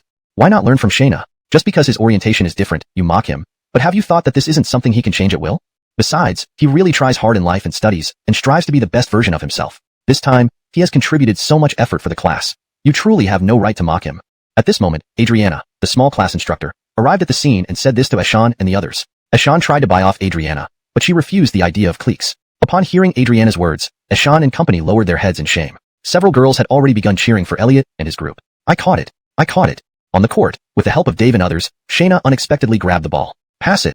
Elliot rapidly ran to the front court. Whiz. Shayna threw the ball to Elliot with all his might. After catching the ball, a tall figure blocked his path. It was none other than Hugh, the ace player of the international finance team. Standing 1.95 meters tall, Hugh towered over Elliot and radiated immense pressure. With me here, you've got no chance. Hugh sneered. However, Elliot completely ignored him and pulled up straight away. Shooting from here? Dream on. It's barely past the midcourt. Hugh showed no intention of blocking because the basket was too far. But in the next instant, he was proved wrong. Swish. The basketball sailed smoothly through the net. A super long three-pointer, swishing cleanly through the net. Is it that accurate? Hugh turned back in disbelief to witness this. Although Elliot only had an ordinary person's physique, his control over his body was already at a perfect level. The strength and angle of his shots were completely under his command. Even if he couldn't hit every single shot, he could achieve at least 90% accuracy. Wow, what a cool three-pointer. Super long-range three-pointer. Isn't this something only NBA players can do? Isn't this like a signature three-pointer? I didn't expect that seemingly weak Class 1 of Engineering Management could have such talent. This one shot caused many on-site spectators to exclaim in surprise. So cool, so cool, so cool.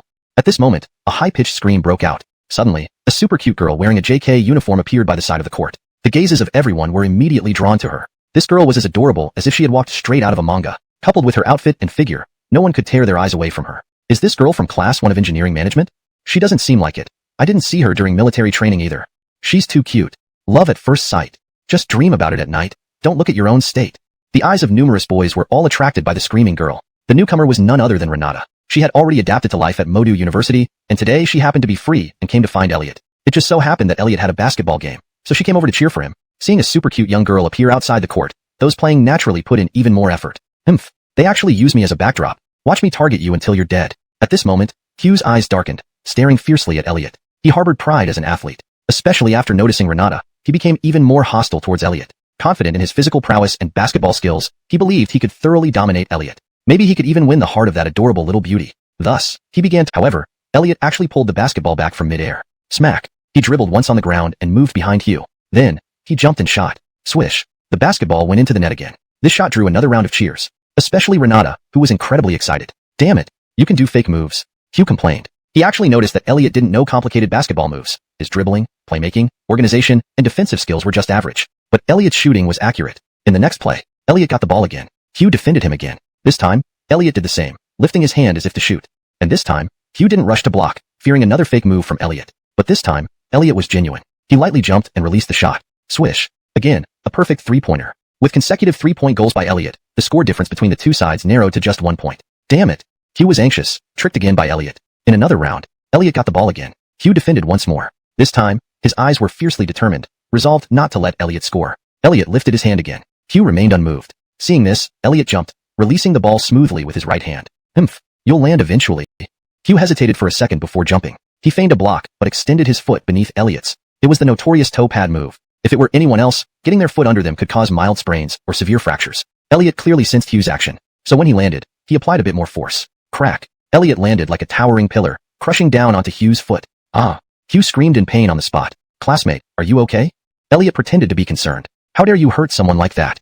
That's too much. Referee, he fouled. He should be sent off. Seeing Hugh injured, his teammates rushed over to reprimand Elliot. Move away. He was the one who put his foot under our captain. Now you're blaming our captain. Have you no shame?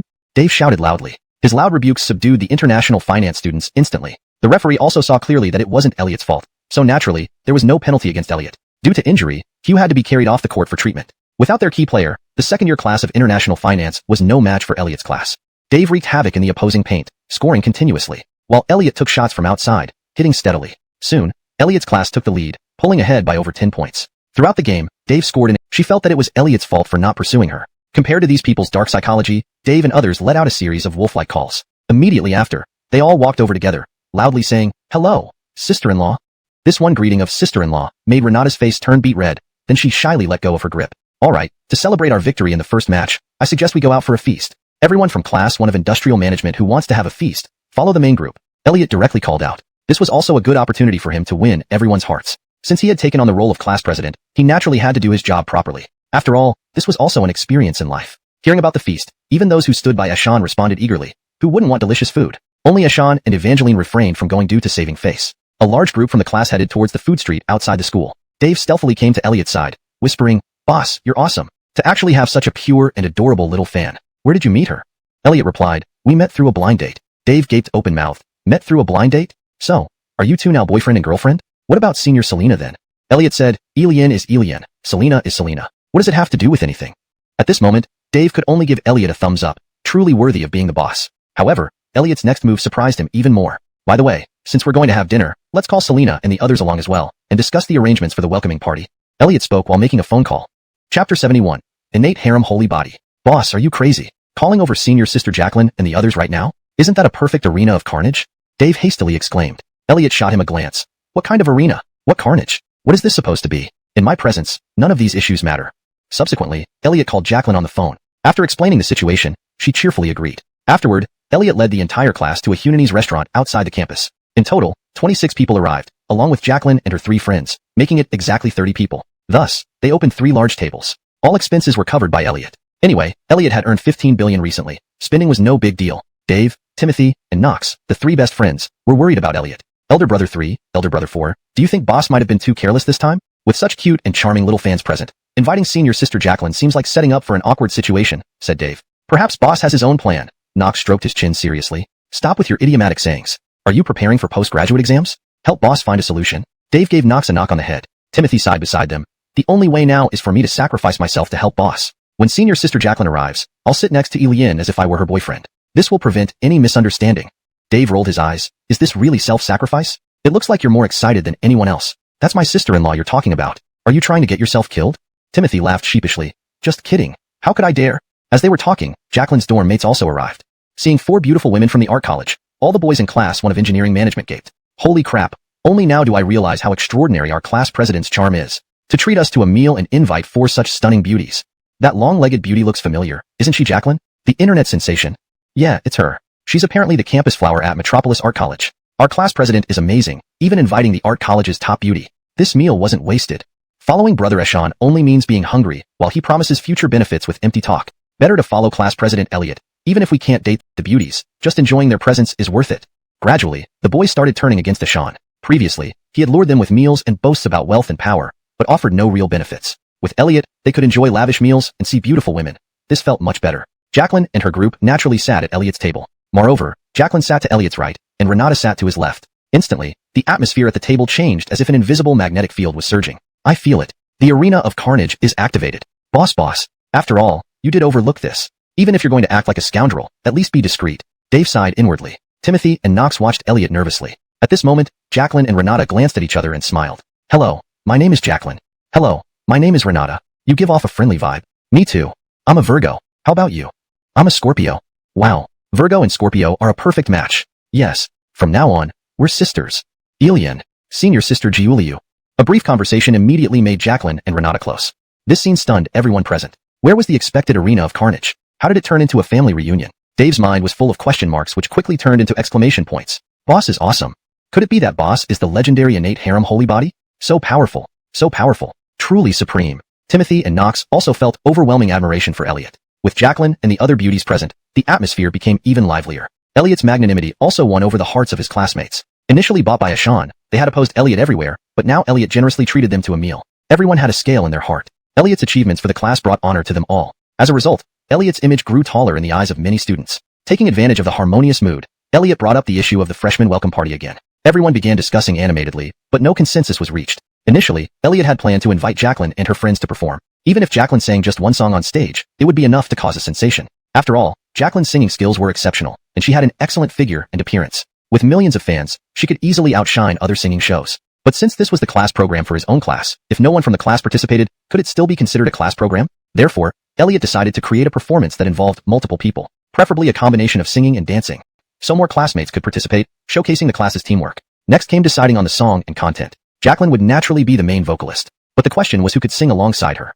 Everyone turned their gaze to Elliot. Now everyone could see that the relationship between Elliot and Jacqueline was special. Apart from Elliot, probably no one else could stand beside Jacqueline. I'm not good at singing, Elliot shook his head. If it were fighting, he would excel. But in this area, Elliot was inexperienced. How about this? We sing the most ethno-chic wind. This song is explosive enough to liven up the atmosphere, and you only need to go yo-yo-yo-yo check now, Jacqueline suggested after some thought. Although this wasn't her usual style, she was willing to go all out to help Elliot. Boss, this song works. You don't have many lines. You just need to look cool. At the performance, we can also add a dance routine. Isn't Subject 3 very popular on Douyin lately? We can include that too. Great idea. This act will definitely be a hit. I'll sign up. Me too. Count me in. With the song decided, the rest of the preparations became much simpler. Now that Elliot had won everyone's support, the classmates were willing to back his initiatives, making things run smoothly. However, Elliot now had an additional task. Memorizing the lyrics and practicing his moves. Thus, Elliot, the emperor feared by cultivators across the 7 realms, spent every night in front of the mirror, endlessly chanting, yo-yo-yo-yo check now. Chapter 72, Sacred Cloud Fruit. College life is colorful and diverse. Elliot also experienced the hustle and bustle, as well as the joy of an ordinary person. However, he did not forget his own goal. To stand at the pinnacle of this world as soon as possible would allow him to transcend beyond Blue Star sooner. Entering the 7 cultivation realms and suppressing the 36 clans was his true objective. One day, War Godamiri brought 2 pieces of news to Elliot. The first piece of news was about the information on the Marshall Way Alliance that had all been sent to Elliot's phone for him to read. The second piece was about the whereabouts of the 3 herbs that Elliot had asked for, among which the Sacred Cloud Fruit had appeared. At the same time, Old Sixth Marcel also brought news about the Sacred Cloud Fruit. In order not to attract attention, Elliot did not use the War God Bureau's connections. Instead, he prepared to obtain the Sacred Cloud Fruit through Marcel's channels. Boss, the Sacred Cloud Fruit will appear at the Tianxing International Auction next Sunday. Subsequently, Marcel introduced the Tianxing International Company to Elliot. This was an international auction company with branches all over the world. In the Dragonflame Empire, this auction company enjoyed a very high reputation and belonged to the top-tier auction venues. Alright, you arrange it. On Sunday, we'll go to the auction site together. To participate in the Tianxing International Company's auction, one needed to go through many verification processes, with account funds starting from at least 1 billion, preferably having some background relations.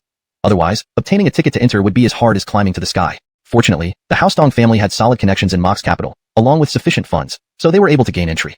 Sunday, Elliot and Marcel arrived early at the Tianxing International Auction House. This time, he brought 1.5 billion in funds. The sacred cloud fruit had little value to ordinary people but possessed the ability to heal the body, consolidate the foundation, and strengthen inner strength for martial artists. If used by alchemists to refine pills, it might have even better effects. For Elliot, the sacred cloud fruit could exert its strongest effect only in his hands, for refining the emperor rank foundation building pill. This time, his competitors should be those martial artists who wanted to enhance their inner strength. He only hoped that he could buy the sacred cloud fruit with money. If that didn't work, then he would have to use some special means. As the mighty Elliot, he wasn't a soft-hearted person. The emperor rank foundation building pill was what Elliot had set his sights on, and so was the sacred cloud fruit. Soon, the two entered the center of the auction venue. Before long, the auction started for the hidden treasures. At first, items being auctioned were mostly rare antiques, paintings, porcelains, etc. Items like the sacred cloud fruit were placed toward the end. Just as Elliot waited patiently, Marcel suddenly received several text messages. "Boss, it's not good. I received news that someone wants to prearrange the sacred cloud fruit." Marcel said anxiously.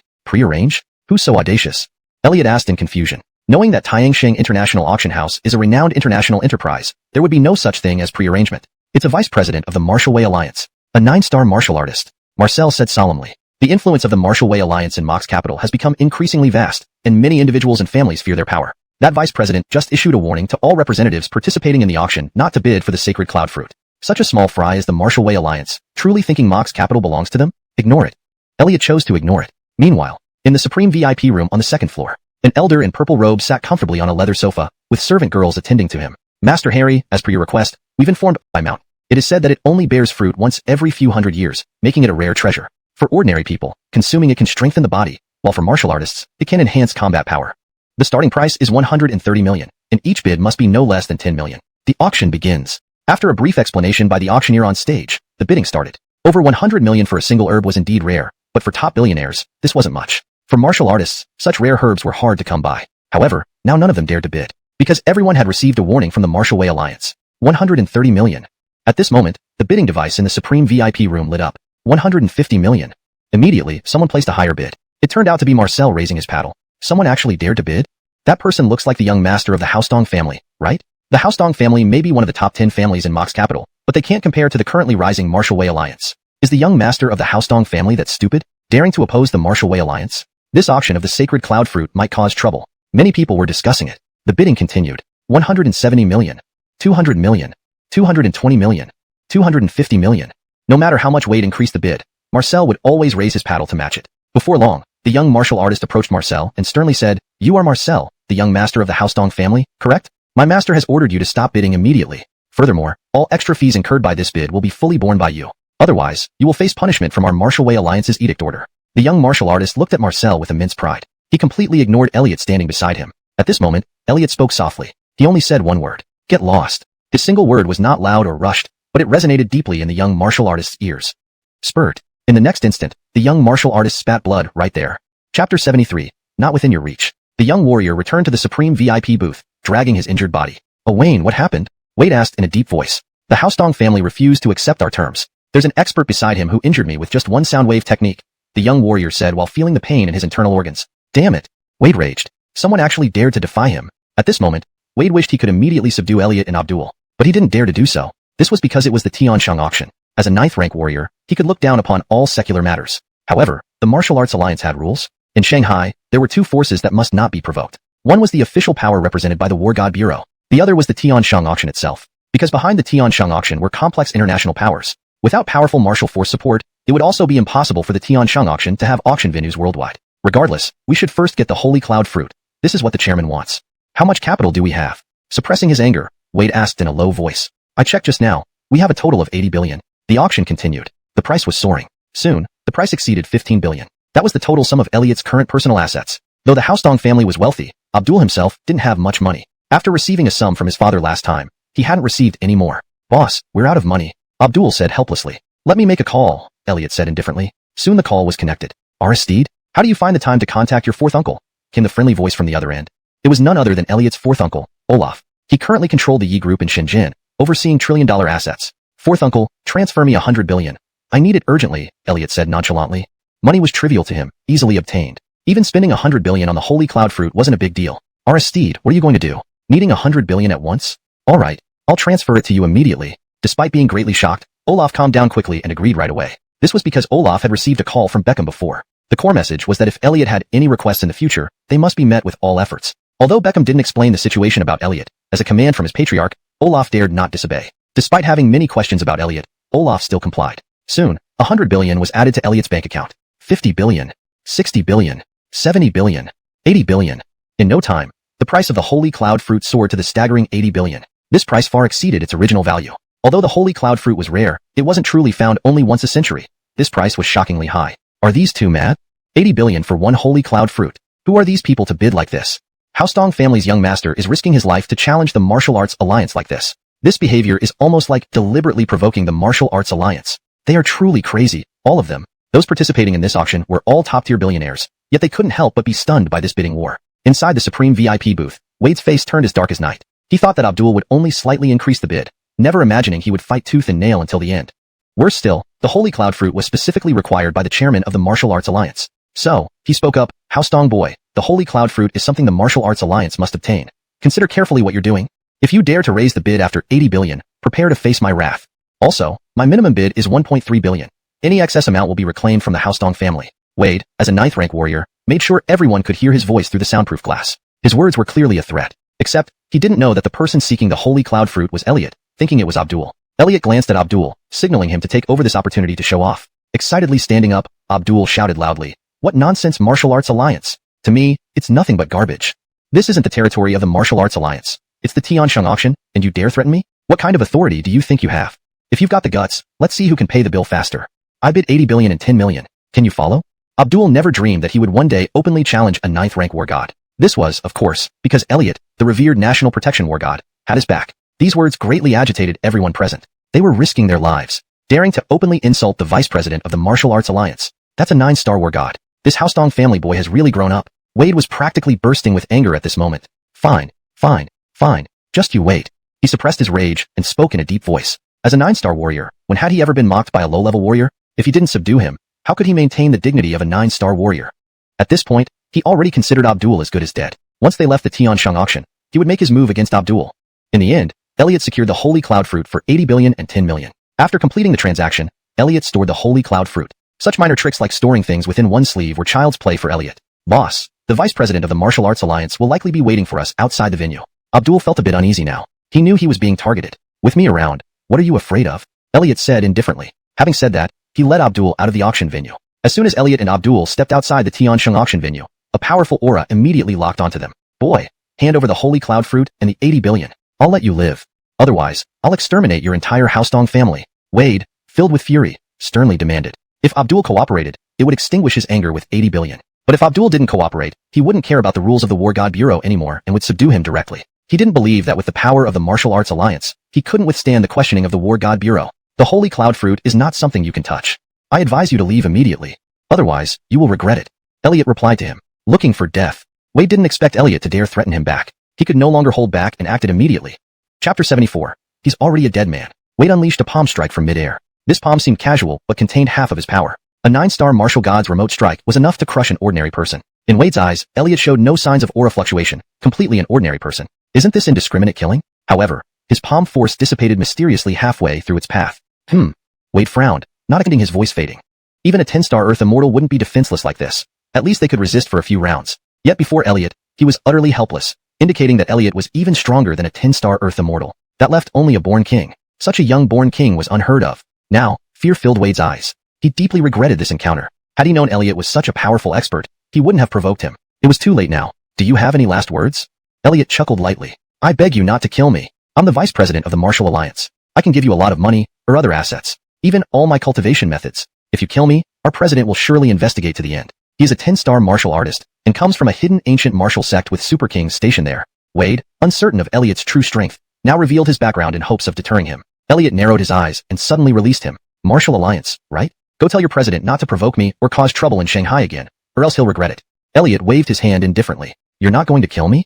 Wade was elated. He thought Elliot didn't want to antagonize their alliance, or feared their president's authority. Saying that, he turned to leave. Wait. Elliot called him back. Changed your mind? Wade's expression changed. Also tell your president that I've sent him something. I hope he'll like it. Elliot smiled mysteriously. Sent us something? Wade was puzzled as he received nothing from Elliot. Then, Elliot waved him off. Wade didn't care about anything else as long as he stayed alive. He immediately fled using his best technique. Boss, just let him go? Marcel ran over, disappointed. This was the first time he witnessed Elliot's might firsthand. Not killing Wade left him slightly unsatisfied. The Martial Alliance, relying on its power, wreaked havoc in Shanghai, causing frustration among local forces. Many hoped someone could put them in line. Marcel, displeased with the alliance, looked forward to Elliot's actions. Elliot glanced at the fleeing Wade. He's already a dead man. At the core of Puxi lies a huge clubhouse. It covered an area of 30,000 square meters. This was the famous Martial Alliance clubhouse. A huge plaque bore the 4 golden characters, Martial Alliance. At this moment, President Jediah was talking to 2 vice presidents. The ones behind us have issued a mission for us to attack the War God Bureau's Shanghai branch within 7 days and seize a confidential document inside, which is related to something called the Mad God Plan, Jediah said gravely. Attack the War God Bureau? Aren't they forcing us to oppose the official forces of the Dragon Flame Empire? How can we stand our ground in Shanghai afterward? Yes, aren't those few willing to abandon this hard-won foundation? The wealth and power we control now could rival that of a small country. The other 2 vice presidents both started complaining. There's no use in complaining. Those few have decreed. What can we do? Wait until Vice President Jiang returns with the Holy Cloud Fruit. Once I've refined it, we'll prepare to act. Jediah tapped on the table.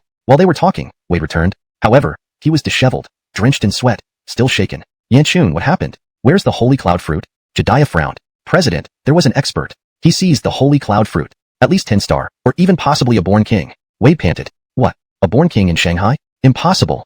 Jediah immediately negated it. It's true, before him, I couldn't fight back at all. Wade explained right away. So you're saying my Holy Cloud Fruit is gone? After listening to Wade's account, Jediah also couldn't be sure of Elliot's strength. This kid is not someone to provoke. Let's just stay away from him. Oh, by the way, he also said he sent something to you, President, Wade continued. What thing? I don't know either. He said so, and I felt puzzled too. Wade shrugged, looking baffled. However, at this moment, a flame began to burn slowly from his chest, until it completely engulfed him. Chapter 75. 3 Major Forces. Ajio was bullied. President, save?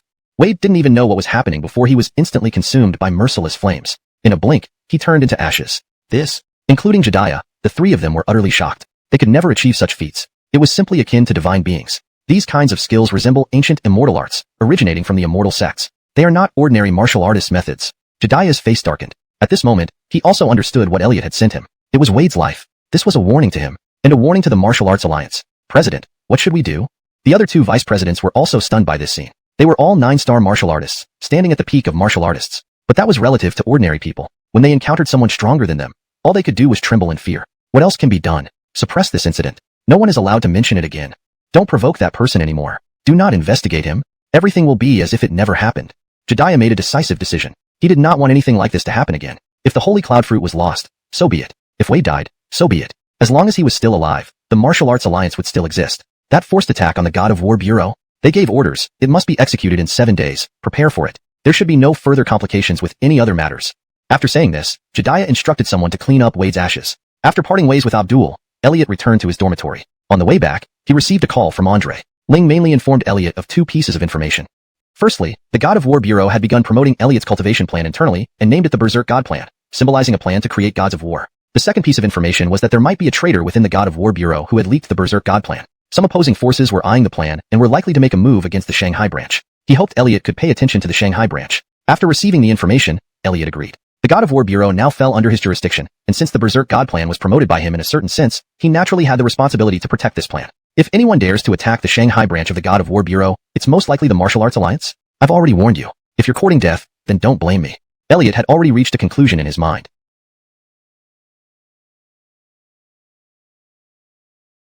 From the Scarlet Heaven God of War, he had learned much about the Martial Arts Alliance, including some classified information. According to the classified information, the Martial Arts Alliance received support from external forces, among which 3 were the most powerful. First was the Ninja Union from the Cherry Blossom Empire, the strongest martial arts union in the empire. Second was the Kangaroo Deity Domain from the Australian Empire, a mysterious and powerful organization. Third was the Kongyun religion from South Sea's largest religion. These 3 forces were also well known worldwide, said to be guarded by super martial artists. Though their connection with the Martial Arts Alliance was highly secret, the God of War Bureau managed to uncover some clues. To Elliot, eliminating the Martial Arts Alliance would be a breeze, but it would also sever the traces of these 3 major forces.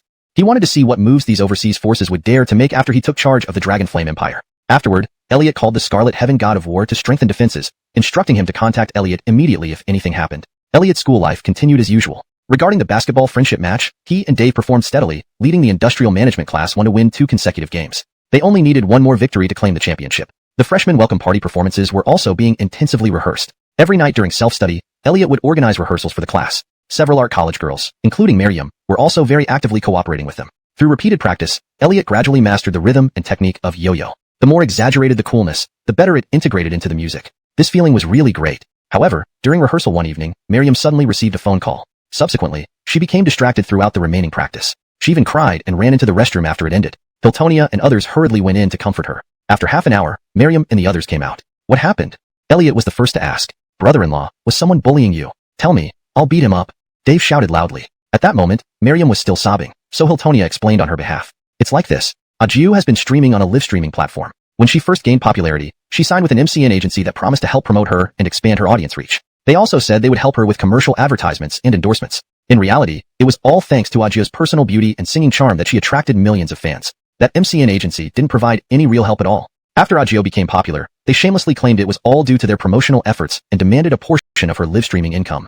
Since Audiobook didn't know better back then, she signed the contract without fully understanding and had to give them part of her earnings. Recently, Audiobook has been busy with her studies and rehearsals, reducing her streaming frequency and time. As a result, today that MCN company called, saying Audiobook breached the contract. They are demanding compensation for economic losses, or else they will sue us for $160 million in breach of contract damages. They clearly stated that we need to have negotiations with them tomorrow. If it doesn't go well, there might be a lawsuit. Hiltonia grew more indignant as she spoke. Those around her were equally furious. Isn't this outright bullying?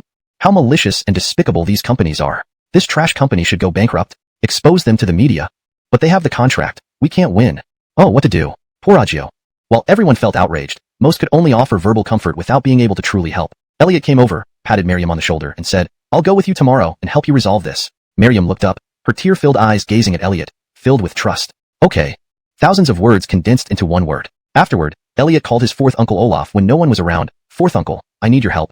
Chapter 76. You were fired. Vanguard Media Company, Ltd. Originally a very small company, it immediately became a popular internet celebrity company with the rise of short video platforms. Their business model was to scout suitable streamers on major short video platforms and induce them to sign contracts by promising resource expansion and other benefits. In reality, they didn't offer much in terms of resources, but instead had the streamers bring them traffic. However, once the streamers signed contracts, the company would unmercifully take a cut of the advertising, video, or live streaming revenue. If someone wanted to break the contract, they would face lawsuits from the company and be required to pay exorbitant breach of contract penalties. Using this unethical yet legally compliant method, Vanguard Media became a new media network company worth billions in just a few years. At this moment, in an office on one floor of a skyscraper in the heart of Shanghai's CBD, Yale and his son Doug were drinking red wine, smoking cigars, and enjoying the services of a sultry attendant. They were the actual controllers of Vanguard Media. Ah Feng, do you think that college's campus beauty will submit obediently? Yale patted his large beer belly. Yale had also watched Jacqueline sing. She not only looked sweet with a heavenly singing voice, but also had a great figure, making her even prettier than many female stars in the entertainment industry. Any normal man who saw her would feel captivated.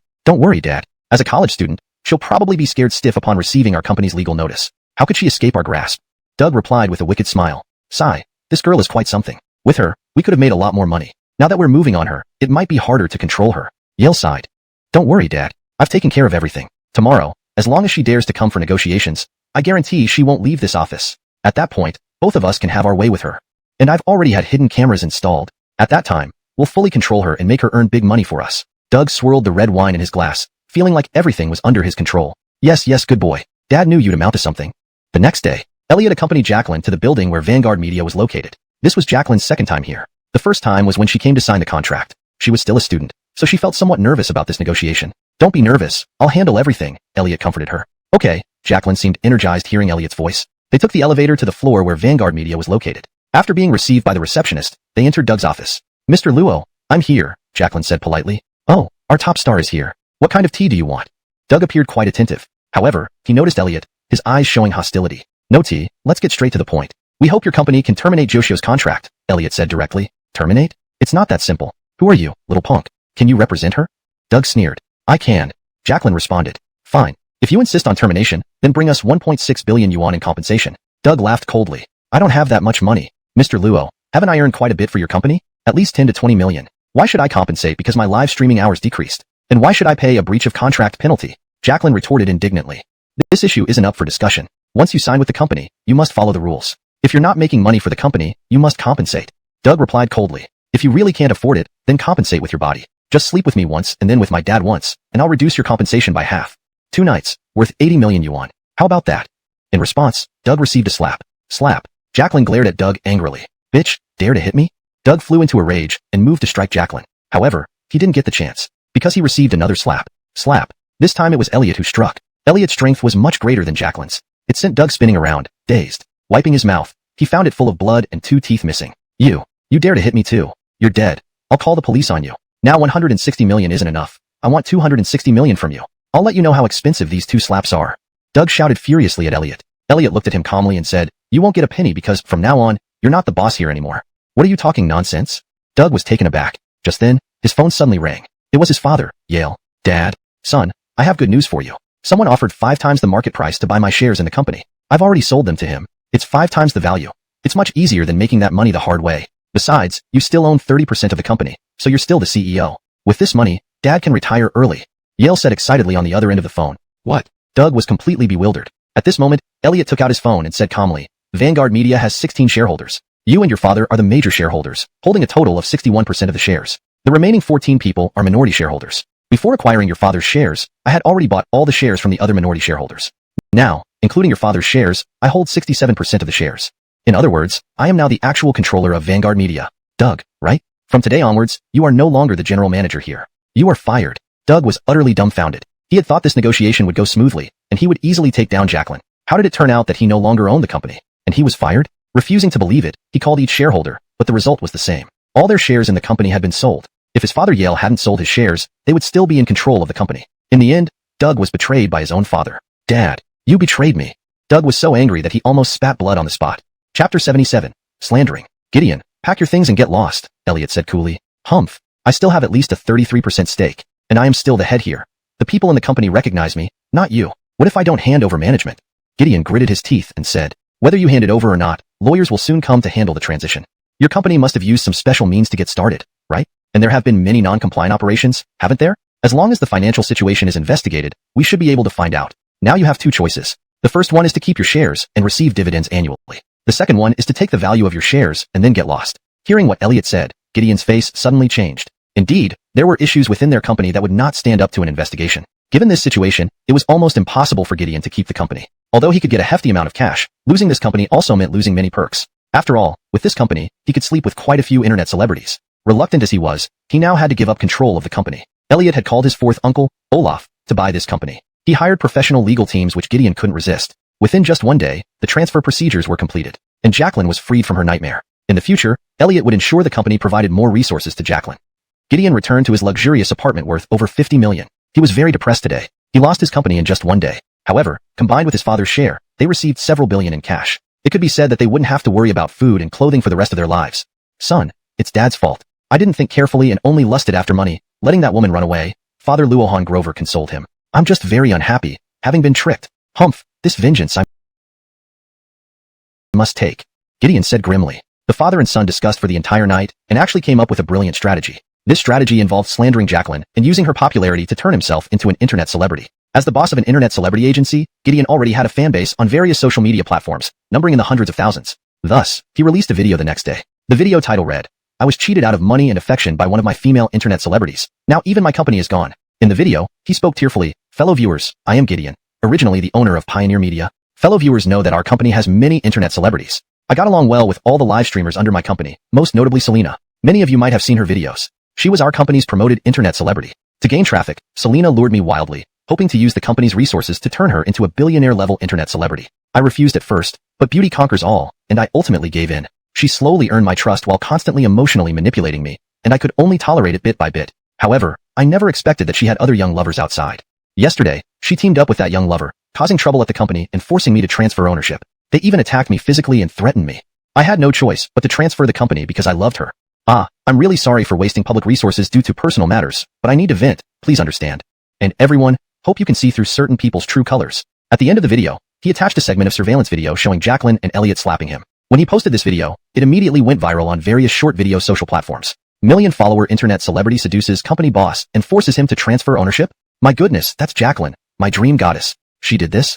This is impossible. It absolutely cannot be. But the video can't be fake. Boss Gideon speaks sincerely and looks natural. It doesn't seem like he's lying. Sigh. In this society, we cannot be deceived by appearances. Some people rely on their good looks to do whatever they want, which is truly disgraceful. We must resist venomous women. Support Gideon. Support Gideon. He's a brave warrior for love. He shouldn't be treated like this. For a moment, comments and various forwards supporting Gideon proliferated endlessly, immediately becoming a hot topic on all platforms. Gideon's number of followers also surged due to this incident, instantly reaching over 1 million. Jacqueline also saw this video, nearly driven mad with anger. She never expected that Gideon would be so shameless, distorting right and wrong, and even maliciously slandering her. Therefore, she immediately released a video in response. However, she could only use words to defend herself, lacking any other substantial evidence. Besides the support from some hardcore fans, many trolls were also being sarcastic under her video, or even directly mocking her. Wow, wow, wow. I thought the goddess was too pure for the human world, but I didn't expect her to be such a gold digger. Too scary. Mom told me to stay away from such women, or I wouldn't know how I'd die. Scamming money and affection.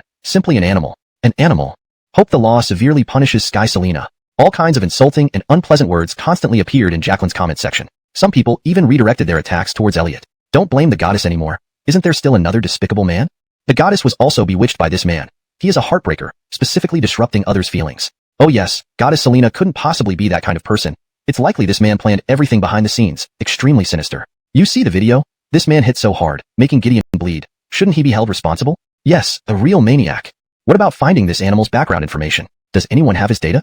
Let's ask the hacker masters to step in. For a moment, there were quite a few comments and posts insulting Elliot, and even someone wanted to expose Elliot's identity. Gideon, who was orchestrating everything behind the scenes, watching the heated situation online, couldn't help but curl his lips upward. This move not only earned him 1 million new followers, but also thoroughly smeared Jacqueline and Elliot, thus avenging the forced acquisition of his company. Chapter 78, A Treason Level Offense. National Cybersecurity Center. Director Aryan was inspecting work. Report. There's suddenly a large amount of information about Colin appearing on the internet. Someone is even trying to expose Colin's personal details online. Should we block and intercept it? Suddenly, a staff member stood up and reported. What? Aryan immediately became alert. He came over immediately to check the situation. There were constant posts and messages popping up regarding Elliot, with thousands of messages every minute. Hurry. Quickly intercept. Close all videos, posts, and comments related to Colin. Absolutely no personal information about Colin must appear on the internet. Contact the executives of major social platforms and have them lock down related content. Aryan gave orders right away. Elliot was now considered a national treasure. In all his days, the perpetrator dares to threaten the victim. This world is too cruel. Being good gets you bullied. Boost the heat. The authorities must thoroughly investigate this. Who is that pale face? What background does he have to suppress the heat continuously? Oh no, the posts are gone again. Who is helping the perpetrator? Public sentiment continued to rise. Gideon watched this scene and felt immensely gratified. At this time, Director Aryan at the Cybersecurity Center was extremely busy. Director, there are too many related videos and posts, and more keep appearing. We can't keep up, someone complained. Find out where the origin of the incident is, Aryan said sternly. Thus, relevant personnel started an investigation. We found it, Director. It originated from a man named Doug. Immediately activate the National Security Regulation, contact the National Security Bureau, and request an arrest. Aryan began making calls. Gideon focused intently on his computer screen. Seeing online curses directed at Alize and Elliot made him inexplicably excited. Occasionally, he would log into his sock puppets and guide the trend. It was exhilarating to be a keyboard warrior. Back in the day, he started as a paid commenter on the internet. Later, sensing the potential of short videos, he founded a media company. Now, it seemed like he had recalled his former no longer the all-knowing internet warrior. He had turned into a frightened little turtle. Immediately, he confessed how he had smeared Alize and Elliot. Haha, good for you. Did you ever think about who you were smearing? Who? Isn't he just an internet celebrity? Doug was somewhat stunned. You're wrong. He is the guardian of our Dragon Flame Empire, the only one bestowed with the title of Marshal, the nation's protector and Grand Marshal. Even more, he is our nation's guardian, Duke. By daring to insult a national treasure-level hero, your crime is comparable to treason. Do you understand the severity now? Doug was completely dumbfounded at that moment. He never imagined Elliot had such an identity, but he looked like just an ordinary college student. If he had known this, he would never have dared to provoke Elliot, let alone smear him. Now you are also charged with espionage. You won't be able to leave here anytime soon. The chief examiner issued his order immediately. I was wrong. Doug regretted it deeply at that moment. Originally, with assets worth over 10 billion, he could have lived a carefree life. But he chose to seek revenge on Elliot, which ended up ruining himself. As Doug was arrested, the whole incident gradually subsided. The National Security Bureau also made Doug record a new video, where he confessed everything he had done to the public online. Suddenly, all the previous trolls were left speechless, realizing they had been used as pawns. Alize's reputation saw a dramatic turnaround, and her fanbase surged dramatically. As for Elliot, he disappeared from the public eye once again. Chapter 79, Forced Attack. Today was the final of the Freshman Economics and Management Department's basketball-friendly match. The finalists were Class 1 of Industrial Management, where Elliot was, and Class 1 of Marketing. The marketing class had more boys and naturally, more of them loved playing basketball, so their overall strength was relatively strong. As for Elliot's class, it mainly relied on Dave and Elliot. On the court, the marketing class might have a significant advantage, but off the court, the situation was overwhelmingly one-sided. The marketing class had more boys, so naturally, they had fewer girls, and the few remaining were not very attractive. On Elliot's side, ever since he led his class to 3 consecutive victories, the class cohesion improved significantly. Both boys and girls were willing to cheer for the team, and even the boys who used to follow Eshan were now willing to help out. And as for the cheerleading squad, Elliot not only had Renata but also attracted beauties like Jacqueline from the art college. When screams echoed throughout the field, it almost made the boys from the marketing class lose their souls. Damn it, why does industrial management class want to have so many beautiful girls cheering for them? Especially that guy Elliot. These beauties seem to be here just for him. This kid isn't even as handsome as me. Why? We'll keep an eye on him. Smash him. Good idea. Watch him closely. The boys from the marketing class looked at Elliot as if they were hungry wolves eyeing sheep. With just one glance, Elliot knew what these young and hot-blooded kids were thinking. His heart remained calm. Although this experience was interesting, it wasn't enough to affect his emotions. Soon, the game began. The marketing class immediately executed their strategy, starting to focus on Elliot. On offense, they insisted on targeting Elliot hard. On defense, they went all out with physical play or full court pressure. This made Elliot quite uncomfortable. After all, he had suppressed his physical strength and was just an ordinary person. However, after several games of training, his understanding and control of basketball had reached a highly refined level. Elliot was a practitioner, and his perception and control of his body were already perfect. So when he encountered something new, he could adapt his body with some time. Therefore, Elliot's control over basketball could now be described as master level. He faced a double team with a flashy crossover, easily shaking off the two defenders. In one swift move, he charged straight into the basket. Leaping up, pow! A powerful dunk instantly ignited the scene. Wow, so cool. Awesome dunk, just like Fujiwara. Love it, love it, love it. Girls like Renata and Jacqueline screamed in delight. Elliot turned back with a smile, his teeth flashing a glint. Even with his physical abilities suppressed, he was still explosive and effortlessly performed the slam dunk. As Elliot broke the deadlock, the momentum of the game started to favor Industrial Management Class 1. However, halfway through the game, Elliot's expression suddenly turned serious. Then, he vanished from where he stood. Dongzi, I need to leave for a bit. Keep playing. Before leaving, Elliot left a message for Dave. Fongjing Mountain, located in the western suburbs of Metropolis. This area was designated as a restricted zone, because this was the base of the Metropolis War God Bureau. However, on this day, the Metropolis War God Bureau came under attack. 10 men wearing black masks attacked the War God Bureau in broad daylight. The entrance to the War God Bureau was hidden behind a stone wall in a mountain hollow. But these people seemed to know it well, charging directly and fiercely attacking the steel door at the entrance. This steel door was made of the latest alloy, extremely sturdy. Even a 9-star war god couldn't break it easily. The people outside should know, this is the crucial area of the Dragonflame Empire's War God Bureau. You dare to force your way in. You are asking for death. Leave immediately. Otherwise, when our war gods arrive, it will be your end, said Freddy via the intercom in the monitoring center, his voice deep and solemn. He knew that if they dared to attack the War God Bureau, they must have prepared thoroughly. He only wanted to buy some time through this means. Naturally, the attackers outside ignored Freddy's warning. One of them wielded a Vajra battle blade and launched a fierce attack on the alloy door. Slash, slash, slash. His swordsmanship was incredibly powerful and imposing. Cracks appeared on the alloy door. At this rate, it would take no more than a few minutes to breach the door. 9 songs asking heaven, you are Jediah. Is the Martial Arts Alliance rebelling? Freddy, having seen much of the world, immediately recognized the origin of the sword technique. Haha, Amiri, you do have some insight. I won't pretend anymore. Hand over the Berserk God plan today, and I'll spare your life. Jediah directly pulled down his black mask, but his attack did not stop. You forget it. When Lord War Marshal arrives in person, it will be your end. Freddy gritted his teeth. Perhaps you won't wait that long. Jediah laughed loudly and slashed with his long knife, releasing a dazzling light. Boom. The alloy door was finally shattered. The 2 vice presidents beside Jediah, along with 7 other experts above the rank of War King, all rushed inside. The 2 vice presidents were 9-star war gods, while the remaining 7 were 7-star warriors and 8-star warriors. It could be said that this time, the upper echelons of the Martial Arts Alliance had fully mobilized their strength. In contrast, the Metropolis War God Bureau only had 1 9-star war god, Freddy, 3 8-star war venerables, and 4 7-star war kings. Clearly, the disparity in strength was evident. Moreover, there was Jediah, a 10-star terrestrial immortal. Follow me into battle. Faced with this dire situation, Freddy did not retreat, but led the charge to fight back. However, the outcome was predetermined. Their side suffered a crushing defeat, and was ultimately all under control. Jediah, you will never get the Berserk God plan, Freddy said fiercely. He had already hidden the plan. Oh, is that so? But Jediah gave a mysterious smile. At this moment, among the controlled Freddy and others, one person stood up. Dalen, what are you doing? Freddy's face showed surprise. I'm sorry, Sir Amiri. I've decided to defect from the War God Bureau. Dalen was a 7-star warrior, also at the War King level. But now he revealed some madness. Why? Could it be because of last year's incident? Yes. I have fought my whole life for the country, for the War God Bureau, but what about you? How did you treat my family?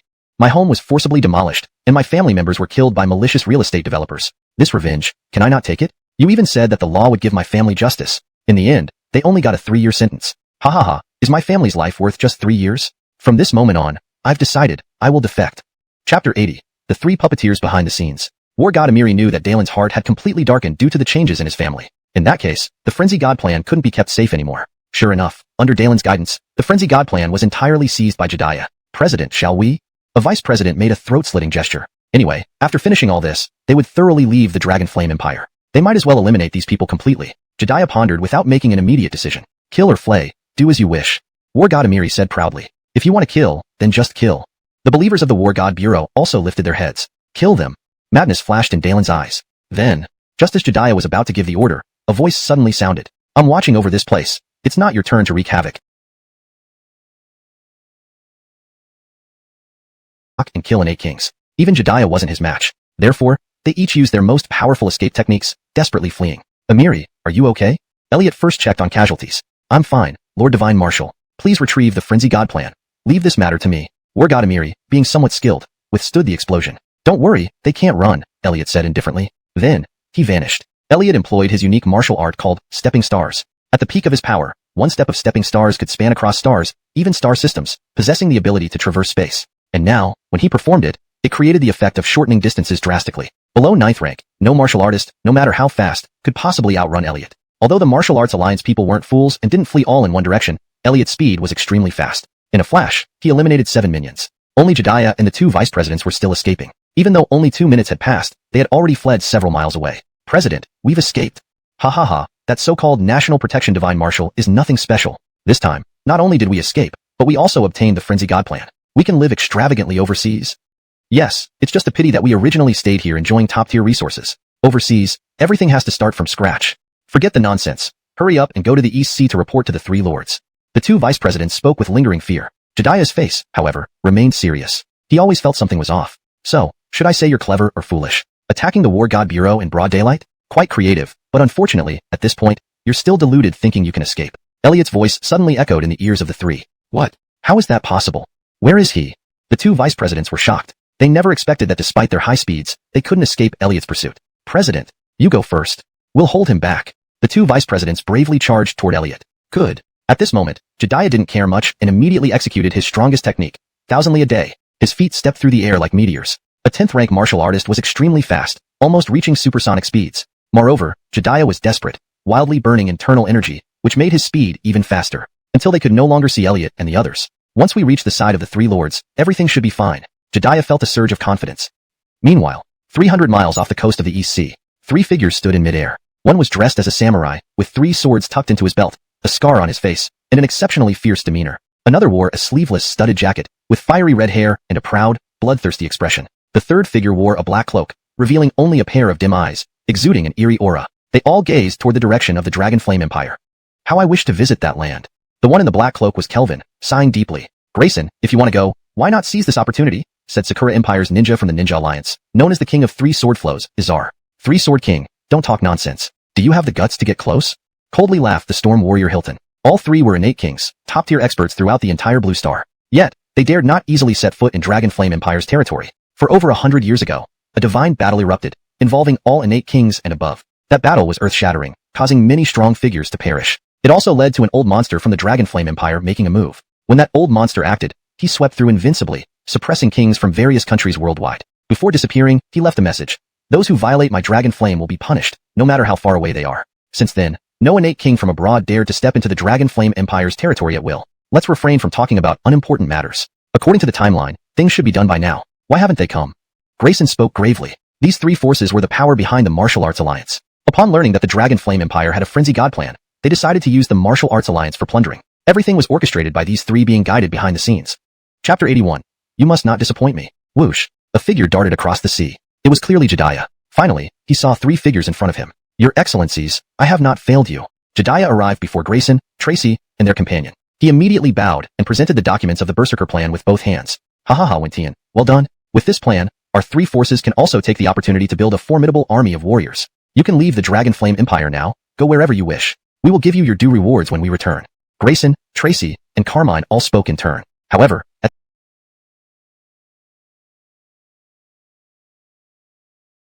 that moment, their expressions suddenly changed. A figure appeared, stepping through the air, approaching them step by step, seemingly slow but actually swift. It was clearly Elliot catching up. How is this possible? I thought I had shaken him off.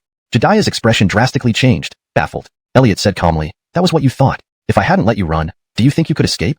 In truth, Elliot had locked onto Jediah long ago. With his star-treading technique, even from 1,000 miles away, he could easily track him. He just wanted to expose the masterminds behind Jediah. Your Excellencies, this is the current guardian of the Dragon Flame Empire, the so-called National God General, also known as the National Guardian. Please deal with him. Jediah, emboldened, spoke to the 3 men. Oh, so you're the famous National Guardian of the Dragon Flame Empire who has been making headlines lately? Impressive for someone so young. Well, I, Tracy of the Cherry Blossom Empire, would like to see your skills. The eyes of Tracy flickered with battle intent. Well, I'm also interested. I've heard that the ancient martial arts of the Dragon Flame Empire are powerful. I studied them for some time, but in my view, they're nothing compared to the genetically enhanced warriors. Carmine Hilton's crimson eyes also gleamed with madness. Since you two want to make a move, then go ahead. Only Grayson stepped back several dozen feet, showing no intention to join. Perhaps because the two innate kings were about to attack, he felt assured of victory. While Elliot had been rumored to be extraordinary, that only applied to warriors below the innate king level. To these super strong innate kings, it wasn't a big deal. Even Sky Dragon Elder barely broke through to become an innate king, and was among the weakest in the king level realm. Thus, they didn't fear Elliot. What they feared were the old monsters hiding in the shadows of the Dragon Flame Empire. No one knew how old they were, or if they were still alive. Should you go first, or shall I? Tracy glanced coldly at Elliot and smirked. If they could kill the famed national guardian of the Dragon Flame Empire, it would raise the prestige of the Cherry Blossom Empire. I wanted to go first, but you seem more eager. Go ahead. Carmine Hilton crossed his arms, ready to observe. Elliot interjected. You two are only at the second stage of innate cultivation. Why are you putting on airs here? How about this? You two, plus the third stage innate warrior behind you, come at me together. Let me see how strong the foundational innate cultivators on Blue Star are. You must not disappoint me. Elliot stood with his hands behind his back, completely unfazed, seemingly prepared to withstand their attacks. Clearly, he didn't consider these three innate kings a threat. But Kaioru, you dare to look down on me, Tracy? Let you taste the might of my three-blade style. Face the gale. Tracy Azar instantly became sucked in a cold breath. It wasn't terrifying that Elliot could block Azar's attacks. What was terrifying was that he did it using only his bare body. Didn't this mean that Elliot's physical defense was invincible? What they didn't know was that Elliot cultivated one of the top-notch cultivation methods in the universe. The sacred body of Heavenly Emperor was one of the most powerful physical bodies in the cosmos. Moreover, the cultivation power on Blue Star was inherently weaker than that of the 7 immortal realms. If Elliot still needed to use other means to defend against such attacks, then his sacred body of Heavenly Emperor wouldn't deserve to be called the best holy body in the world. King Gale, let's attack together.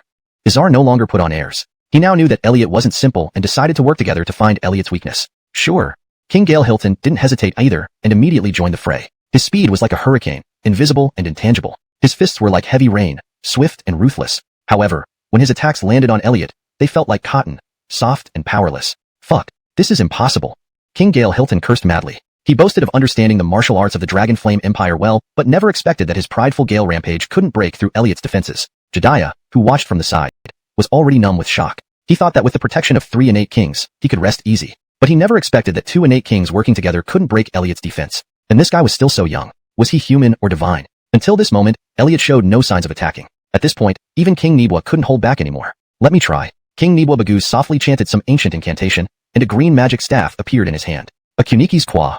Chapter 82. Might as well kill him. Perfect. This is King Nibwa's best pain technique. This is a direct psychic attack on the human soul, causing immediate mental paralysis and even confusion. If it hits, he will be at our mercy.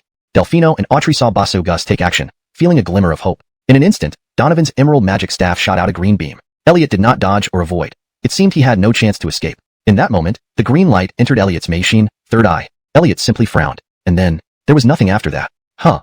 Donovan couldn't believe what he saw. You're actually unharmed? Elliot glanced at him. You're not bad for knowing some psychic attacks. Unfortunately, it's too weak, like tickling. Sigh. All 3 of you have disappointed me. Now, my chance for a full-effort battle has slipped away again, condensed his true chi into a tangible combat knife. Your sword techniques are flashy, but utterly useless. Let me teach you what real killing moves are. 1-slash technique.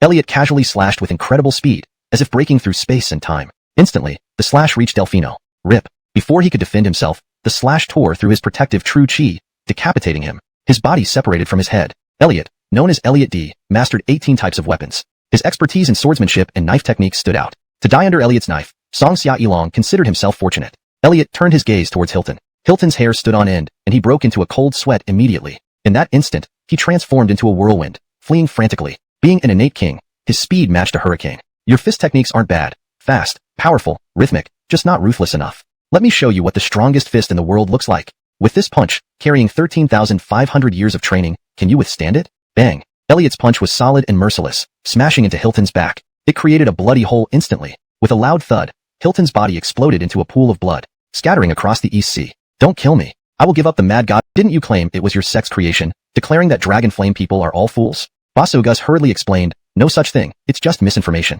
We are dragon flame people at heart, acknowledging our heritage. For instance, our sect leader is now a powerful figure listed 127th on the Heavenly King rankings. Yet he never forgets his origins as a dragon flame person. Basso Gus cleverly pointed out the strength of the Kong Yuan sect's leader. Only those who reached the 4th level of innate strength or higher were eligible to compete on the Heavenly King rankings. This indicated he had substantial backing. He hoped Elliot would spare him considering this.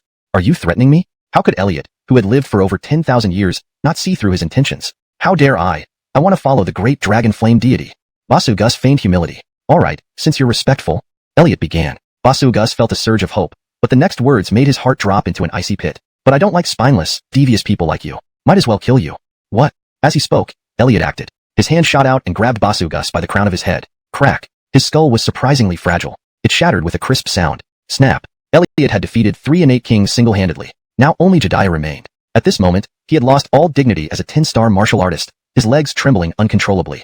Chapter 83, Entering the Sakura Empire. Elliot looked at Jediah. Just one glance made him tremble inside. Mercy, your grace.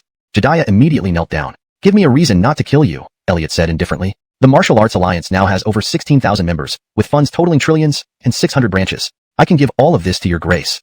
Jediah immediately laid out his assets. But that's not a reason for me not to kill you, Elliot remained unmoved. To Elliot, Jediah was as good as dead. Moreover, once he died, the Martial Arts Alliance would surely be dismantled by the War God Bureau, and all its resources would be absorbed, no longer belonging to Jediah. Jediah fell into despair. Suddenly, a thought flashed in his mind. Your grace, I know something you need. Oh, tell me more. Elliot narrowed his eyes. It's about the whereabouts of the Nile lotus seed. Jediah promptly said. Back then, Wade fought Elliot for the holy cloud fruit, but ended up being burned to ashes by the heartburn lotus planted by Elliot. Jediah had ordered that such matters not be investigated. But he couldn't resist and secretly investigated Abdul. He learned that Abdul was searching for 3 rare herbs. Among them was the Nile lotus seed, which he knew about. Now, Jediah guessed that Elliot must have been the one who killed Wade that day and thought using the Nile lotus seed might save his life. Do you really know where the Nile lotus seed is? Elliot asked in a deep voice. Regarding the 3 herbs for the Imperial Foundation pill, he was determined to obtain them. If your grace can promise not to kill me, I will tell you. Jediah cautiously replied. I said I won't kill you, so I won't. Is your life even worth swearing an oath for? Besides, you have no right to negotiate with me. Elliot smiled coldly. Yes, I'll tell you now. The Nile lotus seed is in the Sakura Empire, in the hands of the president of the Ninja Alliance. I heard it accidentally from Lord Jameson. No, that dog Jameson. Jediah pointed to Sandao Wang Songxiayi's corpse. Then let's depart for the Sakura Empire immediately. Elliot immediately decided. No, sir. Jediah tried to stop him. Elliot frowned. Well, the Ninja Alliance is the most powerful organization in the Sakura Empire, similar to the War God Bureau in our Gaylord Empire. They have been around for centuries, and possess hidden ninja families with extraordinary strength. It's rumored that they have super kings sitting in their ranks. That dog Jameson came from the Ninja Alliance, yet he wasn't even their strongest member. Moreover, it's said that the Sakura Empire has a Super Wu Shan protecting it. This Super Wu Shan has lived nearly 200 years, always guarding the Sakura Empire. He doesn't allow any outsider strongmen to enter the Sakura Empire, just like how we have mysterious guardians in our Gaylord Empire who prevent Sealed King level experts from entering. You are our Gaylord Empire's guardian and a Sealed King level expert too. If you step onto the territory of the Sakura Empire, it may enrage that Super Wu Shan. Then, Jediah expressed his concerns. The Ninja Alliance? Hidden ninja families? A Super Wu Shan?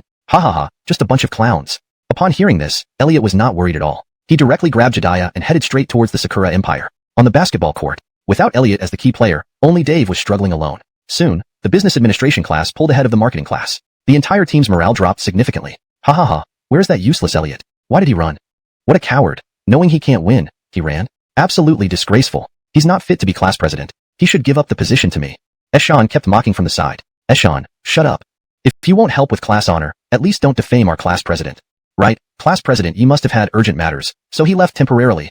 What do you count for? You're not worthy of being in our industrial management class. All the boys in the class started pressuring Eshan. All right. This made Eshan furious. Previously, a few people from Shanghai followed him, but now they chose to stand with Elliot. Except for Evangeline and a few girls who were willing to help her, no one spoke to him anymore. Here I come. At that moment, a figure dashed over swiftly. Old Six. Seeing the arrival, Dave and others were overjoyed as Abdul appeared. Abdul, also a martial artist, had exceptional physical qualities. With him here, he could fully replace Elliot. With me Old Six here, who dares to act arrogantly? Abdul rolled up his sleeves, changed into his jersey, and entered the game. In the defense hall of the Sakura Empire. At that moment, a sharp alarm suddenly sounded. Lord Morita, the surveillance radar shows that an unidentified object has appeared in our airspace, entering from the Bijan Islands. It's moving at an extremely high speed and has already entered the Kyushu territory, a reconnaissance officer reported. As the head of the defense hall, Donnie's face instantly turned grim. Bakairu, who dares to offend our great Sakura Empire, immediately dispatched the defense special agents for investigation. Also, notify the Ninja Alliance to assist in reconnaissance and prevent foreign warriors from infiltrating our territory. Execute them on sight if any are found. Yes, Lord Morita. Soon, orders were issued from the defense hall, and many special agent teams set out to search for suspicious targets. Meanwhile, Elliot, holding Jediah, arrived within the borders of the Sakura Empire. After entering Kyushu, they landed without being detected. This was a bustling street in a city in Kyushu, crowded with people. Where is the headquarters of the Ninja Alliance? Elliot asked casually. Your Excellency, I don't know either. I only know that they have a very tight organization, but I really don't know the exact location. I've never been here, Jediah replied helplessly. At least you should know which forces or families belong to the Ninja Alliance, right? I know about these. They are all public information. The Ninja Alliance consists of 39 ninja families, among which the most powerful are the 8 major families: Nakagawa, Matsumoto, Ito, Iga, Koga, Asuka, Tamishin, and Hachiman. Among them, the Nakagawa family is now the core family of the Ninja Alliance, so the president is also from the Nakagawa family. However, it is rumored that behind the Ninja Alliance, there are 3 legendary super hidden clans that Super Wushun seems to come from the leading hidden clan. Jedediah told Elliot everything he knew. Forget about the rest for now, let's find the Nakagawa family first. Elliot's goal was clear. He came here for the Nile Lotus Seed. Immediately, he took out his satellite phone and called the War God Bureau. Chapter 84. The Yukihira Clan. The satellite phone was quite compact. It was a specialized communication tool belonging to the God of War Bureau. Elliot had obtained this during his tenure as the state protector. Soon, the call connected. Naturally, it was Andre who answered. Your Excellency, what do you require? Andre's attitude was extremely respectful. The crisis of the Mad God plan has been resolved by me, but I am now in Japan. Please help me find the location of the Nakagawa clan of the Ninja Alliance. Elliot explained succinctly. What? Your Excellency, you went to Japan alone? That place is too dangerous. Andre was greatly surprised. Don't worry about these things. Just help me find it. Elliot said indifferently. Wait a moment. Andre immediately arranged for someone to look up the information. Less than a minute passed. Your Excellency, we have long collected information on the Ninja Alliance, but they are very mysterious and haven't leaked any critical information, especially regarding the core Nakagawa clan. We can't find their exact location. However, we have reliable intelligence that the Nakagawa clan has several representative clans outside. These include the Yukihira clan in Osaka, the Chidori clan in Yokohama, and the Kuroda clan in Tokyo. If we can find these clans, perhaps we can trace the Nakagawa clan. I will now send all the data to your WeChat account. Following this, Andre ordered the transmission of all the information. Good, thank you. Elliot said. Your Excellency, please be careful. Andre added before ending the call. When Elliot hung up, a person approached slowly. It was none other than the State Protector Russell. State Protector Yi, you went to Japan? Russell's eyes were full of concern. Yes, Lord Protector, he seems to be looking for something. Andre recounted the situation. Japan is a dangerous place. Though small, it hides many dangers. The 3 hidden ninja clans are not easy to deal with, let alone that one existence. Russell sighed. You mean the Sakura War God is still alive? Andre was also shocked. The Sakura War God once participated in the Gods campaign and represented Japan brilliantly. If he were still alive, he would be nearly 200 years old. If he were still alive, he would definitely be a formidable elder. According to my estimation, he should still be alive. However, it's unknown what level he has reached. After a century, he might already be at the peak of power. Russell was worried. At this moment, Elliot was analyzing the information displayed on his phone. With his photographic memory, he could grasp the key points after a cursory glance. Since the Nakagawa clan had 3 representative families, he only needed to start with one of them. Ultimately, he chose the Yukihira clan in Osaka. This clan was well known in Osaka and owned various businesses, including hotels, real estate, precision instruments, and entertainment. The largest and most luxurious bar in Osaka was controlled by the Yukihira clan behind the scenes. According to Elliot's information, Raven, the 16th generation heiress of the Yukihira clan, was currently the mastermind behind the Blue Banquet. Moreover, Raven often visited the bar personally because she loved the bar culture. The Blue Banquet focused on rock music and magic, featuring top-tier DJs and bands, making it very popular every night. People like Elliot and Jedediah entering the bar seemed completely out of place, because the clientele were mostly trendy young people, dressed in avant-garde styles, aiming to attract attention. Look, there are 2 dorks. They look so outdated. They don't seem local, probably from Gaylord Dogs. They're probably here to see the world. How backward. Our lifestyle should blow their minds. These hicks must be stunned right now. Elliot and Jedediah received countless of the locals recognized the origin of the song and were immediately enraged, charging forward to beat up Jedediah. However, these were just ordinary people, and Jedediah didn't take them seriously at all. Everyone who rushed the stage was promptly thrown back down. Soon, the commotion caught the attention of the Blue Banquet management. A group of men in black swiftly appeared. At the same time, a cold and striking woman with black hair and bangs also arrived on the scene. She was none other than Raven, the 16th generation heiress of the Yukihira clan. Get rid of that man, Raven said coldly to her subordinates, watching Jedediah on stage. Then, 16 of her subordinates charged forward. They were all low-ranking ninjas, not exceeding 4-star level. To Jedediah, they were nothing more than novices. It wasn't long before all of them were sent flying off the stage, either with broken hands or legs. Raven's expression changed. She immediately whispered, Shiota, please take care of this. A gray figure appeared beside her, revealing an upper-rank ninja expert. Patrick's face darkened as he was about to act, but suddenly he felt a hand on his shoulder. Instantly, his entire body stiffened, because that single hand made it impossible for him to move. Chapter 85. Come out and see me. Frisco, a middle-level jonin, was an expert on par with an 8th-rank warrior. He was also a renowned figure in the ninja world, known by the title Demon's Dread. However, such a character was Frisco moved his right arm swiftly. A shuriken appeared in his hand and shot out through the air. His speed was like lightning, swift and silent. He was certain that even a high-level jonin would be pierced by this attack. Swish. The piercing sound resonated. Yet, when the shuriken was merely 3 centimeters from Elliot's forehead, Elliot's hand moved up. Immediately, he caught the razor-sharp shuriken between 2 fingers. What? Frisco's complexion changed drastically. 2 fingers stopping his fatal blow? What kind of monstrous strength is this? Regret overwhelmed him instantly, because he knew he was surely going to die. This was absolute dominance. I was planning to temporarily spare your dog life, but it seems you're in such a hurry to die. As you wish. Elliot's indifferent voice sounded. Thud. Without knowing when, the shuriken had already pierced Frisco's throat. He died on the spot. Seeing this, Ali's cold, beautiful face instantly paled. This was the Jonin responsible for protecting her. Now, he lay dead before her eyes. Her heart was filled with shock and fear, but she showed no sign of it. Instead, she even managed to smile. Twisting her body, she fell backward directly into Elliot's arms. "Sir, how ruthless you are. I'm so scared." Ali, with her cold beauty and fiery figure, she skillfully moved her hands, causing her black clothes to fall off entirely. "Oh my, the scare made my clothes fall off by themselves. Please be gentle, sir." Ali acted coy. For an ordinary man, it might be hard to resist such temptation. This was part of her training. She herself was a weapon, capable of killing silently. She was also a ninja, practicing a special form of ninjutsu called Rendu, Nindo, where any man who got close to her would be poisoned and die. This tactic worked best against people far stronger than herself. And now, Elliot was just such a person. Ali was confident that her beauty and figure would bewitch Elliot completely. After all, few men could resist such a lure. Unfortunately, she misjudged her opponent. Elliot wasn't an ordinary person. "Your tactics don't work on me. Because, to me, you're no different from a skeleton." Elliot spoke indifferently, his hand already at Ali's throat. The sharp pain stabbed at her nerves. With a single thought from Elliot, he could crush her windpipe. In an instant, Ali felt a chill run down her spine. This man really intended to kill her. "Sir, don't you know how to respect a woman? Don't you know I am from the Yukimura family? Don't you know the Yukimura family represents the Nakagawa clan in the core of the Ninja Alliance?" Ali said sternly, trying to suppress her fear. At this moment, she could only rely on her family background to intimidate Elliot. However, she didn't know that Elliot was specifically looking for her family. "Oh, is the Yukio family really that powerful? I'm actually interested in seeing it for myself," Elliot said with a smirk. "Only if you dare." Yukio Mari provoked. The Yukio family had top-tier jounins on guard and was protected by the family's guardian spirit. Not to mention, there was also the Ninja Alliance backing them up. She couldn't believe this young man before her eyes could possibly cause any upheaval. "Then let's go to your family." Subsequently, Elliot let Yukio Mari dress up, and then both of them rode in her car to head towards the Yukio family residence. Jediah naturally got into the car as well. The journey went smoothly all the way until they reached the Yukio family residence. The Yukio family was located in the heart of Osaka City, made up of 36 row houses covering a total area of about 300,000 square feet. All core members of the Yukio family lived here. There was also a shrine built here dedicated to the Yukio ancestors. Surprisingly, you understand some feng shui formations? Elliot realized the layout as soon as he arrived.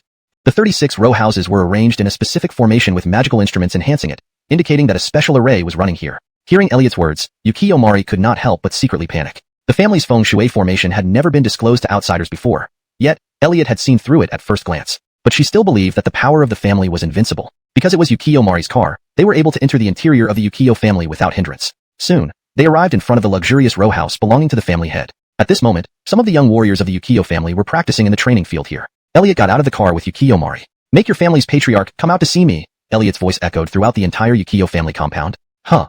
Who are you? How dare you provoke us at our Yukio family residence? Sky, what happened to you? Are you being held hostage? Damn, kill him."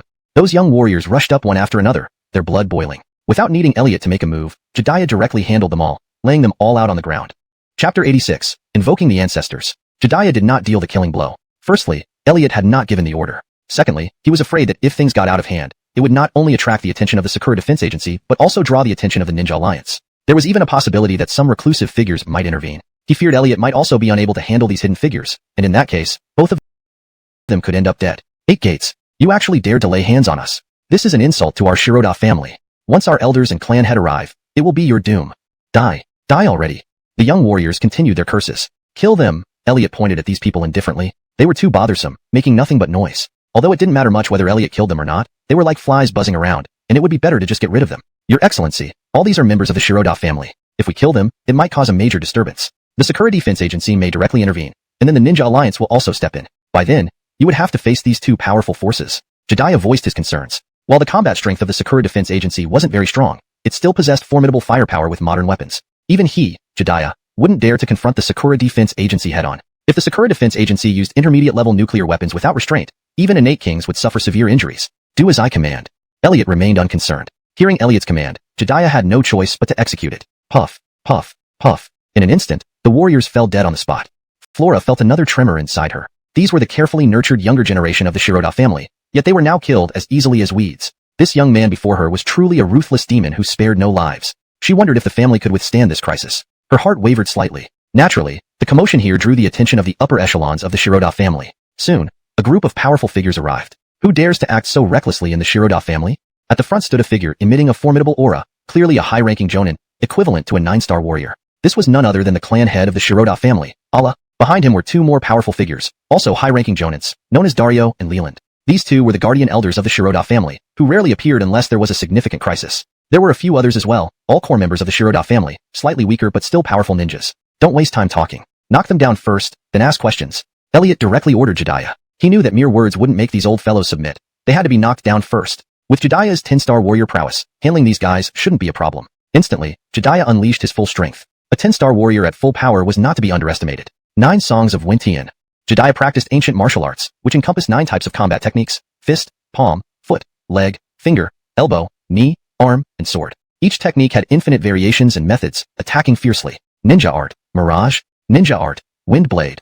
Meanwhile, Dario and Leland also attacked simultaneously. Dario excelled in illusions, using mirage to directly launch mental attacks, causing hallucinations and self-disorientation in the target. Leland, skilled in wind-based ninja techniques, summoned countless wind blades with his hands, densely aimed at Jedediah. Though their combined assault wouldn't fatally harm Jedediah, it could hinder or delay his offensive. Ninja art, Snow King body. Finally, Allah roared. His body suddenly covered in ice, transforming into an icy giant. His ice-covered form was hard and sharp. Swish. In the next moment, Allah lunged at Jedediah. Allah was employing a secret physical technique, allowing any part of his body to transform into an ice blade for killing. The trio from the Shiroda family worked in tandem.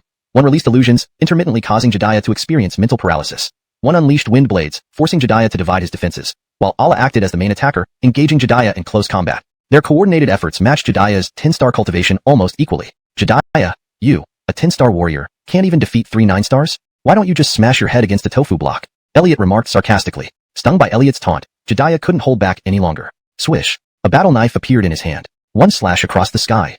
Wielding his blade, Jedediah reached his strongest state. He had fully entered his killing mode. In an instant, Jedediah grasped the situation and broke the combined momentum of the Shiroda family's trio. Oh no, he's a super S-class warrior. At this point, we can only use our final trump card. Invoke the ancestors' spirits. Seeing the unfavorable turn of events, Allah, Dario, and Leland exchanged glances and made their decision. They simultaneously bit their fingers to draw blood, drew symbols in the air, and chanted incantations. Instantly, a blood-red glow burst from their bodies, radiating outward. At the same time, the Shiroda family's territory began to emit an eerie aura, causing the very earth to tremble. Jedediah had never seen such a technique before, so he could only focus intently on his guard. This is the power of our Shiroda family's ancestors. Who can withstand this force? Witnessing this scene, Flora was extremely excited, even feeling intense pride. Only Elliot slightly curled his lips, watching everything indifferently. Invoke the ancestors. The 3, Allah, Dario, and Leland, chanted together. In an instant, a powerful energy wave erupted from the core of the Shiroda family's domain. A soul apparition soared skyward from the family shrine. Heaven blesses the Shiroda. An ancient and weathered voice echoed for kilometers around. It was a soul apparition in the form of an ancient warrior, with a clear view of the hood atop its head. This soul apparition possessed a regal aura and pressure, indicating it was undoubtedly a sealed king-level powerhouse in life, sealed within the Shiroda family shrine to protect the clan. Invoke the ancestors to slay the enemy. The trio again roared in unison. Instantly, the ancestral spirit of the Shiroda family locked onto Jedediah, and its spectral warblade descended immediately. This terrifying pressure reached the level of an 8 kings. As a 10-star warrior who hadn't yet crossed into that realm, Jedediah could not withstand it. Duke, save me. He could only beg Elliot for help. A dead man should lie still in his coffin. Why come out to show off? Chapter 87. Genocide. You don't deserve it. Elliot's voice echoed throughout the area. In an instant, he stepped forward, facing the ancestral soul of the Yukihara clan. Chi. The ancestral soul wielded a combat blade, delivering a slash. This strike belonged to the realm of spiritual power, targeting the souls of others. No matter how strong one's physical body or cultivation might be, if their spiritual power was weak, they could still be instantly shattered. Daring to despise our Yukihara ancestors, you're courting death. The members of the Yukihara clan, including Stevie, did not understand Elliot's strength. Seeing him dare to stand up and face the ancestral soul's attack head-on, they thought he was seeking his own demise. The spectral combat blade descended rapidly. However, when it was about 10 feet away from Elliot's head, the blade seemed to stall, unable to advance any further. Huh.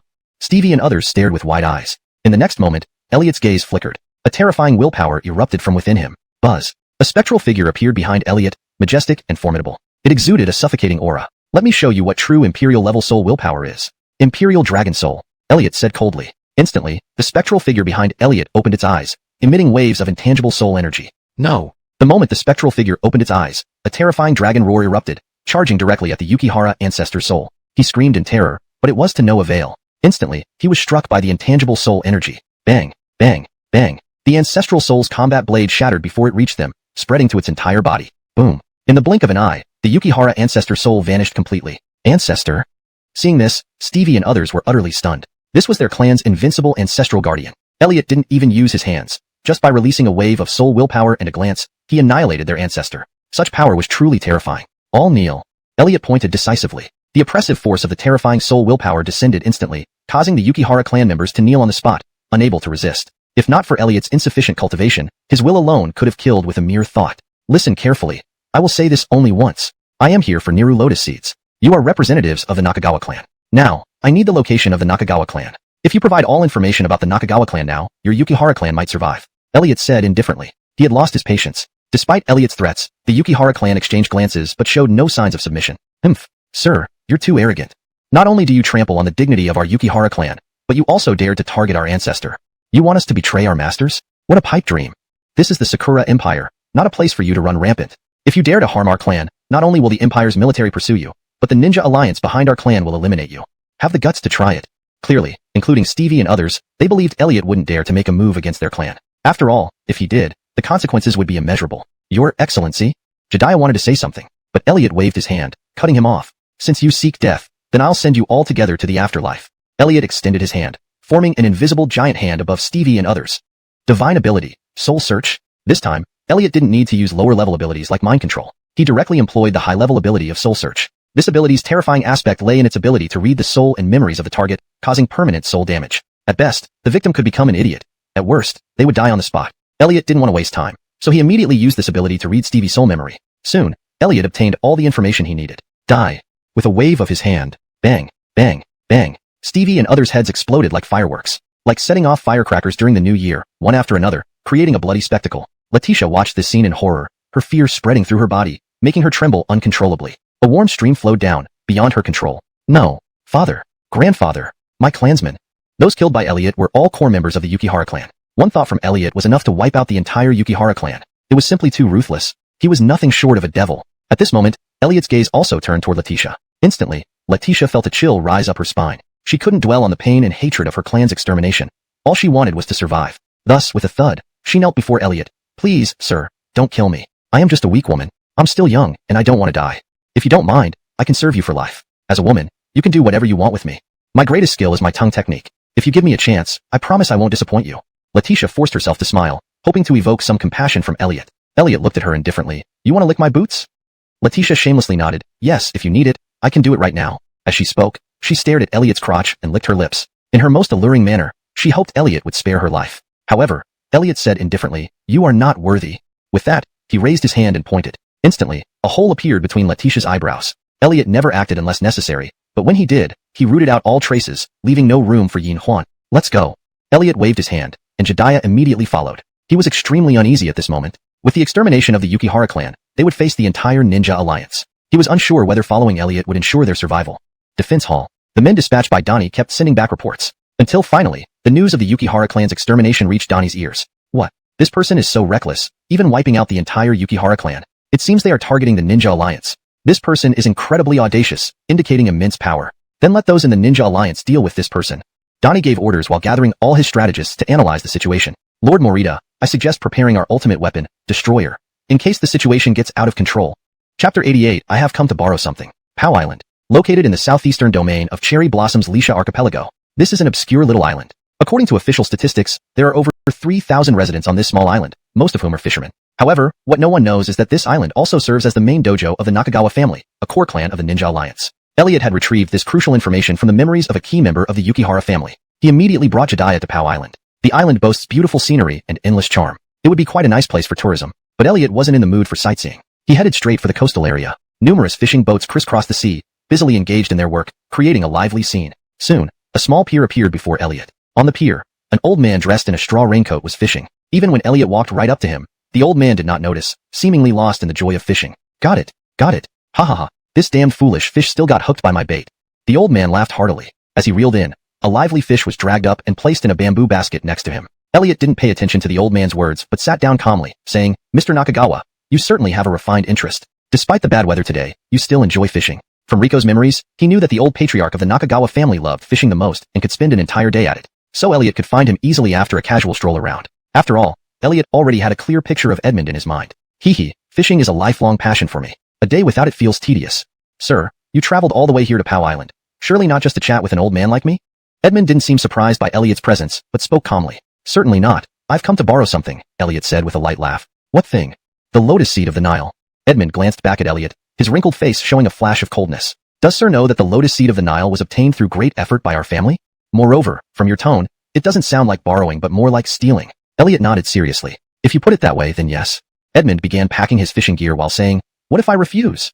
Elliot sighed. Then I'm afraid I'll have to snap your neck and find the lotus seed of the Nile myself. Edmund finished packing up and then burst into laughter upon hearing Elliot's words. Haha, sir really has guts. Don't you know this is the main dojo of the Nakagawa family?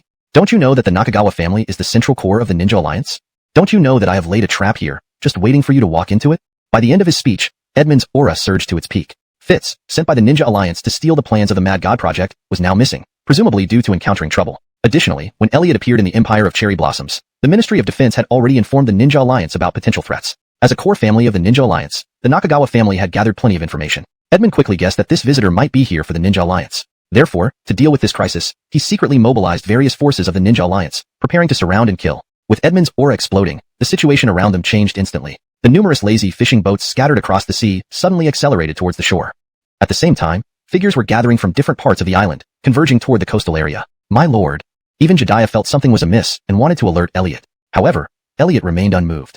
Mr. Nakagawa, I have no intention of warring with the Ninja Alliance. I only want to get what I need. But if Mr. Nakagawa insists on being stubborn, the outcome may make you regret it. In Elliot's view, he was kindly warning. He was getting tired of such killings. They were nothing but ants. However, these words sounded like mocking and contempt to Edmund. Sir is truly audacious.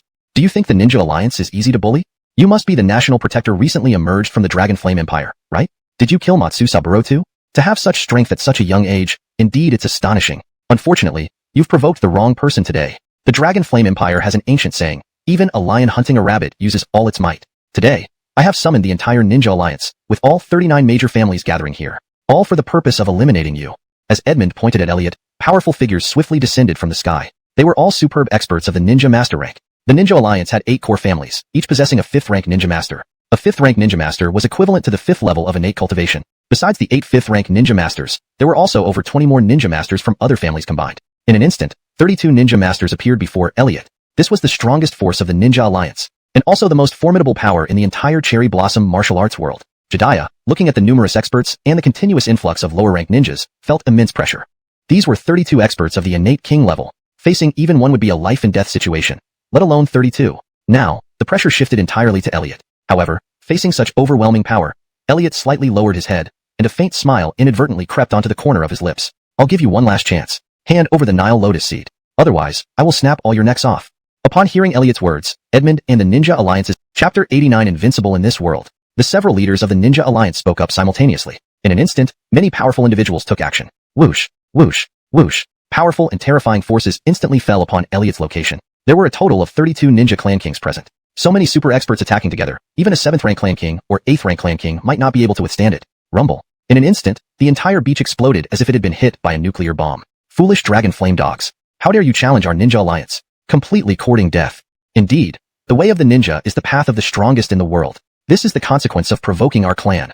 Around the beach, there were young ninja disciples from the Ninja Alliance. They were only there for show. They didn't need to take action at all. Seeing the attack from the 32 Clan Kings was considered a peak experience in life. At this moment, every one of them was proud to be part of the Ninja Alliance. However, after the terrifying energy fluctuations dissipated and the endless sand dust gradually calmed down, Elliot stood there unscathed. What? No wounds under smoke. There are indeed no wounds under smoke. How could it be possible? Just a dragon flame dog. Why can he withstand the combined attack of our Ninja Alliance's 32 Clan Kings? Damn it. Impossible.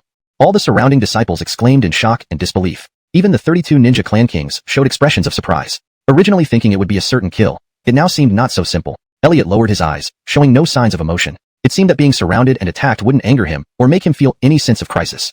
Back in the day, when he was besieged by the Star Emperors of the 36 clans from the 7 worlds, he never retreated, let alone these puny existences. Since you have chosen this path, I will fulfill your wish.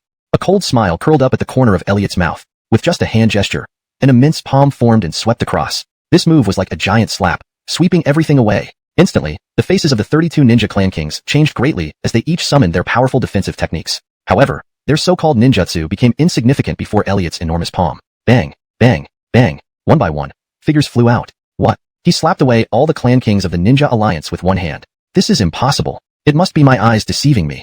How can such a powerhouse exist in this world? Is he an 8th rank Clan King? Or perhaps even a 9th rank Clan King? All the onlookers from the Ninja Alliance were stunned by this scene. However, what they did not know was that Elliot hadn't even established a foundation, relying solely on physical strength to face off against 32 innate experts. Oh no, this boy is too strong. What should we do? Are we going to run? No way. How has the Ninja Alliance ever been humiliated like this? What then? The 32 Clan Kings also felt somewhat disarrayed. Don't panic. All members assemble. Don't forget, the 39 clans form a single entity. We must share enmity and hatred. Only then can we defeat the enemy. Let's go. It's time to unleash forbidden techniques. Addison, as the core of the Ninja Alliance, immediately stepped forward to calm everyone down. With his words, the other experts regained some composure. In an instant, the 32 experts gathered again, forming special positions. 9th rank Forbidden Technique, Glass Fury, Annihilation. Addison recited the Forbidden Technique incantation, constantly forming seals with his hands. Under his lead, the rest of the experts poured their power into Addison's seal formation. Glass Fury is a 9th rank Forbidden Technique that Addison cannot perform alone. Only with the strength of all the Ninja Alliance's experts can it be activated. This is also one of the Ninja Alliance's most powerful trump cards. Even a 9th rank clan king might not withstand this blow. Instantly, the sky and earth turned dark and ominous. Gale winds ravaged. Lightning surged from the heavens. Flames rose from the ground. The sea roiled. Glass Fury triggered unusual celestial phenomena. Wind blades swept in, ready to slice Elliot into countless pieces. Lightning descended from the sky, aiming to obliterate Elliot into ashes. Flames emerged from the ground, burning all. Waves surged, transforming into countless water arrows heading toward Elliot. For ordinary martial artists, this level of forbidden technique was akin to a disaster. All escape routes were sealed, leaving only resistance. But within 2 minutes at most, one would turn to ashes. This was the terror of a 9th rank forbidden technique. Too terrifying. Is this the most powerful 9th rank forbidden technique of the Way of the Ninja? Such a forbidden technique resembles heavenly might. Who could resist it? Once the forbidden technique is unleashed, there must be a death. This dragon flame dog is as good as dead. Good riddance. The onlookers all wore expressions of joy, shouting in unison. Jediah, standing 500 meters away from Elliot, felt his scalp tingle at the sight of such a forbidden technique. Now, he was essentially on Elliot's side. If Elliot were to die, he would surely follow. Therefore, he could only pray that Elliot could withstand this attack. Under the leadership of Addison, the 9th rank forbidden technique Glass Fury was pushed to its limit. In an instant, Elliot was enveloped by terrifying power, seemingly trapped in an impossible situation. 9th rank forbidden technique? Quite a formidable title. But unfortunately, in my eyes, it doesn't even qualify as a low-level immortal technique.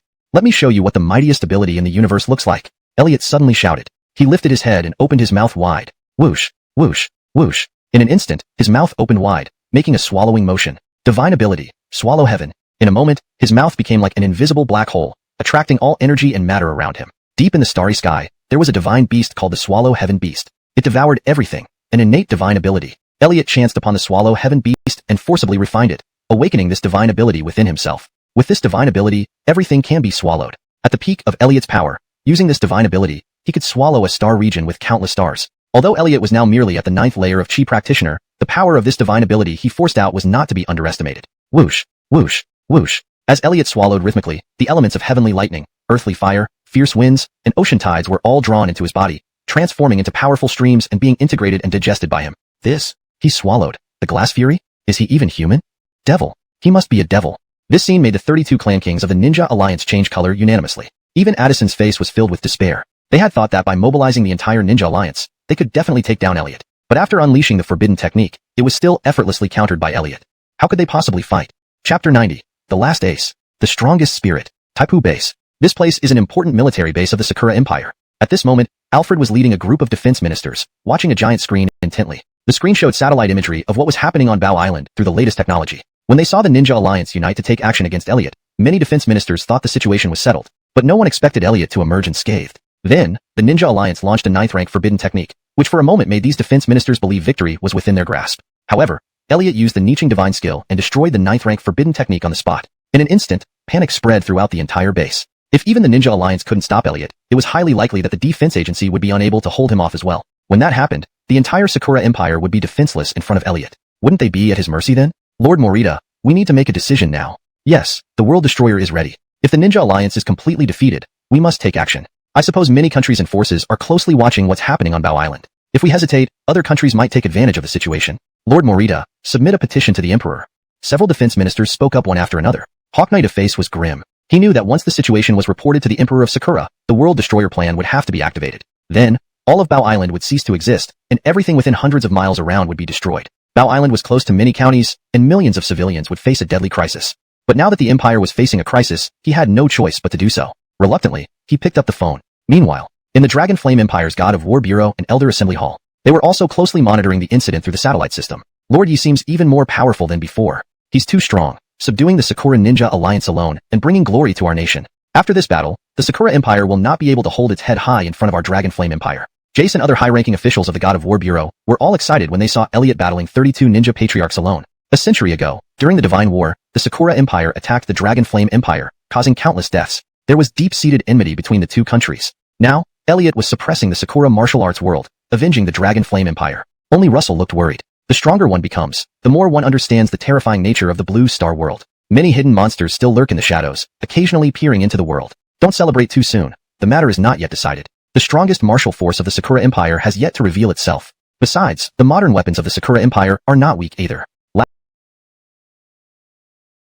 Lastly, even if the Sakura Empire fails, they have masters backing them. Russell's words brought Andre and others back to reality. They even started worrying about Elliot's safety. Now, they only hoped Elliot would return safely. On Bao Island, after a brief shock, Edmund and the other Patriarch-level powerhouses all showed serious expressions. 8 core leaders of the Ninja Alliance exchanged glances, seemingly reaching a resolution. At this moment, the Ninja Alliance is at a critical juncture. We can only use our last ace.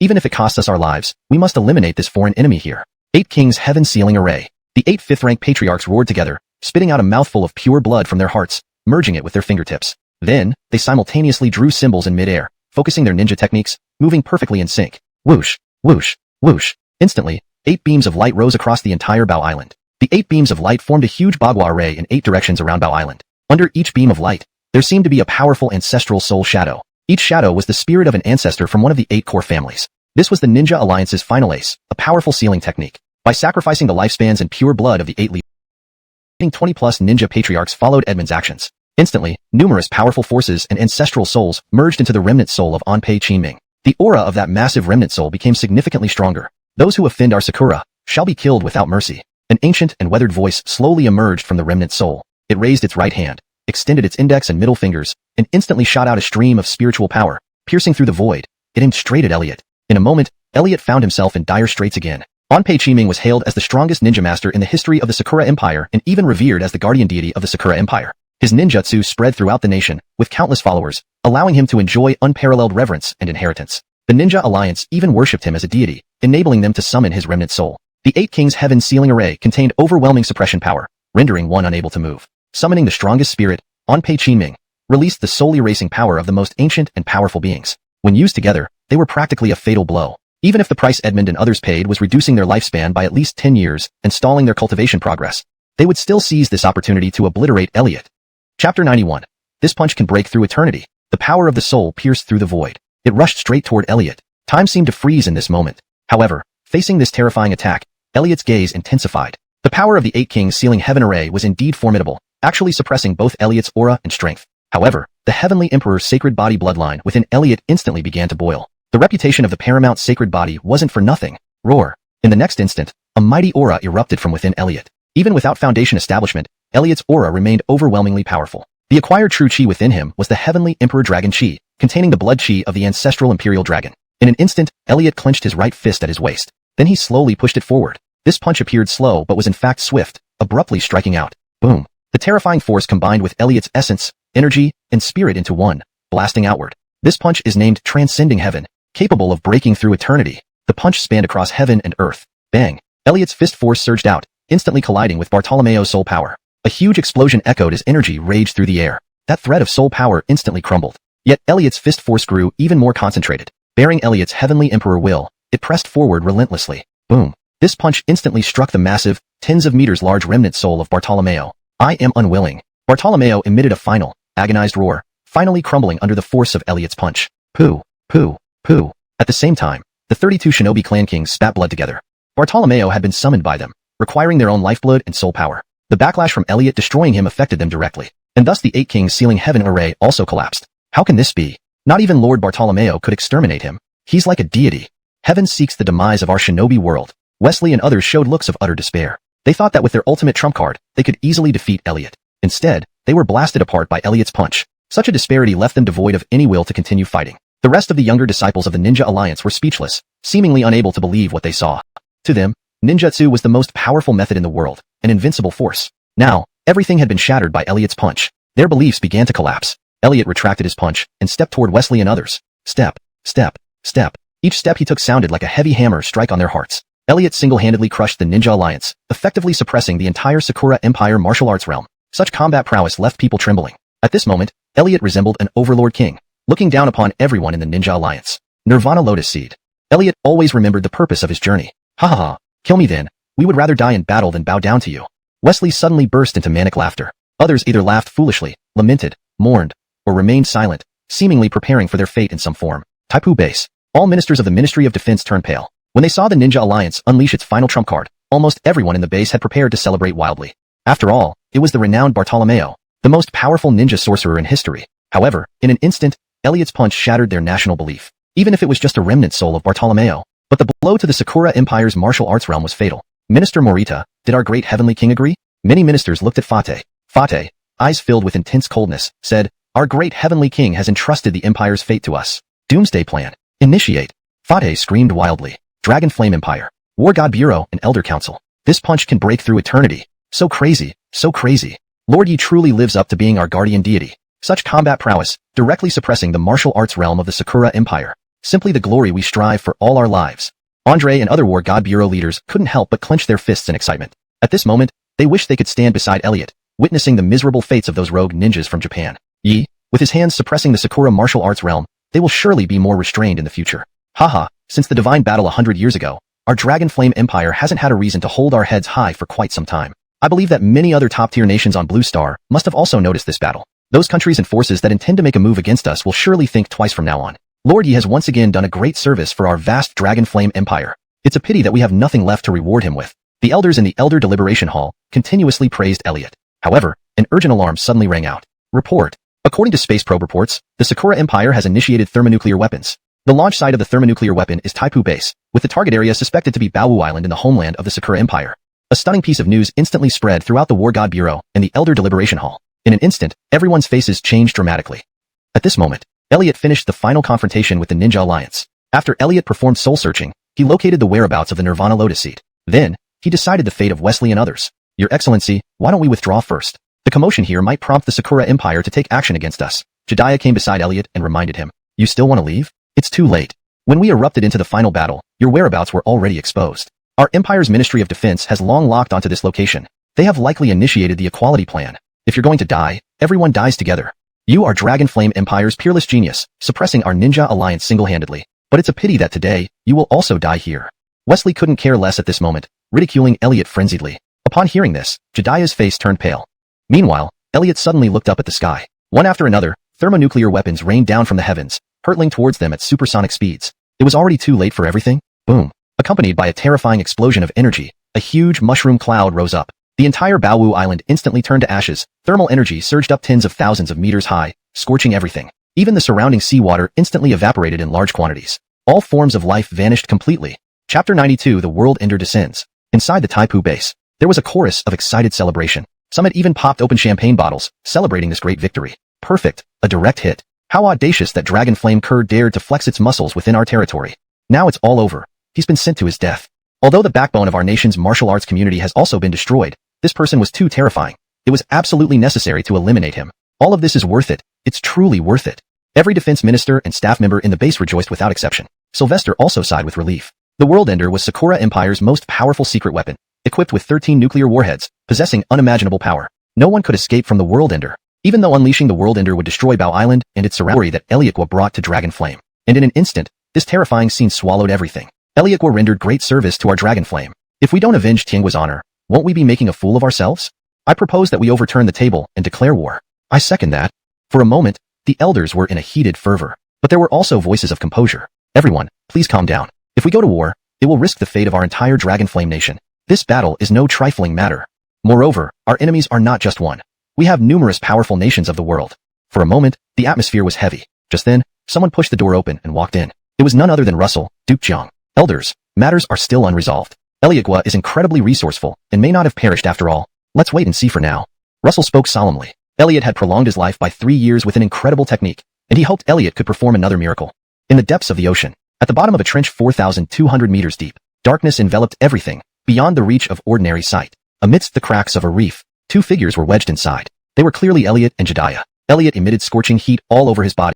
Though nourished by seawater, blood still seeped out. With his eyes tightly shut, he focused intently on cultivating. The Heavenly Emperor scripture churned furiously, drawing boundless essence energy from all directions to repair his body. In the previous confrontation with the 32 clan heads of the Ninja Alliance, though Elliot moved sparingly, each move unleashed immense power, resulting in enormous depletion. After being subjected to a massive thermonuclear bombing, he employed a water-based mystical art, thus avoiding fatal harm. However, due to proximity, his body still sustained some injuries. However, For the holy body of the heavenly emperor, these injuries were trivial. Given just 1 or 2 hours, he could recover. Beside him, Jedediah was still in a state of utter shock. When he noticed 13 thermonuclear bombs descending overhead, he was utterly despairing. He thought he was doomed for sure. So, he simply closed his eyes, awaiting death. But unexpectedly, when he opened his eyes again, he found himself underwater. His cultivation was only at the peak of the acquired realm, so in this deep-sea environment, the pressure he endured was immense. Without Elliot's strength supporting him, he might have died from internal organ rupture due to the pressure. Jedediah looked at Elliot with immense gratitude. Originally, they were enemies. I became an innate king. Jedediah opened his eyes again, full of surprise. Thank you, Lord Guogong. From now on, I, Jedediah, will follow your command without question. Immediately, Jedediah knelt before Elliot. Just a casual effort. You should consolidate your new realm first. We need to leave here soon.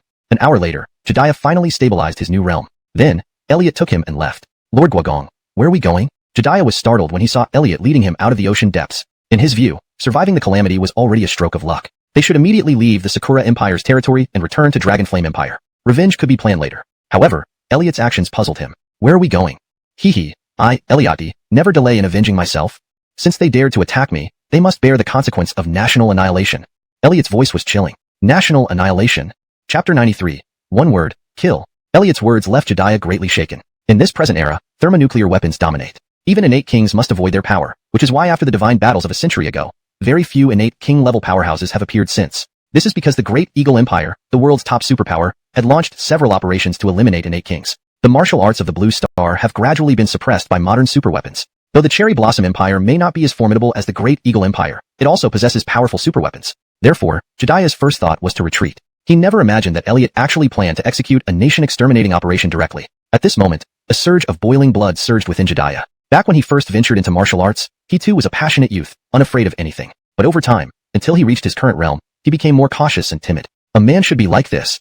Moved by Elliot's actions and words, Jedediah was instantly filled with valor and righteousness. After all, he now considered himself one of Elliot's subordinates. Even if he followed Elliot to his death, he would do so willingly. Then, the two shot up from the seabed 4,000 meters below.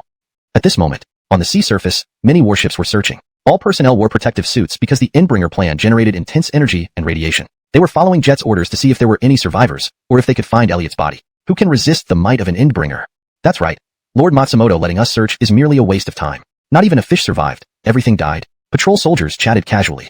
Suddenly, two water columns soared skyward. Elliot and Jedediah appeared before the ships. It's that Dragonflame dog. He didn't die.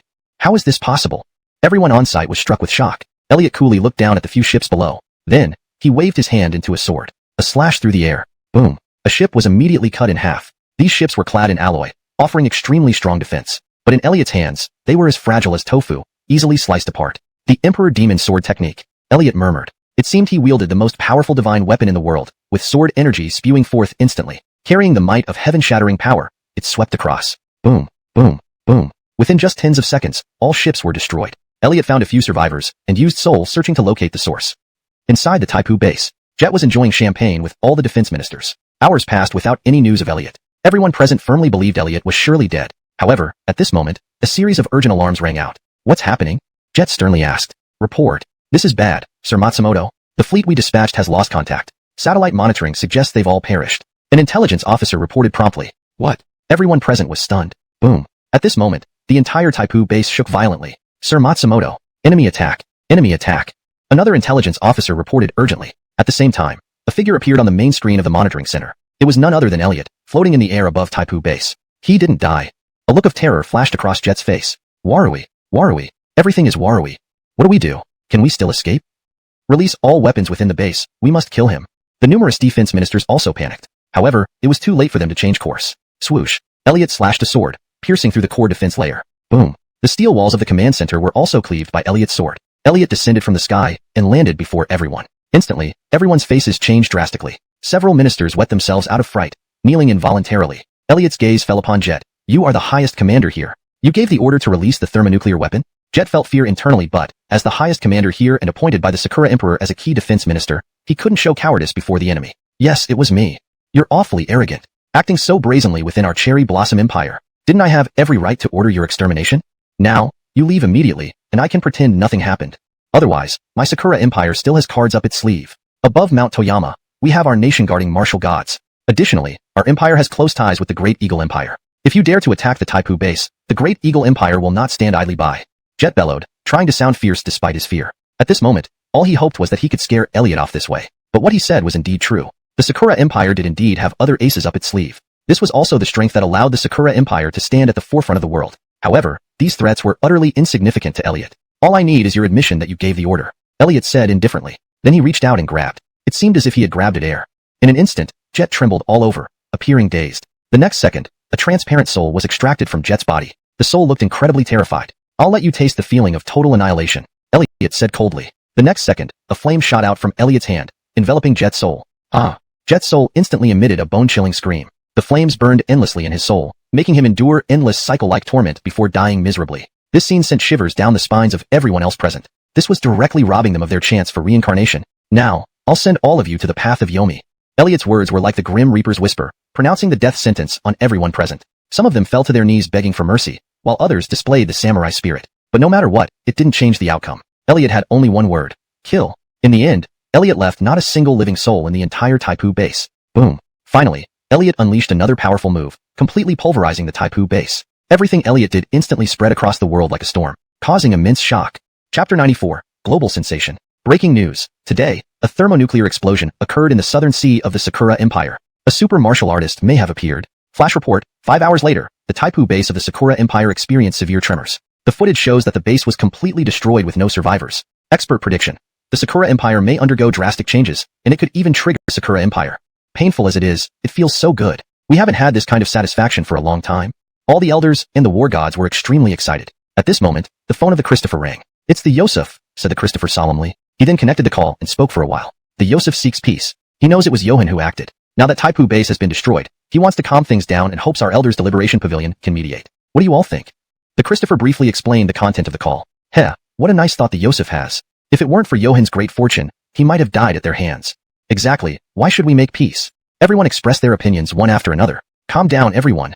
The Sakura Empire still has cards up its sleeve. We can't push for war recklessly. This peace offer might bring us some benefits. Some remained more rational. All eyes turned to the Christopher, waiting for his decision. The Christopher said, this is not a state matter, but a personal affair of Johan. I believe it should be left for him to decide. His words made sense to everyone. Thus, Andre was assigned to contact Elliot. At this moment, Elliot had just destroyed Taipu base, slightly quelling his anger. But this wasn't enough. He prepared to head to the capital with Jediah. Just then, he received a satellite call from Andre. In the call, Andre mentioned the demands of the Yosef. Let him contact me directly, Elliot said calmly. Soon, the Yosef's call reached Elliot's satellite phone. I am the Yosef. I hope you stop your current actions. My Minister of Defense, Selen, acted merely to protect our empire. I'm sure you would have done the same. Now you've killed so many and destroyed Taipu base. Let's end this feud here. On behalf of the Sakura Empire, I hope both sides can live in peace. If you insist on fighting to the death, then this king will accompany you until the end. However, this king desires peace. If you have any demands, please put them forward. The Yosef spoke steadily on the other end of the line. Want to talk peace? Fine. Just meet my few requirements. First, you, Yosef, must publicly apologize to me. Second, your empire must compensate me with 10 trillion. Third, your empire must submit to me and pay annual tributes of resources. Elliot boldly proposed his 3 demands. What? Are you daydreaming? Hearing Elliot's demands, the Yosef flew into a rage. It was something he couldn't possibly fulfill. Immediately, the negotiations broke down. Imperial Palace. The Yosef angrily smashed the satellite phone in his hand to pieces. Upon learning that Taipu base was destroyed, he felt dizzy. As the leader of the empire, he didn't panic but immediately focused on solving the problem. He knew that failing to kill Elliot would naturally lead to severe consequences. The best outcome would be a peaceful settlement. So, after investigating the records and learning that Elliot was the divine marshal who protected the Gaylord Empire, he tried to arrange peace talks with Elliot through the Elders' Deliberation Pavilion. However, Elliot's demands were too extreme. It didn't seem like he wanted peace at all. Now, there was only one path left for the Yosef, and that was to fight until death. Arrange for a fighter jet to fly to Mount Fuji. This king needs to invite the war god out of seclusion. Also, contact the Dei Empire and request aid. The Yosef issued orders consecutively. The super war god was already his last ace in the hole. If he directly asked the Dei Empire for help, they would demand a price. Thus, he was unwilling to do so before the super war god intervened. Mount Fuji. This was the peak of Sakura. To ordinary people, it was a tourist destination. Only the ninjutsu world and some high-level individuals knew this place as a secluded retreat. Here, the 3 most powerful hidden families of the ninja world resided. The Miyamoto clan, the Bloodhand clan, and the Kagaya clan. These 3 clans represented the strongest forces in the ninja world. During the divine battle a century ago, the 3 ninja clans had shone brightly across the global martial arts world. However, that battle also caused heavy casualties, leading them to retire here. In these 100 years, they decided to forge a super war god. Combining the power of the 3 clans, they cultivated an unparalleled powerhouse. This super powerhouse became the current super war god of the Sakura Empire. The super war god possessed all the abilities of the 3 hidden clans, boasting exceptional strength. As the guardian deity of the Sakura Empire, he remained secluded on Mount Fuji. The Yosef arrived at the peak of Mount Fuji via a dedicated fighter jet. Upon reaching, even he performed the kneeling salute.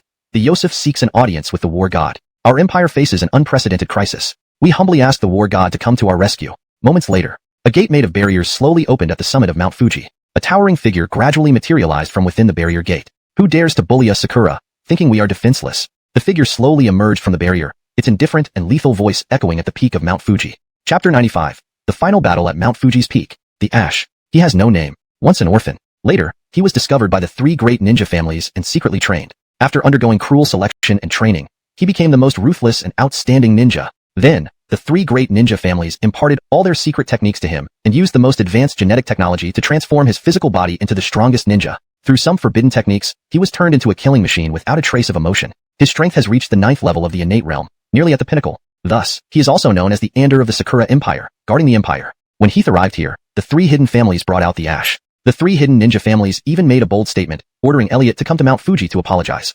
Otherwise, wherever Elliot fled, he would be hunted down to death. At the time of inviting out the Ash, Heath felt this was a good opportunity to promote national prestige, so decided to open the satellite system for live broadcasting to the world. Whether Elliot dared to come or not, he wanted to showcase the power of the Ash to the world. For a moment, all countries, forces, and media that had come to gather intelligence were shaken again by this sensational news. Regardless of whether the various forces had independent satellite systems or not, they all received audio and video from the Sakura Empire. In the footage was the towering Mount Fuji, and atop Mount Fuji, a figure sat cross-legged with an aura like the depths of an abyss. On Elliot's side, after the failed negotiation with Heath, Elliot did not rush to act. He knew Heath seemed to have other cards up his sleeve, so he didn't want to fight unprepared.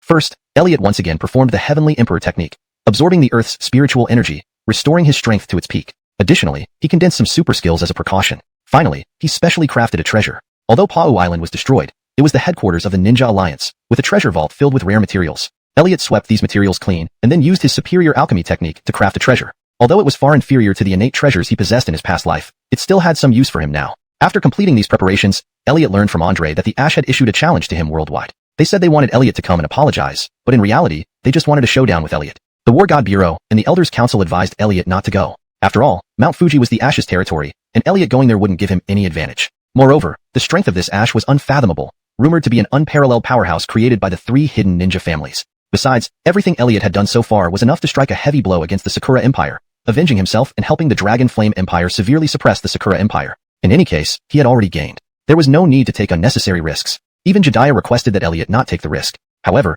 Elliot politely declined their advice. As the Celestial Emperor Yi, he had gone through countless brushes with death. Without the belief to be reborn in adversity, he wouldn't have qualified to become the first sage venerable of the 7 Ascension realms, who can always play a favorable game throughout their life. Only adversities can trigger one's greatest potential. If things went too smoothly, it would only dampen one's fighting spirit. Furthermore, Elliot also wanted to see the strength of Blue Star's top experts. Therefore, Elliot directly headed to Mount Fuji to accept the challenge. It's said that 2 top experts from the Dragon Flame Empire and the Sakura Empire will battle on the peak of Mount Fuji. We cannot miss such an opportunity. Yes, regardless of whether they fight or not, we must go and observe to see how powerful the Eastern forces have become now. Knowing oneself and the enemy ensures victory in every battle. This is an ancient saying from the East.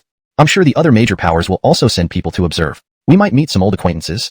Superpowers around the world also took action, dispatching many experts to observe the confrontation. This included the Radiant Cathedral of Northern Gaul, the Heaven Altar of Africa, the Buddha Gate of India, the Great Bear Legion of Russia, the Hand of God of the United States, and the Heart of the Ocean that dominated the seas. These 6 powers are currently the top superpowers globally. Naturally, this news also spread to the Dragonflame Empire. Though the empire implements internet restrictions, because of the event's sensational nature, it quickly spread domestically. Many people sought information through various channels, causing a stir within the country. I heard that an ultra-capable person from our country went to Sakura and wiped out the Ninja Alliance. The Ninja Alliance is a legendary organization, supposedly filled with experts, and it was just wiped out by our people?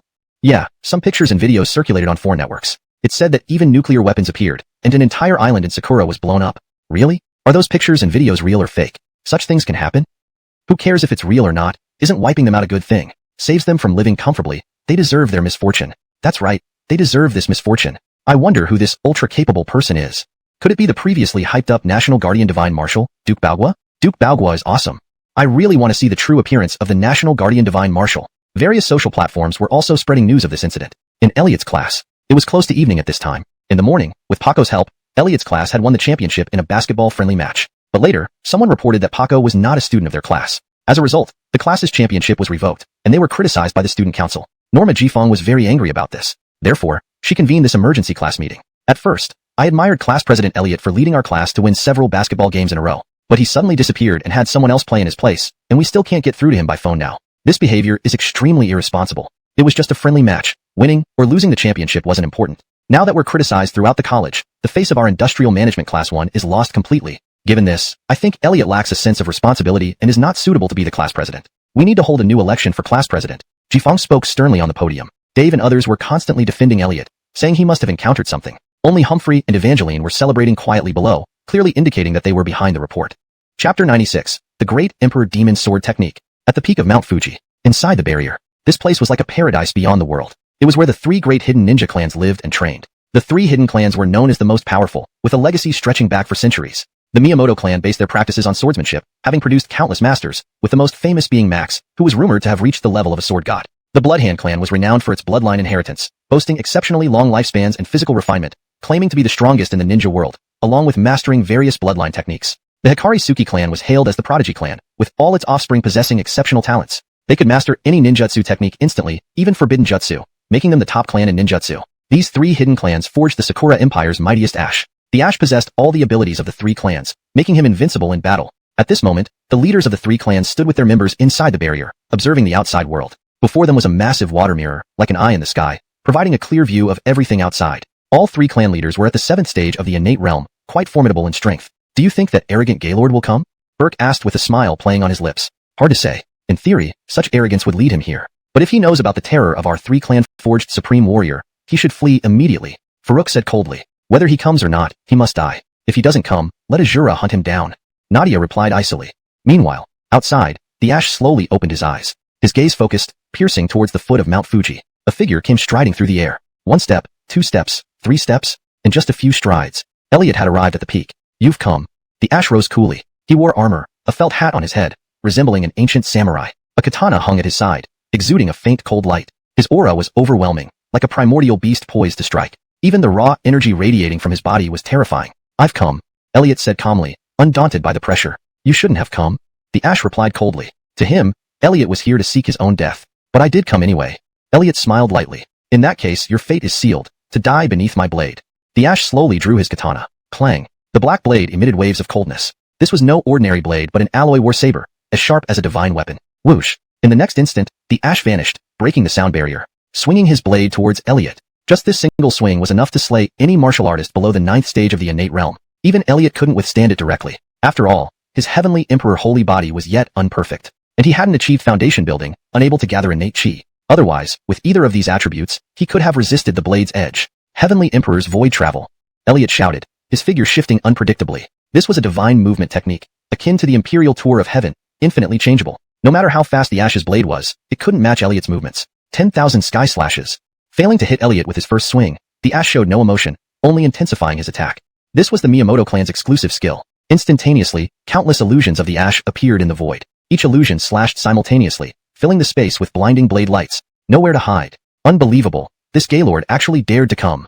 Heh, so what? He's just here to die. Wanna bet? How many rounds can he last?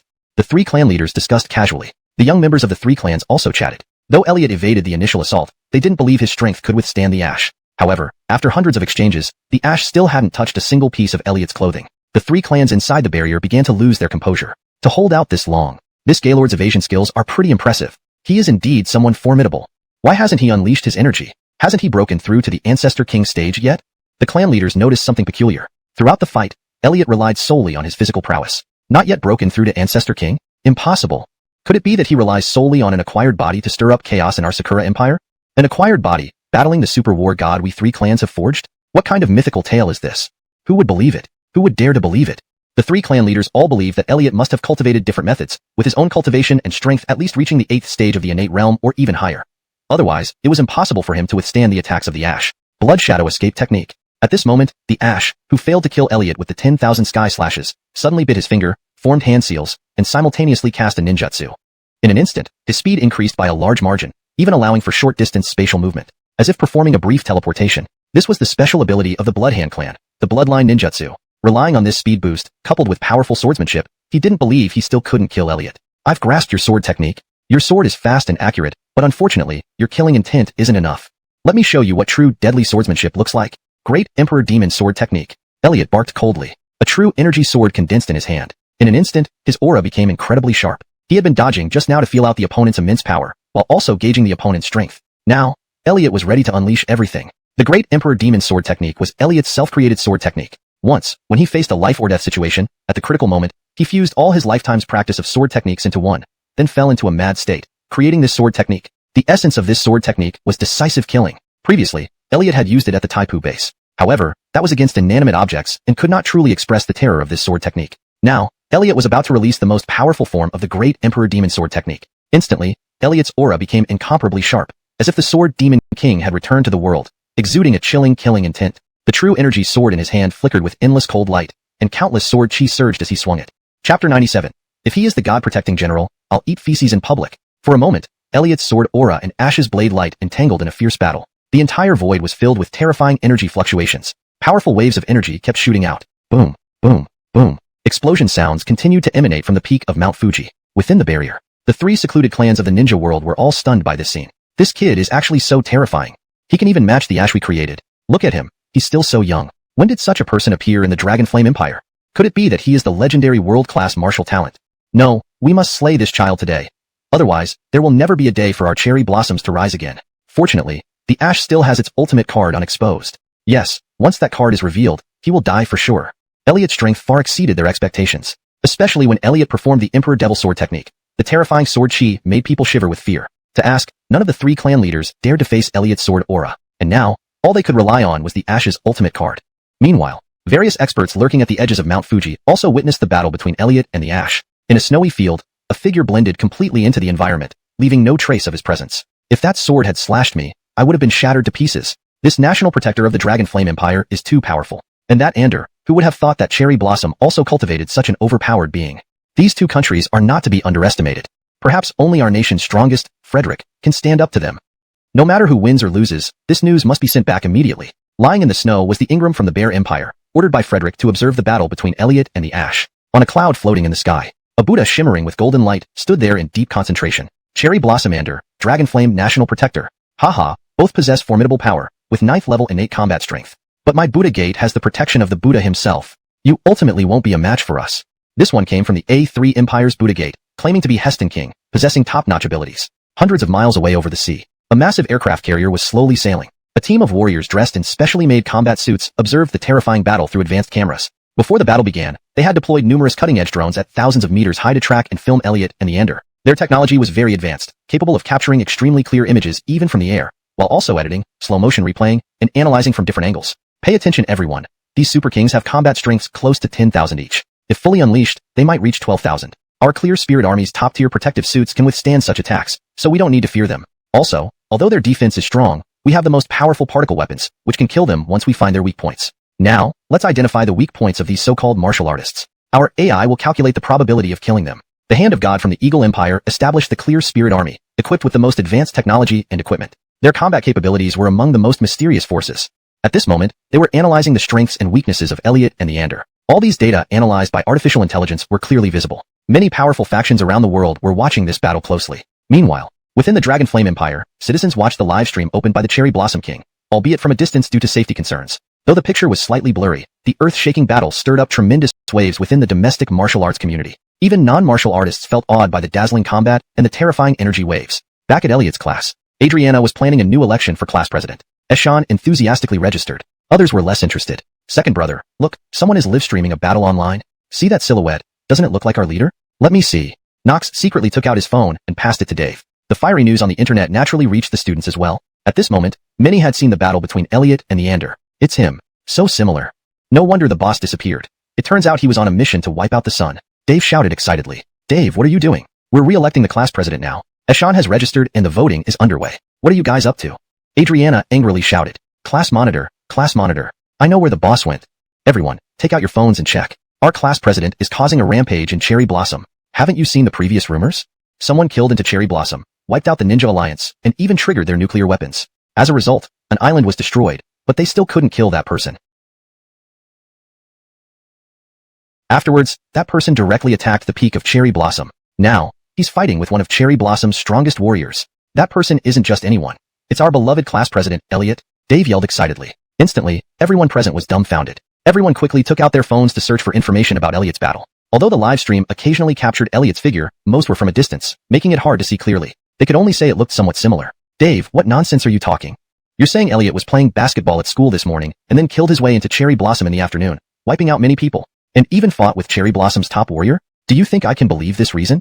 Adriana crossed her arms and directly dismissed Dave's claim. Haha, exactly. If Elliot is so powerful, why would he come to our third-rate school?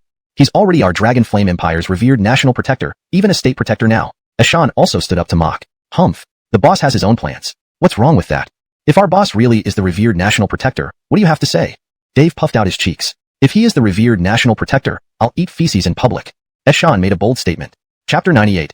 Emperor's Sword Intent. At this moment, Elliot's battle with Ander had entered a feverish state. Even Elliot had to exert all his strength. After all, the gap between their cultivation and power was too large. If Elliot had completed his foundation establishment, he could almost instantly slay Ander. Currently, many of his abilities were still unusable. You are very strong. To force me into such a situation, you are the first. But my strength does not end here. Today, you will surely die.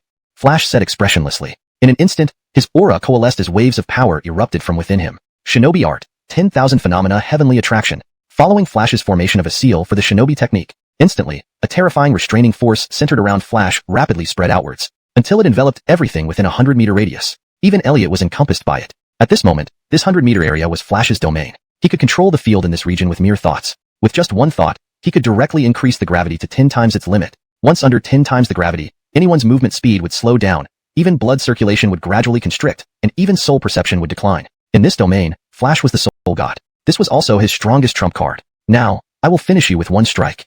Shinobi Art, God's Illusory Demise. Flash's eyes suddenly flickered as a divine light shot out from his pupils. An instant arc cut through the air, striking straight toward Elliot's forehead. This was a soul illusion technique. If hit, one would lose mental control. Even those with powerful mental strength would be affected, their souls suffering setbacks. This was another one of Flash's trump cards. Finally, Flash gripped his Azura Warblade with both hands, lifting it into the air. The strongest swordsmanship, unparalleled. This was Flash's last trump card. It was also his strongest swordsmanship, the peerless sword chi. In an instant, overwhelming spiritual fluctuations erupted in the heavens and earth. Countless essences merged into this sword chi. The void trembled as if it were about to be split by this sword. A powerful blade aura condensed on Flash's warblade, making the might of this slash even more formidable. Wonderful. With this slash, that Gaylord person is definitely dead. Finally, he has used it. These are the three greatest trump cards of the martial god. He can't possibly survive. With this blade containing supreme blade intent, who can withstand it? Inside the barrier, members of the three great tribes clenched their fists excitedly upon seeing Flash unleash all his trump cards. They all believed Elliot wouldn't be able to resist this time.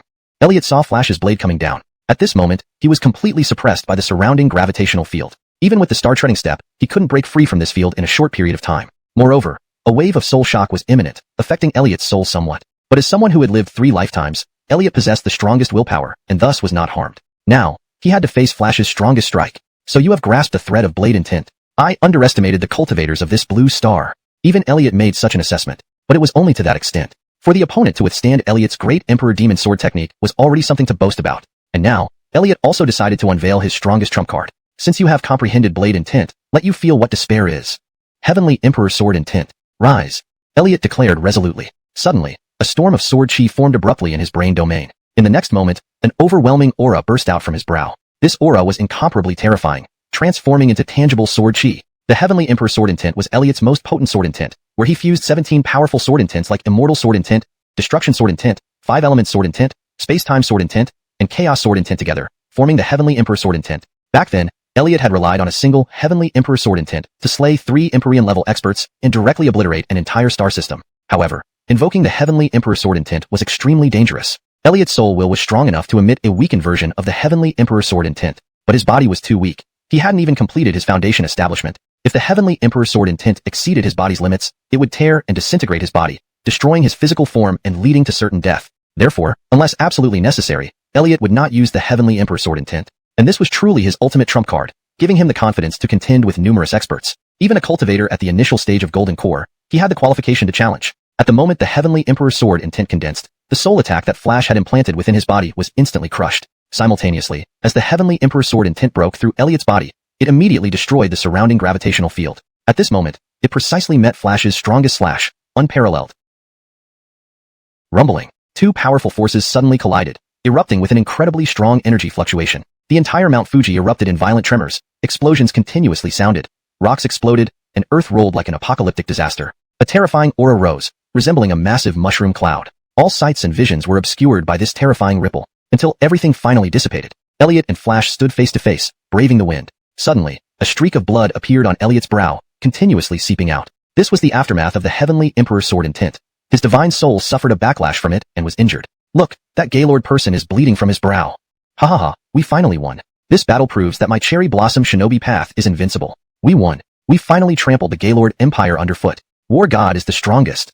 Members of the 3 hidden shinobi families were ecstatic, even laughing in celebration. But in the next second, everyone fell silent. They saw Flash suddenly kneel down. His entire body uncontrollably plummeted. At the same time, starting from his head, his whole body began to disintegrate. This was not ordinary disintegration. It was a piece-by-piece decomposition. His head detached first, then his body seemed to be sliced into pieces by countless sharp objects. Until the end, his body turned into endless fragments, scattered by the wind, completely annihilated. No, it can't be.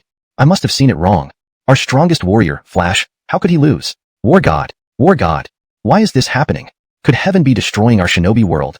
Chapter 99. Today, no more 3 hidden clans. The Renjain Srthanzu, 3 hidden clans of the shinobi world, who witnessed everything with their own eyes, were all greatly shocked. They all seemed to be petrified. None of them dared to believe what they saw. The Ash, whom they thought was invincible in the world, was not even a match for Elliot. This guy was simply too terrifying. The northern frontier bear king, lurking far away in the snowy mountains, also stared in disbelief at the scene before him. That overwhelming sword and tint that surged just now made him feel an indescribable fear. This kid is too powerful. He still has a trump card. Even our empire's strongest emperor, Isaiah, might not be his match. We must immediately send this news back home.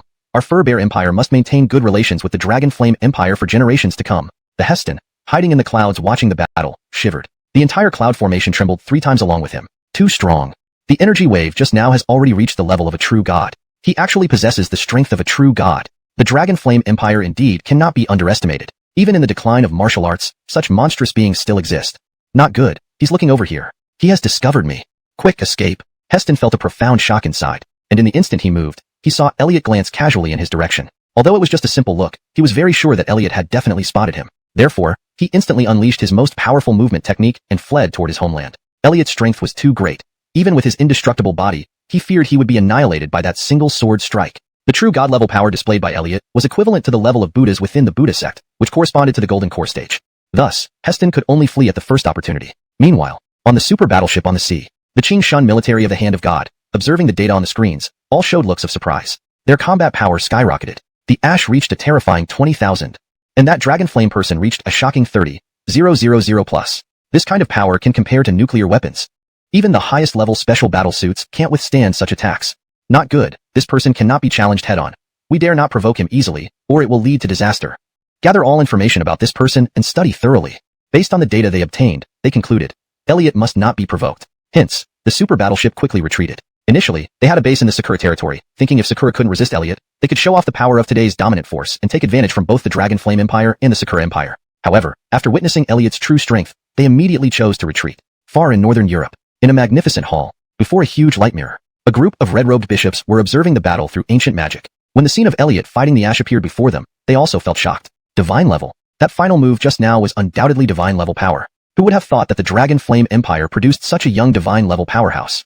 It seems the divine war might break out again. Luckily, we have prepared ahead of time, enough to handle the crisis. However, we need to pay close attention to the Dragon Flame Empire. Yes, we must accelerate our plans. Elliot exterminated the Ash. Though he suffered some backlash, it wasn't fatal. Hehe. Dragon Flame person, don't be arrogant.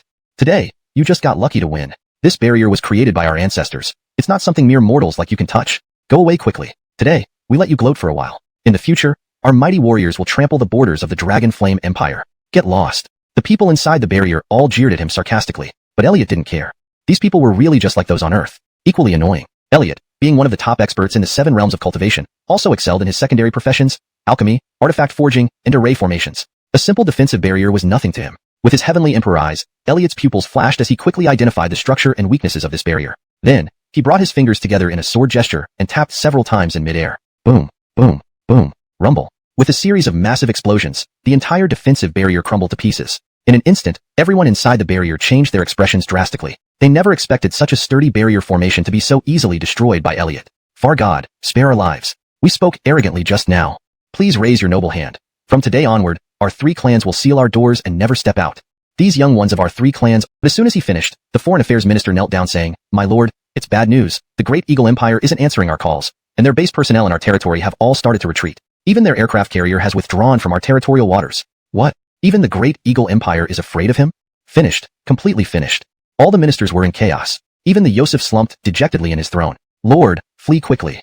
A bodyguard reminded the Yosef. Yes, yes, yes. Prepare my private jet immediately. The Yosef immediately came to his senses. However, just then, a figure descended from the sky. Zayap. A sword slashed through the roof of the imperial palace. No one could stop Elliot. It's you. The Yosef's heart almost stopped when he saw Elliot. Yosef, we finally meet, Elliot said indifferently. Previously, Elliot had been bombed by Hawk using the Doomsday Bomber, which would have been impossible without the Yosef's approval. Elliot always believed that every grievance has its cause, and coming for revenge was quite reasonable. Do you intend to kill us all? Don't you know this will trigger a war between the two countries?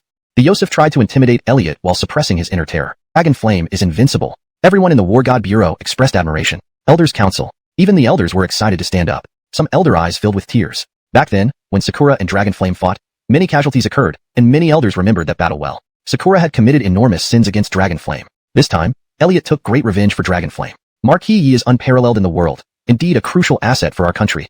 With Marquis Yi around, our Dragon Flame will last forever. Pity, there's no higher title to bestow on Marquis Yi. Maybe we should give him a new title, perhaps Supreme Divine Marshal. Yes, anything. All elders showed their affirmation and praise for Elliot. Yi family. Beckham paced back and forth inside the Yi family ancestral hall. Although he didn't see the scene live, he got the news from the elders council. Heaven blesses our Yi family. Heaven blesses our Yi family. I, Beckham, have such a grandson. I have no regrets in my life.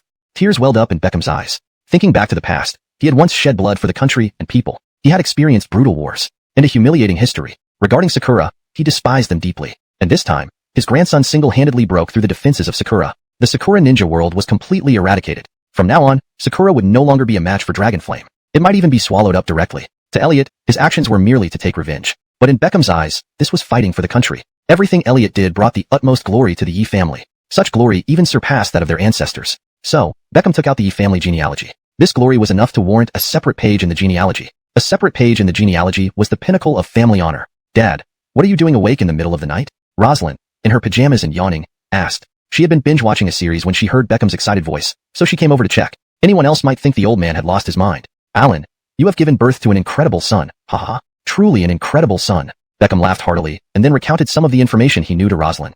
What? My son is that awesome? How come I didn't know? Rosalind's eyes widened instantly. Would I lie to you? Based on everything Aristide has done, it's enough to warrant a separate page in the Yi family genealogy. No, I've decided, starting from Aristide, we will open a new lineage. Aristide will be the progenitor of this lineage. So, Beckham took out a new family register and began writing down all the information about Elliot. Elliot, supreme ancestor of the Yi family. Before 18, seemingly mediocre, hiding in plain sight. After 18, unrivaled worldwide, like a dragon emerging from the sea. On a certain day, he crushed the Sakura ninja world, establishing the might of Dragon Flame. Beckham wrote much more, even adding some fun anecdotes from Elliot's childhood. However, the focus remained on Elliot's recent deeds and the honor he brought to the Yi family. The once deeply worried descendant of Beckham had now grown into a towering pillar of the Yi family. With just Elliot's achievements today, the Yi family could stand tall for another 100 years without falling. Chapter 101. The strongest, the fastest, the most detail-oriented. When Elliot returned to the dormitory, it was almost midnight. When he came back, Dave and the others were all jolted awake. Boss, you're back. Dave exclaimed in great relief. Boss, where did you go? Timothy asked. Yeah, boss, was that person in the live stream really you? Knox asked anxiously. Previously, they had argued with Norma about Elliot's affairs. Norma didn't believe them at all, and eventually handed over the position of class president to Ashan for his proactive performance. And when Elliot destroyed the Sakura ninja realm, the high-ranking officials of the Dragon Flame Empire sealed off some online information, so no one could see Elliot's previous activities. Because they knew Elliot needed a low profile and now enjoyed living an unassuming life. Moreover, the upper echelons were also afraid that revealing Elliot's identity would attract attention from certain terrifying foreign forces. Though Elliot was immensely powerful, avoiding unnecessary trouble and danger was still essential. Did you see it? Yes, it was me. I was the one who wiped out those dicks from Sakura, Elliot said indifferently. He admitted it outright. There was no need to hide or cover up in front of Dave and the others. After all, these three had followed him in their previous lives. Elliot was also planning to train them. Hell yeah, I knew it. It's definitely boss. Boss, you're amazing. One man took down the entire Sakura ninja realm. Boss, can I be your accessory? Dave and the others looked at Elliot with admiration. Alright, stop looking at me like that. It's creepy. Wanna learn? 80% discount. Elliot chuckled. Instantly, Dave and the others put on pained expressions. They knew that Abdul paid $500 million to become Elliot's disciple. Even at an 80% discount, that would still be $400 million. They couldn't afford it. Just kidding, we're brothers. I'll teach you. Elliot said calmly. It was about time he started training them. If everything relied on Elliot alone, it would be quite annoying. Really? Boss, you're too kind. If I were a girl, I'd sleep with you tonight. Dave and the others were overjoyed. Now, Tell me, what are your aspirations or cultivation directions? Elliot asked. Although Elliot knew the styles of the three, perhaps in this life, they had new ideas and pursuits. I'll go first. Boss, I want to be the toughest man in the universe. Dave flexed his muscles. Second brother, girls would be scared of your muscles, let alone mine. Boss, I want to become the fastest man in the world. Timothy winked. And me, boss, I want to become the most detail-oriented man. As you know, details decide success and failure. When I play games, I love intricate operations. Knox said excitedly. Well, one is the strongest, one is the fastest, and one is the most detail-oriented. Quite distinctive. Elliot smiled. It seemed these guys hadn't changed. Alright, according to each of your styles, I have already found suitable cultivation techniques for you. Dave, I specially appoint you as the Thunder Messenger. I will impart you the Thunder Pride of World technique, and you will become the Thunder Emperor. Timothy, I specially appoint you as the Heartless Messenger. I will impart you the Ancient Heartless Scripture, and you will become the Ancient Heartless Emperor. Knox, I specially appoint you as the Tyrant Dragon Messenger. I will impart you the Tyrant Immortal Dragon skill, and you will become the Tyrant Immortal Dragon Emperor. Elliot tapped the center of their foreheads, transmitting the cultivation techniques from their past lives into their minds. If Elliot successfully established his foundation, he could directly awaken their memories from their past lives, allowing their cultivation speed to increase significantly. For now, they would have to explore their paths on their own. Thank you, boss. Dave and the others were very moved, bowing gratefully. The night passed without incident. The next day, everyone went to class together. Haha, Elliot, you finally showed up? Disappeared for a whole day. Where did you go? Just a basketball game, and you quit just because you lost? Well done. At last night's class meeting, we re-elected the class president, so now I'm the class president. As soon as Elliot and the others entered the classroom, Eshan jumped out, looking very pleased with himself. Oh. Elliot responded indifferently. It was just the position of class president. He didn't care at all. Annoying.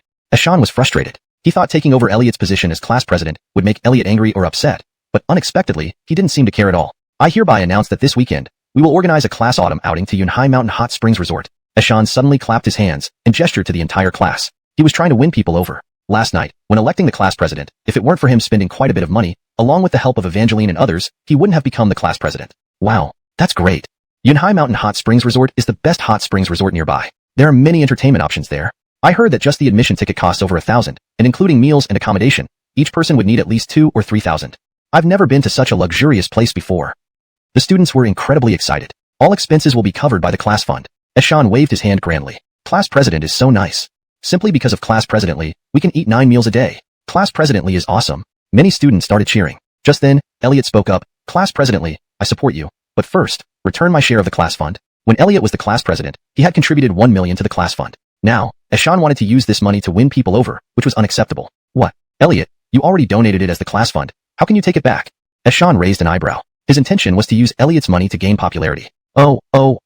So the illustrious class president Lee can't even afford the class fund? Yes, you have no money. What kind of class president are you? Go back where you came from. Need to sleep. So, she called her best friend. Leslie, I'm going on an autumn outing with Elliot's class this weekend at a hot spring resort. Really? Isn't this your chance then? Yes, but what should I prepare? I'm feeling a bit nervous already. What do you need to prepare? Oh, right, if you don't want a baby now, you should take precautions and buy a condom. Should I buy one? I feel a bit embarrassed. Not buying it is fine. At worst, you give me a chubby nephew next year. Hee. There's another problem. How do I make my move? Make your move? Ilian, are you silly? Just sneak into his room at midnight. Everything will happen naturally. Men are all the same. Oh. Renata fell asleep with excitement, but she was determined to seize this opportunity and win Elliot over. At the same time, Xanadu Art College. Jacqueline's dormitory. A Jew. Where have you and that Elliot gotten to? Lauren and others asked curiously. Last time Jacqueline was slandered by Doug, it caused quite a stir online. Later, Doug admitted his wrongdoing and was arrested. Not only did this turn Jacqueline's reputation around, but it also made her even more popular. Jacqueline told her sisters that it was all thanks to Elliot. So, they all assumed the two were a couple. This time, her entire dorm was going to join Elliot's class on the autumn outing. Everyone had their own little schemes. Jacqueline said, I have no relationship with him right now, but I want to use this hot spring trip to establish a relationship. This Elliot seems to have some background. Last time when Doug slandered you, he later clarified it. I think there's more to it than meets the eye. Yeah, originally the internet was full of criticisms against Elliot, but they all disappeared. That's quite a feat. A Jew, you have good taste. Since you like him, why not seize this opportunity and get him? We'll help by getting him drunk. Your chance will come then. The three girls laughed wickedly. Vivian, you naughty girl, chatting fervently with Dave, aren't you craving for him? This time you must seize the opportunity. And you, Krista, looking at Knox, drooling already? Don't hide it. Lastly, Lauren, stop testing Timothy. Just clarify things this time. Sleep together, and feelings will grow over time. Seeing her scheming friends, Jacqueline started retaliating as well. The whole night was filled with gossip. Soon, it was the weekend. Eshan booked a luxury bus. All the students happily boarded the bus. One bus can seat 40 people, so there were plenty of empty seats. Elliot and Dave sat in the last row at first, but when Jacqueline and Renata arrived, they were immediately separated. Elliot stayed in the center of the last row, while Jacqueline and Renata sat on either side of him, and Dave and others were split up by Lauren and the other girls, paired off sweetly. This sight left Eshan, who organized the activity, extremely displeased. Although he paid for the activity, he couldn't get a single beauty for himself. 2 beauties, there are plenty of empty seats up front. Why not sit there? It's cooler by the air vent next to me. Why crowd here? Eshan came to the last row and tried to persuade either Renata or Jacqueline to leave. No, I'm staying here. Both Renata and Jacqueline refused him outright. Eshan could only leave unhappily. Yunhai Mountain is located at the border between Xanadu and Zhejiang Province. There are clouds and mist around it all year round, hence its name Yunhai Mountain. Later, the government introduced investment, developing this mountain area into a famous hot spring resort, deeply loved by tourists from nearby cities. After more than 2 hours on the luxury bus, they finally arrived at Yunhai Mountain Hot Spring Resort Hotel. As soon as they got off the bus, staff members came to greet them. Young Master Li, welcome to Yunhai Mountain Hot Spring Hotel. Truman, hello. A manager-like figure also approached. He seemed to have some acquaintance with Eshan, and the two chatted happily. Truman, this time it's up to you to entertain my classmates well. Of course, I've arranged all the fun activities for you. The students found their respective rooms to rest before lunchtime arrived. Taking advantage of this time, Eshan found Truman again. Eshan handed a cigarette to him. Truman, there's a very annoying guy in my class. Can you help me teach him a lesson? Oh, someone offended young Master Li? I thought you came here for a woman? Truman chuckled lightly. He had noticed several beauties among the students. With money, there will always be women. I just don't like someone. What do you say, Truman? Can you manage it? Eshan continued to press. To teach someone a lesson is quite simple. After all, this is my territory. However, Truman deliberately sounded profound. Eshan understood what he meant. Truman, as long as you help me with this, I'll give you 10,000 after it's done. Deal? Ha ha ha, young Master Li is generous. I'll definitely help you. Tell me, who is the person you want to teach a lesson? Subsequently, Eshan provided Truman with Elliot's information. Just this kid? Huh, he looks ordinary. Alright, young Master Li, I'll definitely help you get back at him. Truman glanced at Elliot's information and confidently agreed. At this moment, Elliot was in his room. All the rooms were standard doubles. He shared a room with Dave. They quickly tidied up and then headed to the hotel's buffet restaurant. However, as they were about to enter the restaurant, they were stopped. Chapter 103, High-End Restaurant. The one blocking Elliot and his group was none other than the hotel's client manager, Truman. I'm sorry, but since your team's ticket is limited to a party of 30 people and you have exceeded this limit, those who exceed it must pay the original price to dine in the buffet. You all happen to be the excess members and must pay the original price to enter, Truman explained politely. Upon hearing this, Elliot frowned slightly. Dave, known for his short temper, couldn't stand it. What do you mean? We came here as a class. How can there be a limit on the number of people? Besides, why are we considered extra members? I feel like you're targeting us. Soon after, Timothy and Knox arrived. They were also stopped outside the door. There were 28 students in total in their class. With Renata and Jacqueline joining, the count went over the limit. Consequently, the 4 from Elliot's dormitory were left out. This was obviously targeting them. Sorry, but I'm not singling you out. It's just following the rules. Therefore, if you want to eat at the buffet, you must pay the full price. Otherwise, you cannot dine here, Truman said calmly with condescension in his eyes. At that moment, Eshan walked over with a mischievous grin. Oh, sorry about that. I misunderstood the rules and thought our package could accommodate everyone. Who would have thought adding a few pretty ladies would exceed the quota? Elliot, since you're rich, a little bit of money shouldn't matter to you, right? You guys should pay for yourselves. With that, he turned and left casually, clearly trying to annoy Elliot. Just as Dave was about to burst, Elliot stopped him. How much is the regular price? Truman smiled and said, it's only 1,288 yuan per person because we offer seafood buffet with premium quality. Hence, the price is higher than elsewhere. Damn, how about going out to rob people? Dave raged. Elliot then asked, I've heard you have a VIP high-end custom restaurant here? Truman paused, then replied, yes, we do. Do you want to try it? The dishes and services there are top-notch, but it's quite expensive. Elliot responded, buffet isn't interesting anyway. Let's indulge ourselves today and try something luxurious. High-end custom restaurant. Let's go. Long live the boss. Never had the high-end custom restaurant before. Following the boss ensures endless deliciousness. Dave and others immediately became excited. Other classmates took notice of what happened. Class presidently, why can Elliot and others go to the high-end restaurant while we stay here? Yeah. Why can only they enjoy the special treatment? Class presidently, we want to go to the high-end restaurant too. Some classmates expressed their discontent. Are you crazy? Do you know how much a meal costs in the high-end restaurant? They offer limited seats, and a single meal could easily cost tens of thousands. If you order wine or rare dishes, it might cost over $1 million.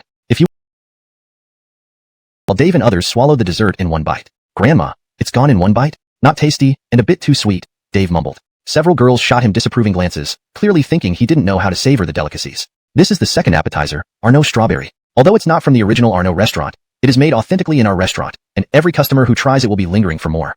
The third dish is sturgeon caviar omelette, topped with 10 ounces of the freshest sparkling sturgeon caviar. The fourth dish is Simmental Wagyu. This is the best premium Wagyu from myriad places. Soon, one course after another was served. Each dish was made from top-tier ingredients from all over the world, exquisitely presented and highly appetizing. It had to be admitted that this high-end custom restaurant did a great job. There was no pretentiousness without substance. Elliot and his group also enjoyed their meal very much, tasting gourmet dishes from around the world. Everyone, how can we enjoy the fine food without fine wine? At this moment, Truman offered his suggestion. Then bring a few bottles of your best red wine and champagne, Elliot said calmly. Yes, sir. Truman's lips curved into an almost imperceptible smile. This time, he wasn't just helping Eshan trap Elliot. He could generate revenue for the hotel and pocket a cut himself, a win-win situation on 3 fronts. Soon, several expensive bottles of red wine and champagne were brought over. Everyone enjoyed themselves immensely. More than 2 hours passed quickly during the meal. Everyone's stomachs were now round and full. It was time to pay the bill. How much is it all together? Elliot asked. Sir, hello. Your total comes to 1,786,800 yuan. Let me round it down to 1,076,000 for you. Truman said with a warm smile. What? That expensive? Over $1 million for a meal? Holy H*T. Is this right? Show us the menu. Dave and the others immediately protested loudly. Sorry, this is a private high-end custom restaurant. We don't have a fixed menu. It's based on the day's ingredients. As for prices, these are internal hotel prices and not publicly disclosed. Rest assured, everyone, I absolutely haven't quoted you wrongly. The ingredients you've enjoyed are all world-renowned delicacies, so how could they be cheap? And those few bottles of wine alone cost hundreds of thousands. Truman still smiled politely. Chapter 104. I choose to dine and dash. Without listed prices for the dishes, this was clearly unreasonable. And Truman had indeed inflated the prices. He could make a profit from the difference. Where is your manager? Call him over. I want to file a complaint. Hilton roared. Although he was dining on Elliot's tab, Elliot was his boss, and he had to stand up for his leader. Sorry, I'm the highest authority here. Everything is under my control. At this moment, Truman's expression turned serious. He was planning to turn hostile. Do you not fear that we'll complain about you? Or perhaps expose you to the media? Lauren and other women also stood up for Elliot. Haha, do you think we're afraid? Not afraid to tell you. Yunhai Mountain Hot Spring Hotel belongs to the Martial Arts Alliance. No one can help you here. Truman sneered coldly. Upon hearing about the Martial Arts Alliance, Lauren and the others' expressions slightly changed. Although they weren't from high society or martial artists, they had heard of the great name of the Martial Arts Alliance. It was a superpower, not to be trifled with by ordinary people. Then, Truman looked at Elliot coldly and said, So, are you going to pay or shall I call the police? Elliot took a sip of the expensive red wine and said calmly, I choose to dine and dash. Everyone present froze. To dare to speak so openly about dining and dashing? Really bold. Hilton couldn't help but mentally give Elliot a thumbs up. Boss is really something, taking an unconventional path. Truman's face darkened as he asked, What do you mean? You don't plan on paying? Don't you know what consequences you'll bear? I can have the hotel security beat you up badly now, then report you to the police. In the end, you or your family will still have to pay for this meal. Think it over carefully. Elliot slowly stood up. I've thought it through, and I'm going to treat you to some smacks in the face. Having said that, he walked towards Truman. Slap. It felt like Ma Dong-suk's hard control skills were on display. Truman was stunned. This kid was too arrogant. Not only did he dare to dine and dash, but he even dared to hit someone. Unbelievable. Therefore, he took out his phone and began calling for reinforcements. Elliot also pulled out his phone and called Jediah. I'm at Yunhai Mountain Hot Spring Hotel. There's been a bit of trouble here. Please handle it. Kid, wait for it. Soon I'll have people beat you so bad you won't be able to take care of yourself. Truman said viciously. He had just heard Elliot making a phone call, but he didn't mind at all. He was the client manager here, specially receiving important guests. There were 5 such managers, and above them was a general manager. However, the general manager was usually very busy and rarely showed up. He didn't believe that Elliot could possibly know anyone higher up. Before long, a group of security guards rushed in. Beat him. Truman pointed at Elliot and yelled. Stop. Just before the security moved, a man rushed in breathlessly. Mr. Grover. Mr. Grover. Seeing the newcomer, Truman was shocked on the spot. This was indeed the general manager of Yunhai Mountain Hot Spring Hotel. Mr. Grover. You, dog. You wanted to kill me. Mr. Grover panted. Mr. Grover. How could I harm you? Truman was dumbfounded, clueless. How dare you disrespect Mr. Yi? Are you looking for death? How is this not harming me? Mr. Grover scolded furiously. Slap. As he spoke, Mr. Grover slapped Truman hard across the face. Truman was slapped into a daze again. Who was Mr. Yi? At this point, Mr. Grover composed himself and then respectfully approached Elliot, bowing and saying, Mr. Yi, I apologize greatly. President Ran has already informed me and asked me to handle this matter. All right, then start handling it. Elliot sat back down calmly, watching as if it were a show. At this moment, Truman was completely shocked. He never expected that one call from Elliot could actually bring his superior here. And from the tone of Mr. Grover, it seemed that Elliot had connections all the way up to their top boss, President Ran, who was none other than the president of the Martial Arts Alliance. A figure of that caliber was beyond their wildest dreams. It was all over now. Tom, explain why you targeted Mr. Yi. Mr. Grover roared angrily, questioning. It was like this. It was young Master Li who. Truman knew he couldn't hide it any longer, so he confessed everything, perhaps hoping for a glimmer of hope. He recounted how Ishan had bribed him to target Elliot, and he also admitted to artificially inflating the prices. Suddenly, everything became clear. Mr. Yi, how would you like me to handle this? Should I fire him directly? Mr. Grover asked for Elliot's instructions. Elliot glanced at Truman, who was already scared out of his wits and kept begging for mercy. This job paid quite well, and he had elderly parents and young children to support. If he were fired, it would be a disaster. Let's not fire him yet. Young Master Li likes to play, right? Then I'll just accompany him. Truman, you know what to do, right? Elliot said calmly. Yes. Thank you for your leniency, Mr. Yi. Truman kowtowed to Elliot. The matter was resolved perfectly. Hilton and the others looked at Elliot with admiration. A leader is always a leader, no matter where they go. Renata, Jacqueline, and the other women looked at Elliot with even more passionate gazes. This was the man they had chosen. No matter what situation arose, everything was under his control. In the afternoon, Eshan found Truman again. Truman? How did it go? Truman. You look a bit off. Ashan felt a bit intimidated by Truman's gloomy expression. Oh, nothing, just feeling a bit drowsy. Don't worry, I gave that guy a good deal at lunchtime and got 2 million from him, Truman said coldly. 2 million. Ha ha ha, great, so refreshing. Never thought Elliot would have a day like this, Ashan exclaimed. Oh right Truman, I've come up with another plan. I need your help tonight. What plan? I secretly hired 2 girls. Tonight, I'll sneak them into Elliot's room. Then I'll ruin his reputation. Ashan wore a sly grin. He did all this because of jealousy over Renata and Jacqueline being close to Elliot. He figured that as long as people thought Elliot was an indiscriminate bad man, Renata and Jacqueline would leave him. Then he'd have his chance. Fine, young Masterly, I'll definitely help you complete the task. But this will cost extra. A cold smile appeared on Truman's face. No problem with extra pay. But Truman, are you sure you're okay? Your complexion looks a bit strange.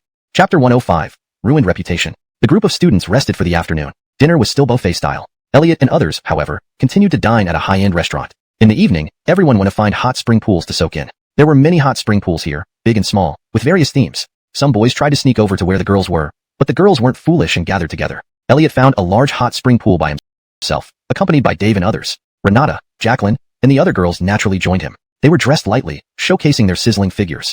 This made all the boys stare wide-eyed, especially Ashan, whose eyes nearly sparkled with excitement. Humph, let you be arrogant for a moment. Wait until your reputation is ruined. Those few girls will all be mine. Ashan thought to himself, already daydreaming about it. After over an hour, everyone returned to their rooms to rest. Ashan, however, stealthily slipped out of the hotel. 2 women who looked like they worked in the sex trade arrived in a taxi. Just wait. Once inside, pounce on that man. After you succeed, I'll give each of you 10,000 yuan. Ashan paid for their cab and instructed them. Don't worry, boss. This is what we do professionally. No man can resist our charm. The 2 voluptuous women joked. So, Ashan handed the 2 women over to Truman. He then returned to his accommodation. Dachuan, Xiaowangba, Dog 2, come over here. In a bit, we'll knock on Elliot's door. As soon as we get in, take photos on your phones. Make sure to capture everything clearly. Capture the exciting parts. Also, speak loudly to draw attention, preferably getting everyone to notice. Got it? Ashan arranged the tasks for his 3 most loyal followers. They nodded in agreement. When it hit 8:30, Ashan led the 3 to the door of Elliot's room. Classmate Elliot, let's go out for some late-night snacks. Bang bang bang. Classmate Elliot, why aren't you opening the door? Bang bang bang. Classmate Elliot, what are you doing? Open up quickly. Are you doing something bad? Ashan and his group shouted loudly, instantly turning the quiet hallway into a bustling scene with curious classmates poking their heads out. What's all the noise? Brother Ching is playing poker right now. Dave's voice came from inside the room. Playing poker? Ha ha ha, Elliot, you're really bold. To dare play poker so loudly. Let us in to see. Ashan still had a spare key card given by Truman, which could open any room. Hearing that Elliot was playing poker, he immediately took out the key card. Beep. With one sound, he pushed the door open. Wow, Elliot, you really know how to have fun. You actually called someone Kurin while out playing. So skillful, even inviting 2 more. Huh? As soon as they entered, the 3 lackeys started shouting and taking photos frantically with their phones. However, upon seeing the scene inside, they were all dumbfounded. Elliot, he was indeed playing poker. And the other 2 were the 2 women Ashan had hired. Only they were now dressed conservatively. Pair of 3s. Bomb. Can't top that. Pass. Pair of 4s. Are you serious? You've got a pair of 4s but don't call. Straight to a bomb? Can't I? Mind your own business. Maybe your brain's buzzing. Elliot gave a faint smile, glancing at Ashan and his gang. Class presidently, what does this mean? Barging into Brother Ching's room with people and taking photos? Are you trying to catch someone in the act? Did you set a trap for Brother Ching? Did you bring these 2 girls too? Dave sneered sarcastically. How could I? I just wanted to go out for snacks with you guys. I, Ashan, am an upright person. I wouldn't do such things. Ashan laughed awkwardly, embarrassed. He had countless questions in his mind but couldn't figure out where it went wrong. If there's nothing, scram. Dave coldly said. So, Ashan and his group had to return to their room dejectedly. Masterly, what happened? Right, how different from what Masterly told us? It feels like we were tricked. The 3 underlings were also baffled. Just then, they suddenly noticed a faint scent in the room. Then they felt lightheaded. Outside the room, Truman quietly locked the door from the outside, revealing a cold smile. Ashan nearly cost him his job. This time, he played a ruthless trick. He directly placed an advanced drug in their room, which could make people lose all inhibitions. Ashan and his group unknowingly inhaled a large amount of the drug, causing them to lose control of themselves. Then came the exciting moment of mutual accusations. When they woke up the next day, Ashan arranged for classmates to come and watch. At that point, it would be Ashan who was disgraced. Late at night, Dave tiptoed out of the room. Elliot pretended not to notice. Shortly after Dave left, he sensed 2 people standing outside the door. They were none other than Renata and Jacqueline. They wore adorable pajamas and looked at each other. It seemed they had the same idea. Did you come to sleep with Elliot too? Renata asked with narrowed eyes. The same goes for you, Jacqueline retorted. Isn't there a first come, first served rule? I met Elliot first and we even went on a match-made date. Renata declared her ownership. Love doesn't follow order. It's about the right moment. Elliot helped me, so I'm here to thank him. Is that wrong? Jacqueline replied. Is thanking someone by offering yourself? Renata challenged. If I like him, what can you do about it? Jacqueline didn't back down. The 2 stood at the doorway, neither wanting to give way, blocking each other from entering. At this moment, the door opened. Elliot stood there. what are you two doing? Renata and Jacqueline blushed instantly, lowering their heads, unable to speak. Come in quickly before anyone sees you, Elliot smiled knowingly. So, the two girls obediently entered the room. A high-level hunter often appears in the form of prey. Would this night be ordinary? Of course not. It was bound to be a tumultuous night. Not only was it tumultuous for Elliot, but also earth-shattering for Eshan. The next morning, with a sudden scream, the entire class chat exploded. Chapter 106, My Father, Alan. The room where Eshan was located was in a mess. All four of them were stark naked, and there were many bloodstains on the floor. It was evident that an inhumane struggle had taken place. At this moment, all four were still fast asleep. Under Truman's arrangement, other students from the class entered the room and saw this scene. Instantly, someone took a picture of this horrifying scene and posted it in the class group chat. Immediately, the entire class group erupted. I didn't expect class presidently to be this kind of person. Holy crap, too scary, too shocking. What are those four doing? This is some new level we can't reach. Is this the legendary quad split? Too terrifying. I have to stay away from class presidently. Both boys and girls were frightened by this scene. When Eshan and the others woke up from the pain, they immediately sensed something was wrong. Soon, they realized how serious the situation was. Damn it, my purity is ruined. Following class presidently even put my dignity at risk. Damn class presidently, I'll fight you. Eshan, you even tricked us. You're too ruthless. The three underlings looked at Eshan as if he were their mortal enemy. After this incident, they would never be able to hold their heads high in the class again. Even Shayna would mock them. Eshan suffered the most. From now on, he would be utterly disgraced. Damn it, I was the one tricked. You damn Elliot. It must be you. No matter how foolish Eshan was, he knew something was off. Truman must have betrayed him. The four hurried to go to the medical center for checkups. Fortunately, this hotel had its own clinic, so they quickly went there to treat their wounds. Although such a hair-raising event involving Eshan occurred, everyone came here to enjoy other activities. This place also had a famous horse ranch project where one could experience horseback riding. So, in the afternoon, everyone went to the horse ranch. Horseback riding at the ranch required additional payment. To salvage his image, Eshan paid for everyone out of his pocket, including Elliot's share. However, due to the pain in his bottom, he could only watch from the sidelines. Yet, even so, the other male students looked at him with awe. Only a few female classmates showed pity towards him. Elliot walked leisurely in the horse ranch with Renata and Jacqueline. It was both girls' first time riding horses, making them excited yet scared. But with Elliot beside them, they felt much braver. This moment seemed very harmonious. Not far away, in a pavilion, a young man wearing a floral shirt and sunglasses turned his gaze toward the horse ranch. He instantly spotted the beautiful Renata and Jacqueline. Renata belonged to the petite and cute type, dressing in Lolita fashion, youthful and charming. Jacqueline represented the love at first sight beauty, a classic beauty, especially her enchanting eyes that could make anyone fall in love. What right does that guy have to accompany two beautiful ladies on horseback? Humph. Only I deserve it. Isai said with displeasure. The Zhou family was a powerful clan in Shanghai, with assets worth tens of billions. Although not among the top 10 families, their influence was significant. Recently, they successfully joined the Martial Arts Alliance by paying $1 billion membership fee, gaining protection and significantly boosting their status. Isai was also a senior member of Yunhai Mountain Hot Springs Resort, frequently visiting. One might say this was his territory. So, he boldly approached the horse ranch. Master Zhou? Someone called his name as he walked over. It was none other than Eshan. Eshan's family owned supermarkets and engaged in seafood wholesale. The Zhou family operated several hotels, and thus the two had business relations. Once, they met during a dinner party and got acquainted. The Zhou family was more powerful than the Li family, so Eshan often flattered Isai. Hey, isn't this little Li? Isai, being older, addressed Eshan casually. Hee hee, yes, Master Zhou, didn't expect to see you here having fun. Eshan smiled sycophantically. I come here often. I'm a senior member here. Look, I saw two beautiful ladies over there and wanted to make friends, Isai said bluntly. Wow, what a coincidence. Our class is on an autumn outing today. Unfortunately, those two aren't our classmates, or I definitely introduced them to Master Zhou. Moreover, it seems those two ladies both have a bit of a liking for our classmate Elliot. What a pity.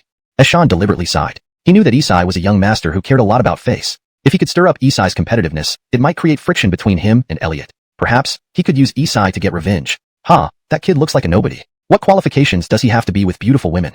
After saying this, Isai strode directly towards the horse ranch. Eshan hurriedly followed along, eager to watch the drama unfold. At this moment, Elliot, Renata, and Jacqueline had each chosen a gentle horse and were leisurely strolling in the ranch. Isai, however, picked a spirited horse and galloped straight toward the three of them. Hey, you two beauties, want to learn advanced riding? I'll teach you. Guaranteed results. Isai shouted loudly without slowing down, steering his horse directly toward Elliot in the middle. This was an attempt to intimidate Elliot. He hoped to startle Elliot's horse and make Elliot fall off. As the spirited horse approached, Elliot's mount showed signs of panic. However, as the other party drew near, Elliot shot a glance at the approaching horse.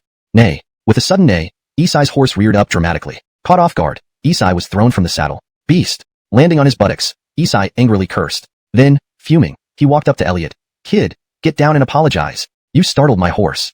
Elliot looked at him as if watching a clown. Clearly your horse was charging towards us. How can you blame me for startling it? I don't care. Get down and apologize to me. Otherwise, I won't let you off. Do you know who I am? I'm Isai. My father is Alan. The famous Yuanhang group in Shanghai belongs to my family. Chapter 107. I still like your rebellious side. Yuanhang group had indeed been making waves in the past 3 years in Modu City. They delved not only into supermarkets, real estate, healthcare, hotels, and biomedicine, but also ventured into particularly capital-intensive projects like shipbuilding and oil. One could say that Yuanhang Group was growing at an impressive rate, becoming a star enterprise. Moreover, recently, they had joined the Martial Arts Alliance, garnering even more attention. The Zhou family also ascended to the ranks of the elite families. Though their heritage couldn't compare with the 10 great families, their fame was quite prominent. As long as one mixed in Modu city circles, they had most likely heard of Yuanhang Group. Isai revealed his family background precisely to intimidate the other party directly. Previously, in some third-rate art schools, whenever he revealed his identity, women would actively approach him. So, he planned to replicate this strategy, intending both to intimidate Elliot and attract the attention of women like Renata and Claire. Yuanhang Group? What small company? Never heard of it. If there's nothing else, stay away from us. Otherwise, I'm afraid I can't hold back from hitting you. Elliot spoke indifferently, and then planned to continue leading the two women to go horseback riding. Bastard! You dare to ignore me! Stay here for me! Isai shouted angrily. Elliot, you're too arrogant. Even refusing to give face to young Master Zhou? He not only has a sky-high background, but is also a senior member here. What you're doing means no one can play anymore. Humphrey also chimed in, yelling at Elliot. Elliot ignored them completely. Isai couldn't take it anymore and called his account manager right away. Soon, a neatly dressed account manager arrived. Naturally, it wasn't Truman but another manager Wang. Sir, please dismount immediately and apologize to my VIP client, or I will have you expelled from this hotel. Manager Wang knew the caliber of this young master and immediately rebuked Elliot without hesitation. Elliot looked down at him from atop the horse. A mere account manager, daring to be so insolent? Do you know that even your hotel's behind-the-scenes boss, the president of the Martial Arts Alliance, would have to respect me 3 parts? What, kid? You sure can brag? You mean President Ren would call you Lord? Isai clearly didn't believe it. Young Master Zhou, this Elliot is just full of hot air. Hurry up and teach him a lesson. He's too overbearing. He's insulting President Ren. Humphrey also added fuel to the fire. Don't believe it? Well, if Jediah were here, I could make him bark like a dog 3 times, and he wouldn't dare disobey. Elliot said coolly. Talking big. You're dead for insulting President Ren. Once I report this to the Martial Arts Alliance, they'll certainly arrest you and hold you accountable. I almost forgot to tell you, my Zhou family is also a member of the Martial Arts Alliance. This time you've dug your own grave. Isai chuckled smugly. To him, Elliot's words were tantamount to inviting his own demise. Ha ha ha, Elliot, you are truly... Turning coldly to Manager Wang, he said, you are permanently fired from today. Go collect your salary from finance and get out. Manager Wang was drenched in cold sweat. He never expected to be implicated, leaving him to accept his misfortune. Then, Jediah looked at Isai. As for you, your Zhou family is no longer a member of our Martial Arts Alliance from today on. All cooperation will be cancelled, and your family will be blacklisted by the Martial Arts Alliance. You won't stand a chance to establish yourself in Modu City. Hearing this, Isai collapsed on the ground. He never imagined that his act of arrogance would lead to such an outcome. Being blacklisted by the Martial Arts Alliance meant the Zhou family was finished. Many partnerships would terminate, and their capital chain would break immediately. Despite the Zhou family's current prosperity, they couldn't sustain themselves for more than a few months on their own. At that moment, Isai felt immense regret. He hurriedly knelt down, pleading with Elliot and Jediah, but it was futile. The moment he decided to bully others using influence, his fate was sealed. In the end, he could only leave with resentment. After dealing with Isai, there was nothing left for Jediah to handle. He wisely took his leave. All that remained on the scene was Humphrey, standing in disarray. What the hell happened? Is Elliot even human? Why does even the president of the Martial Arts Alliance call him master? Now, Humphrey realized that Elliot was far from ordinary, an existence beyond his reach. Elliot, I'm sorry, my voice was a bit too loud earlier. Can you forgive me for the sake of being classmates? How about you take over my position as class president? I'll follow your orders from now on. Is that okay? Humphrey found his voice trembling, and his legs shaking. Elliot dismounted the horse and walked to Humphrey, patting his shoulder. Don't do this. I still like your rebellious side. If you're like this, I won't have any fun at all. Elliot shook his head. Humphrey's behavior amused Elliot rather than annoyed him. It added some joy to life. However, from today onward, Humphrey would likely show utmost respect to Elliot whenever they met. Chapter 108, Do Not Insult My Judgment. Elliot gradually returned to the tranquil life of campus. Although monotonous, with Renata and Jacqueline's company, it wasn't quite as boring. As New Year's Day approached, Elliot received a message from the God of War Bureau. It turned out there was news regarding an herb that Elliot had been searching for all along. It was none other than the Baiming Tongyu grass that Elliot lacked. With the Baiming Tongyu grass, he could refine the Emperor Quality Foundation pill and truly complete the foundation building process. So upon receiving this news, Elliot couldn't help but get a bit excited. Completing the foundation building phase meant officially embarking on the path of cultivation. Moreover, after transcending the innate foundation building stage, he could do far more without expending his essence. The God of War Bureau informed Elliot that the Baiming Tongyu grass might appear at a Medicine King conference in the Yunchuan region. According to rumors, the Medicine King conference belonged to the ancient martial assembly, where some ancient martial families and ancient martial sects would participate. Ordinary people wouldn't even have the qualifications to join. Even the God of War Bureau was unclear about the specific location of the Medicine King conference, or who hosted it, and who the participants were. After all, involving the level of ancient martial arts meant too many hidden powerful forces, which the God of War Bureau couldn't investigate thoroughly. Regarding these aspects, Elliot didn't mind. As long as he had a direction and goal, he could take action. Thus, he immediately asked for leave from school and bought a high-speed train ticket to Yunchuan. Elliot's first stop was Sichuan Province. Elliot wasn't unfamiliar with Sichuan Province. His maternal uncle's family lived in Sichuan province, and when he was a child, he had visited several times. Once, he had almost been kidnapped, an experience that left a deep impression on him. Therefore, while going to Sichuan province, he decided to visit his maternal uncle as well. Elliot boarded the high-speed train from Modu to the provincial capital of Sichuan province. This high-speed train journey took 6 hours, spanning across the east-west axis of the Dragonflame Empire. Elliot closed his eyes to rest throughout the journey. Across from him were 2 young girls chatting and laughing. They seemed to be on a trip. Suddenly, one of the girls shouted at Elliot, "Hey, you're quite good at pretending, aren't you? Always pretending to sleep. Aren't you secretly taking pictures of us?" Elliot opened his eyes.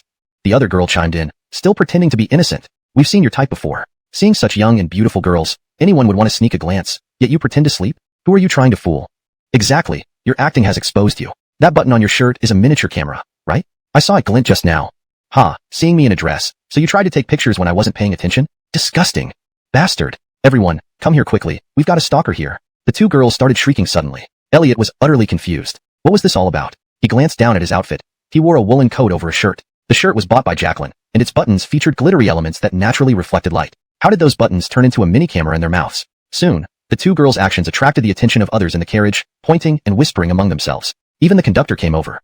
"What happened here?" the conductor asked. "He's a stalker. He was taking our pictures," the accusing girl said angrily. It seemed she had confirmed Elliot's guilt. "Sky, do you have any evidence?" the conductor asked patiently. "Of course. It's his shirt button. It's a camera. I've studied this kind, so I'm sure," the other girl asserted, patting her chest. "Sir, is this true?" the conductor asked Elliot. Elliot shook his head and said, "Don't insult my judgment." His meaning was clear. These 2 girls simply weren't his type. "What do you mean? Are you looking down on us?" "Ha, a stalker still dares to say this? Arrest him." "Yes, don't you have railway police? Arrest him now." The 2 girls declared indignantly. The conductor, unsure how to handle the situation, called the railway police. When the railway police arrived, the 2 girls started chattering again. Reluctantly, the railway policeman asked Elliot, "Sir, can I check your shirt button?" Elliot calmly replied, "You may, but if it proves I was wrongly accused, they must apologize." "Ha, how could you possibly be wrongly accused? Check him now. Arrest him." The 2 girls refused to back down. With Elliot's permission, the policeman carefully inspected his shirt. Needless to say, everything was normal. "Sorry, there's no issue at all. Skies, please apologize to this gentleman," the railway police officer said with a serious expression. He felt that these 2 girls were making a fuss unreasonably. What? How could there be nothing wrong? It must be a camera. I know what I'm talking about. Are you sure you didn't make a mistake? No way, we want to check it ourselves. The 2 girls, unwilling to believe, rushed forward to check Elliot's shirt. "That's enough. If you continue to cause trouble, I'll make you get off the train at the next stop." The railway police officer was also angry and stopped them on the spot. Then, he turned to Elliot and said, "Sir, I'm very sorry. Would you like us to change your seat to a business class one?" He was afraid that things would escalate uncontrollably. Clearly, these 2 girls were troublemakers. Elliot glanced at the 2 girls. He originally intended to teach them a lesson, but then he decided not to bother. After all, they were version T0. Unless he slapped them to death directly, which was unnecessary. He had important matters to attend to this time. Thus, Elliot agreed to the railway police officer's suggestion. Why should he get a business class seat? We want one too. Yes, we are the victims. The 2 girls started shouting. One of them even took out her phone to start recording. Finally, under the mediation of the railway police and the conductor, the 2 girls finally backed down. Elliot successfully made it to the business class cabin. The world finally became peaceful. However, the matter did not end there. Because these 2 girls started causing trouble again. They edited the footage they shot and posted it on various social platforms like Weibo, Douyin, Xiaohongshu, etc. Hey everyone, who understands? On the first day of our trip, we encountered a pervert on the high-speed train. He pretended to sleep and used a mini camera to secretly take pictures of us. So disgusting. Even the railway police officer helped him. It's utterly revolting. Men really do stick together. Ladies, how can we avoid such disappointing men in the future? Chapter 109. United we stand. Unstoppable we are. The 2 girls were named Fern and Myra. Both of them were students at a medical college. This time they went on a trip to Sichuan province. Their greatest hobby was scrolling through various social media platforms, often posting some outrageous comments. Despite the significant controversy, it also attracted many fans who shared their opinions. When they both posted related videos, it immediately drew a flurry of comments. There are so many weirdos like this. Such behavior is sickening. It's tantamount to voyeurism. He will likely boast to his good buddies, or forward it to other groups. What a moral degradation. What a degeneration of society. Why doesn't this kind of guy just die? Many fans spouted off without much thought. As the comments and shares increased, these 2 videos began to gain popularity. Even the 2 girls themselves started hyping up the situation, adding to the momentum. Watching the video's increasing popularity, they couldn't help but exchange smiles. They didn't expect that a casually posted video would show signs of going viral. However, just as they were happy, a dissenting comment appeared. What do you mean by posting this video? It's all cut and edited, not revealing the truth at all. I was one of the passengers in the carriage. At the time, the police officer checked the man and found no issues. How can you defame others like this? And you haven't even apologized. These righteous words instantly caused a huge uproar. Friends who initially had some doubts suddenly found a vent for their anger, leaving frantic messages accusing the 2 girls of baseless defamation. Seeing this series of comments, Fern and Myra immediately got angry and started counterattacking. Ha ha ha, do you think what you saw is the truth? Don't make things up. Of course, you men will protect your own. How could you possibly speak up for us women? Even if he didn't take pictures, was he in the right? Shouldn't he have humbly explained or clarified the situation to us? All he did was act innocent. Is this kind of man even a man? He lacks any responsibility. Yes, anyone who marries such a man will have a lifetime of misery. Girls, be vigilant and see through these men. A string of bold remarks quickly led to more fans roaring back, commenting profusely. Suddenly, the video flared up again. Even several bloggers with millions of followers took notice of these videos. These bloggers, focused on advocating for women's rights, paid special attention to such matters. Breaking news. A suspicious incident on a high-speed train involving alleged covert filming of an innocent girl by a man. Even the transit police seemed to side with the man. Is it a twist of human nature or a decline in morality? Beware. With the ever-evolving methods of covert filming, all sisters must protect yourselves from infringement of personal rights. Speak up and seek help when encountering difficulties. Praise the two brave girls who stood up for their rights despite the adversity. The headlines were all filled with righteousness. In an instant, discussions about this video skyrocketed, quickly becoming hot topics and trending on search engines. And this video spread across the entire internet. While the video wasn't very clear, it still revealed Elliot's full face at certain moments. Haha, these keyboard warriors still dare to argue with us. They're just looking for trouble. That's right. Nobody can match our two sisters. Sisters united. Nothing stands in our way. Yay. Fern and Myra excitedly gave each other a high five. Under their continuous efforts, they deleted all negative comments against them and silenced all doubters. To them, this was a huge victory. Moreover, as the video gained more popularity, their follower count surged rapidly, almost reaching tens of thousands. Haha, who would have thought this jerk would bring us more followers? He deserves it. If not for him, we wouldn't have had this unhappy experience. Gaining followers is only fair. Now let's wait for his social death. I see people are already trying to dig up information on him. He's done for. Fern and Myra exchanged amused looks. At this moment, Elliot, resting in the business class compartment, had no idea what was happening, still enjoying his rest. Meanwhile, Director Aryan at the National Cybersecurity Center was having a tough time. Director Liu, there seems to be a post online about Lord Yi, and it's getting very popular, gaining more heat, reported the monitoring staff. What? Again? Aryan instantly felt his scalp tingling. The last time due to Doug's incident, he was already on edge. Who was Elliot? He was a national treasure level figure. A key confidential subject. Now, someone was actually leaking his information. It was simply despicable. Suppress the heat. Bring it down. Also, notify all major online platforms to review all related videos and information. Investigate further. Who is spreading the news? Where is the source? Hurry, hurry, hurry. Director Aryan reacted swiftly, issuing commands one after another. Soon, the video's popularity declined. Related topics were decreasing and even being suppressed. Fern and Myra saw this and immediately felt irritated. They thought someone was deliberately messing with them. So, they intensified their efforts. Fellow netizens, the official has started to suppress hot searches. Huh, see this? This is society, a malicious patriarchal society. The video was blocked, so we have to repost it again. Don't let it sink. All sisters, keep it trending. We cannot be silent lambs. Their efforts did not go to waste. With the help of their fans and the donghua from various bloggers, the situation fermented once more. Director Liu, the event's heat is fluctuating, but major social platforms have been notified and will not allow large-scale dissemination. That video will also undergo strict review and won't be easily spread. Additionally, the post's origin has been found. The IP address shows it was from G105 train heading from Modu to Sichuan province. Hearing these two pieces of news, Aryan's face darkened. Notify the local National Security Bureau immediately and send personnel to arrest them. He was utterly furious. Incidents concerning Elliot kept happening one after another, which also made him, as the director of the National Cybersecurity Center, lose face. If higher-ups blamed him, he wouldn't be able to explain himself. Therefore, he decided to severely punish the publishers this time, as well as those who recklessly forwarded and hyped up the content. Chapter 110. Unexpected Gain. Fern and Myra felt a satisfying sense of triumph as they saw the situation heating up again. However, at the next stop, suddenly, a group of special forces boarded the train. Are you Fern and Myra? The leader of the special forces team asked in a solemn voice. Yes. Both were startled, stammering slightly. Right then, you are suspected of criminal activities. Come with us, the team leader said coldly. What? Why would we be criminals? Yeah, we haven't done anything. What are you doing? I won't go with you. No evidence, no crime. Everyone, look, they are arresting people randomly. I want to see your identification. Hearing that they were about to be arrested, Fern and Myra began shouting. Put them in handcuffs and take them away. The team leader didn't argue and proceeded directly. Soon, both women quieted down. When they were brought to the interrogation room, they were separated for questioning. Were these posts and videos posted by you? Yes. Why did you post this content? According to our investigation, it was clearly your mistake. We didn't make any mistake.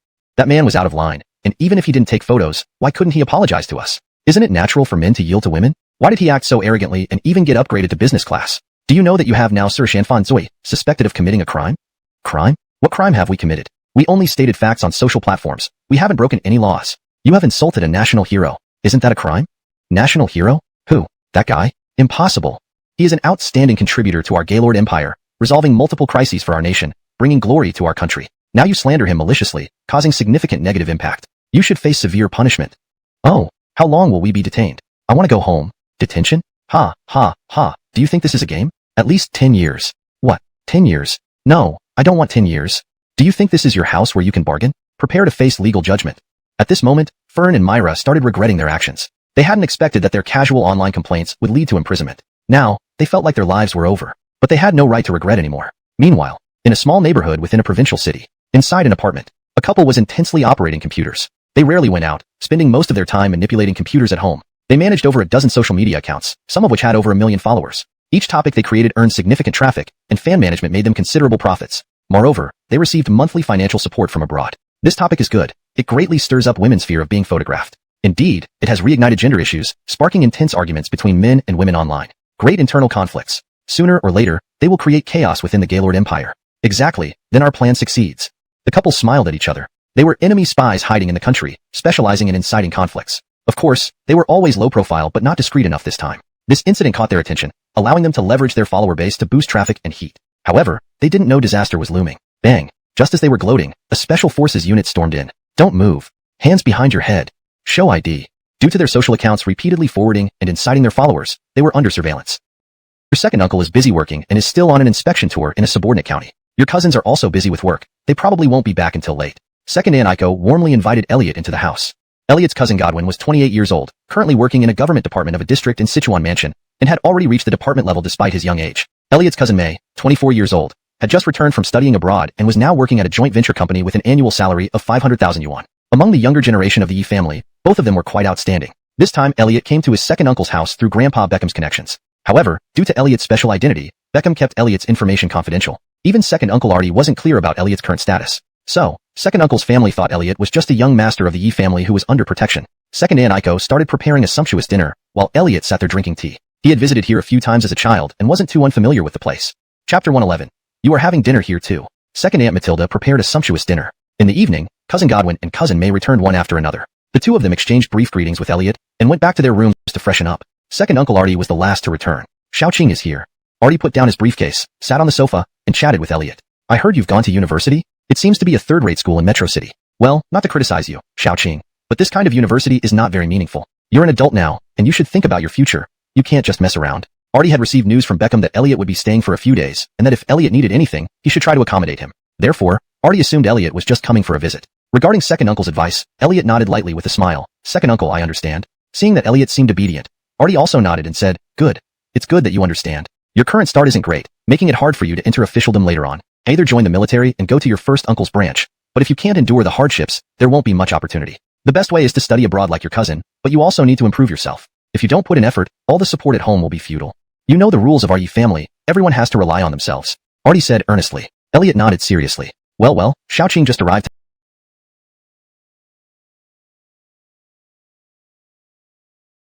today, and you bring up such heavy topics already. Let's have dinner. We've been waiting for you.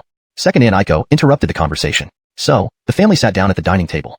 Godwin and May had changed into casual clothes, but Godwin, being a minor official now, spoke and acted steadily, almost aspiring to match Artie. However, May still laughed and joked with Elliot. Xiaoqing, don't take what second uncle said to heart. Your generation is different from ours. Now it's all about following your heart. Not everyone has to be a big official or a billionaire. Just do what you like.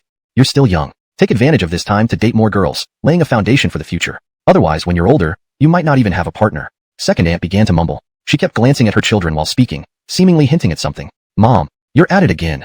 Xiaoqing is here, and you can't get over this topic, May complained loudly. Elliot felt extremely awkward and couldn't bring himself to say that he already had a girlfriend. Not just one either. What dating? Men should prioritize their careers. Qinyan is at a critical moment right now. Achieving results is most important. He must depend on his own efforts. If he doesn't reach my level in the future, then all my education on him will have been wasted, Artie said solemnly. Hearing this, Godwin's expression became serious as well. Clearly, Artie had put a lot of pressure on him. I understand, Dad. I'll work hard, Godwin replied earnestly. Tomorrow, your unit is having a dinner gathering, right? Bring Xiaoqing along too. Let him see some aspects of the official world. Maybe it could broaden his horizons, Artie added. All right, Dad. Elliot originally wanted to refuse, but he knew second uncle meant well, so he didn't have the heart to speak up. The next day, Elliot rode with Godwin to Chuanfu Public Mansion. This place was a local specialty restaurant officially designated for official gatherings. Xiaoqing, the people we gather with are small leaders from various departments. Although their positions aren't high, they all hold real power. When we eat later, don't say anything out of line, got it? Although our Yi family has a strong background, you should understand the principle that both big and small officials shouldn't be offended. Before entering, Godwin gave Elliot some instructions. Elliot nodded. Then, the two walked into Chuanfu Public Mansion. Director Yi, you're here? Director Yi, it's been a long time. Tonight, let's drink until we drop. Is this Director Ye's friend? As soon as they entered the private room, several people warmly greeted them. Although Godwin's position wasn't high, relying on the Yi family's backing, other peers took the initiative to build connections. Deal, tonight we'll drink until we drop. This is my cousin. He's still in university and came to visit Sichuan province. Today, I'm bringing him out to experience some things. Godwin casually introduced. Then, everyone took their seats and started drinking and talking animatedly. Elliot felt like an outsider, but he didn't mind.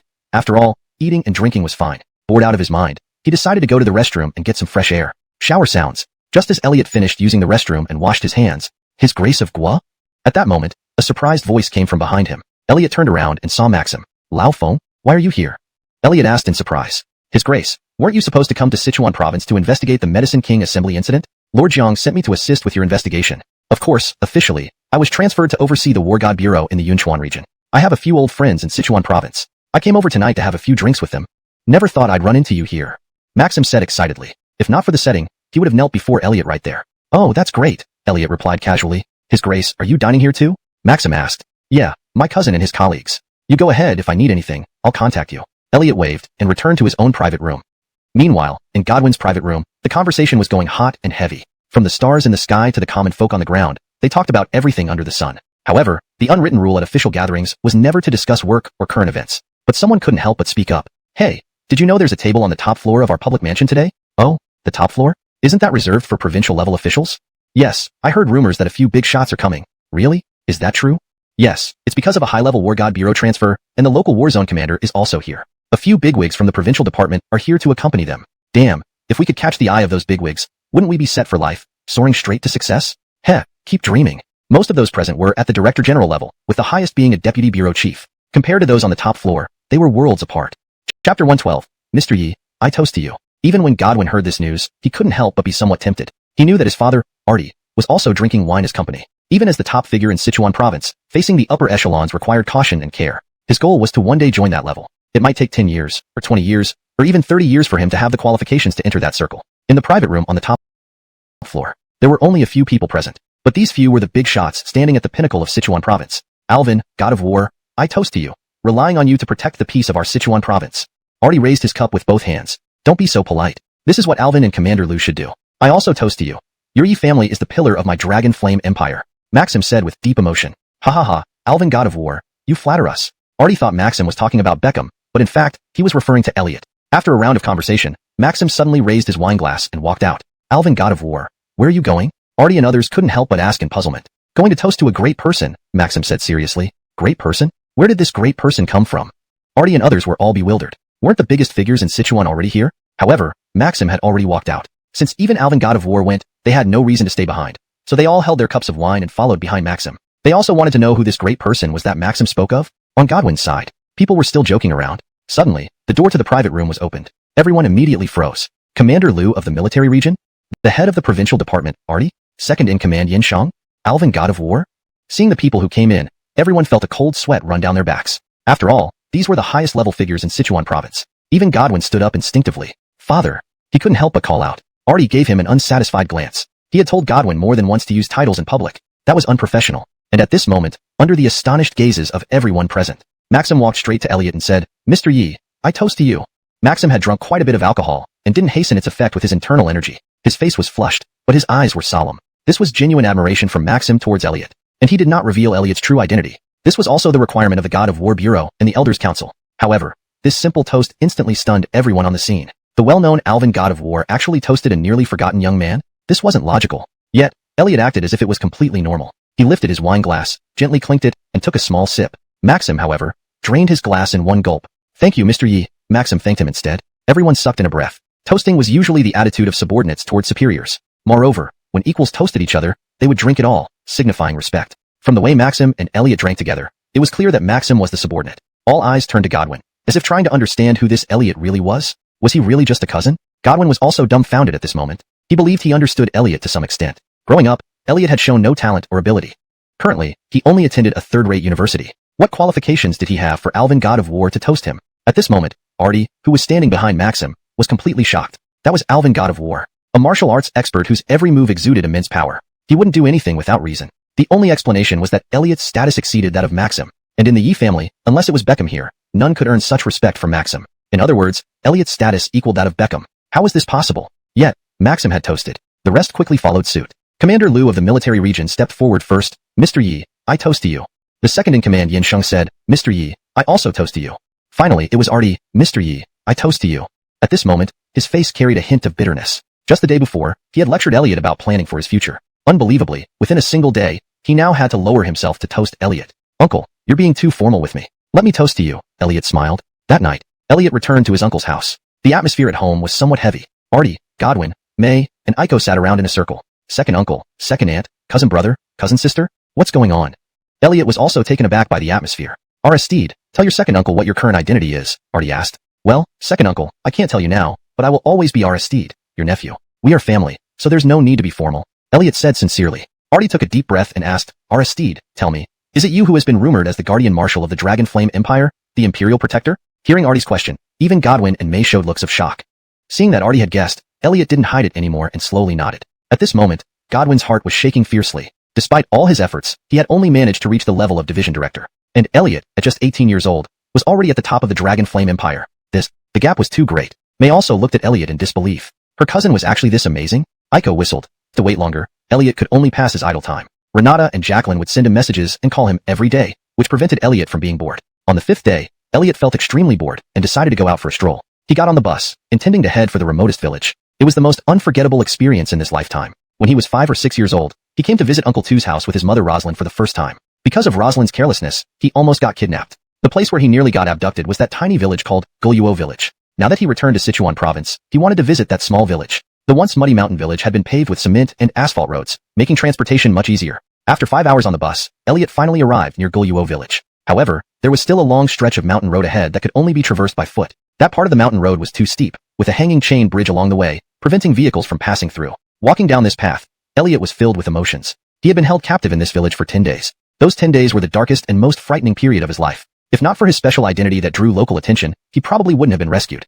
Returning to the familiar ground now reminded him of those unforgettable 10 days. Esteban, I wonder if you were still in the village, Elliot suddenly thought of someone. He met Esteban after being kidnapped. Back then, the traffickers brought him his eyes unexpectedly. Pillar, why don't you avoid it? Silly Pillar continued to laugh. He looked at Elliot, seeming to smile even wider. Reaching into his pocket, he pulled out some fruits, saying, Tiani.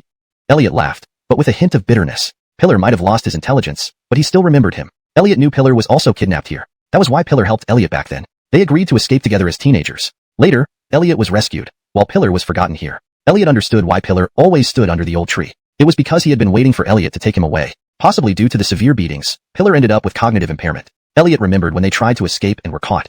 Esteban shielded Elliot and took brutal beatings, bleeding heavily from the head. Perhaps that incident caused Esteban's condition. Now Pillar's intelligence stopped developing at 5 or 6 years old. He became the village guardian, ridiculed by the children and despised by the villagers. Elliot accepted the fruit offered by Pillar and took a big bite. The sweetness of the fruit mixed with a tangy aftertaste as he chewed it. Esteban, I'm here. I've come to fulfill my promise from back then. Elliot patted Esteban's shoulder. Esteban still smiled foolishly. Stupid Pillar, hurry up and get back for dinner.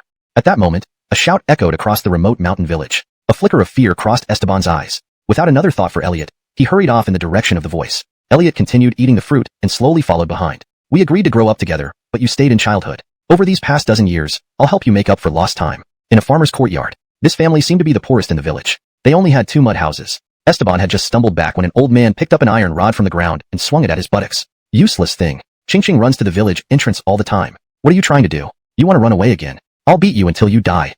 When you have free time, why don't you go feed the chickens? All Ching Ching does is eat. Why should I even raise you? The old man kept cursing while beating him. Esteban was terrified but dared not dodge. Just then, Elliot suddenly appeared and blocked the old man. Who are you?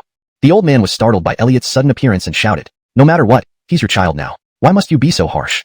Elliot said gravely, what's it got to do with you? It's my right to educate my kid. Do you believe me if I say I'll beat you too? The old man tried to act tough. Elliot took the iron rod from the old man's hand and snapped it in half. Then he snapped it again into 2 more pieces and immediately scrambled out, Kane, you've come. The visitor was a young man around 25 or 6 years old, with a short haircut, wearing a leather jacket, and smoking. But seeing him, the old man felt like he had seen his own father. Why are you so cowardly? Where's the fool Zhu? Let him work at the mine tomorrow. The same deal. I'll provide meals and pay him 20 yuan as wages. Kane sneered disdainfully. To Kane, Esteban was nothing more than free labor, and giving him a little would make the old man happy for half a day. Kane, you've been so considerate of my family, but I'm afraid it won't work this time because we have an unknown stranger at home, the old man said with difficulty. What kind of person? daring to stop me from getting my job done? Hearing this, Kane's face turned red with anger. Kane, this person is not someone to mess with. He's very strong, the old man hurriedly explained. Strong? Haha, that's great. Let him work at my mine. I don't believe anyone within 10 miles would dare defy me, Gerardo. Gerardo flicked away the cigarette, but stomped it out forcefully, then walked into the house. Thinking about Gerardo's background, the old man seemed to believe what he said. As long as Elliot was gone, he wouldn't have to worry. Then he could teach his stupid son, Esteban, a good lesson. Gerardo entered the house and saw Elliot. But he didn't speak right away. Instead, he looked at Esteban. Fools you, come work at the mine tomorrow. Upon seeing Gerardo, Esteban was instantly terrified. Obviously, he had been bullied before. Seeing Esteban like this, Gerardo wore a proud smile. Scram, don't bother us while we're eating. Elliot growled. Brat, yelling at me? You're asking for it. Gerardo got angry and swung a punch. Bang. The next second, Gerardo was flying backward. He rolled on the ground several times before stopping, vomiting on the spot. If not for Elliot holding back, he might have been killed outright. Now, Gerardo knew how strong Elliot was. Little bastard. You wait for me. Leaving a threat, Gerardo stumbled out. The old man saw this scene and dared not say anything. Even Kane had been chased off by Elliot, who would still dare to challenge Elliot. This person you hit just now is called Gerardo. His father is a notorious bully in the neighboring village, Algernon, who in the surrounding dozen villages dares to challenge him. With you taking action, our days won't be peaceful anymore. Both me and Foolju will likely be beaten. The old man complained. Today, Elliot beat up Gerardo. He, Dennis, would be the one to suffer. Hearing this, Elliot knew that Esteban must have suffered a lot over the years. Since that was the case, he would help Esteban take revenge today. Thus, Elliot invited Esteban to continue eating.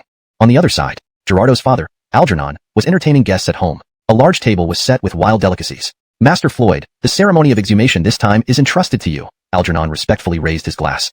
Certainly, certainly. In front of him was a man dressed in a purple Taoist robe. This man had the air of a wise man, with genuine spiritual power flowing around him. He was truly a cultivator. Floyd's full name was Everett, a well-known feng shui master nearby. Of course, he was also genuinely talented. So many people invited him. Only, his price was quite high. For Master Floyd, earning several million with a simple task was easy. Why wouldn't he do it? Just as they were talking happily, Gerardo stumbled in. Dad, someone beat me up, Gerardo said, full of pain. What? Precious son, who dared to hit you? Algernon roared angrily. He was a notorious bully nearby. He took charge of several mines and seized some infrastructure projects using the 100 or so underlings under his command. Most of them were unemployed hooligans who made their way through sheer brutality. Dozens of villages in the vicinity feared Algernon's power. In this area, Algernon could be described as someone who could overshadow the sky with one hand. He's a tough character. Ordinary people are no match for him, Gerardo said with lingering fear. He wasn't a fool either. When he tried to hit, he couldn't even see Elliot's movements clearly and was directly slapped away. Humph. No matter who it is, daring to hit my son? That's courting death. I'll kill him today. Algernon roared angrily. To him, in his own territory, one must be ruthless enough. Otherwise, if he let it slide this time, others would follow suit, and who would still fear him? Therefore, he had to seek revenge on Elliot. Thus, he immediately contacted his subordinates, preparing to go to Yates's house for revenge together. Then he said to Master Floyd, would you like to come with me? With you here, I have no worries. Even if you don't act, I'll give you 1 million, and if you need to act, I can give you 5 million. Algernon patted his chest confidently. He knew that Master Floyd was a man of Tao, with very special and powerful means. Hearing this, Master Floyd couldn't help but smile. Normally, I wouldn't get involved in such mundane matters, but since Mr. Hu has invited me, I might as well lend a hand once. For him, getting 1 million just by being there wasn't a bad deal. During the Medicine King conference, he could perhaps buy some herbs then. So, the group marched in full force to Yates's house. This time, Algernon brought all his men, totaling more than 150. Each Yates and Esteban wouldn't have dared to touch Gerardo. The only one brave enough must be this stranger, Elliot. So, they rushed over. The hooligans outside circled around smashing things, but found no chance to join in. Believing that the dozen brothers who went inside could handle everything, they remained outside smoking. However, soon they were astonished to find that the dozen brothers who entered had vanished without a sound. What's going on? No noise at all? What's the situation? Let's check inside. Some curious individuals grabbed their weapons and rushed in again. But just like before, they disappeared without a trace. Outside the courtyard, Algernon, Dane, and Gerardo stood there. With over 100 followers, I could scare anyone. Did you see those villagers? Not even daring to peek through their windows, Algernon said proudly. Dad, it's too early to say. Gerardo felt uneasy. He sensed that Elliot was not ordinary and feared things might not be resolved so easily. You little brat, don't you trust your father's strength? What does that guy have that scares you so much? Algernon looked disappointed. Dane, standing nearby, noticed something odd. Old Hu, things might have changed. He sensed some fluctuation in the air. Moreover, it seemed that half of the thugs who entered the courtyard were now missing. And there was not a single sound? What's happening? Have they handled it inside? Algernon shouted towards the courtyard. Boss, let us check inside. Some people responded from the courtyard. Then, another batch of people entered the house and vanished silently. Until finally, the entire courtyard was empty. Only then did Algernon realize something was off. What's happening? Algernon couldn't believe what he saw. He brought over 100 people. Yet once they entered, not a single sound was heard. Old Hu, this person seems formidable. Should I intervene? Dane's eyes narrowed. I'll count on you, Master Lu. As for compensation, we can discuss adding more. Algernon didn't dare be careless anymore. Dane smiled. He strode into the courtyard. With his right hand behind his back, he wasn't being overly confident, but was actually concentrating a force in his palm, ready for anything. At this moment, Elliot walked out of the house. He dusted off his hands as if he had thrown away some trash. Behind him, over 100 followers were stacked neatly inside the house, filling it tightly like piglets. Dane, seeing Elliot, a mere teenager, immediately lowered his guard. Boy, did you really take down over 100 people? As a practitioner, he knew about martial artists, who indeed could defeat hundreds solo, but he was stronger than any martial artist, possessing spells capable of annihilating them. Moreover, how strong could Elliot be, given his youth? Who are you? Elliot sized up Dane curiously. He knew martial artists existed on Blue Star, but the aura from Dane was clearly different, containing traces of magical power, though minimal, enough to cast spells. Though Elliot didn't think much of this weak power, it piqued his curiosity. It seemed there were genuine cultivators on Blue Star, albeit with relatively primitive cultivation methods. Ha, you don't need to know who I am. Just know that I'm someone you can't afford to offend. Don't think that practicing a bit of martial arts allows you to strut around and do whatever you want. In front of me, you're nothing but a slightly bigger ant. Today, I will settle this matter. Old Who is my friend. Since you hit his son, you should apologize. Then you should fade out your own kung fu, and I might spare your life. Dane said arrogantly. A mere late-stage chi condensation practitioner, and you dare to be so arrogant? Who gave you the courage? Elliot looked at him coolly, sneering. Boldness. How dare you disdain me? It seems you are courting death. I'll let you taste my power. Dane flew into a rage. With a roar of anger, his aura surged around him, his clothes billowing. Then, he pointed with his right hand, as if channeling the forces of heaven and earth. Following that, he suddenly drew back. Thunder. Chapter 116. The Medicine King Conference News. Your divinity.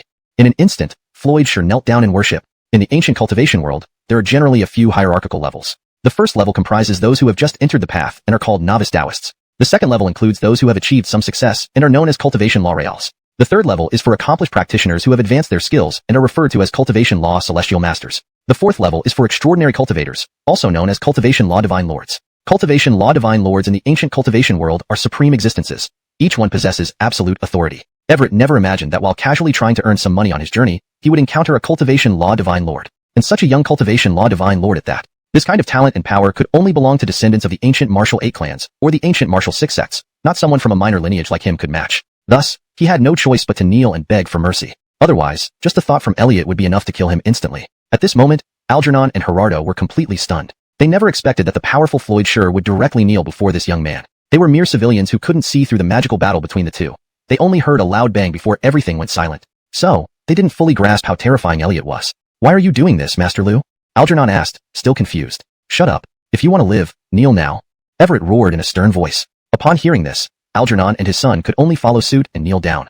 Elliot glanced coldly at them and then said to Everett, come here. Daring not to walk, Everett crawled forward until he reached Elliot. Are you a practitioner? Tell me your background, Elliot said indifferently. Everett did not dare to hide anything. I come from the Southern Cloud Liu family, where I practice celestial laws since childhood. Although my family isn't a famous cultivation lineage, we have a single transmission line. Later, I joined Thundercloud sect and became a disciple of Master Trevor. My sect has only 35 members, so it's considered a minor sect. Elliot asked again, why are you here? Aren't martial cultivators prohibited from appearing in the secular world and forbidden from interfering with it? After the Divine War 100 years ago, an unwritten rule was established between the ancient martial world and the secular world.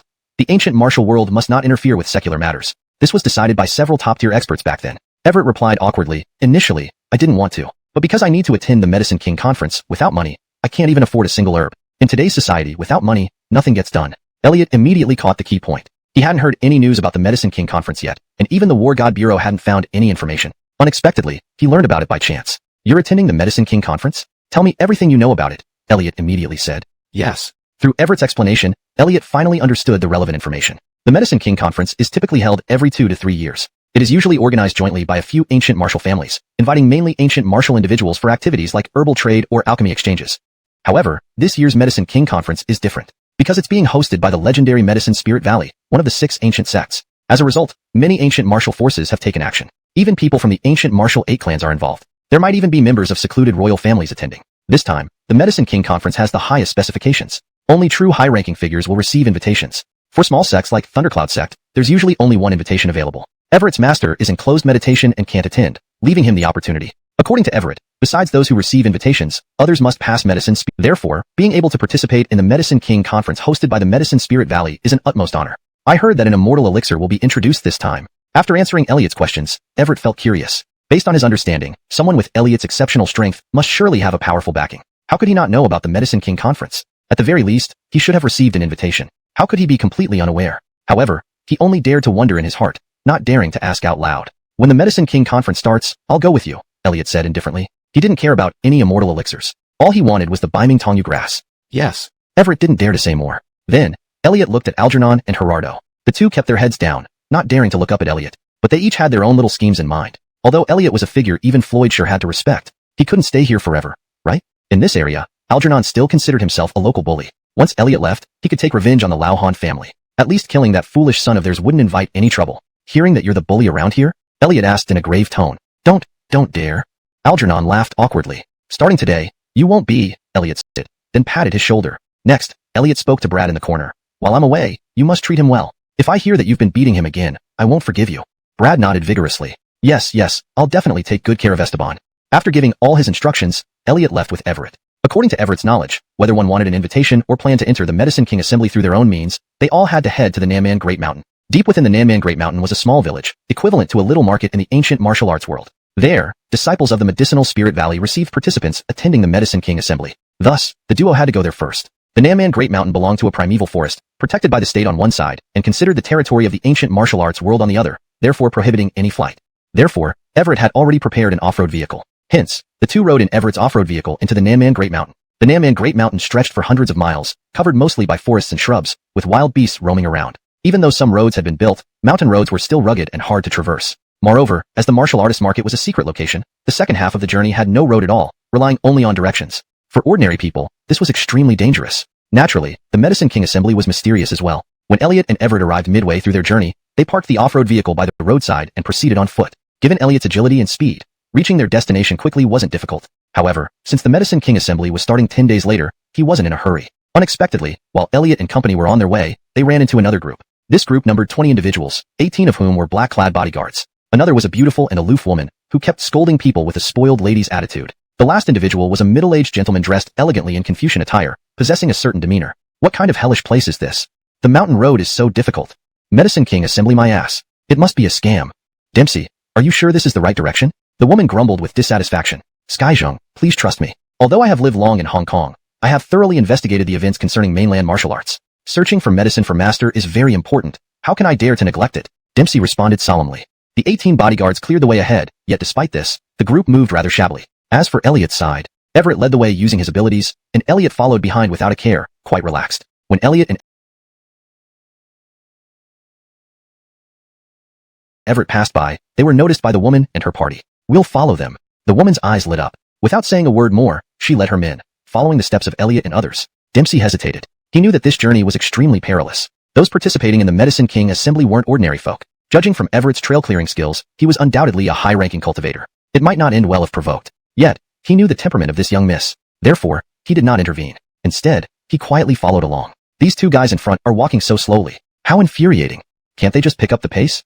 Janine held up her skirt, full of displeasure. Even though Elliot's side was helping clear the path for her, she was still irked. Actually, Elliot had sensed these people long ago but hadn't paid attention. Until he heard Janine's complaint, he immediately stopped. He stopped, so Everett naturally paused as well. Huh? Why aren't you moving? Janine frowned. Elliot turned around. You've been following us this whole time, complaining all the while. Isn't that pretty low? Janine said, I see you find it so easy to clear the way. What's wrong with leading us for a bit? Besides, this path doesn't belong to your family. We can walk however we want. She wore an arrogant expression. Elliot said indifferently, if that's the case, then please go ahead. He and Everett stepped aside to make room. Suddenly, Janine's face turned black. She knew how hard it was to clear the path. Her 18 subordinates had barely managed to clear it, and they even scratched her expensive dress. Thus, she changed her attitude. Oh, I'm sorry, I apologize to you. Could you please continue clearing the way in front? Can you help us out? At most, I can pay you. The Zhang family was a wealthy Hong Kong clan, rich beyond measure. Pay? That's fine. Elliot nodded and raised one finger. If he could buy some herbs he liked at the Medicine King Assembly later on, he might need to spend money then. Though he had the Martial Arts Alliance as a big backer, earning some extra income wasn't bad either. 1 million? Okay. Seeing Elliot raise one finger, Janine immediately agreed. However, Elliot shook his head. 10 million? You're really asking too much. Janine frowned. Elliot still shook his head. Could it be 100 million? Janine gasped. This time, Elliot nodded. Why don't you just rob us? 100 million for clearing a path? Are you crazy? Janine complained. Although the Zhang family was very wealthy, it wasn't to be spent frivolously. No haggling. Either clear the way yourselves or pay up, Elliot said coldly. He knew this woman was very stubborn and arrogant, so he deliberately asked for a high price. Fine, 100 million it is. I agree. But the signal here isn't good. I'll transfer you the money once we get out. Janine quickly thought of a solution and agreed. It's a deal. Elliot also agreed immediately. to earn 100 million by merely guiding them. What easy money. Chapter 118. Green Wind Wolf. However, Janine did not think so. She never intended to pay this sum of money. After all, it was just a verbal agreement between the two of them, without any contract or even signatures. By then, she could simply deny everything. In her eyes, this was a society governed by law, where everyone must abide by the laws and rules. Even if Elliot pursued it, he couldn't make a case against her. Even if there was a conflict, she still had 18 bodyguards and the powerful Dempsey on her side. She had nothing to fear. She only needed to placate Elliot for now, and get them to their destination. Dempsey seemed to have read Janine's intentions. He coughed lightly twice, intending to remind Janine, but she paid no attention. A sense of unease arose in his heart, as if something bad was about to happen. He was at the level of a Taoist cultivator, yet he couldn't fathom Elliot's strength, or even Everett's cultivation level. He only knew they were both cultivators. The more unfathomable a person is, the stronger they tend to be. Therefore, he felt very uneasy. For now, he could only take one step at a time. His face was filled with pride, as if she feared that Elliot and Everett might snatch their spirit herb. Elliot gave a mysterious smile and said, "Fine. I absolutely won't interfere." Everett, standing beside him, became solemn. He too sensed danger. Spirit herbs are rare and valuable, like ginseng, which can be hard to find. It implied that spirit herbs were extraordinary treasures, almost mythical. And places where spirit herbs grew usually harbored fierce beasts. Though not always the case, the likelihood was significant. The Nanman Mountains were primal, rumored to house terrifying demonic beasts. Beasts far stronger than humans, often resulting in death for those who encountered them. Found it. At that moment, one of the bodyguards found a hidden small cave while searching along the stream. Not far from the cave entrance grew a bright green herb, its color vibrant. It looks like luminescent green herb. "This is top-grade spirit herb," Dempsey exclaimed in surprise. "Hurry, pick it," Janine shouted anxiously. Two bodyguards scrambled over. However, just as they were about to pluck the herb, a figure darted out of the cave like lightning. Roar. With a roar, both bodyguards were decapitated instantly, dying on the spot. This is a vicious beast? Dempsey was taken aback. A huge wolf stood before everyone, about the height of a man, covered in green fur, resembling a giant bear. The giant wolf shimmered with a greenish glow, with thick limbs, razor-sharp claws. "Don't forget what you said." Elliot, however, shook his head. Janine was immediately put in an awkward position. She had just wanted to keep the spirit herb for herself, but now had to ask them for help. "I'll give you another 100 million. Please help Dempsey." At that moment, she could not care less about many things and made a promise on the spot. "It's not impossible," Elliot finally nodded. "Lord Shun, I'll handle it." Everett stepped forward and said. Although he did not have much confidence in killing this green wind wolf, he could not let Elliot make the first move as he was now Elliot's subordinate. However, Elliot stopped him. "No need, just stay there and watch. I happen to be in need of a mount, so let's start with this little wolf," Elliot said calmly. As he spoke, he stepped on the star path and directly arrived in the battle. At this point, Dempsey had already been cornered by the green wind wolf. It was only a matter of time before he would be bitten to death. Suddenly, Elliot appeared in front of him, facing the green wind wolf directly. "Little brother, be careful," Gaston exclaimed in shock. The green wind wolf slashed at Elliot's face with its claws. "Beast, kneel down," Elliot bellowed. The will of the heavenly emperor soared into the sky, striking the green wind wolf. Whine whine. In an instant, the green wind wolf felt its consciousness heavily struck. Then, Elliot raised his hand and slowly pressed it down. Boom. The four limbs of the green wind wolf seemed to bear 10,000 pounds, falling to its knees. Everyone present was dumbfounded. This was a beast that wouldn't leave bones after devouring people. Cultivators of the same level would be slaughtered by it. But in front of Elliot, it was like a little lamb, brutally suppressed. "How about it? Are you willing to submit to me? Be my mount?" Elliot's voice was indifferent. At first, the green wind wolf did not believe it and tried to resist. However, when Elliot applied force again, it was suppressed until it cried out loudly.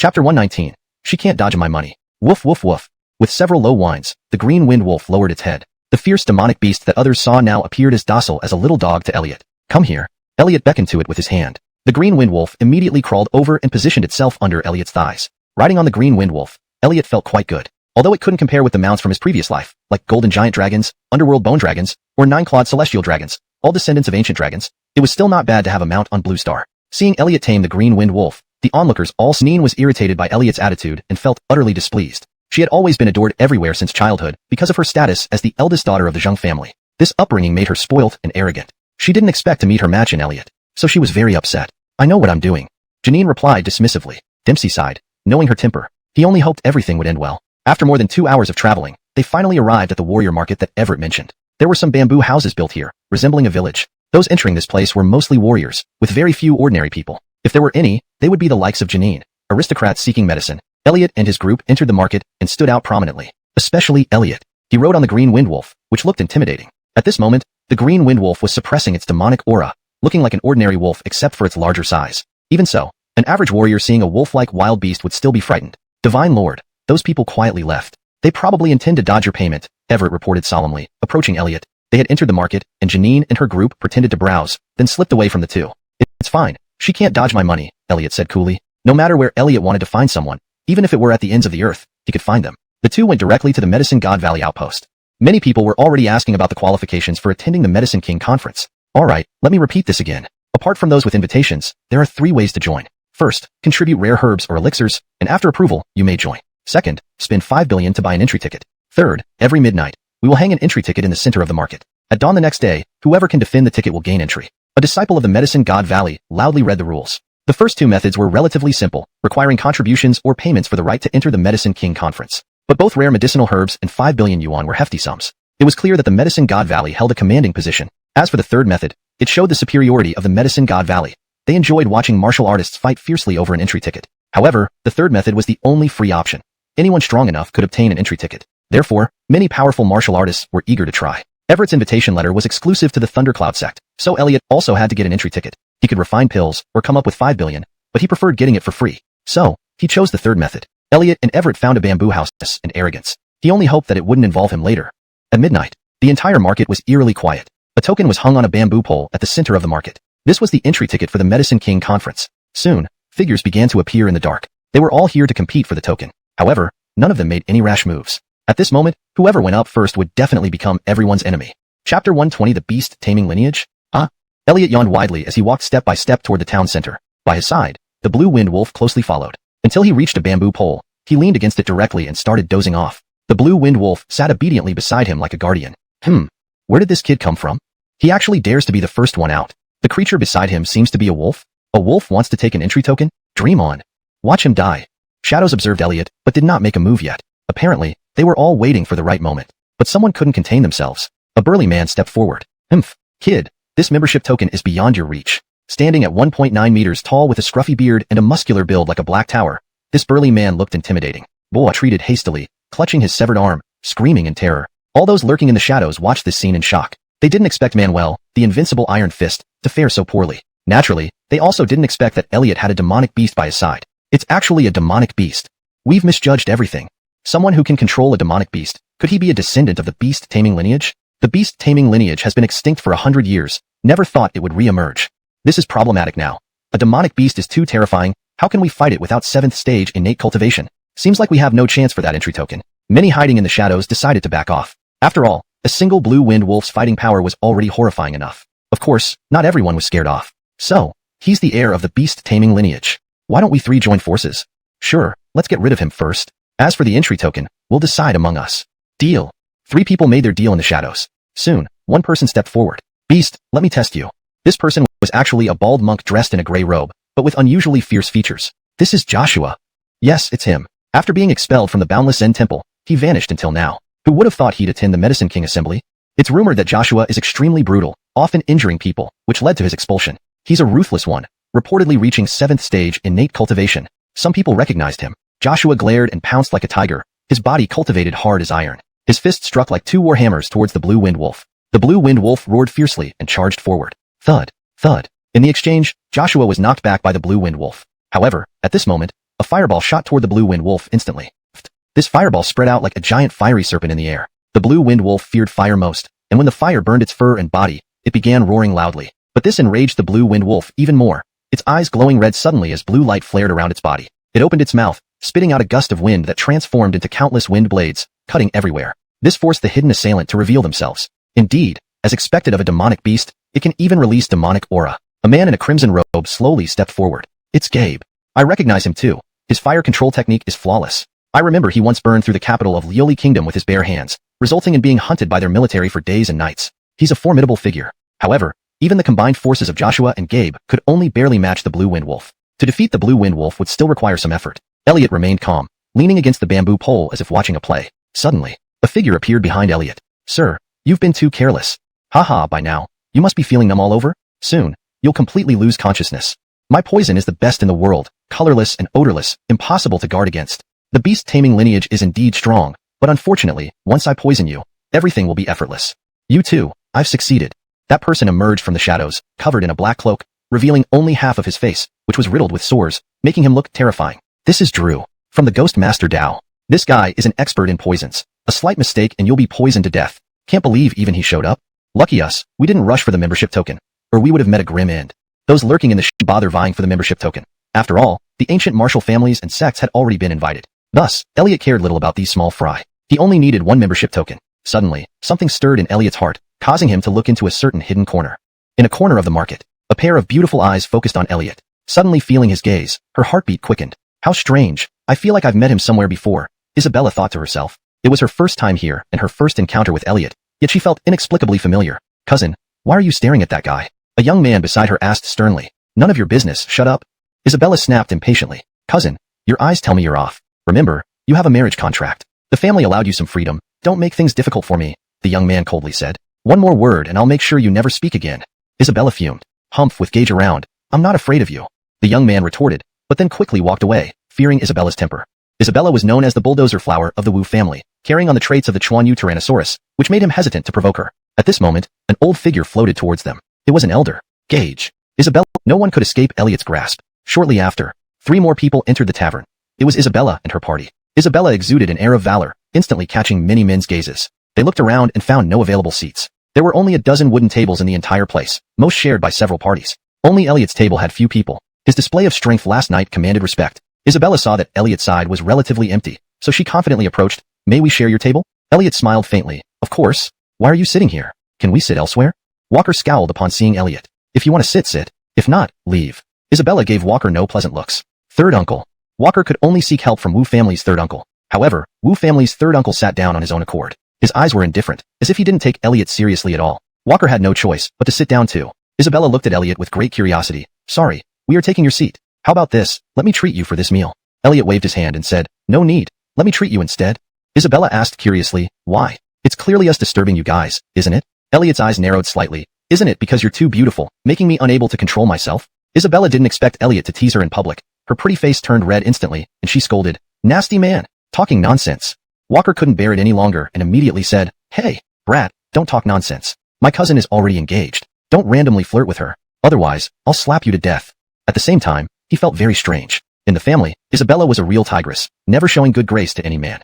Some excellent men from other clans who tried to approach her were all rejected by her. Even men who said a few light words were beaten up half dead by her directly. Yet, Elliot teased her like this and Isabella didn't get angry at all. This greatly surprised Walker. Hearing Walker's words, Elliot chuckled lightly. So what if she's engaged? She isn't married yet. Even if she gets married, there can still be a divorce. Although Elliot didn't know Isabella's current situation, he guessed she must have been born into an extraordinary family, and her fiancé was likely from a powerful background. It seemed that in this life, the two of them would still go through some trials. But such trials meant nothing much to Elliot. Arrogant. Walker was speechless, silenced by Elliot's one sentence. Even Yanni couldn't help but glance at Elliot. Young friend seems overly arrogant. Do you know who my Qingli's fiancé is? Who? Elliot asked casually. The royal family of the Great Zhou dynasty. Yanni said indifferently. Chapter 122. The Great Zhou imperial family. These 4 words immediately rendered the tavern deathly silent. The Great Zhou imperial family, haven't they been out of sight for several hundred years? They're still around? During the Divine War a century ago, the Great Zhou imperial family briefly appeared. Those who came out were all among the strongest of their time. Legend has it that the Great Zhou imperial family is the mightiest lineage in our Dragon Flame Empire, with each generation producing an unparalleled powerhouse. So this family actually has a marriage pact with the Great Zhou imperial family? That level must be one of the ancient martial 8 families, or the 6 primordial sects. The crowd in the tavern all turned to look at Adelaide and her 2 companions with great astonishment. Even Adelaide could not help but lower her head upon hearing the words, Great Zhou imperial family. Ever since she was born, her fate has been tied to these 4 words. From a young age, she was told about the 2 things she had to do in her life. First, practice martial arts, and second, marry into the Great Zhou imperial family. Her engagement was arranged while she was still in her mother's womb. Adelaide loved practicing martial arts, but not for the purpose of marrying into the imperial family. Therefore, over the years, she had always been somewhat dejected, and if it weren't for her lively personality, she might have fallen into depression. This time, she came to participate in the Medicine King conference just to dispel her gloom. At this moment, Elliot also spoke up. The Great Zhou imperial family? So what? In my eyes, they're nothing more than a force that can be suppressed with a single hand. His tone was full of disdain. How outrageous! How dare you insult the Great Zhou imperial family? Our Wu family is betrothed to the imperial family, so by insulting them, you're also insulting us. What does a mere beast-taming lineage have to compare itself with the Great Zhou imperial family? If not for the rules of the ancient martial world prohibiting combat in the market, I would definitely teach you a lesson today. Elliot's words directly enraged Jesse. He slammed his hand on the table and glared at Elliot. The ancient martial world had its own set of rules. Even the Wu family, one of the ancient martial 8 families, dared not violate them. So, Jesse restrained himself from acting rashly. However, Elliot continued to look at him indifferently. Jesse had only achieved half-step innate cultivation, equivalent to a 10-star warrior's fighting power. Such a cultivator barely caught Elliot's attention. He should consider himself lucky for not having made a move against Elliot, otherwise he would regret it for the rest of his life. Third uncle, let's not stoop to his level. Let's go. Walker stood up and said. Jesse turned and left. Suddenly, he stopped and said gravely, Qing Ling. Only then did Adelaide reluctantly follow. Elliot gave her a faint smile. That night, Qing Ling, third uncle forbids you from meeting that man again. This man speaks frivolously and looks down on everyone, even as a friend. It's inappropriate. You need to understand your identity, the future consort of the imperial family. Do you understand? Jesse repeated his warning many times. Before leaving, he placed a seal at Adelaide's door. Adelaide responded half-heartedly. She opened the bamboo window of her bamboo house and gazed at the night sky. Tonight, the moonlight seemed especially beautiful. Yet, another man's figure surfaced in her mind. Suddenly, Adelaide sighed deeply. She thought perhaps she would never meet Elliot again. Beauty, why the sigh? A voice suddenly sounded behind Adelaide. She turned back in surprise, seeing Elliot. You? How did you get in here? She knew that Jesse had placed a seal at her entrance. Of course, I walked in, Elliot pointed at the door. A simple seal could do nothing to stop him. Adelaide smiled. Entering a lady's chamber without permission seems rather impolite, doesn't it? Elliot blinked and said, I have many other impolite habits, would you like to see them? Adelaide rolled her eyes. Who would want to see? Suddenly, Elliot grabbed Adelaide's slender hand. The night is so beautiful, shall we take a stroll? Adelaide immediately cheered up. Sure. Growing up, Adelaide had always been under someone's care. To others, it was princess-level treatment. But for Adelaide, it felt like being locked away. Whatever she did, someone would follow her, driving her crazy. To be able to do what she liked freely was true freedom. Elliot held Adelaide's hand, and the two took off, flying out of the window and standing amidst the sky. It felt like they were closer to the moon. Ah, Wolf, are you an innate king? Adelaide exclaimed in shock. Being able to fly effortlessly required at least the power of an innate level expert. She didn't expect such a young Elliot to possess such strength. No wonder he dared to disdain the great Zhou imperial family. Elliot shook his head and said, I'm not innate yet, but so-called innate kings mean nothing to me. Although arrogant, it was the truth. In this silent primitive forest, the two people were walking in the air. For Adelaide, it was an entirely novel experience. I loved watching the moon as a child, imagining whether there were people living on it, and if they lived carefree lives or were trapped like me. Adelaide suddenly pointed at the moon in the sky and said. Elliot gently said, if you like it so much, I can pick it for you. Adelaide teased, blowing your own trumpet. Elliot said indifferently, I never brag. I once destroyed tens of thousands of such stars. Adelaide giggled. She felt that Elliot was boasting too much, but seeing Elliot's serious expression was amusing. The two chatted and strolled leisurely like this, from midnight to dawn. Finally, they sat atop a mountain peak, leaning against each other, watching the sun slowly rise. I'll remember tonight forever. Adelaide suddenly closed her eyes and said. She seemed to want to preserve the beauty of this moment. Even with Elliot's power as an innate king, Adelaide still believed he couldn't match up against the great Zhou imperial family. Thus, their future together seemed unlikely. She only wished to cherish this as one of the most beautiful memories of her life. There will be many more nights that you'll remember for the rest of your life. Just a mere great Zhou imperial family. One day, I'll take you to the imperial family to break off the engagement. If they refuse, I'll tear apart the great Zhou imperial family. Elliot said indifferently. All right, I'll wait for you. Adelaide responded with a smile. Clearly, she wasn't sincere, just playing along with Elliot's words. The two got up and left. They then returned to the warrior market together. 10 days later, it was finally the day the Medicine King Conference was to start. All those who obtained entry qualifications gathered. A disciple from Medicine God Valley led everyone deeper into the southern wilderness mountains once again. Listen up, all of you are about to enter a crucial area of Medicine God Valley. Everyone must follow instructions and not wander around freely. Ahead is the teleportation array leading to Medicine God Valley. Only 5 people can pass through at a time. Enter in sequence. Chapter 123. Alchemy Competition. Hearing the term, teleportation array, everyone present showed great curiosity. After all, this was an extremely ancient device. Even some of the ancient martial families and sects nowadays have never seen a teleportation array. Only powerful forces with deep roots possess such things. This demonstrated that the Medicine God Valley still had considerable strength. The disciples of Medicine God Valley looked at the amazed crowd with disdain. Then, one of the disciples took out a spirit stone and activated the teleportation array. The originally unremarkable ground suddenly emitted light. Buzz, buzz, buzz. Energy ripples spread out. Suddenly, a 5-square-meter teleportation array appeared before everyone. Enter in batches, the Medicine God Valley disciple said proudly. Thus, the crowd spontaneously formed a queue and entered in groups. Each group of 5 people passed through the teleportation array and entered the interior of Medicine God Valley. There were not many people here, and Elliot speculated that Medicine God Valley must have other entrances. He found nothing strange about such a teleportation array. After all, he could build such a small teleportation array by himself with just some materials. If there were enough materials, he could even construct super teleportation arrays between star domains. It was soon Elliot's turn. He went together with Everett. Accompanied by a dizzying sensation, they arrived inside Medicine God Valley. A brand new world lay before them. The sky was a clear blue, and birds chirped and flowers bloomed around, like a paradise beyond the mundane world. An endless fragrance of medicinal herbs permeated the air. This is Medicine God Valley? The spiritual energy here is so abundant. If one could live here, it would prolong life. Many people exclaimed in surprise. At this moment, an elder-like figure flew down from the sky. Listen up, everyone. Now that you're here, you must follow the rules. You each must have your own reasons for entering our Medicine God Valley. To your right is the herb trading area. If you need herbs, go there. To your left is where you should go if you're participating in this year's Medicine King Conference. As for other places, you are not allowed to wander around casually, or you will be expelled from Medicine God Valley.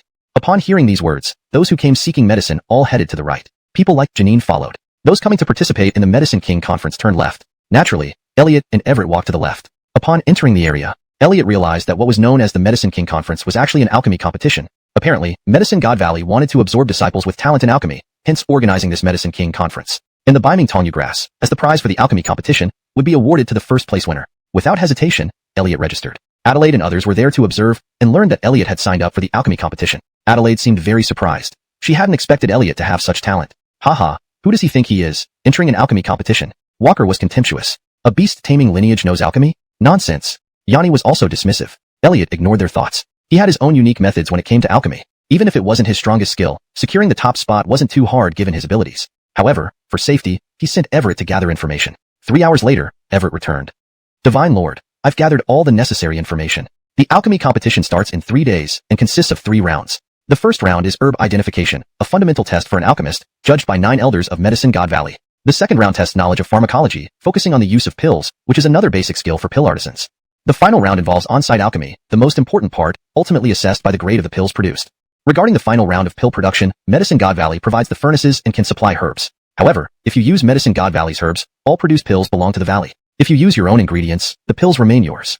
Additionally, I found out about the popular contenders for the top 3 spots in this alchemy competition. One is a core disciple of Medicine God Valley named Yasmin, a female disciple with outstanding alchemy talent, now already at the advanced alchemist level. The second comes from the Ouyang family, one of the 8 ancient martial clans. The Ouyang family is itself a medical martial family, excelling in both martial arts and medical arts for hundreds of years. This time, the Ouyang family aims to restore its reputation in the medical field. Gustav, known as the top young practitioner in both martial and medical arts, has also reached the advanced alchemist level. The last one is from an ancient martial arts family, named Aslan. According to rumors, he possesses a Shantan Danti, innate alchemy physique, with extremely high talent in alchemy. It had to be said, Everett did an excellent job.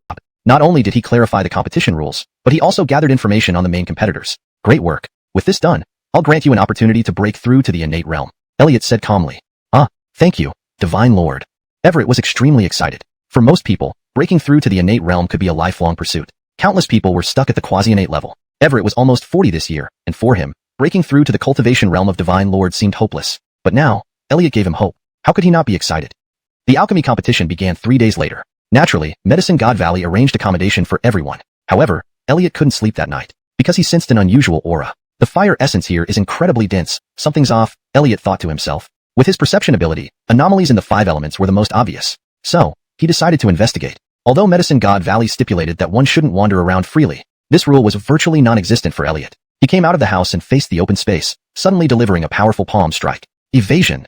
Elliot decisively shouted, employing the earth evasion technique. Whoosh! In an instant, Elliot burrowed into the ground, reaching about 300 meters deep in a flash. Surrounded by soil, Elliot readjusted his direction and used the earth evasion technique again. Whoosh! Whoosh! Whoosh! After several attempts, Elliot reached a depth of around 3 kilometers underground. Finally, he found the reason for the dense fire essence. Before Elliot was a pool of magma, and within the magma, a large cluster of flames burned continuously, releasing pure fire essence. So it's the heart fire lotus. Elliot chuckled softly. Then, he reached out and grabbed it.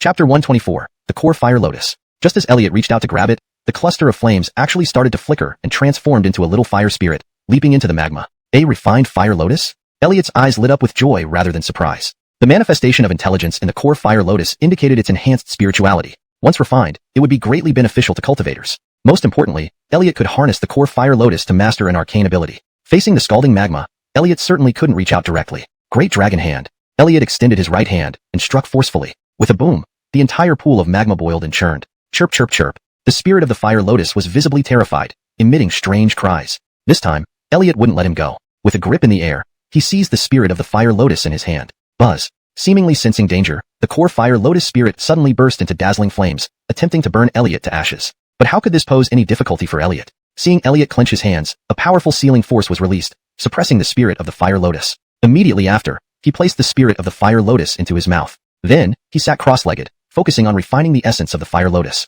Despite the fierce resistance from within Elliot's body, the spirit of the fire lotus had no chance of escaping its fate of refinement under Elliot's control.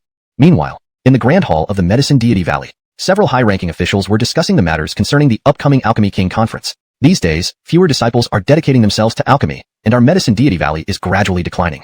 Yes, this time we must try to select some good disciples to carry forward the glory of our Medicine Deity Valley.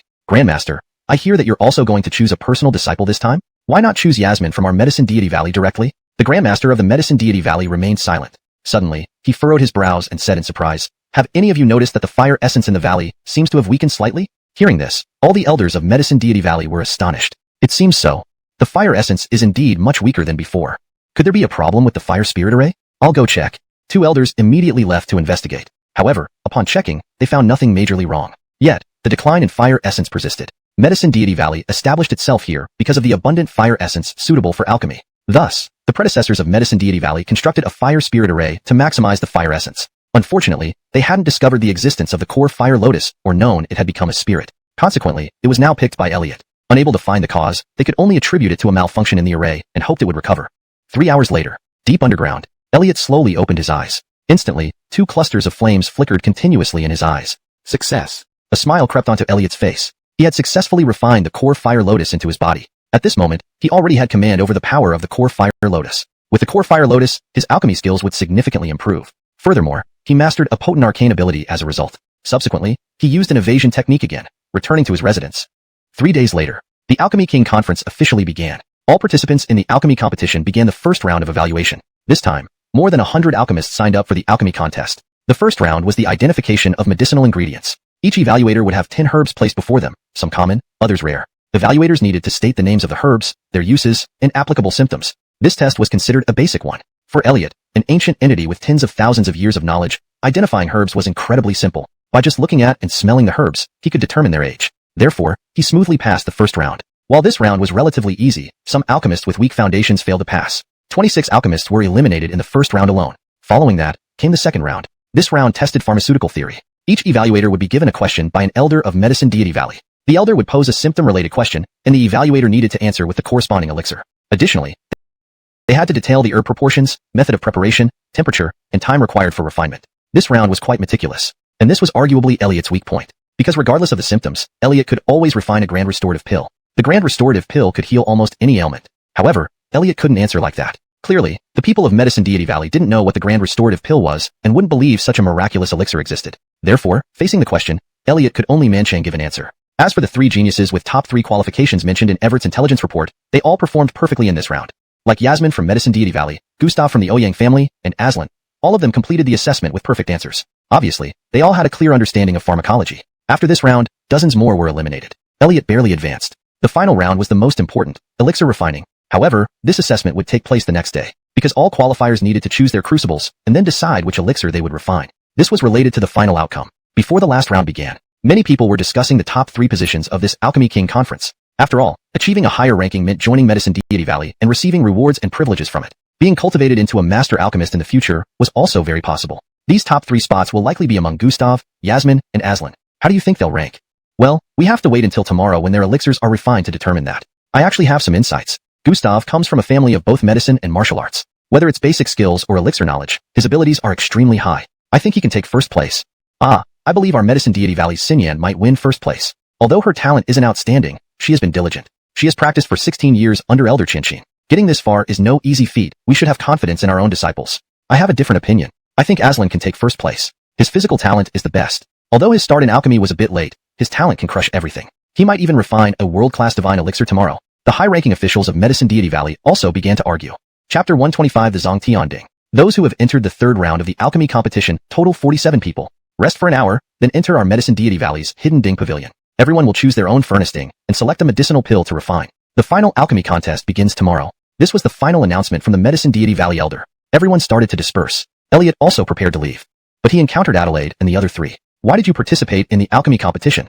Adelaide couldn't help but ask curiously. Because Elliot's performance in the second round of the evaluation was average, almost not good enough to secure a top 5 ranking. Was he just trying to join the Medicine Deity Valley? However, Adelaide felt that Elliot was definitely not someone with such limited aspirations. Elliot said indifferently, "Of course, I'm participating to win first place." Regarding the Baiming Tongyu grass, he was determined to obtain it. If he couldn't win first place, he would snatch it. Walker beside him sneered, "First place? You? Your alchemy skills probably aren't even as good as mine." Gage of the Wu family also sternly said, "Humph," not knowing one's limits. When did the beast-taming lineage become so arrogant? Not only do they disregard the royal family, but they don't take the alchemy lineage seriously either. Remember, each profession has its own experts. Elliot didn't explain further. An hour later, the 47 individuals who qualified for the third round followed the Medicine Deity Valley Elder to the Hidden Ding Pavilion. As an alchemy sect, the Medicine Deity Valley possessed over 100 furnace dings, more than enough for selection. The hidden ding pavilion was vast, with neatly arranged small dings scattered far and wide.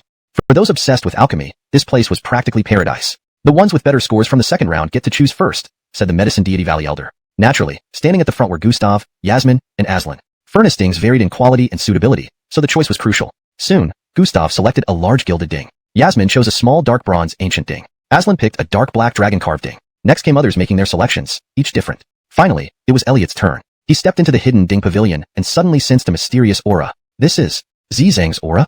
Elliot was surprised. Suddenly, his eyes landed on a corner. This corner was the most secluded part of the hidden ding pavilion, usually unnoticed by anyone. There, placed was a half-meter tall bronze ancient ding, showing some signs of wear. Elliot pointed at it and asked, "Can I choose this?" The Medicine Deity Valley Elder shook his head. "No, this is our master's furnace ding. Without his permission, no one can use it." Elliot then said, "What if it chooses me?" The Elder furrowed his brow. "Young man, what do you mean?" He thought Elliot was mocking him. A furnace ding choosing someone? At this moment, Gustav from the crowd spoke up. "What are you doing? Stalling around? Asking a furnace ding to choose you? Who do you think you are? Or do you believe the furnace ding has a spirit? Ridiculous." Elliot replied, "Then why don't I ask it?" Seeing Elliot's serious expression, the Elder gestured for him to proceed. Everyone thought Elliot had gone mad. However, Elliot approached the bronze ancient ding. Then, he earnestly asked, "Are you willing to follow me?" After asking, there was no response. Ha ha ha, he's really a fool. He actually went to ask a furnace ding. Is this guy crazy or just drawing attention? Many began to laugh. Yet, in the next second, buzz, that bronze ancient ding began to shake violently. Then, it rose into the air, hovering unsteadily. It seemed to be scrutinizing Elliot. Then it bobbed up and down, as if nodding. How is this possible? This furnace ding has a spirit? That's impossible.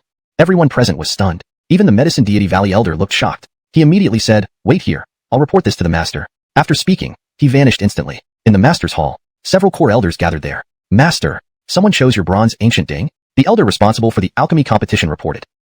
Didn't I say that particular ding cannot be moved?" The Medicine Deity Valley Master sternly stated. "No, master. Something unusual happened." The elder quickly recounted the events. "You mean the furnace ding chose its owner?" Even the Medicine Deity Valley Master was taken aback. He recalled his connection with this ancient ding. 18 years ago, on a moonless night, he was then an elder of the Medicine Deity Valley. While gathering herbs outside, a sudden gale erupted, lightning flickering. A streak of golden light flashed abruptly, accompanied by a thunderous boom. A colossal object plummeted from the sky, landing directly before him. It was an ancient bronze ding. This ancient ding almost crushed him into oblivion. But the Medicine Deity Valley Master regarded it as a heavenly gift. Until he became the master of Medicine Deity Valley, he believed this ancient bronze ding had brought him supreme fortune. Thus, he placed the bronze ding as his exclusive sacred artifact in the hidden ding pavilion. He never expected that this time, the bronze ding would recognize its master on its own. If that's true, then let him use the bronze ding temporarily, the Medicine Deity Valley Master said in a deep voice. In reality, ever since he obtained the bronze ding, he had never successfully refined any medicinal pill using it. Each time he tried to refine a pill, the bronze ding would emit a strange aura, destroying all the ingredients. Thus, he only regarded the bronze ding as a lucky charm. If Elliot could unlock the usage of the bronze ding, it might be an excellent opportunity. And the name Elliot caught the attention of the Medicine Deity Valley Master. For the bronze ding to acknowledge its master on its own, this wasn't a simple feat. Therefore, the Medicine Deity Valley Master decided to personally observe this alchemy competition. Elliot obtained the right to use the bronze ding, and he didn't even need to carry it himself. As long as he walked ahead, the bronze ding would float behind him. This scene turned into a spectacle. Everyone stared at it in amazement. This was a spiritual furnace ding, a once-in-a-millennium occurrence. What's his background? To actually obtain a spiritual furnace ding. I wonder what kind of medicinal pill this ding can refine? Tomorrow's alchemy competition. Will there be any world-class divine pills appearing? I originally thought the top 3 of the alchemy competition would only be among Gustav, Yasmin, and Aslan, but now there's a dark horse. Tomorrow's alchemy competition will definitely be very exciting. Chapter 126. Old friend, bear with me. Divine Lord, you're back. Everett and Green Wind Wolf were waiting at the entrance of Elliot's residence. He was also quite surprised to see the ancient bronze tripod behind Elliot. You and Little Wolf stay here and guard the entrance. Elliot casually instructed. Then, he brought the bronze tripod inside the house. He gently stroked the bronze tripod, as tender as one would be to a lover. The bronze tripod seemed to feel Elliot's warmth, lightly rubbing against his palm. Zhang, you have finally come to me after all. That battle nearly tore you apart. Who would have thought you'd manage to tear through the void too? Ha ha ha, from today onwards, we can fight side by side again. Elliot laughed alone. This bronze tripod was not an ordinary object. It was Elliot's most precious treasure. Zongtian tripod. It was a preeminent treasure from the dawn of time, possessing a primordial spirit. Once, Elliot used this object to suppress countless powerful warriors. In that final battle, Elliot used the Zongtian tripod to subdue 3 imperial-level powerhouses. But now, the Zongtian tripod had also been severely damaged. It would need a long time to recover its peak strength. However, Elliot could now look for some holy objects to repair it and help the Zongtian tripod regain its full power quickly. That night, many people couldn't sleep. Inside a residence, Gustav looked at the golden tripod in front of him with a serious expression. I must win first place in this alchemy competition, then become a disciple of the Medicine God Valley's Valley Master. I aim to become a divine-level alchemist in the future. Originally, he thought his only rivals were Yasmin and Aslan. But today Elliot selected a spiritual ancient tripod, which made him feel a huge sense of crisis. No effort to come here. Yet, in the herbal trading area, she couldn't find any relevant pills. And she learned that tomorrow an alchemy competition would be held. Possibly someone would refine relevant elixirs during the contest. So, she planned to go watch it tomorrow. Tomorrow might be her last chance. If not, then it would truly be over. Therefore, she was also too nervous to fall asleep. The next day, the alchemy competition officially began.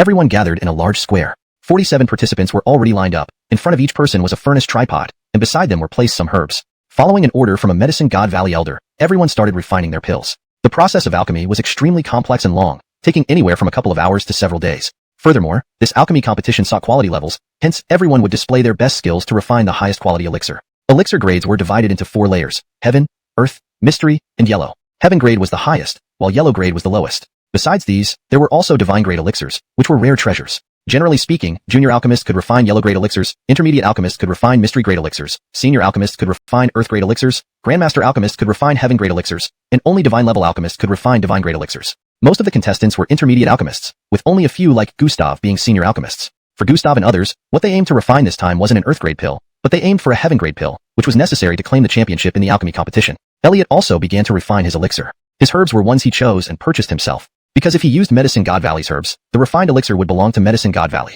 Wouldn't the elixir Elliot refines be anything but extraordinary? For a god-level elixir on Blue Star, it was merely considered as top-grade elixir in the cultivation world. If true holy-grade elixirs were to appear, it would likely drive the entire Blue Star into utter madness.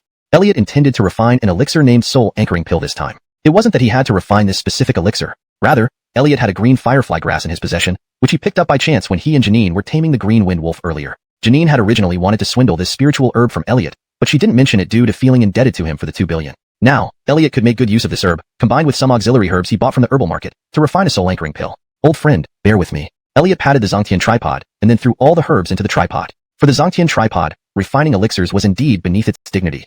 Its true power was used to subdue enemies. Refining elixirs was just an auxiliary function of the Zongtian tripod. Although the Zongtian tripod was now in a damaged state, it did not affect the refining process. The alchemy competition was in full swing. On a high platform, the Medicine God Valley Master was observing with a group of core elders. Their eyes were mostly on Gustav, Yasmin, Aslan, and the newcomer, Elliot. The first 3 were already recognized talents, while Elliot garnered attention after invoking the recognition of the Zongtian tripod. Look at Gustav and the other 2. They seem to be aiming for heaven-grade elixirs. That Dan aroma is already spreading. Yes, they are indeed ambitious. Cultivating them properly, we will gain 3 more Grandmaster alchemists in the future. That Elliot, I wonder what he's refining. There's a dark aura emanating from it.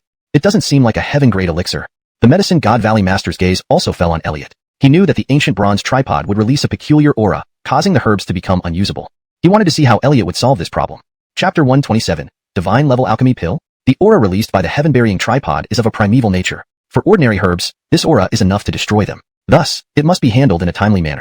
Without sufficient experience, it's impossible to process this primeval aura. Of course, for Elliot, dealing with this primeval aura is effortless. He infused his true chi into the heaven-burying tripod, stirring up the primeval aura like guiding water currents, wrapping it around all the herbs. Only after being refined and soaked in the primeval aura would the herbs exhibit their full potency. However, the primeval aura was overwhelmingly powerful, causing the entire heaven-burying tripod to shake violently. The heaven-burying tripod was already very heavy, and its intense shaking made the whole alchemy field sway slightly. What's going on? What's happening with that guy's tripod? It feels like it's about to explode. Haha, isn't he the one who chose a flying tripod yesterday? Looks like this tripod has no spiritual quality. If it really explodes, those of us nearby will be in danger of being affected. Damn it, keep away from me. Surrounding alchemists were either terrified, complaining, or discussing. Even the many elders and Valley Master of Medicine Spirit Valley couldn't understand what Elliot was doing. It seemed like the heaven-burying tripod in Elliot's hands might explode, yet it remained on the edge of danger without fully detonating. As time passed, more than 3 hours had gone by. Finally, someone finished the first batch of alchemy pills. I'm done, an examinee reported. He had prepared a mid-level pill. Though it was decent among mid-level pills, it wasn't high-level, so the preparation time was shorter, just a bit higher success rate.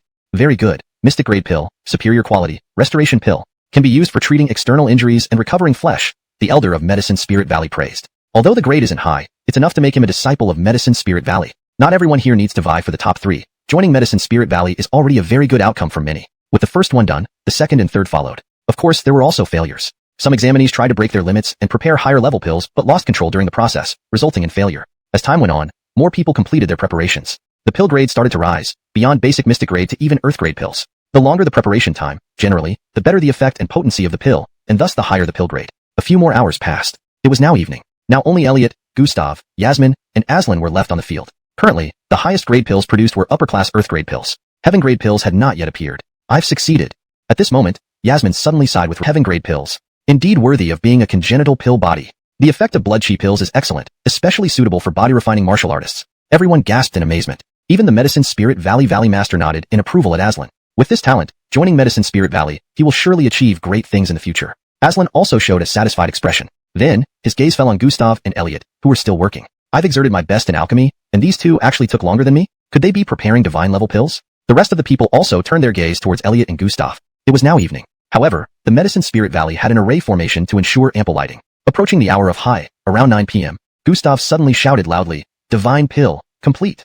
With his shout, the tripod in front of him began to vibrate violently. A powerful aura burst forth from within the tripod. Invisible lotus-shaped gas blossoms kept blooming continuously. This is the phenomenon of a divine pill.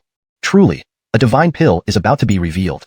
A divine-level alchemy master is about to be born. The Ouyang family is indeed one of the 8 ancient martial families. Its heritage is too profound. Gustav might become the next generation's medicine king, undoubtedly belongs to young Master Ouyang. Some people started drawing conclusions. This completely overlooked Elliot. Elliot still hadn't completed his refinement. Either he was going to create an extraordinary divine pill, or it would fail. Chapter 128. Soul Anchoring Pill.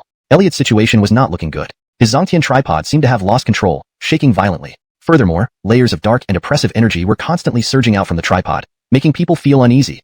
There was absolutely no fragrance of elixir. Although Elliot spent the longest time refining, everyone believed that Elliot had definitely failed and was merely putting up a front. Haha, that guy is still trying to refine. Does he expect to create a divine pill? I feel like he's just doing it haphazardly. It's far from proper refinement techniques. Yeah, and I've never even heard of this kind of pill before. He's just blindly refining. The contestants all murmured, thinking that Elliot was deliberately stalling for time. Gustav looked at Elliot disdainfully. Valley Lord, shall I go remind him? The appraisal elder of Yaoxing Valley could not help but suggest to the Valley Lord. Let's wait a little longer, the Valley Lord replied, looking in Elliot's direction. Hey, what are you still pretending? If you can't refine it, stop now and admit defeat quickly. You're delaying time. We've all been waiting until midnight because of you. Just finish it. We're all waiting for the results. Wasting time. Jerk. At this moment, the contestants and some spectators began to urge impatiently. Only Elliot remained as immovable as a mountain. His gaze was indifferent yet intensely focused. Refining elixirs required utmost concentration, free from any external disturbance. The soul anchoring pill was not considered a high-grade elixir, but Elliot strove for flawless perfection. Finally, he felt the timing was right. Stabilize. Elliot suddenly pressed down with great force. A powerful force instantly surged forth, stabilizing the Zongtian tripod. Buzzing. The Zongtian tripod trembled violently, with a vast aura condensing within. Open.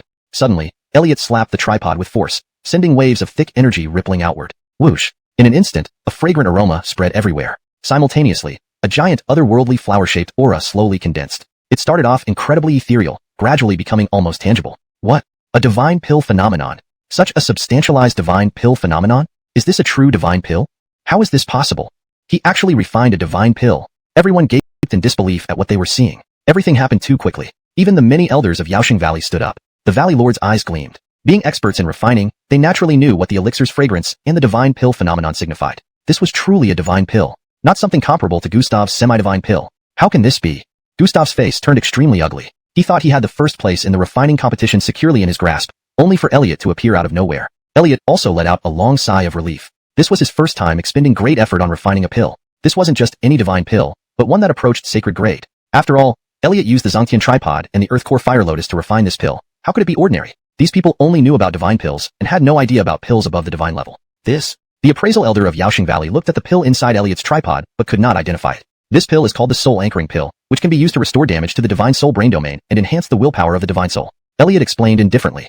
Externally healing pills were the most basic type. Internally healing pills were of better quality, while pills involving the divine soul were the rarest and most precious. High-level experts with damaged divine souls might never recover fully, preventing them from progressing further. But with Elliot's Soul Anchoring Pill, divine soul injuries could be repaired, potentially even enhancing intelligence and paving the way for higher realms. It could be said that the value of the Soul Anchoring Pill was extraordinary. Upon hearing it was a divine soul class pill, even the Yaoxing Valley Lord and core elders were shaken from their seats. After all, they couldn't refine such high-grade divine soul pills, managing only to produce some minor mental strengthening pills. Unfortunately, Elliot used his own herbs, so the pill did not belong to Yaoxing Valley but would be decided by Elliot. Subsequently, Yaoxing Valley leadership made a decision. Ultimately, the Yaoxing Valley Lord announced, I declare that in this alchemy competition, first place goes to Elliot's sacred grade soul anchoring pill. He will receive rewards including Baiming Tongyu Grass, Ruxu Bianzi, and Bai Ling Red Jade. Elliot came first, Gustav second, Aslan third, Yasmin fourth. The results were announced. Some were happy, others disappointed. After all, As long as the pill was successfully refined, one had the qualifications to join Yaoxing Valley.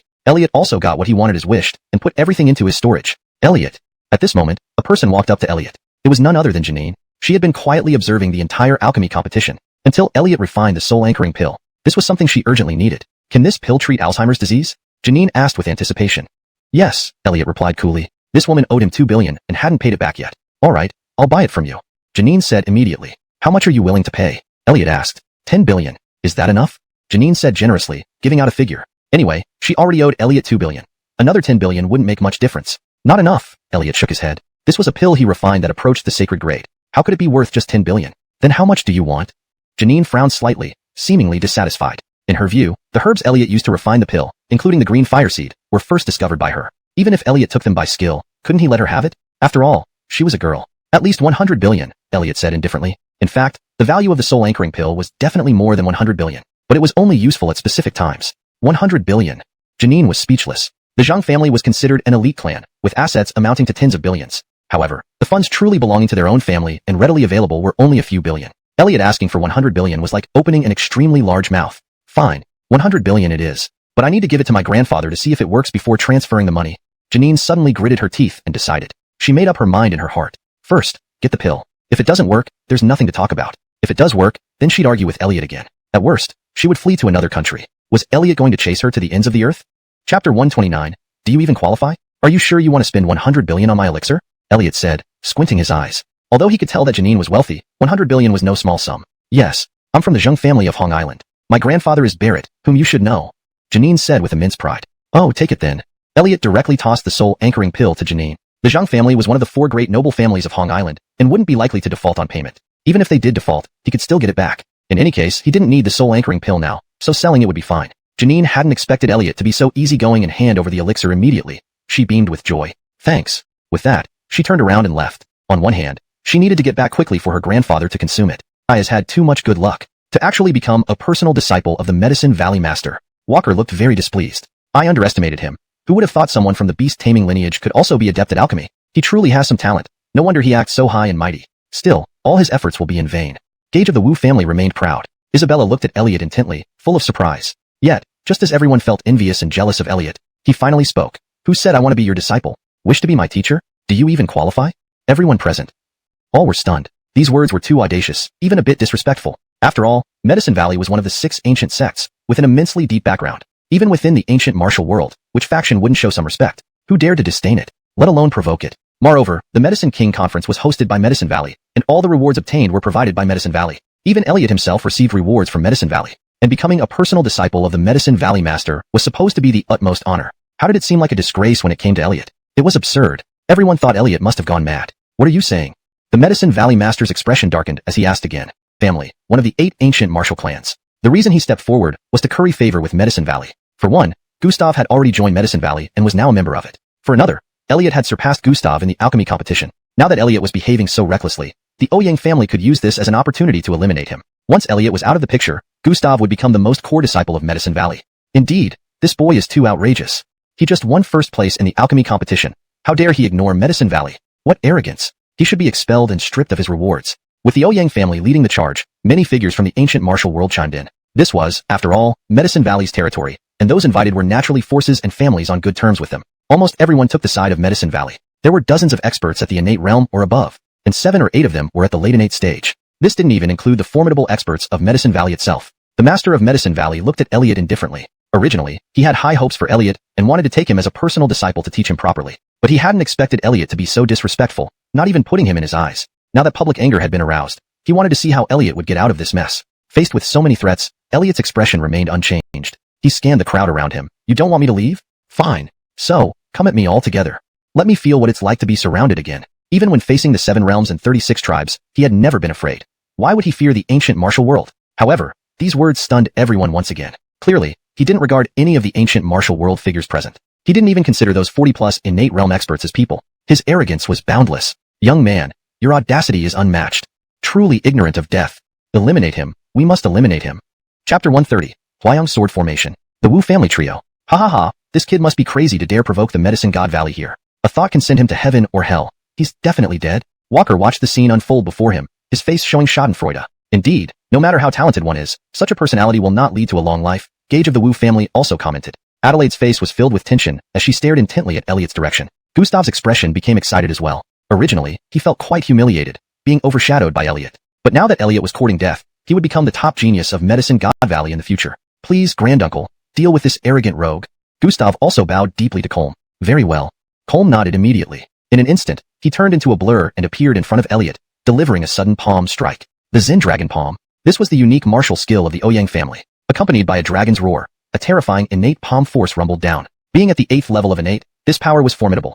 Ordinary innate warriors could not withstand this blow and would be reduced to powder instantly. Everyone's eyes were on Elliot, believing he was doomed. Elliot glanced up once. Then, he clenched his fist with one hand and casually struck out. Thud. A dull sound echoed through the void. Boom. A terrifying force surged out instantly, shattering Colm's palm force and hitting him directly. Puff. Colm felt a tremendous impact on his body and was promptly sent flying, coughing up blood. What? How is this possible? A core elder of the 8th rank Wu King from the Ouyang family was actually knocked away by one punch? Is this kid defying the heavens? He has already defied the heavens. With this level of combat power, he can act without restraint in our ancient martial world. Looking at his age, he seems less than 20. How is this even possible? Could he be from there? Everyone present was stunned by this scene. Despite being so young, Elliot could knock down Colm with just one punch, revealing overwhelming strength, shocking everyone. Even the many elders of the Medicine God Valley were surprised. The Valley Master of Medicine God Valley looked grave. Only now did he understand why Elliot dared to ignore their Medicine God Valley. It turns out Elliot possessed the strength to despise everything. The Wu family trio. This isn't possible. He comes from the beast-taming lineage. Why does he know alchemy? Why is his own strength so strong? Stronger than all the younger generation of our 8 ancient martial families. Walker's heart shook, disbelief clouding his mind. He believed his talent wasn't bad, yet at 22, he was only a 7th rank warrior, far from breaking through to the innate stage. Yet Elliot could kill an 8th rank innate instantly. Comparatively, it was like sky and earth. I have misjudged again. Gage of the Wu family was also utterly shocked. Recalling the martial market, he had even been somewhat angry, almost wanting to attack Elliot. Now he realized how ridiculously wrong he was. If he had acted then, he probably would have died right there. After all, he was only a half step away from innate, his strength too weak. Adelaide's beautiful eyes sparkled as she gazed at the figure who despised heroes, her heart yearning uncontrollably. Who exactly are you? The Medicine God Valley Master sternly questioned. Elliot's revealed strength was too shocking. This made him suspect whether Elliot came from that ancient and mysterious place. Otherwise, how could someone be such a monster? However, he was not afraid of Elliot either. After all, besides Colm, there were numerous other powerful figures present. For this event, Medicine God Valley invited many ancient martial families and minor sects, with over 40 innate experts alone. Medicine God Valley itself was not entirely focused on cultivation, but its master and some core elders had significant cultivation and combat strength. Most importantly, this was Medicine God Valley's home ground. They still had their most powerful protective formation. This was the ace card of the Medicine God Valley Master. I am nobody. I come from the secular world. I said, my purpose here is for the northern mystic Ingrass. Now that I've achieved my goal, it's time for me to leave. If you insist on stopping me, then I don't mind eliminating you first. So, the decision is yours. Elliot responded indifferently. All eyes turned to the Medicine God Valley Master, including those of the elders from ancient martial sects and families. They were all innate, but Elliot's displayed combat power was too terrifying. Initially, they would have supported Medicine God Valley, condemning Elliot's actions. But now, they remained silent. Everyone waited for Medicine God Valley's decision, whether to fight Elliot to the death. Please, Valley Master, avenge my uncle. The ancient martial world is united as one. At this moment, Gustav suddenly shouted loudly. He was now holding Colm's corpse. During their earlier confrontation, Elliot had killed him with just one punch. This was a direct provocation to the Ouyang family. The most powerful forces in the ancient martial world were the 6 ancient sects and the 8 ancient martial families. Though they did not interfere with each other, once attacked by an external force, all parties would unite. Now, because the Ouyang family had stepped up for Medicine God Valley, one of their members was killed. If Medicine God Valley remained inactive in response, it would tarnish the reputation of the 6 ancient sects. Entering my Medicine God Valley without abiding by our rules, you seized our resources and showed disdain toward us. Moreover, you killed recklessly. All these crimes are your doing. Although I admire your talent, your actions have crossed the Di-Shan of the ancient martial world. Today, I will join forces with the ancient martial world to subdue you here. The Valley Master of Medicine God Valley's eyes became incredibly sharp. He had already made up his mind to kill. In the next second, he immediately summoned a compass which began to spin rapidly. With incantations and power infused into it, the compass soon emitted dazzling light. This was the array disc for the defensive formation. Buzz, buzz, buzz. Instantly, terrifying power erupted throughout the entire Medicine God Valley. A layer of golden energy enveloped the entire valley. This is our Medicine God Valley's protective formation, the Huayong Sword Formation. Even a 9th rank Wu Wong would perish here. Huayong Sword Formation. Annihilate all under heaven. Activate. Following the Valley Master's finger pointed into the air, horrifying sword chi instantly condensed above the valley. Hundreds, if not thousands, of sharp sword chi beams formed. Whoosh, whoosh, whoosh. In the next instant, countless sword chi rained down densely. Boom, boom, boom. The area where Elliot stood was instantly bombarded by the rain of swords, exploding on the spot. Kill well. Indeed, worthy of being the Medicine God Valley. The power of this protective sword formation is overwhelmingly strong, causing fear and awe. This guy was also arrogant, actually acting wildly on others' territory. Now he's been blasted to smithereens. Chapter 131.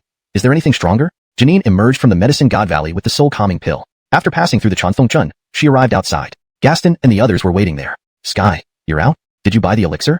Gaston and the others hurried over to greet her. Sure did, hee. Janine took out the soul calming pill. Where did you buy it? How much did it cost? Gaston asked again. No money was spent. Janine smiled mysteriously. No money? Impossible. Gaston didn't believe it. After all, the elixirs in the Medicine God Valley were quite potent and expensive. Really? Janine recounted the event. What? You actually bought it from that young man again? And for 100 billion?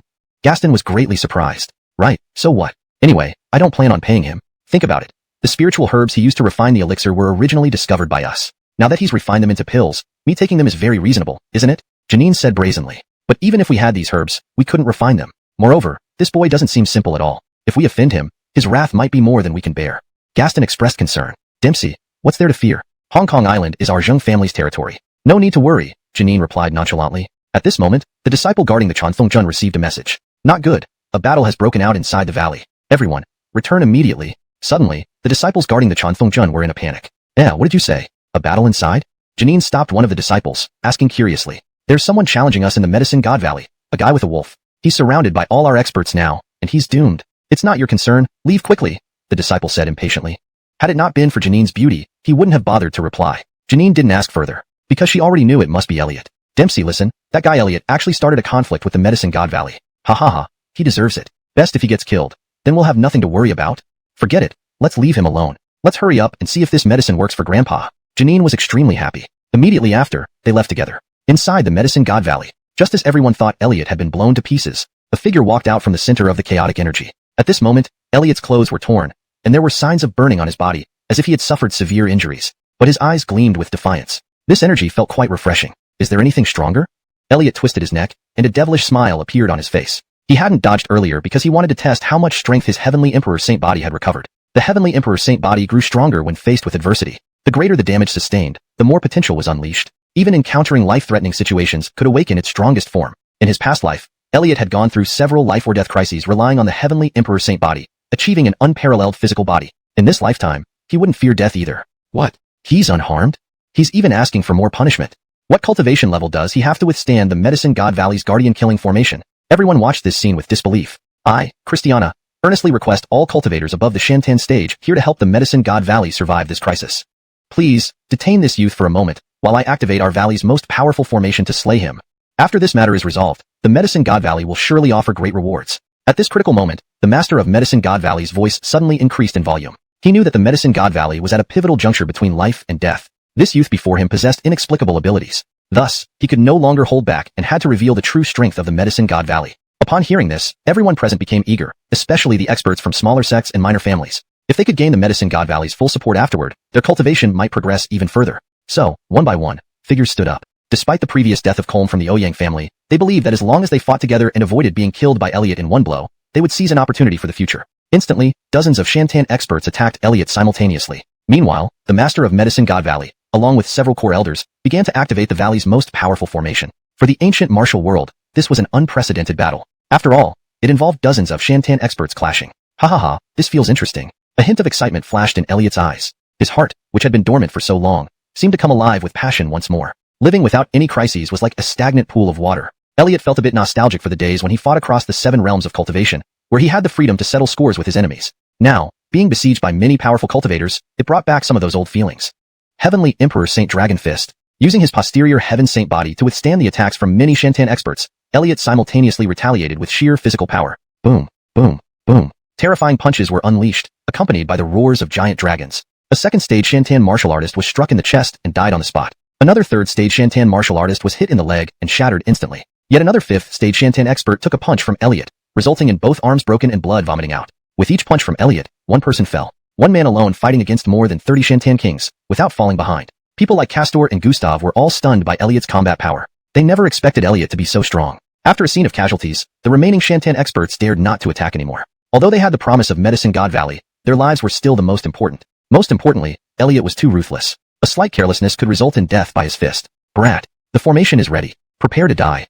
At this moment, the master of Medicine God Valley shouted loudly. Suddenly, he rotated the array disc in his hand, and a powerful force coalesced. Behind him, the core elders of Medicine God Valley channeled their strength into the master's body, helping him activate the grand formation. Buzz, buzz, buzz. Severe vibrations came from around the Medicine God Valley. Vast aura surged from all directions. Clearly, this formation's power was stronger this time. This formation is called the 9-in Unification Absolute Killing Formation. It was set up by our ancestors, condensing the earth vein force to eliminate everything. The master of Medicine God Valley shouted loudly. Just as he finished speaking, 9 massive apparitions slowly condensed around the Medicine God Valley. These 9 apparitions were all elder-level figures of Medicine God Valley, buried in specific formation eye positions. Even after death, they continued to guard Medicine God Valley. The 9 apparitions pointed towards the sky at the same time, then swept down upon Elliot. Chapter 132 Imperial Fury Lotus. This was a soul-locking killing move. Moreover, it incorporated the power of 9 ancestors of the Medicine God Valley. These 9 ancestors had all once reached the golden core stage in cultivation. Their residual soul powers, combined with the power of the Great Formation, could unleash terrifying force. Even if a golden core powerhouse were here and hit by this soul attack, they would suffer grave injuries. This was the true ace up the Medicine God Valley's sleeve. Die! The Fulton shouted loudly. Originally, he still harbored a sense of appreciation for Elliot's talent, but no one who defiled the Medicine God Valley could walk out alive. And how is this possible? It actually broke through the 9-in absolute formation set up by my ancestors? Watching their ancestors being consumed by flames, the people of Medicine God Valley wore expressions of utmost pain. Thud, thud, thud. In the next moment, the Valley Master and the senior elders all spat blood. Since they were the ones driving the 9-in absolute formation, the damage inflicted on it naturally resulted in backlash against them. They collapsed on the ground one by one. Is there anyone else? At this moment, Elliot retracted the Imperial Fury Lotus, stood midair, and surveyed the crowd. However, no one dared to step forward at this point. Clearly, they were all intimidated by Elliot's strength. Then, Elliot turned to the Medicine God Valley Master. I gave you a chance just now, but you didn't cherish it. If they dared to confront him, then they must be ready to bear the cost of annihilation. Spare our Valley's other members, and allow me to choose whatever resources I need. The Valley Master had no choice but to submit. Only now did he understand the true meaning behind Elliot's earlier words, you are not worthy. Such overwhelming strength, how could it possibly be inferior to others? Elliot looked coldly at him. If I kill everyone in your Medicine God Valley, everything in it will belong to me. Hearing these words, everyone in Medicine God Valley changed color. This man was truly mad. He intended to exterminate the whole sect. You dare not. If you dare to wipe out the Medicine God Valley, the entire ancient martial world will hunt you down. The 6 major sects and 8 clans stand united in enmity. If you make a move, prepare for death. The Medicine God Valley merely avoids conflict, while the other major sects and 8 clans have golden core deities guarding them. Just then, Grover Yunhai recklessly stepped forward. Elliot raised a finger. Whoosh! A bloody hole appeared directly in Grover Yunhai's forehead. A brilliant alchemy talent thus perished. Ah, you killed Yunhai. The Grover family members were filled with grief and rage. Elliot had already killed Grover Mingrue, and now he killed the family's supreme genius. This was undoubtedly a massive blow to the Grover family. What? Not convinced? Elliot turned around indifferently. Immediately, the Grover family members all fell silent. Although the Grover family had its own golden core deity guardians, they were far away and unable to help in time. Elliot looked at the Medicine God Valley Master again. If you don't want to be exterminated, I will give you a chance. Submit to me, and henceforth everything in the Medicine God Valley will be under my control. Elliot dropped the pretense. He laid his cards on the table. Initially, he only wanted to quietly take the Biming Tongyu grass. But the Medicine God Valley pushed their luck, forcing his hand. He had no other choice. Now he had to take control of the Medicine God Valley. After so many years of legacy, the Medicine God Valley surely possessed numerous precious herbs. In the future, it would make for a fine storehouse of ingredients for Elliot. In this life, Elliot originally planned to remain low profile. Unfortunately, his strength didn't allow it. If it were his previous life, he probably wouldn't have participated in any alchemy competition but would have directly suppressed the Medicine God Valley and seized everything he wanted. However, in the end, Elliot did make a move. Hearing Elliot's words, everyone from the Medicine God Valley lowered their heads. This was an unprecedented humiliation for the Medicine God Valley. Before today, the Medicine God Valley had always been on a pedestal, but now, they were being suppressed by a single person to the point where they couldn't even hold their heads up. At this moment, it seemed that only by submitting could the Medicine God Valley preserve their lives. Fine. The Fulton helplessly uttered a word. This scene left everyone present in awe. As one of the ancient 6 sects, the Medicine God Valley had actually submitted like this. The Wu family trio. Walker wished he could bury his head somewhere. Previously, he thought Elliot was definitely going to die. Facing so many experts from the Medicine God Valley, it seemed almost certain death. Yet, Elliot kept slapping him in the face. Until finally, Elliot subdued the Medicine God Valley. Recalling how he had constantly mocked Elliot and even taunted him to his face. This was practically a suicidal behavior. If Elliot willed it, a mere finger would be enough to annihilate him. He truly made a fool of himself. Even Alfredo felt somewhat ashamed at this moment. He kept saying he had misjudged, but he didn't realize just how far off he was this time. This kid is quite terrifying, Alfredo sighed softly. With such power, even if Elliot attacked the Wu family might not be able to withstand him unless the family patriarch intervened. Adelaide looked at Elliot, the focus of everyone's attention, with burning eyes. She suddenly recalled that night when Elliot carried her into the air. Elliot had once told her that he would take her to cancel the engagement with the Donghua imperial family. Perhaps, he wasn't just talking.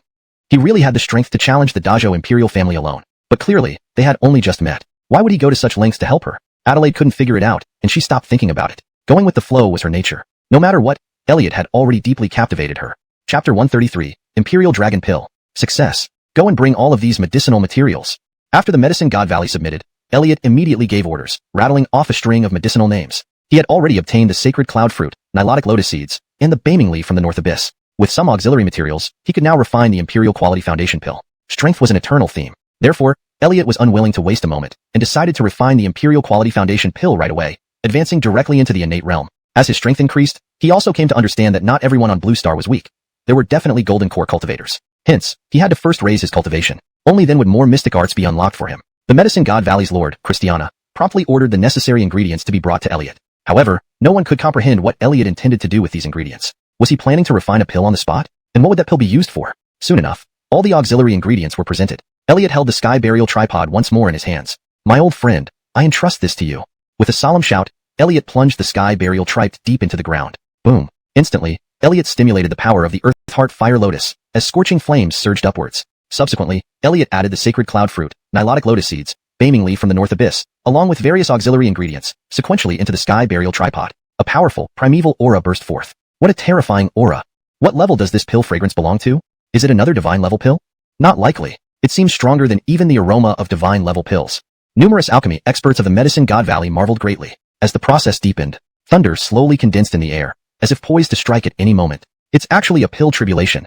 A legendary pill tribulation. Is this when reverse clear spirit pill appears? What level of pill is this, actually drawing out a pill tribulation? Everyone present was more shocked than ever. Only in ancient times, when super-strong cultivators refined certain heaven-defying pills, would pill tribulations condense. Such pills, being too transcendent, would invite heavenly displeasure, resulting in tribulations descending as punishment. Now, Elliot was refining a pill of this very tier. The world's rules are indeed stringent. Refining an Imperial Quality Foundation pill can draw out heavenly tribulation. Elliot frowned, looking up at the sky. In the 7 immortal realms, such occurrence time the pill neared completion, thunderclouds would appear in the sky, only to be destroyed by Elliot's interventions. Yet each intervention drained him to some extent. His strength was weakening, adding torture and challenge to his full effort in refining. Meanwhile, some core elders of the medicine god Valley seemed to notice Elliot exhausting his strength, feeling this could be their opportunity, taking advantage of Elliot's weakened state to slay him. That way, the shame of medicine god Valley submitting to someone else could be covered. All the elders glanced sideways at medicine god Valley's lord Christiana. How could Christiana not perceive Elliot's exertions in refining and resisting the pill tribulation? It was indeed an opportunity, but he dared not take the gamble. He looked at Elliot, then at the elders, shaking his head. This represented his determination. Actually, Elliot had long noticed everyone's thoughts. He dared to refine pills in public, having made all necessary preparations. If anyone from Medicine God Valley dared to attack, he would annihilate the entire Medicine God Valley. Imperial Dragon Pill. Success. After enduring 9 pill tribulations, Elliot finally prepared to condense the pill. With his loud command, the power of the Earth Heart Fire Lotus was pushed to its limit. The sky burial tripod emitted a terrifying aura of primal savagery. At the same time, the thunderclouds above became even denser. Boom. Another overwhelmingly powerful lightning tribulation descended. This time, instead of cutting it off with a wave of his hand, Elliot directly confronted it with his physical body. The purification by lightning tribulation had immense benefits and catalytic effects on the heavenly Emperor's sacred body. Elliot endured this terrifying pill tribulation. Simultaneously, the sky burial tripod rumbled. The intense fragrance of the pill spread for 10 miles around. Buzz. A vast and overwhelming shadow appeared above the sky burial tripod. This shadow gradually turned into something substantial. This massive shadow resembled an ancient monarch, majestic and imposing, wearing a purple golden crown, draped in a black dragon imperial robe, hands resting on a giant gold sword. This was the anomaly of the Imperial Quality Foundation pill, the Imperial Dragon Pill. What kind of pill is this? Absolutely surpassing divine level. Is this the legendary saint level pill? Everyone looked at this awe-inspiring scene. Witnessing this anomaly, everyone felt an urge to bow down in reverence, as if they had seen a true world-dominating king. Even the many elders of Medicine God Valley couldn't identify the origin of this pill. After all, saint-level pills were already lost to history, let alone the even higher Imperial-level pills. This was a level they could never reach. At the moment the Imperial Dragon Pill successfully condensed, Elliot also absorbed all the lightning forces from the pill tribulation, completing a major cycle of purification for his heavenly Emperor's sacred body. Elliot slowly descended from the sky, lightning flashing around him, like a thunder deity. He walked to the sky burial tripod, slowly taking out the pill. Imperial Dragon Pill. Success? Today, I will enter the innate realm. Elliot swallowed the Imperial Dragon Pill directly. The innate realm was the true beginning of cultivation, and achieving a perfect foundation would allow Elliot to go much further. Chapter 134 True Dragon Tribulation. What? He hasn't reached the innate realm yet? How is this possible? Elliot's one sentence left everyone present stunned. to be able to suppress the entire Medicine God Valley and some of the innate experts from the ancient martial world with his own strength. Yet he himself had not even reached the innate cultivation realm. Who would believe this if it were said out loud? However, the fact was right there in front of them. The Valley Master of the Medicine God Valley and all the elders were now relieved that they hadn't resisted to the bitter end. Otherwise, they wouldn't have known how they would have died. Elliot suppressed them without stepping into the innate realm. There was even a chance for it to transform. Elliot swallowed the Imperial Dragon Pill into his body. Instantly, a vast power erupted within him. This was an Imperial-grade foundation-building pill, containing incomparably terrifying energy. It would forcibly clear impurities from Elliot's body and fully activate the chi currents in all of Elliot's acupoints, opening up all his chi channels so that he could absorb innate chi and successfully step into the innate realm. This process was not easy, even somewhat painful, like having the whole body shattered and then reassembled. Even though Elliot had experienced it before, he still couldn't help but groan this time due to the pain. Strands of black-red vapor and liquid seeped out from Elliot's skin, looking extremely alarming. However, just as Elliot was breaking through to the innate foundation-building realm, above the void, a black cloud was quietly forming. The black cloud spread quickly, soon turning into rolling dark clouds. Boom, boom, boom. Thunder roared continuously, with lightning dragons moving within the dark clouds. This is a heavenly tribulation? He's entering the innate realm, isn't he? Why would there be a heavenly tribulation? This can't be.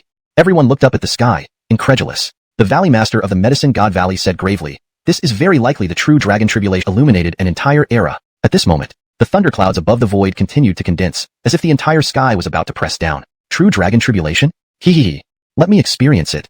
Elliot looked up at the sky, a sinister, mad grin appearing on his lips. He also felt the terror of this heavenly tribulation. In his previous life, he had not achieved perfect foundation building, nor had he experienced the true dragon tribulation. With a roar, Elliot's aura reached its peak. At this moment, the thunderclouds in the void began to churn. Boom, boom, boom. At this moment, the first true dragon tribulation descended. A lightning dragon struck with incomparable speed, directly smashing toward Elliot. Elliot had no protective measures and directly used his physical body to endure it. If he couldn't withstand the preceding lightning tribulation, then his heavenly emperor holy body didn't deserve the title of the world's foremost holy body.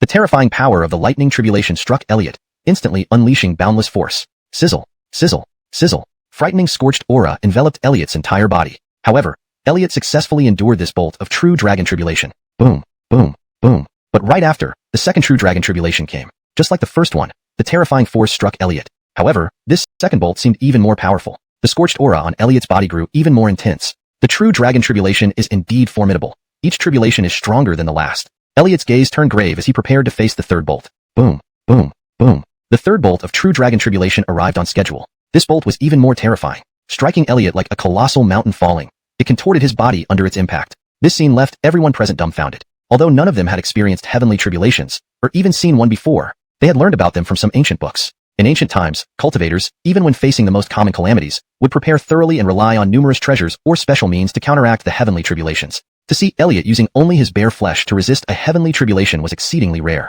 Moreover, Elliot's tribulation was the exceedingly rare true dragon tribulation, which must have been even more terrifying. The spectators could also feel the terrifying aura from the descending heavenly tribulation. The entire Medicine God Valley was filled with the overwhelming and terrifying aura of the lightning tribulation. Ordinary people felt suffocating fear just by being near it. This guy isn't human at all. Using his physical body to resist a heavenly tribulation, he chose to confront the heavenly tribulations. To clash with heavenly tribulations, I guess only this madman would dare.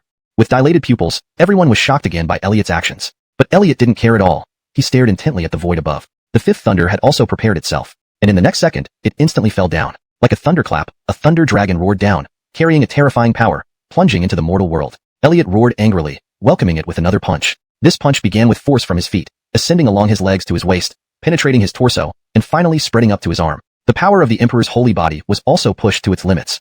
Boom! The fist strength met with the thunder once again in a loud clash. An even more violent energy ripple was released than before. Elliot managed to block this thunder. Immediately after, the sixth thunder arrived swiftly. At this moment, Elliot began to breathe heavily. Being hit by 3 thunders and delivering 2 full-strength punches, he suffered greatly. Faced with this sixth thunder, he could not afford to be careless and exerted all his strength to respond again. Dong! This even more powerful thunder shattered Elliot's fist force. Fortunately, Elliot's fist force also cancelled out most of the thunder's power, leaving the remaining force insignificant. However, in the void, seeing this scene, an ordinary person would be terrified. Not to mention confronting such a terrifying thunder directly. The 8th thunder was twice as powerful as the 7th thunder. Rumble. 6 thunder dragons fell together, transforming into a horrific thunderbolt that struck Elliot. When the energy ripples dispersed, Elliot was already half kneeling. At this moment, he was breathing heavily. Even his breath had become scorching hot. His body was torn open and bleeding from the thunders. It seemed like he was barely standing. And above the void, the most terrifying 9th thunder was slowly condensing. 9 thunder dragons roared through the void, gradually approaching. This was the last true dragon tribulation. Also the most terrifying and dangerous one. He's done for. There's no way he can withstand this last thunder. He's already worn out. Just wait to die. Everyone stared wide-eyed. At this moment, the ninth thunder also descended. 9 thunder dragons, carrying end-of-the-world power, fell. Rumble. It seemed as if the world could only hear endless thunder sounds. Facing the most terrifying thunderbolt, the originally weakened Elliot suddenly lifted his head. In an instant, he suddenly opened his eyes, flashing with endless fighting spirit and indomitable will. Come on. I want. In an instant, all the filthy aura around him was shattered. A perfect body appeared before everyone. Elliot's body seemed translucent, with all muscles lines flawless. One could even see the blood flowing inside, every organ filled with infinite vitality. His entire body was like a perfectly operating machine, achieving the realm of Grover harmony. At this moment, he reached the realm of perfect innate body. What? He didn't die? He successfully crossed the tribulation? It's over. There might be nothing in this world that can block his path forward anymore. No one present thought Elliot would successfully cross the tribulation. They all bowed their heads inexplicably, as if bowing to Elliot.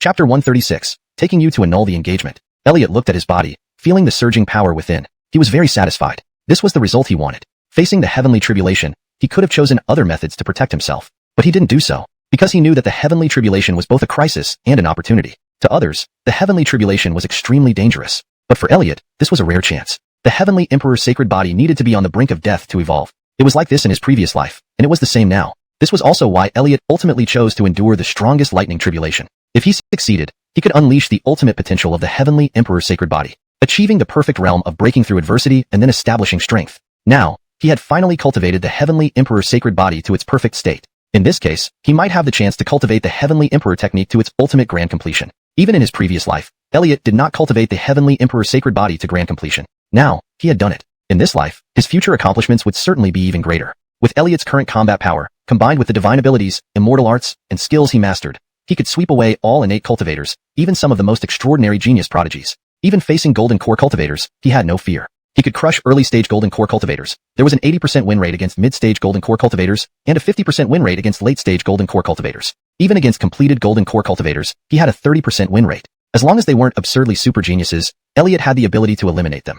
And this was only Elliot at the beginning of the innate stage. Once Elliot steadily increased his cultivation or other aspects, his combat power would become even stronger. Give him a little more time, and sweeping through the entire blue star wouldn't take more than a year or two. Elliot reigned in his thoughts. He also completely reigned in his own aura. Instantly, his physical body returned to normal, transforming back into flesh and blood. Bring me clothes.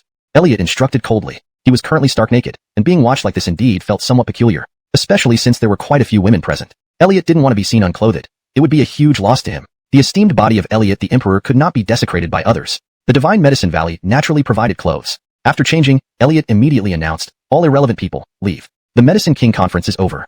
Everyone unrelated to the Divine Medicine Valley was expelled. Elliot did not issue any gag orders. With his current strength, even if things were exposed, he had no fear. And he believed that based on everything he demonstrated today, others would revere him as they would a deity. From today onward, his name would resonate throughout the entire ancient martial world. You're called Christiana, right? Prepare a batch of medicinal herbs for me when I'm free. From now on, your Divine Medicine Valley will belong to my Pure Spirit Hall. Now he would recreate a brand new Pure Spirit Hall. The name would remain the same, but it would be even stronger in the future. Elliot refined some elixirs for his followers and beloved ones. Once his cultivation improved, they naturally would also improve. Otherwise, how could they follow him to conquer the world? Yes, Christiana did not know what the Pure Spirit Hall meant, but since he had chosen to submit to Elliot, he accepted this reality. Moreover, he believed that with Elliot's incredible abilities, he might lead the Divine Medicine Valley to develop into the strongest sect. Thus, Christiana began arranging for people to search for the medicinal herbs Elliot needed. Taking advantage of this time, Elliot summoned Everett. For now, return to your sect. Little Wolf will temporarily follow you. You must take good care of it and not neglect it, understand? Elliot instructed. Yes, Divine Lord. Everett responded with utmost respect. Elliot stroked the Green Wind Wolf's head. You go with him for now. I'll come fetch you later. He still had to return to city life for some time, and bringing the Green Wind Wolf would be inconvenient. Although the Green Wind Wolf was the lowest level beast, as Elliot's first mount in this life, he wouldn't abandon it. Oh whoa.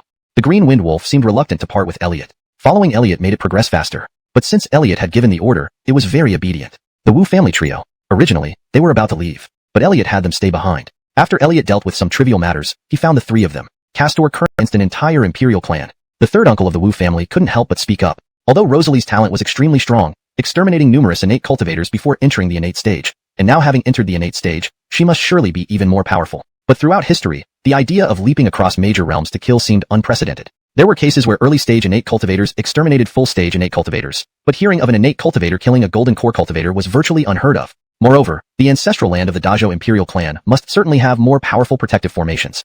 Facing the entire legacy of the Dajo Imperial clan alone, Elliot appeared incredibly insignificant. Don't use your thoughts to measure me. And don't speak to me in that tone. Elliot glared at the third uncle of the Wu family. In an instant, the third uncle spat blood on the spot. You. The third uncle of the Wu family was furious. The Wu family also had their ancestors sitting in judgment. He felt that Elliot was going too far. Qingling, are you going back with uncle or with him? The third uncle of the Wu family could only ask Adelaide. Adelaide looked at her uncle, then at Elliot, her eyes flashing with a hint of determination. Chapter 137, Imperial City. I choose to trust him. Adelaide stood beside Elliot and then took his arm, saying, she had always dreamed of getting rid of her family's arranged marriage and wanted her own freedom. Afterward, Elliot took Adelaide out of Medicine God Valley. They first visited his Uncle Artie's family. After a brief farewell, Uncle Artie, upon hearing that Elliot was going to visit another place, prepared a Buick minivan for them, making their travel convenient.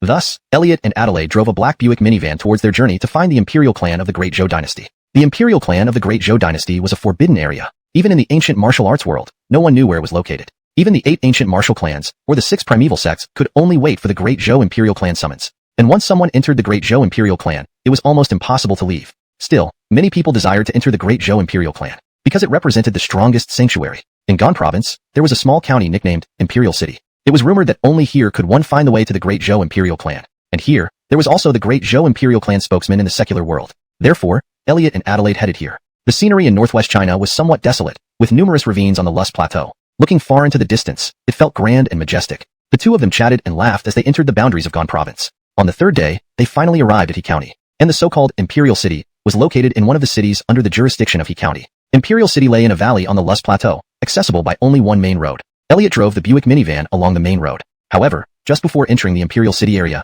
a group of people suddenly appeared ahead, blocking the road. Northwest Wanianshan, one cloud. Crows fall among phoenixes.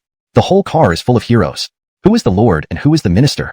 Brother, ahead is Imperial City. To enter Imperial City, you need to pay an entry fee. There were about 20 to 30 men holding steel rods and other weapons, behaving arrogantly. A young man with a buzz cut came over and knocked on Elliot's car window, shouting loudly, "How much?" Elliot didn't waste time arguing. He was too lazy to haggle with these petty thugs, wasting his time. Not much, 500 per person, 1,000 for two. The buzz-cut youth smiled broadly. Suddenly, his gaze fell on Adelaide in the passenger seat, instantly brightening his eyes. Adelaide didn't have the delicate demeanor of a southern woman. Instead, she exuded a rather masculine charm and had a martial aura. But by the aesthetic standards of the Northwesterners, such beauty was a rare gem. Therefore, his eyes immediately lit up. Here. At this moment, a subtle flash of light caught Elliot's attention. Two people who had casually walked past the door immediately turned around. But Elliot was sure these two had definitely taken a covert snap just now.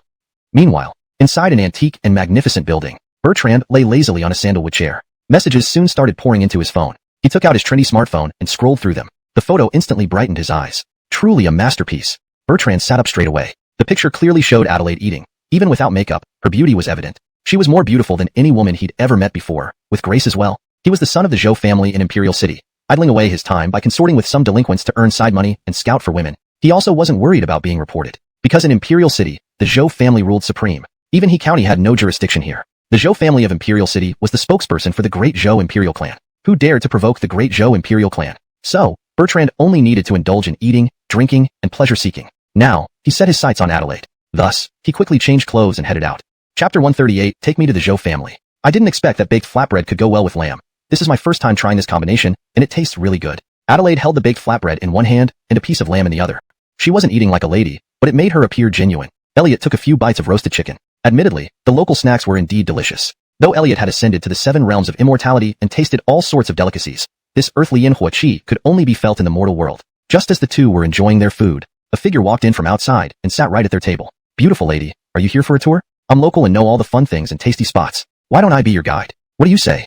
The young man grinned. He even opened his social media account on his phone, attempting to add Adelaide as a friend. The newcomer was none other than Gus. He ignored Elliot completely. In his view, within the Imperial City, no woman who caught his eye could escape him. Now, he was merely trying normal means to see if he could win Adelaide's favor. If not, he had many more tricks up his sleeve. Obviously, Adelaide was highly repulsed by such a straightforward approach. I don't need a guide. Please leave, she firmly rejected. Don't be like that, beautiful lady. I have many virtues. You'll understand once we get to know each other better. After saying that, Gus looked at Elliot beside him. As for you, I advise you to get lost right now. Otherwise, if you interfere with me flirting, you will die a miserable death. His threat was direct and unmasked. Elliot paid no attention, but picked up a piece of lamb with his chopsticks and put it in his mouth. In the next second, a chopstick suddenly flew out from Elliot's hand. It hit Gus directly. The chopstick pierced through his chin and into his mouth, causing blood to gush out. I'm in a good mood today, and don't want to kill. Get lost, Elliot said indifferently. Gus was momentarily stunned. After a moment, the pain in his mouth spread, making him wince in agony. Ah, how dare you hurt me? Gus was enraged. But now he knew that Elliot was likely a martial artist, and he stood no chance without skills. Thus, he chose a strategic retreat. He would gather forces and come back to trouble Elliot later. How can there be such a ridiculous and shameless person in this world? Adelaide sighed, losing her appetite due to Gus's interference. There are all kinds of people in this big forest. Ignore him and let's continue eating, Elliot replied calmly, unfazed. At this moment, the shopkeeper, wearing a local headscarf, approached them anxiously. You two must be from out of town? Did you not know the man just now? He's the tyrant of this city, young Master Gus from the Zhou family. You've injured him just now. You might not be able to leave the Imperial City. Take this opportunity to leave before the Zhou family guards arrive. The shopkeeper meant well, not wanting to involve himself in trouble. Everyone in the Imperial City knew that offending the Zhou family would lead to a dead end. The Imperial City Zhou family? You mean that man just now belongs to the Zhou family of the Imperial City? Elliot's eyes lit up. Before coming, he had already arranged for the War God Bureau and Martial Arts Alliance to gather information on the Dazhou Imperial clan. All the data indicated that the spokesperson of the Dazhou Imperial clan in the secular world was the Zhou family of the Imperial City.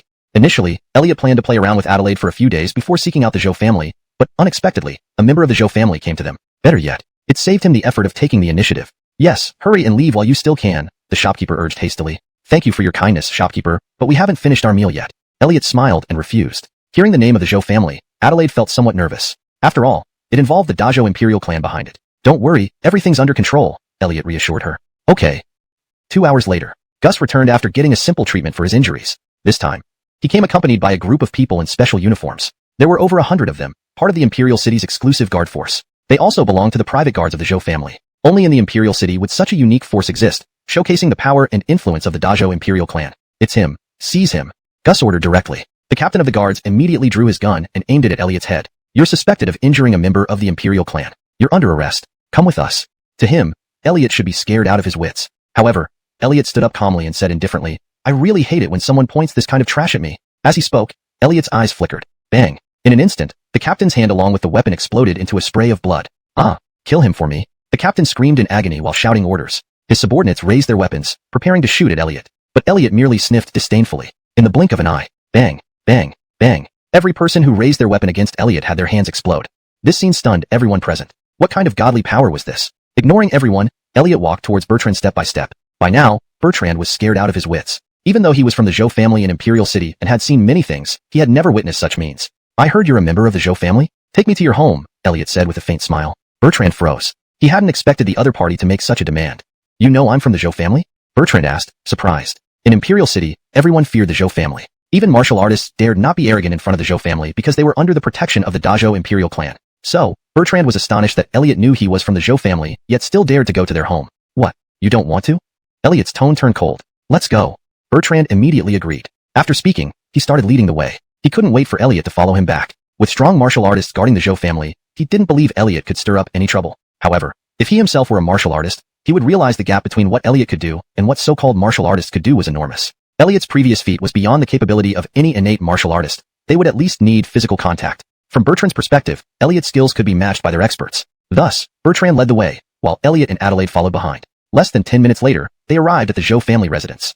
Chapter 139 Shut Up. The Zhou family residence was situated directly to the north of the entire Imperial City. It occupied an extremely vast area, spanning more than 100,000 square meters, and connected with the mountain cliffs behind. These martial artists were the true backbone of the Zhou family. Bertrand believed that with Ari and his team of martial artists, they could deal with Elliot. Master, you're injured? Ari was a rugged man with a fierce appearance. I got hit on the jaw just now. He also injured the royal guards earlier. We can't underestimate him. Bertrand gestured towards Elliot. Humph, just a greenhorn kid who has learned some sloppy skills, daring to show off like this. Master, how should I handle him? Ari said disdainfully. Break his limbs. I only want that woman. Bertrand pointed at Adelaide. The two discussed openly without any qualms, completely disregarding Elliot and Adelaide. Brat, did you hear that? If you sever your own limbs now, you still have a chance to live. If you wait for me to make a move, you won't stand a chance. Ari walked up to Elliot arrogantly, grinning widely. Elliot didn't reply but smiled faintly, with a hint of wickedness. Bang. In the next moment, Ari's head exploded like a blood-red firework. Everyone was momentarily stunned. The martial artists retreated several steps in regret. Get him. Kill him. Bertrand, terrified, also took a few steps back. He hadn't expected Ari to be killed by Elliot before even making a move, not even seeing how Elliot did it. He still hoped that the Zhou family's martial artists would into a rage instantly. You are the head of the Zhou family? I ask you, where exactly is the great Zhou Imperial clan located? Elliot asked instead of answering. How dare you? Presumptuous. In this Imperial City, daring to kill a member of the Zhou family is unforgivable. Kill him. Other Zhou family members were also enraged and attacked Elliot without any regard. Shut up. Elliot had enough. He slapped directly. Bang. A palm of true energy appeared out of nowhere, instantly striking the faces of all the Zhou family members present. Pooh, pooh, pooh. One by one, the Zhou family members spat blood and fainted on the spot. Seeing this scene, Eric's originally furious expression instantly turned into endless fear. Just this level of power was enough to chill him to the bone. You are the spokesman of the Zhou family? Tell me the location of the great Zhou imperial clan, Elliot said coldly, looking at Eric. I don't know. Eric replied in fear. As he spoke, he put his right hand into his pocket and crushed a jade charm. At the same time, in a secret room within the mountain cliff, Honest's grandfather, Zach, was cultivating. His cultivation method was very special. Each time he practiced, he needed a woman, known as the Grover Great Method, and this woman had to be someone else's wife. Each time, he would use various means, whether forcing, he found that no one in the Zhou family knew the whereabouts of the great Zhou royal family. Every time the great Zhou royal family appeared, it was always Zach who received them. Only he knew the situation of the great Zhou royal family. Over the years, the Zhou family had committed countless atrocities. Especially for Zach's cultivation method, the Zhou family hadn't hesitated to kidnap many innocent women. Therefore, Elliot's extermination of the Zhou family's core personnel could also be considered as removing a scourge from the people. Bang! With Elliot's light effort, Eric's head exploded. You actually dared. Zach burst into total rage. He never thought that even after he showed up, the other party would still dare to crush his son's skull right before him. Boom! Zach attacked with fury. After all, he was an innate expert. Although only at the second level of innate realm, to ordinary people, he was like a godly figure. He believed that in the secular world, there was no one who could match him. His punch broke through the sound barrier upon impact. This punch could annihilate everything below the innate realm. Bang! Just as Zach's punch fell, Elliot slowly raised his hand. This hand seemed slow but was actually fast, as if he had foreseen the landing point of this punch and steadily grabbed it. Zach felt as if his punch struck steel, unable to advance any further. In an instant, his heart was filled with fear. The other party blocked his punch with one hand. This indicated that the other party's strength far exceeded his own. Such power at such a young age? This was too terrifying. Kneel to speak. Elliot spoke indifferently. In an instant, he exerted force with his palm. Zach was instantly forced to kneel under a powerful restraining force. You actually dared to make me kneel. Do you know that I am the secular representative appointed by the great Zhou royal family? To make me kneel is to insult the great Zhou royal family. This is a sin punishable by the extermination of 9 clans. Zach wanted to resist but found that his body was unresponsive, and he could only kneel there. So, he could only bring up the great Zhou royal family in an attempt to intimidate Elliot. After all, in his eyes, the great Zhou royal family towered over everything in the world. As the spokesman for the royal family, he naturally could tower over everything else in the secular world. Unfortunately, what he didn't know was that the great Zhou royal family was exactly what Elliot was looking for. Smack! Elliot slapped him hard across the face. All you talk about is the great Zhou royal family. Do you like being someone else's dog so much? Smack! Another slap landed heavily. Since Zach was in the innate realm, he was tough and thick-skinned, unlike ordinary people. Elliot didn't have to hold back when slapping his face. You feel superior being a dog? And talking about the extermination of 9 clans? Smack! Elliot's third slap left Zach bruised and bleeding from the corner of his mouth. How about it? Convinced now? Can we have a proper conversation? Zach was truly frightened this time and immediately said, Stop hitting. Stop hitting. I'm convinced. Only then did Elliot stop. Tell me, where's the great Zhou royal family? Elliot would resort to soul searching only when there was no other way. After all, using this divine ability damaged one's virtue, and excessive use would bring misfortune to himself, which wasn't worth it. Therefore, he still hoped the other party would cooperate. Sir, why do you want to go to the great Zhou royal family? Zach asked cautiously. I'll help her end the engagement. Elliot pointed to Adelaide beside him without hiding it. What? To break off an engagement with the royal family? Zach was incredibly surprised. To him, the great Zhou royal family was incomparably noble. Ordinary people were trying to climb up the social ladder. Who would dare think of breaking off an engagement? This was simply a treasonous act. It's none of your business. Just tell me the location of the great Zhou royal family. Elliot coldly replied. The location is known only to me, but stop beating around the bush. To leave the city, you have to pay the departure fee. 1,000 per person. A total of 2,000. The spiky-haired leader stretched out his hand again, the price higher than entering the city. If I don't pay?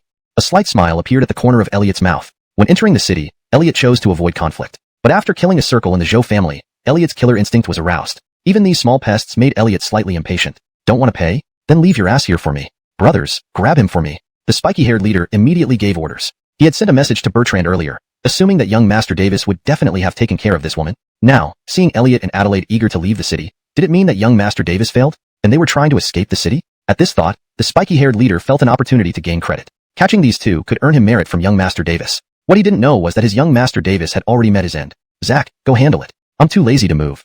Elliot suddenly said. With a flick of his finger, he released the restriction on Zach. Bang! Zach directly opened the back door. See, Zhou Sr. Seeing Zach, the spiky-haired leader and his gang were all stunned. Who was Zach? He was the old patriarch of the imperial city, also known as the local emperor, who didn't recognize Zach. You scumbags. Who allowed you to block the road and collect fees? Zach raged. His hair stand on end instantly, but deep down, he also hardened his resolve. Once we enter the imperial territory, I'll make sure you die a miserable death. The three continued on their journey toward Chilean mountain range, an untouched wilderness stretching over 800 kilometers. The terrain here was complex, featuring grasslands, plateaus, glaciers, and peaks. The secluded land of the Great Zhou Imperial clan was hidden within one of these mountain ranges, impossible for ordinary people to locate. The outer perimeter of the Imperial territory is shrouded in mist all year round, and has a maze array set up. Even I can only enter after reporting and receiving permission, Zack explained again. Elliot wasn't concerned. He just needed Zack to lead the way. The vehicle came to a stop at the foot of a mountain, unable to proceed further by road. The three had to continue on foot. Elliot released Zack's restriction, not fearing he would run away since Elliot had many ways to handle him. Finally, they arrived before a river valley called Talimu Mountain. Ahead lay several icy peaks, often enshrouded in mist. Before them stood a dense forest blanketed in fog. The maze lies ahead. Only after passing through it can one reach the entrance to the Imperial territory. I usually wait for the Imperial summons to dissolve the maze before entering, Zack said. It's just a simple illusionary array. Elliot walked into the maze with Adelaide without concern. Zack, who did not expect Elliot to be so bold, could only follow. Inside the maze-like forest, everything looked identical. Soon, the trio lost their sense of direction. Zack watched Elliot, thinking mockingly, "Humph, let's see you act now." This maze was crafted by a great being from the Imperial clan. How could an ordinary person solve it easily? However, reality quickly proved him wrong. This maze is quite ordinary. It uses only 3 layers of illusionary arrays. The first layer is the displacement array, which makes you feel like you're moving forward when you're actually going in circles. The second layer is the illusionary array, occasionally presenting a light that seems like an exit, leading you deeper. The third and most crucial layer contains a hallucinogenic gas in the mist, causing mental illusions, trapping you here permanently. After walking in circles, Elliot saw right through the core of the maze. Zack didn't believe Elliot could see through it so quickly. Even if he saw through it, solving it was another matter. Exiting the maze was the real test. Elliot provided the answer immediately. He walked forward confidently, sometimes turning, sometimes going straight, and sometimes reversing direction. Within 10 minutes, the trio emerged from the illusory forest. Huh? You really got out? Zack was greatly surprised. Before them was an open space, revealing a new scene. Bold indeed. How dare anyone trespass on Imperial grounds? 8 guards in silver armor appeared, shouting loudly. Your humble servant Zack pays respect? I am the representative of the mortal world. Seeing the silver-armored guards, Zack knelt immediately. To him, the Imperial clan ranked above all, and the slave mentality was deeply ingrained. I see, it's Manager Zhou. Heh, why are you here without being summoned? And who are these two? Why do they not kneel upon seeing the Imperial clan? The 8 Imperial guards looked at Elliot and Adelaide disdainfully. Originally, Zack was a high-ranking guard with greater cultivation and strength than these guards. But after being posted to the outside world, his status dropped. To the Imperial clan, Zack was merely an outsider, treated as a mere dog. Even these guards felt superior. Therefore, their attitude toward Zack was extremely arrogant. Zack hesitated, unsure how to introduce Elliot and Adelaide. Elliot interrupted. I want to see your emperor. How dare you? How can you meet the emperor on a whim? Not kneeling before the Imperial clan and daring to speak such arrogance. Seize them. The 8 Imperial guards immediately raised their weapons. Then you shall die. Elliot didn't bother with further words. With a wave of his hand, the 8 guards exploded into pieces. How did you? You killed them, but now there's no one to give the transmission password, so you can't enter the portal, Zack said anxiously. He wasn't worried about Elliot not being able to get in, but rather afraid of implicating himself. Transmission password? Do I need that? Elliot strode forward and came to a transmission array. To activate the transmission array, spirit stones and a transmission password were required. However, for cracking the transmission password, Elliot had his own methods. This method was akin to finding a shortcut to open a door. There were always tricks. What Elliot needed to do was simple. Reset the core of the transmission array, making the transmission password unnecessary. As Elliot tapped and fiddled with the transmission array, Zack stood by, stunned. He thought, this guy actually understands transmission arrays? That's something only high-level array masters could comprehend. Even the Great Zhou Imperial clan only had one high-level array master. Done. In a short while, Elliot had finished. He casually searched the 8 royal guards and found some spirit stones. Some of these spirit stones were stored in the heavenly burial cauldron, leaving one to activate the transmission array. Buzz. As the transmission array activated, Elliot and the others smoothly entered the forbidden grounds of the Great Zhou Imperial clan. Here, it seems like we're inside a mountain. Indeed, another realm within. Elliot looked up, somewhat surprised. The entire Great Zhou Imperial clan was built inside a mountain. With the aid of array formations, not only did it prevent collapse, but there were also light-emitting formations like the sun. The palace of the Great Zhou Imperial clan resembled a colossal royal tomb, looking ancient and grand. What people? But as soon as they entered the Great Zhou Imperial clan, 3 groups arrived. All 3 groups wore golden armor, and their 3 leaders exuded powerful auras. These are the 3 commanders of the 13 Palace Eagles. Zack was overjoyed. The Great Zhou Imperial clan had 13 flying eagle commanders, each possessing strength above the 5th level of innate power, immensely formidable. Now, 3 had arrived at once. Zack felt that Elliot's time was up. Chapter 142. I don't mind extinguishing the imperial family of de Zhou. Steward Zhou, why are you here? Weren't you supposed to be outside handling affairs for the royal family? Why did you suddenly come to the palace? To intrude on the palace without permission is a grave offense. And you even brought 2 outsiders with you. The 3 Falcon commanders all turned their gazes to Zack. Your Excellencies, this has nothing to do with me. He forced me to come. Zack hastily distanced himself from the blame. Oh, daring enough to barge into the palace uninvited? Do you realize your crime?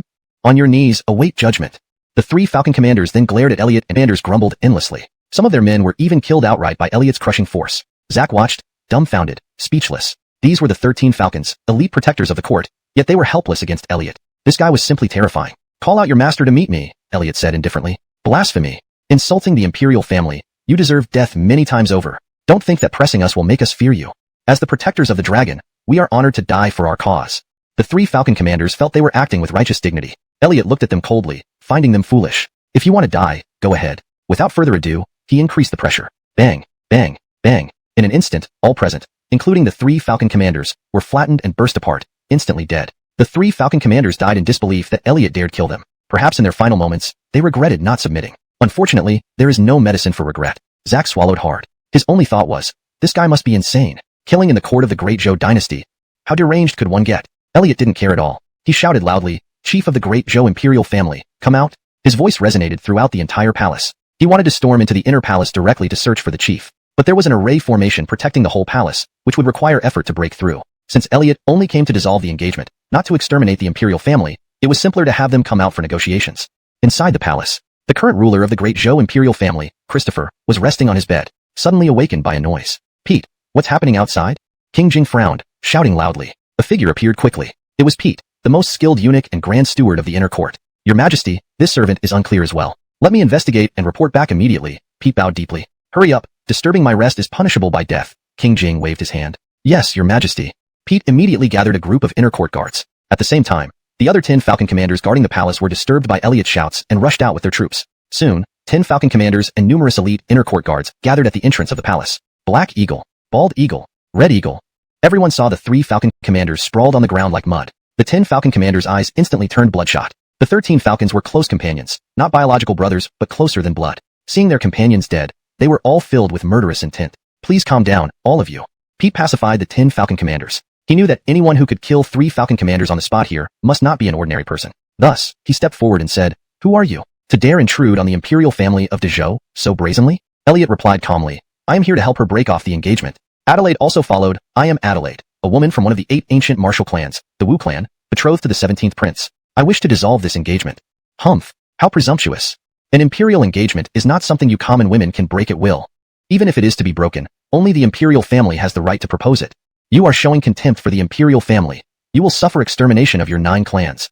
Hearing this, the crowd, already brainwashed by the palace, loudly rebuked. Pete waved his hand, stopping the discussions. He looked coldly at Elliot and said, To settle this matter, you not only dared to intrude into the palace, but also killed my palace. Chapter 143, Dragon Slaying Technique. Seems like you really want to die. Kill him.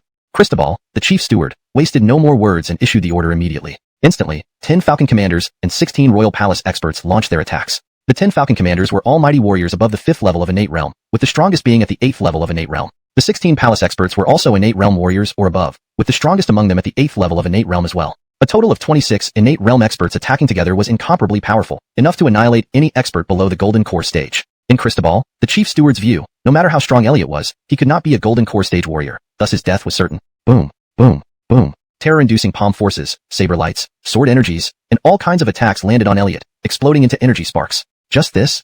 It's like tickling. Ha ha ha. Elliot laughed heartily and stepped up. At this moment, he shone crystal clear, resembling a dazzling gem. He had within him a true dragon's roar. This was the perfected celestial emperor holy body, and Elliot's flesh had undergone the tempering of the true dragon tribulation, reaching its peak condensation. Defending against these innate realm attacks was a piece of cake for him. Witnessing this scene, everyone was astonished beyond belief. To simply use one's body to withstand all the attacks from innate realm warriors, was he still human? It's you who made the first move, don't blame me. Elliot smiled lightly before he struck out. Suddenly, he grabbed the air. In an instant, a sword aura condensed and then materialized. Thunder Dragon Slash. Bolts of blue sparks converged on Elliot's genuine chi sword form. Following that, he slashed through the air. A thunderous dragon shot out instantly. Rushing sounds emerged. The sword aura flashed like lightning, vanishing in a blink. Along with waves of anguished cries. Immediately, 6 to 7 innate experts fell dead. Second slash. Elliot lifted his hand for another slash. Numerous experts scattered hurriedly. However, Elliot's sword was faster, catching up with several of them soon. Another 4 to 5 innate experts perished on the spot. Third slash. Each sentence from Elliot sounded like a death warrant. Every sword fall claimed lives. With 3 slashes, Elliot slew over a dozen innate experts. The remaining people fled frantically toward the entrance of the imperial palace. Looking at this scene, Cristobal, the chief steward, wore a grave expression. He didn't expect Elliot to be so strong. What happened? Not handled yet? Just then, a dignified voice resounded. Several eunuchs carried a dragon, throne slowly approaching. It turned out that Ethan had arrived in person. Your Majesty should apologize to me. Third, this matter shall not be spread outside. If these conditions are met, I will overlook this incident. Ethan directly put forward his demands. All his posturing was purely for the sake of saving face. If he simply agreed to Elliot's request, wouldn't it show that Ethan was incapable? He only wanted to uphold the dignity of the royal family. Although he wished to kill Elliot as a warning to others, clearly Elliot wasn't someone easy to deal with, so Ethan had to make concessions. Yet in Elliot's view, this was utter nonsense. Royal dignity, those were all rubbish. Who cared about Elliot's affairs? You are the emperor, right? If I want to cancel the engagement but do not wish to apologize or offer compensation, what then? Elliot asked coolly. Ethan slapped the dragon throne angrily and retorted, foolishness, I've given you a way out, don't be ungrateful. Do you really want to feud with the royal family of Great Zhou until death? Don't think I'm afraid of you. The foundation of the Great Zhou royal family is not something you can fathom. Evidently, Ethan had also been provoked by Elliot's attitude. Elliot remained calm. First, it was your people who made the first move. I just retaliated. There's no way I'll apologize or offer compensation. Second, what does the dignity of your Great Zhou royal family have to do with me? Stop putting on a show in front of me. Third, whatever resources your Great Zhou royal family has left, and step forward to meet them. Let you see what the dragon slaying technique is all about. Elliot transformed into a beam of light, instantly engaging in fierce battle with the 9 dragons. Boom, boom, boom. Terrifying energy kept erupting, shaking the entire Imperial Forbidden area. Everyone watched the intense battle in mid-air. Chapter 144, The Homer. The dragon-slaying technique is an ancient martial art for warfare. Originally, it was used to combat the ancient dragon race, specifically developed to target their weaknesses. Now, Elliot employs this technique against 9 chi dragons, proving more than sufficient for the task. Although these chi dragons are not real dragons, their structure remains consistent with that of dragons. Amidst the roars of the 9 chi dragons, Elliot maneuvers through them. A sharp beam of sword energy slices through space, striking one of the chi dragons directly. In an instant, the chi dragon seems to have been slashed open with a massive gash, its body deflating like a punctured balloon, rapidly withering away. With a tearing sound, another strike. The second chi dragon falls. As the second chi dragon collapses, the remaining 7 seem thoroughly enraged. They roar toward the sky, shaking the heavens, as chaotic energy surges wildly in the air. Elliot remains unperturbed. His eyes are cold and stern, and the light from his true chi sword intensifies. Among the dragon's attacks, his figure moves like a phantom, each movement perfectly evading the dragon's deadly strikes. One dragon opens its gaping maw and lunges at Elliot, spewing scorching flames from its mouth. Elliot sidesteps, letting the flames graze past him. He takes advantage of this to swing his sword, its momentum like a sudden storm, slashing fiercely at the dragon's neck. Painfully struck, the dragon emits a cry of agony but does not retreat.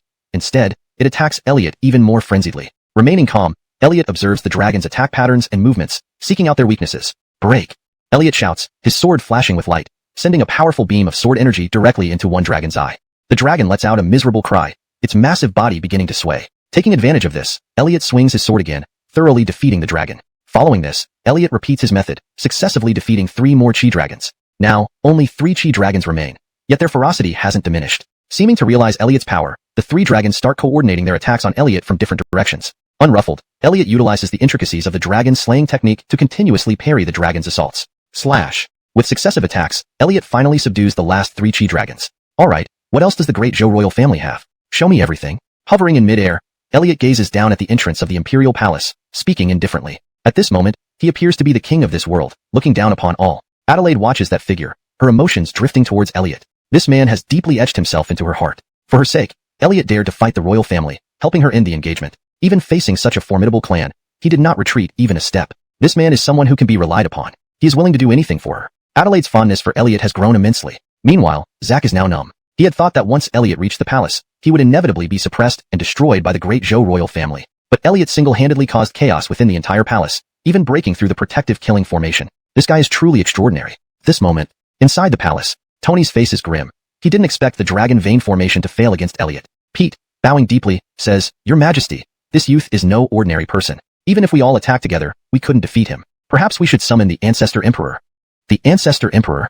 Tony's expression becomes even more solemn. The Ancestor Emperor is his grandfather, and also the final guardian of the entire Great Zhou royal family. The Ancestor Emperor has been in seclusion for 30 years, unknown if he still lives. But now, it seems only the Ancestor Emperor can suppress this individual. So, without hesitation, Tony invokes a dragon-shaped jade pendant from his chest, infusing his essence blood and power into it. Summon the Ancestor Emperor. Save our Great Zhou. Tony roars to the heavens. As his voice echoes in the palace grounds, the jade pendant glows intensely, a brilliant beam of light shooting straight into the sky. The dragon pattern on the jade pendant comes to life, roaring and thrashing, emitting an ancient and mysterious aura. Everyone in the palace watches tensely, filled with anticipation and unease. They know that the Ancestor Emperor is the last hope of the Great Zhou royal family. If he doesn't act, the Zhou may face destruction. Time ticks by, and the light in the sky grows stronger. Suddenly, a dignified voice sounds from the void.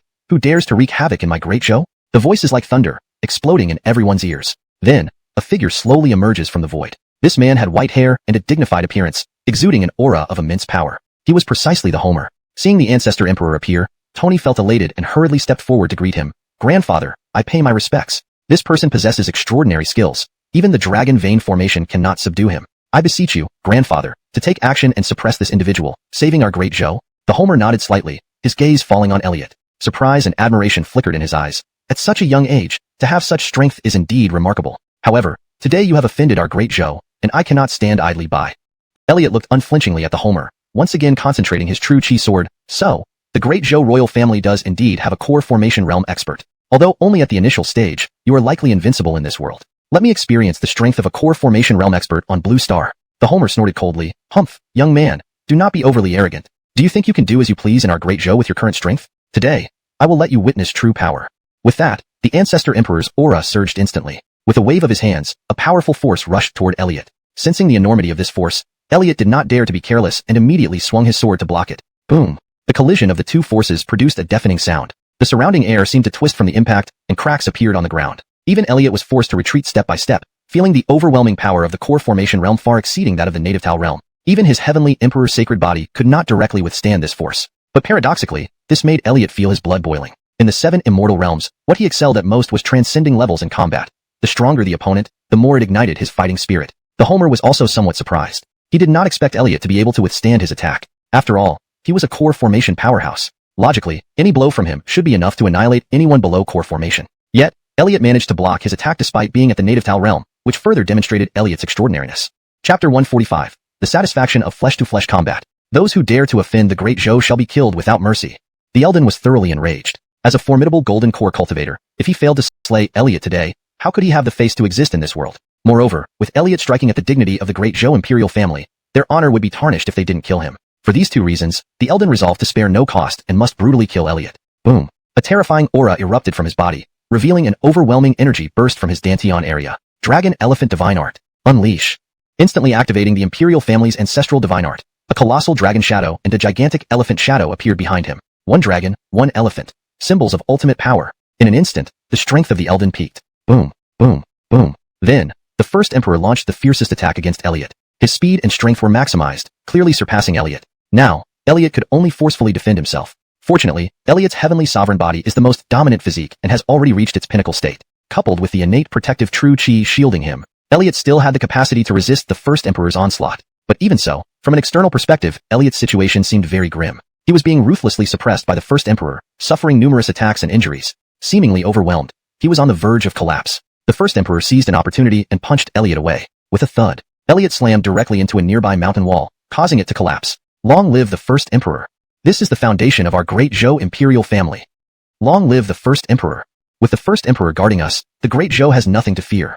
In an instant, many members of the great Zhou royal family, including Elroy and Superintendent Cristobal, all cheered. They believed that with the first emperor present, victory was assured. Even if they sacrificed several high-level experts, killing Elliot would make everything worthwhile. Zack also revealed a joyful expression, as if this was the true conclusion. Even Adelaide showed signs of worry, calling Elliot's name anxiously. Heh hee hee. What satisfaction. I haven't been beaten like this for a long time. Indeed, fighting beyond my rank always brings more exhilaration. Pity you are merely in the early stage of Golden Core and already in your twilight years. Otherwise, this battle would have been even more enjoyable. Elliot climbed out from the crater in the mountain wall, a mad smile curving at the corner of his mouth. Hearing these words, everyone was momentarily stunned. What did this guy mean? Did he think the first emperor wasn't strong enough? Wasn't beating him satisfying enough? How incredibly arrogant. However, from Elliot's perspective, what he said was accurate. The first emperor's cultivation had long stagnated, nearing its limit, and the techniques he cultivated could only support him up to this point. If he possessed mid-stage Golden Core combat power, Elliot might have struggled. But now, Elliot only needed to exert slightly. Earlier, when he used only his physical body to endure the blows, it was to test the first emperor's combat power. Having felt it firsthand, there was no need to hide anymore. It's been a long time since a close-quarters fight. Let me fully experience it. The primal tyrant fist. Elliot stretched his limbs, instantly exploding with momentum as he charged forward. While his most formidable combat style was swordsmanship, his most passionate preferred combat method was fist fighting. Flesh-to-flesh combat truly brought the most excitement. And the primal tyrant fist was an ancient fist technique, extremely powerful. Only after entering the innate realm could he Minchang Shijian Chu Zhimen Ba Dao de Chen Dao Sen Tong. Thump, thump, thump. Elliot stomped the stars, delivering blow after blow. Each punch of his resembled ancient war drums, resonating with certain Dao patterns, streaking out like meteors. In an instant, slicing through space, crashing towards the Elden. Seeing Elliot charging over, the first emperor actually changed his expression, an ancient and mysterious aura spreading out from him. He unleashed a forbidden art, attempting to turn the tide. With his hands forming seals and chanting, the space around him began to distort as if a powerful force was about to descend. Elliot sensed the danger, his eyes narrowing, but he did not retreat in the slightest. No matter what tricks you have, you will surely fail today, Elliot shouted. The power of the primal tyrant fist increased once more, with punch shadows battering the first emperor like a torrential storm. At this moment, the first emperor's forbidden art finally completed. A huge shadow emerged from the void, radiating terrifying pressure. This shadow resembled a gigantic dragon,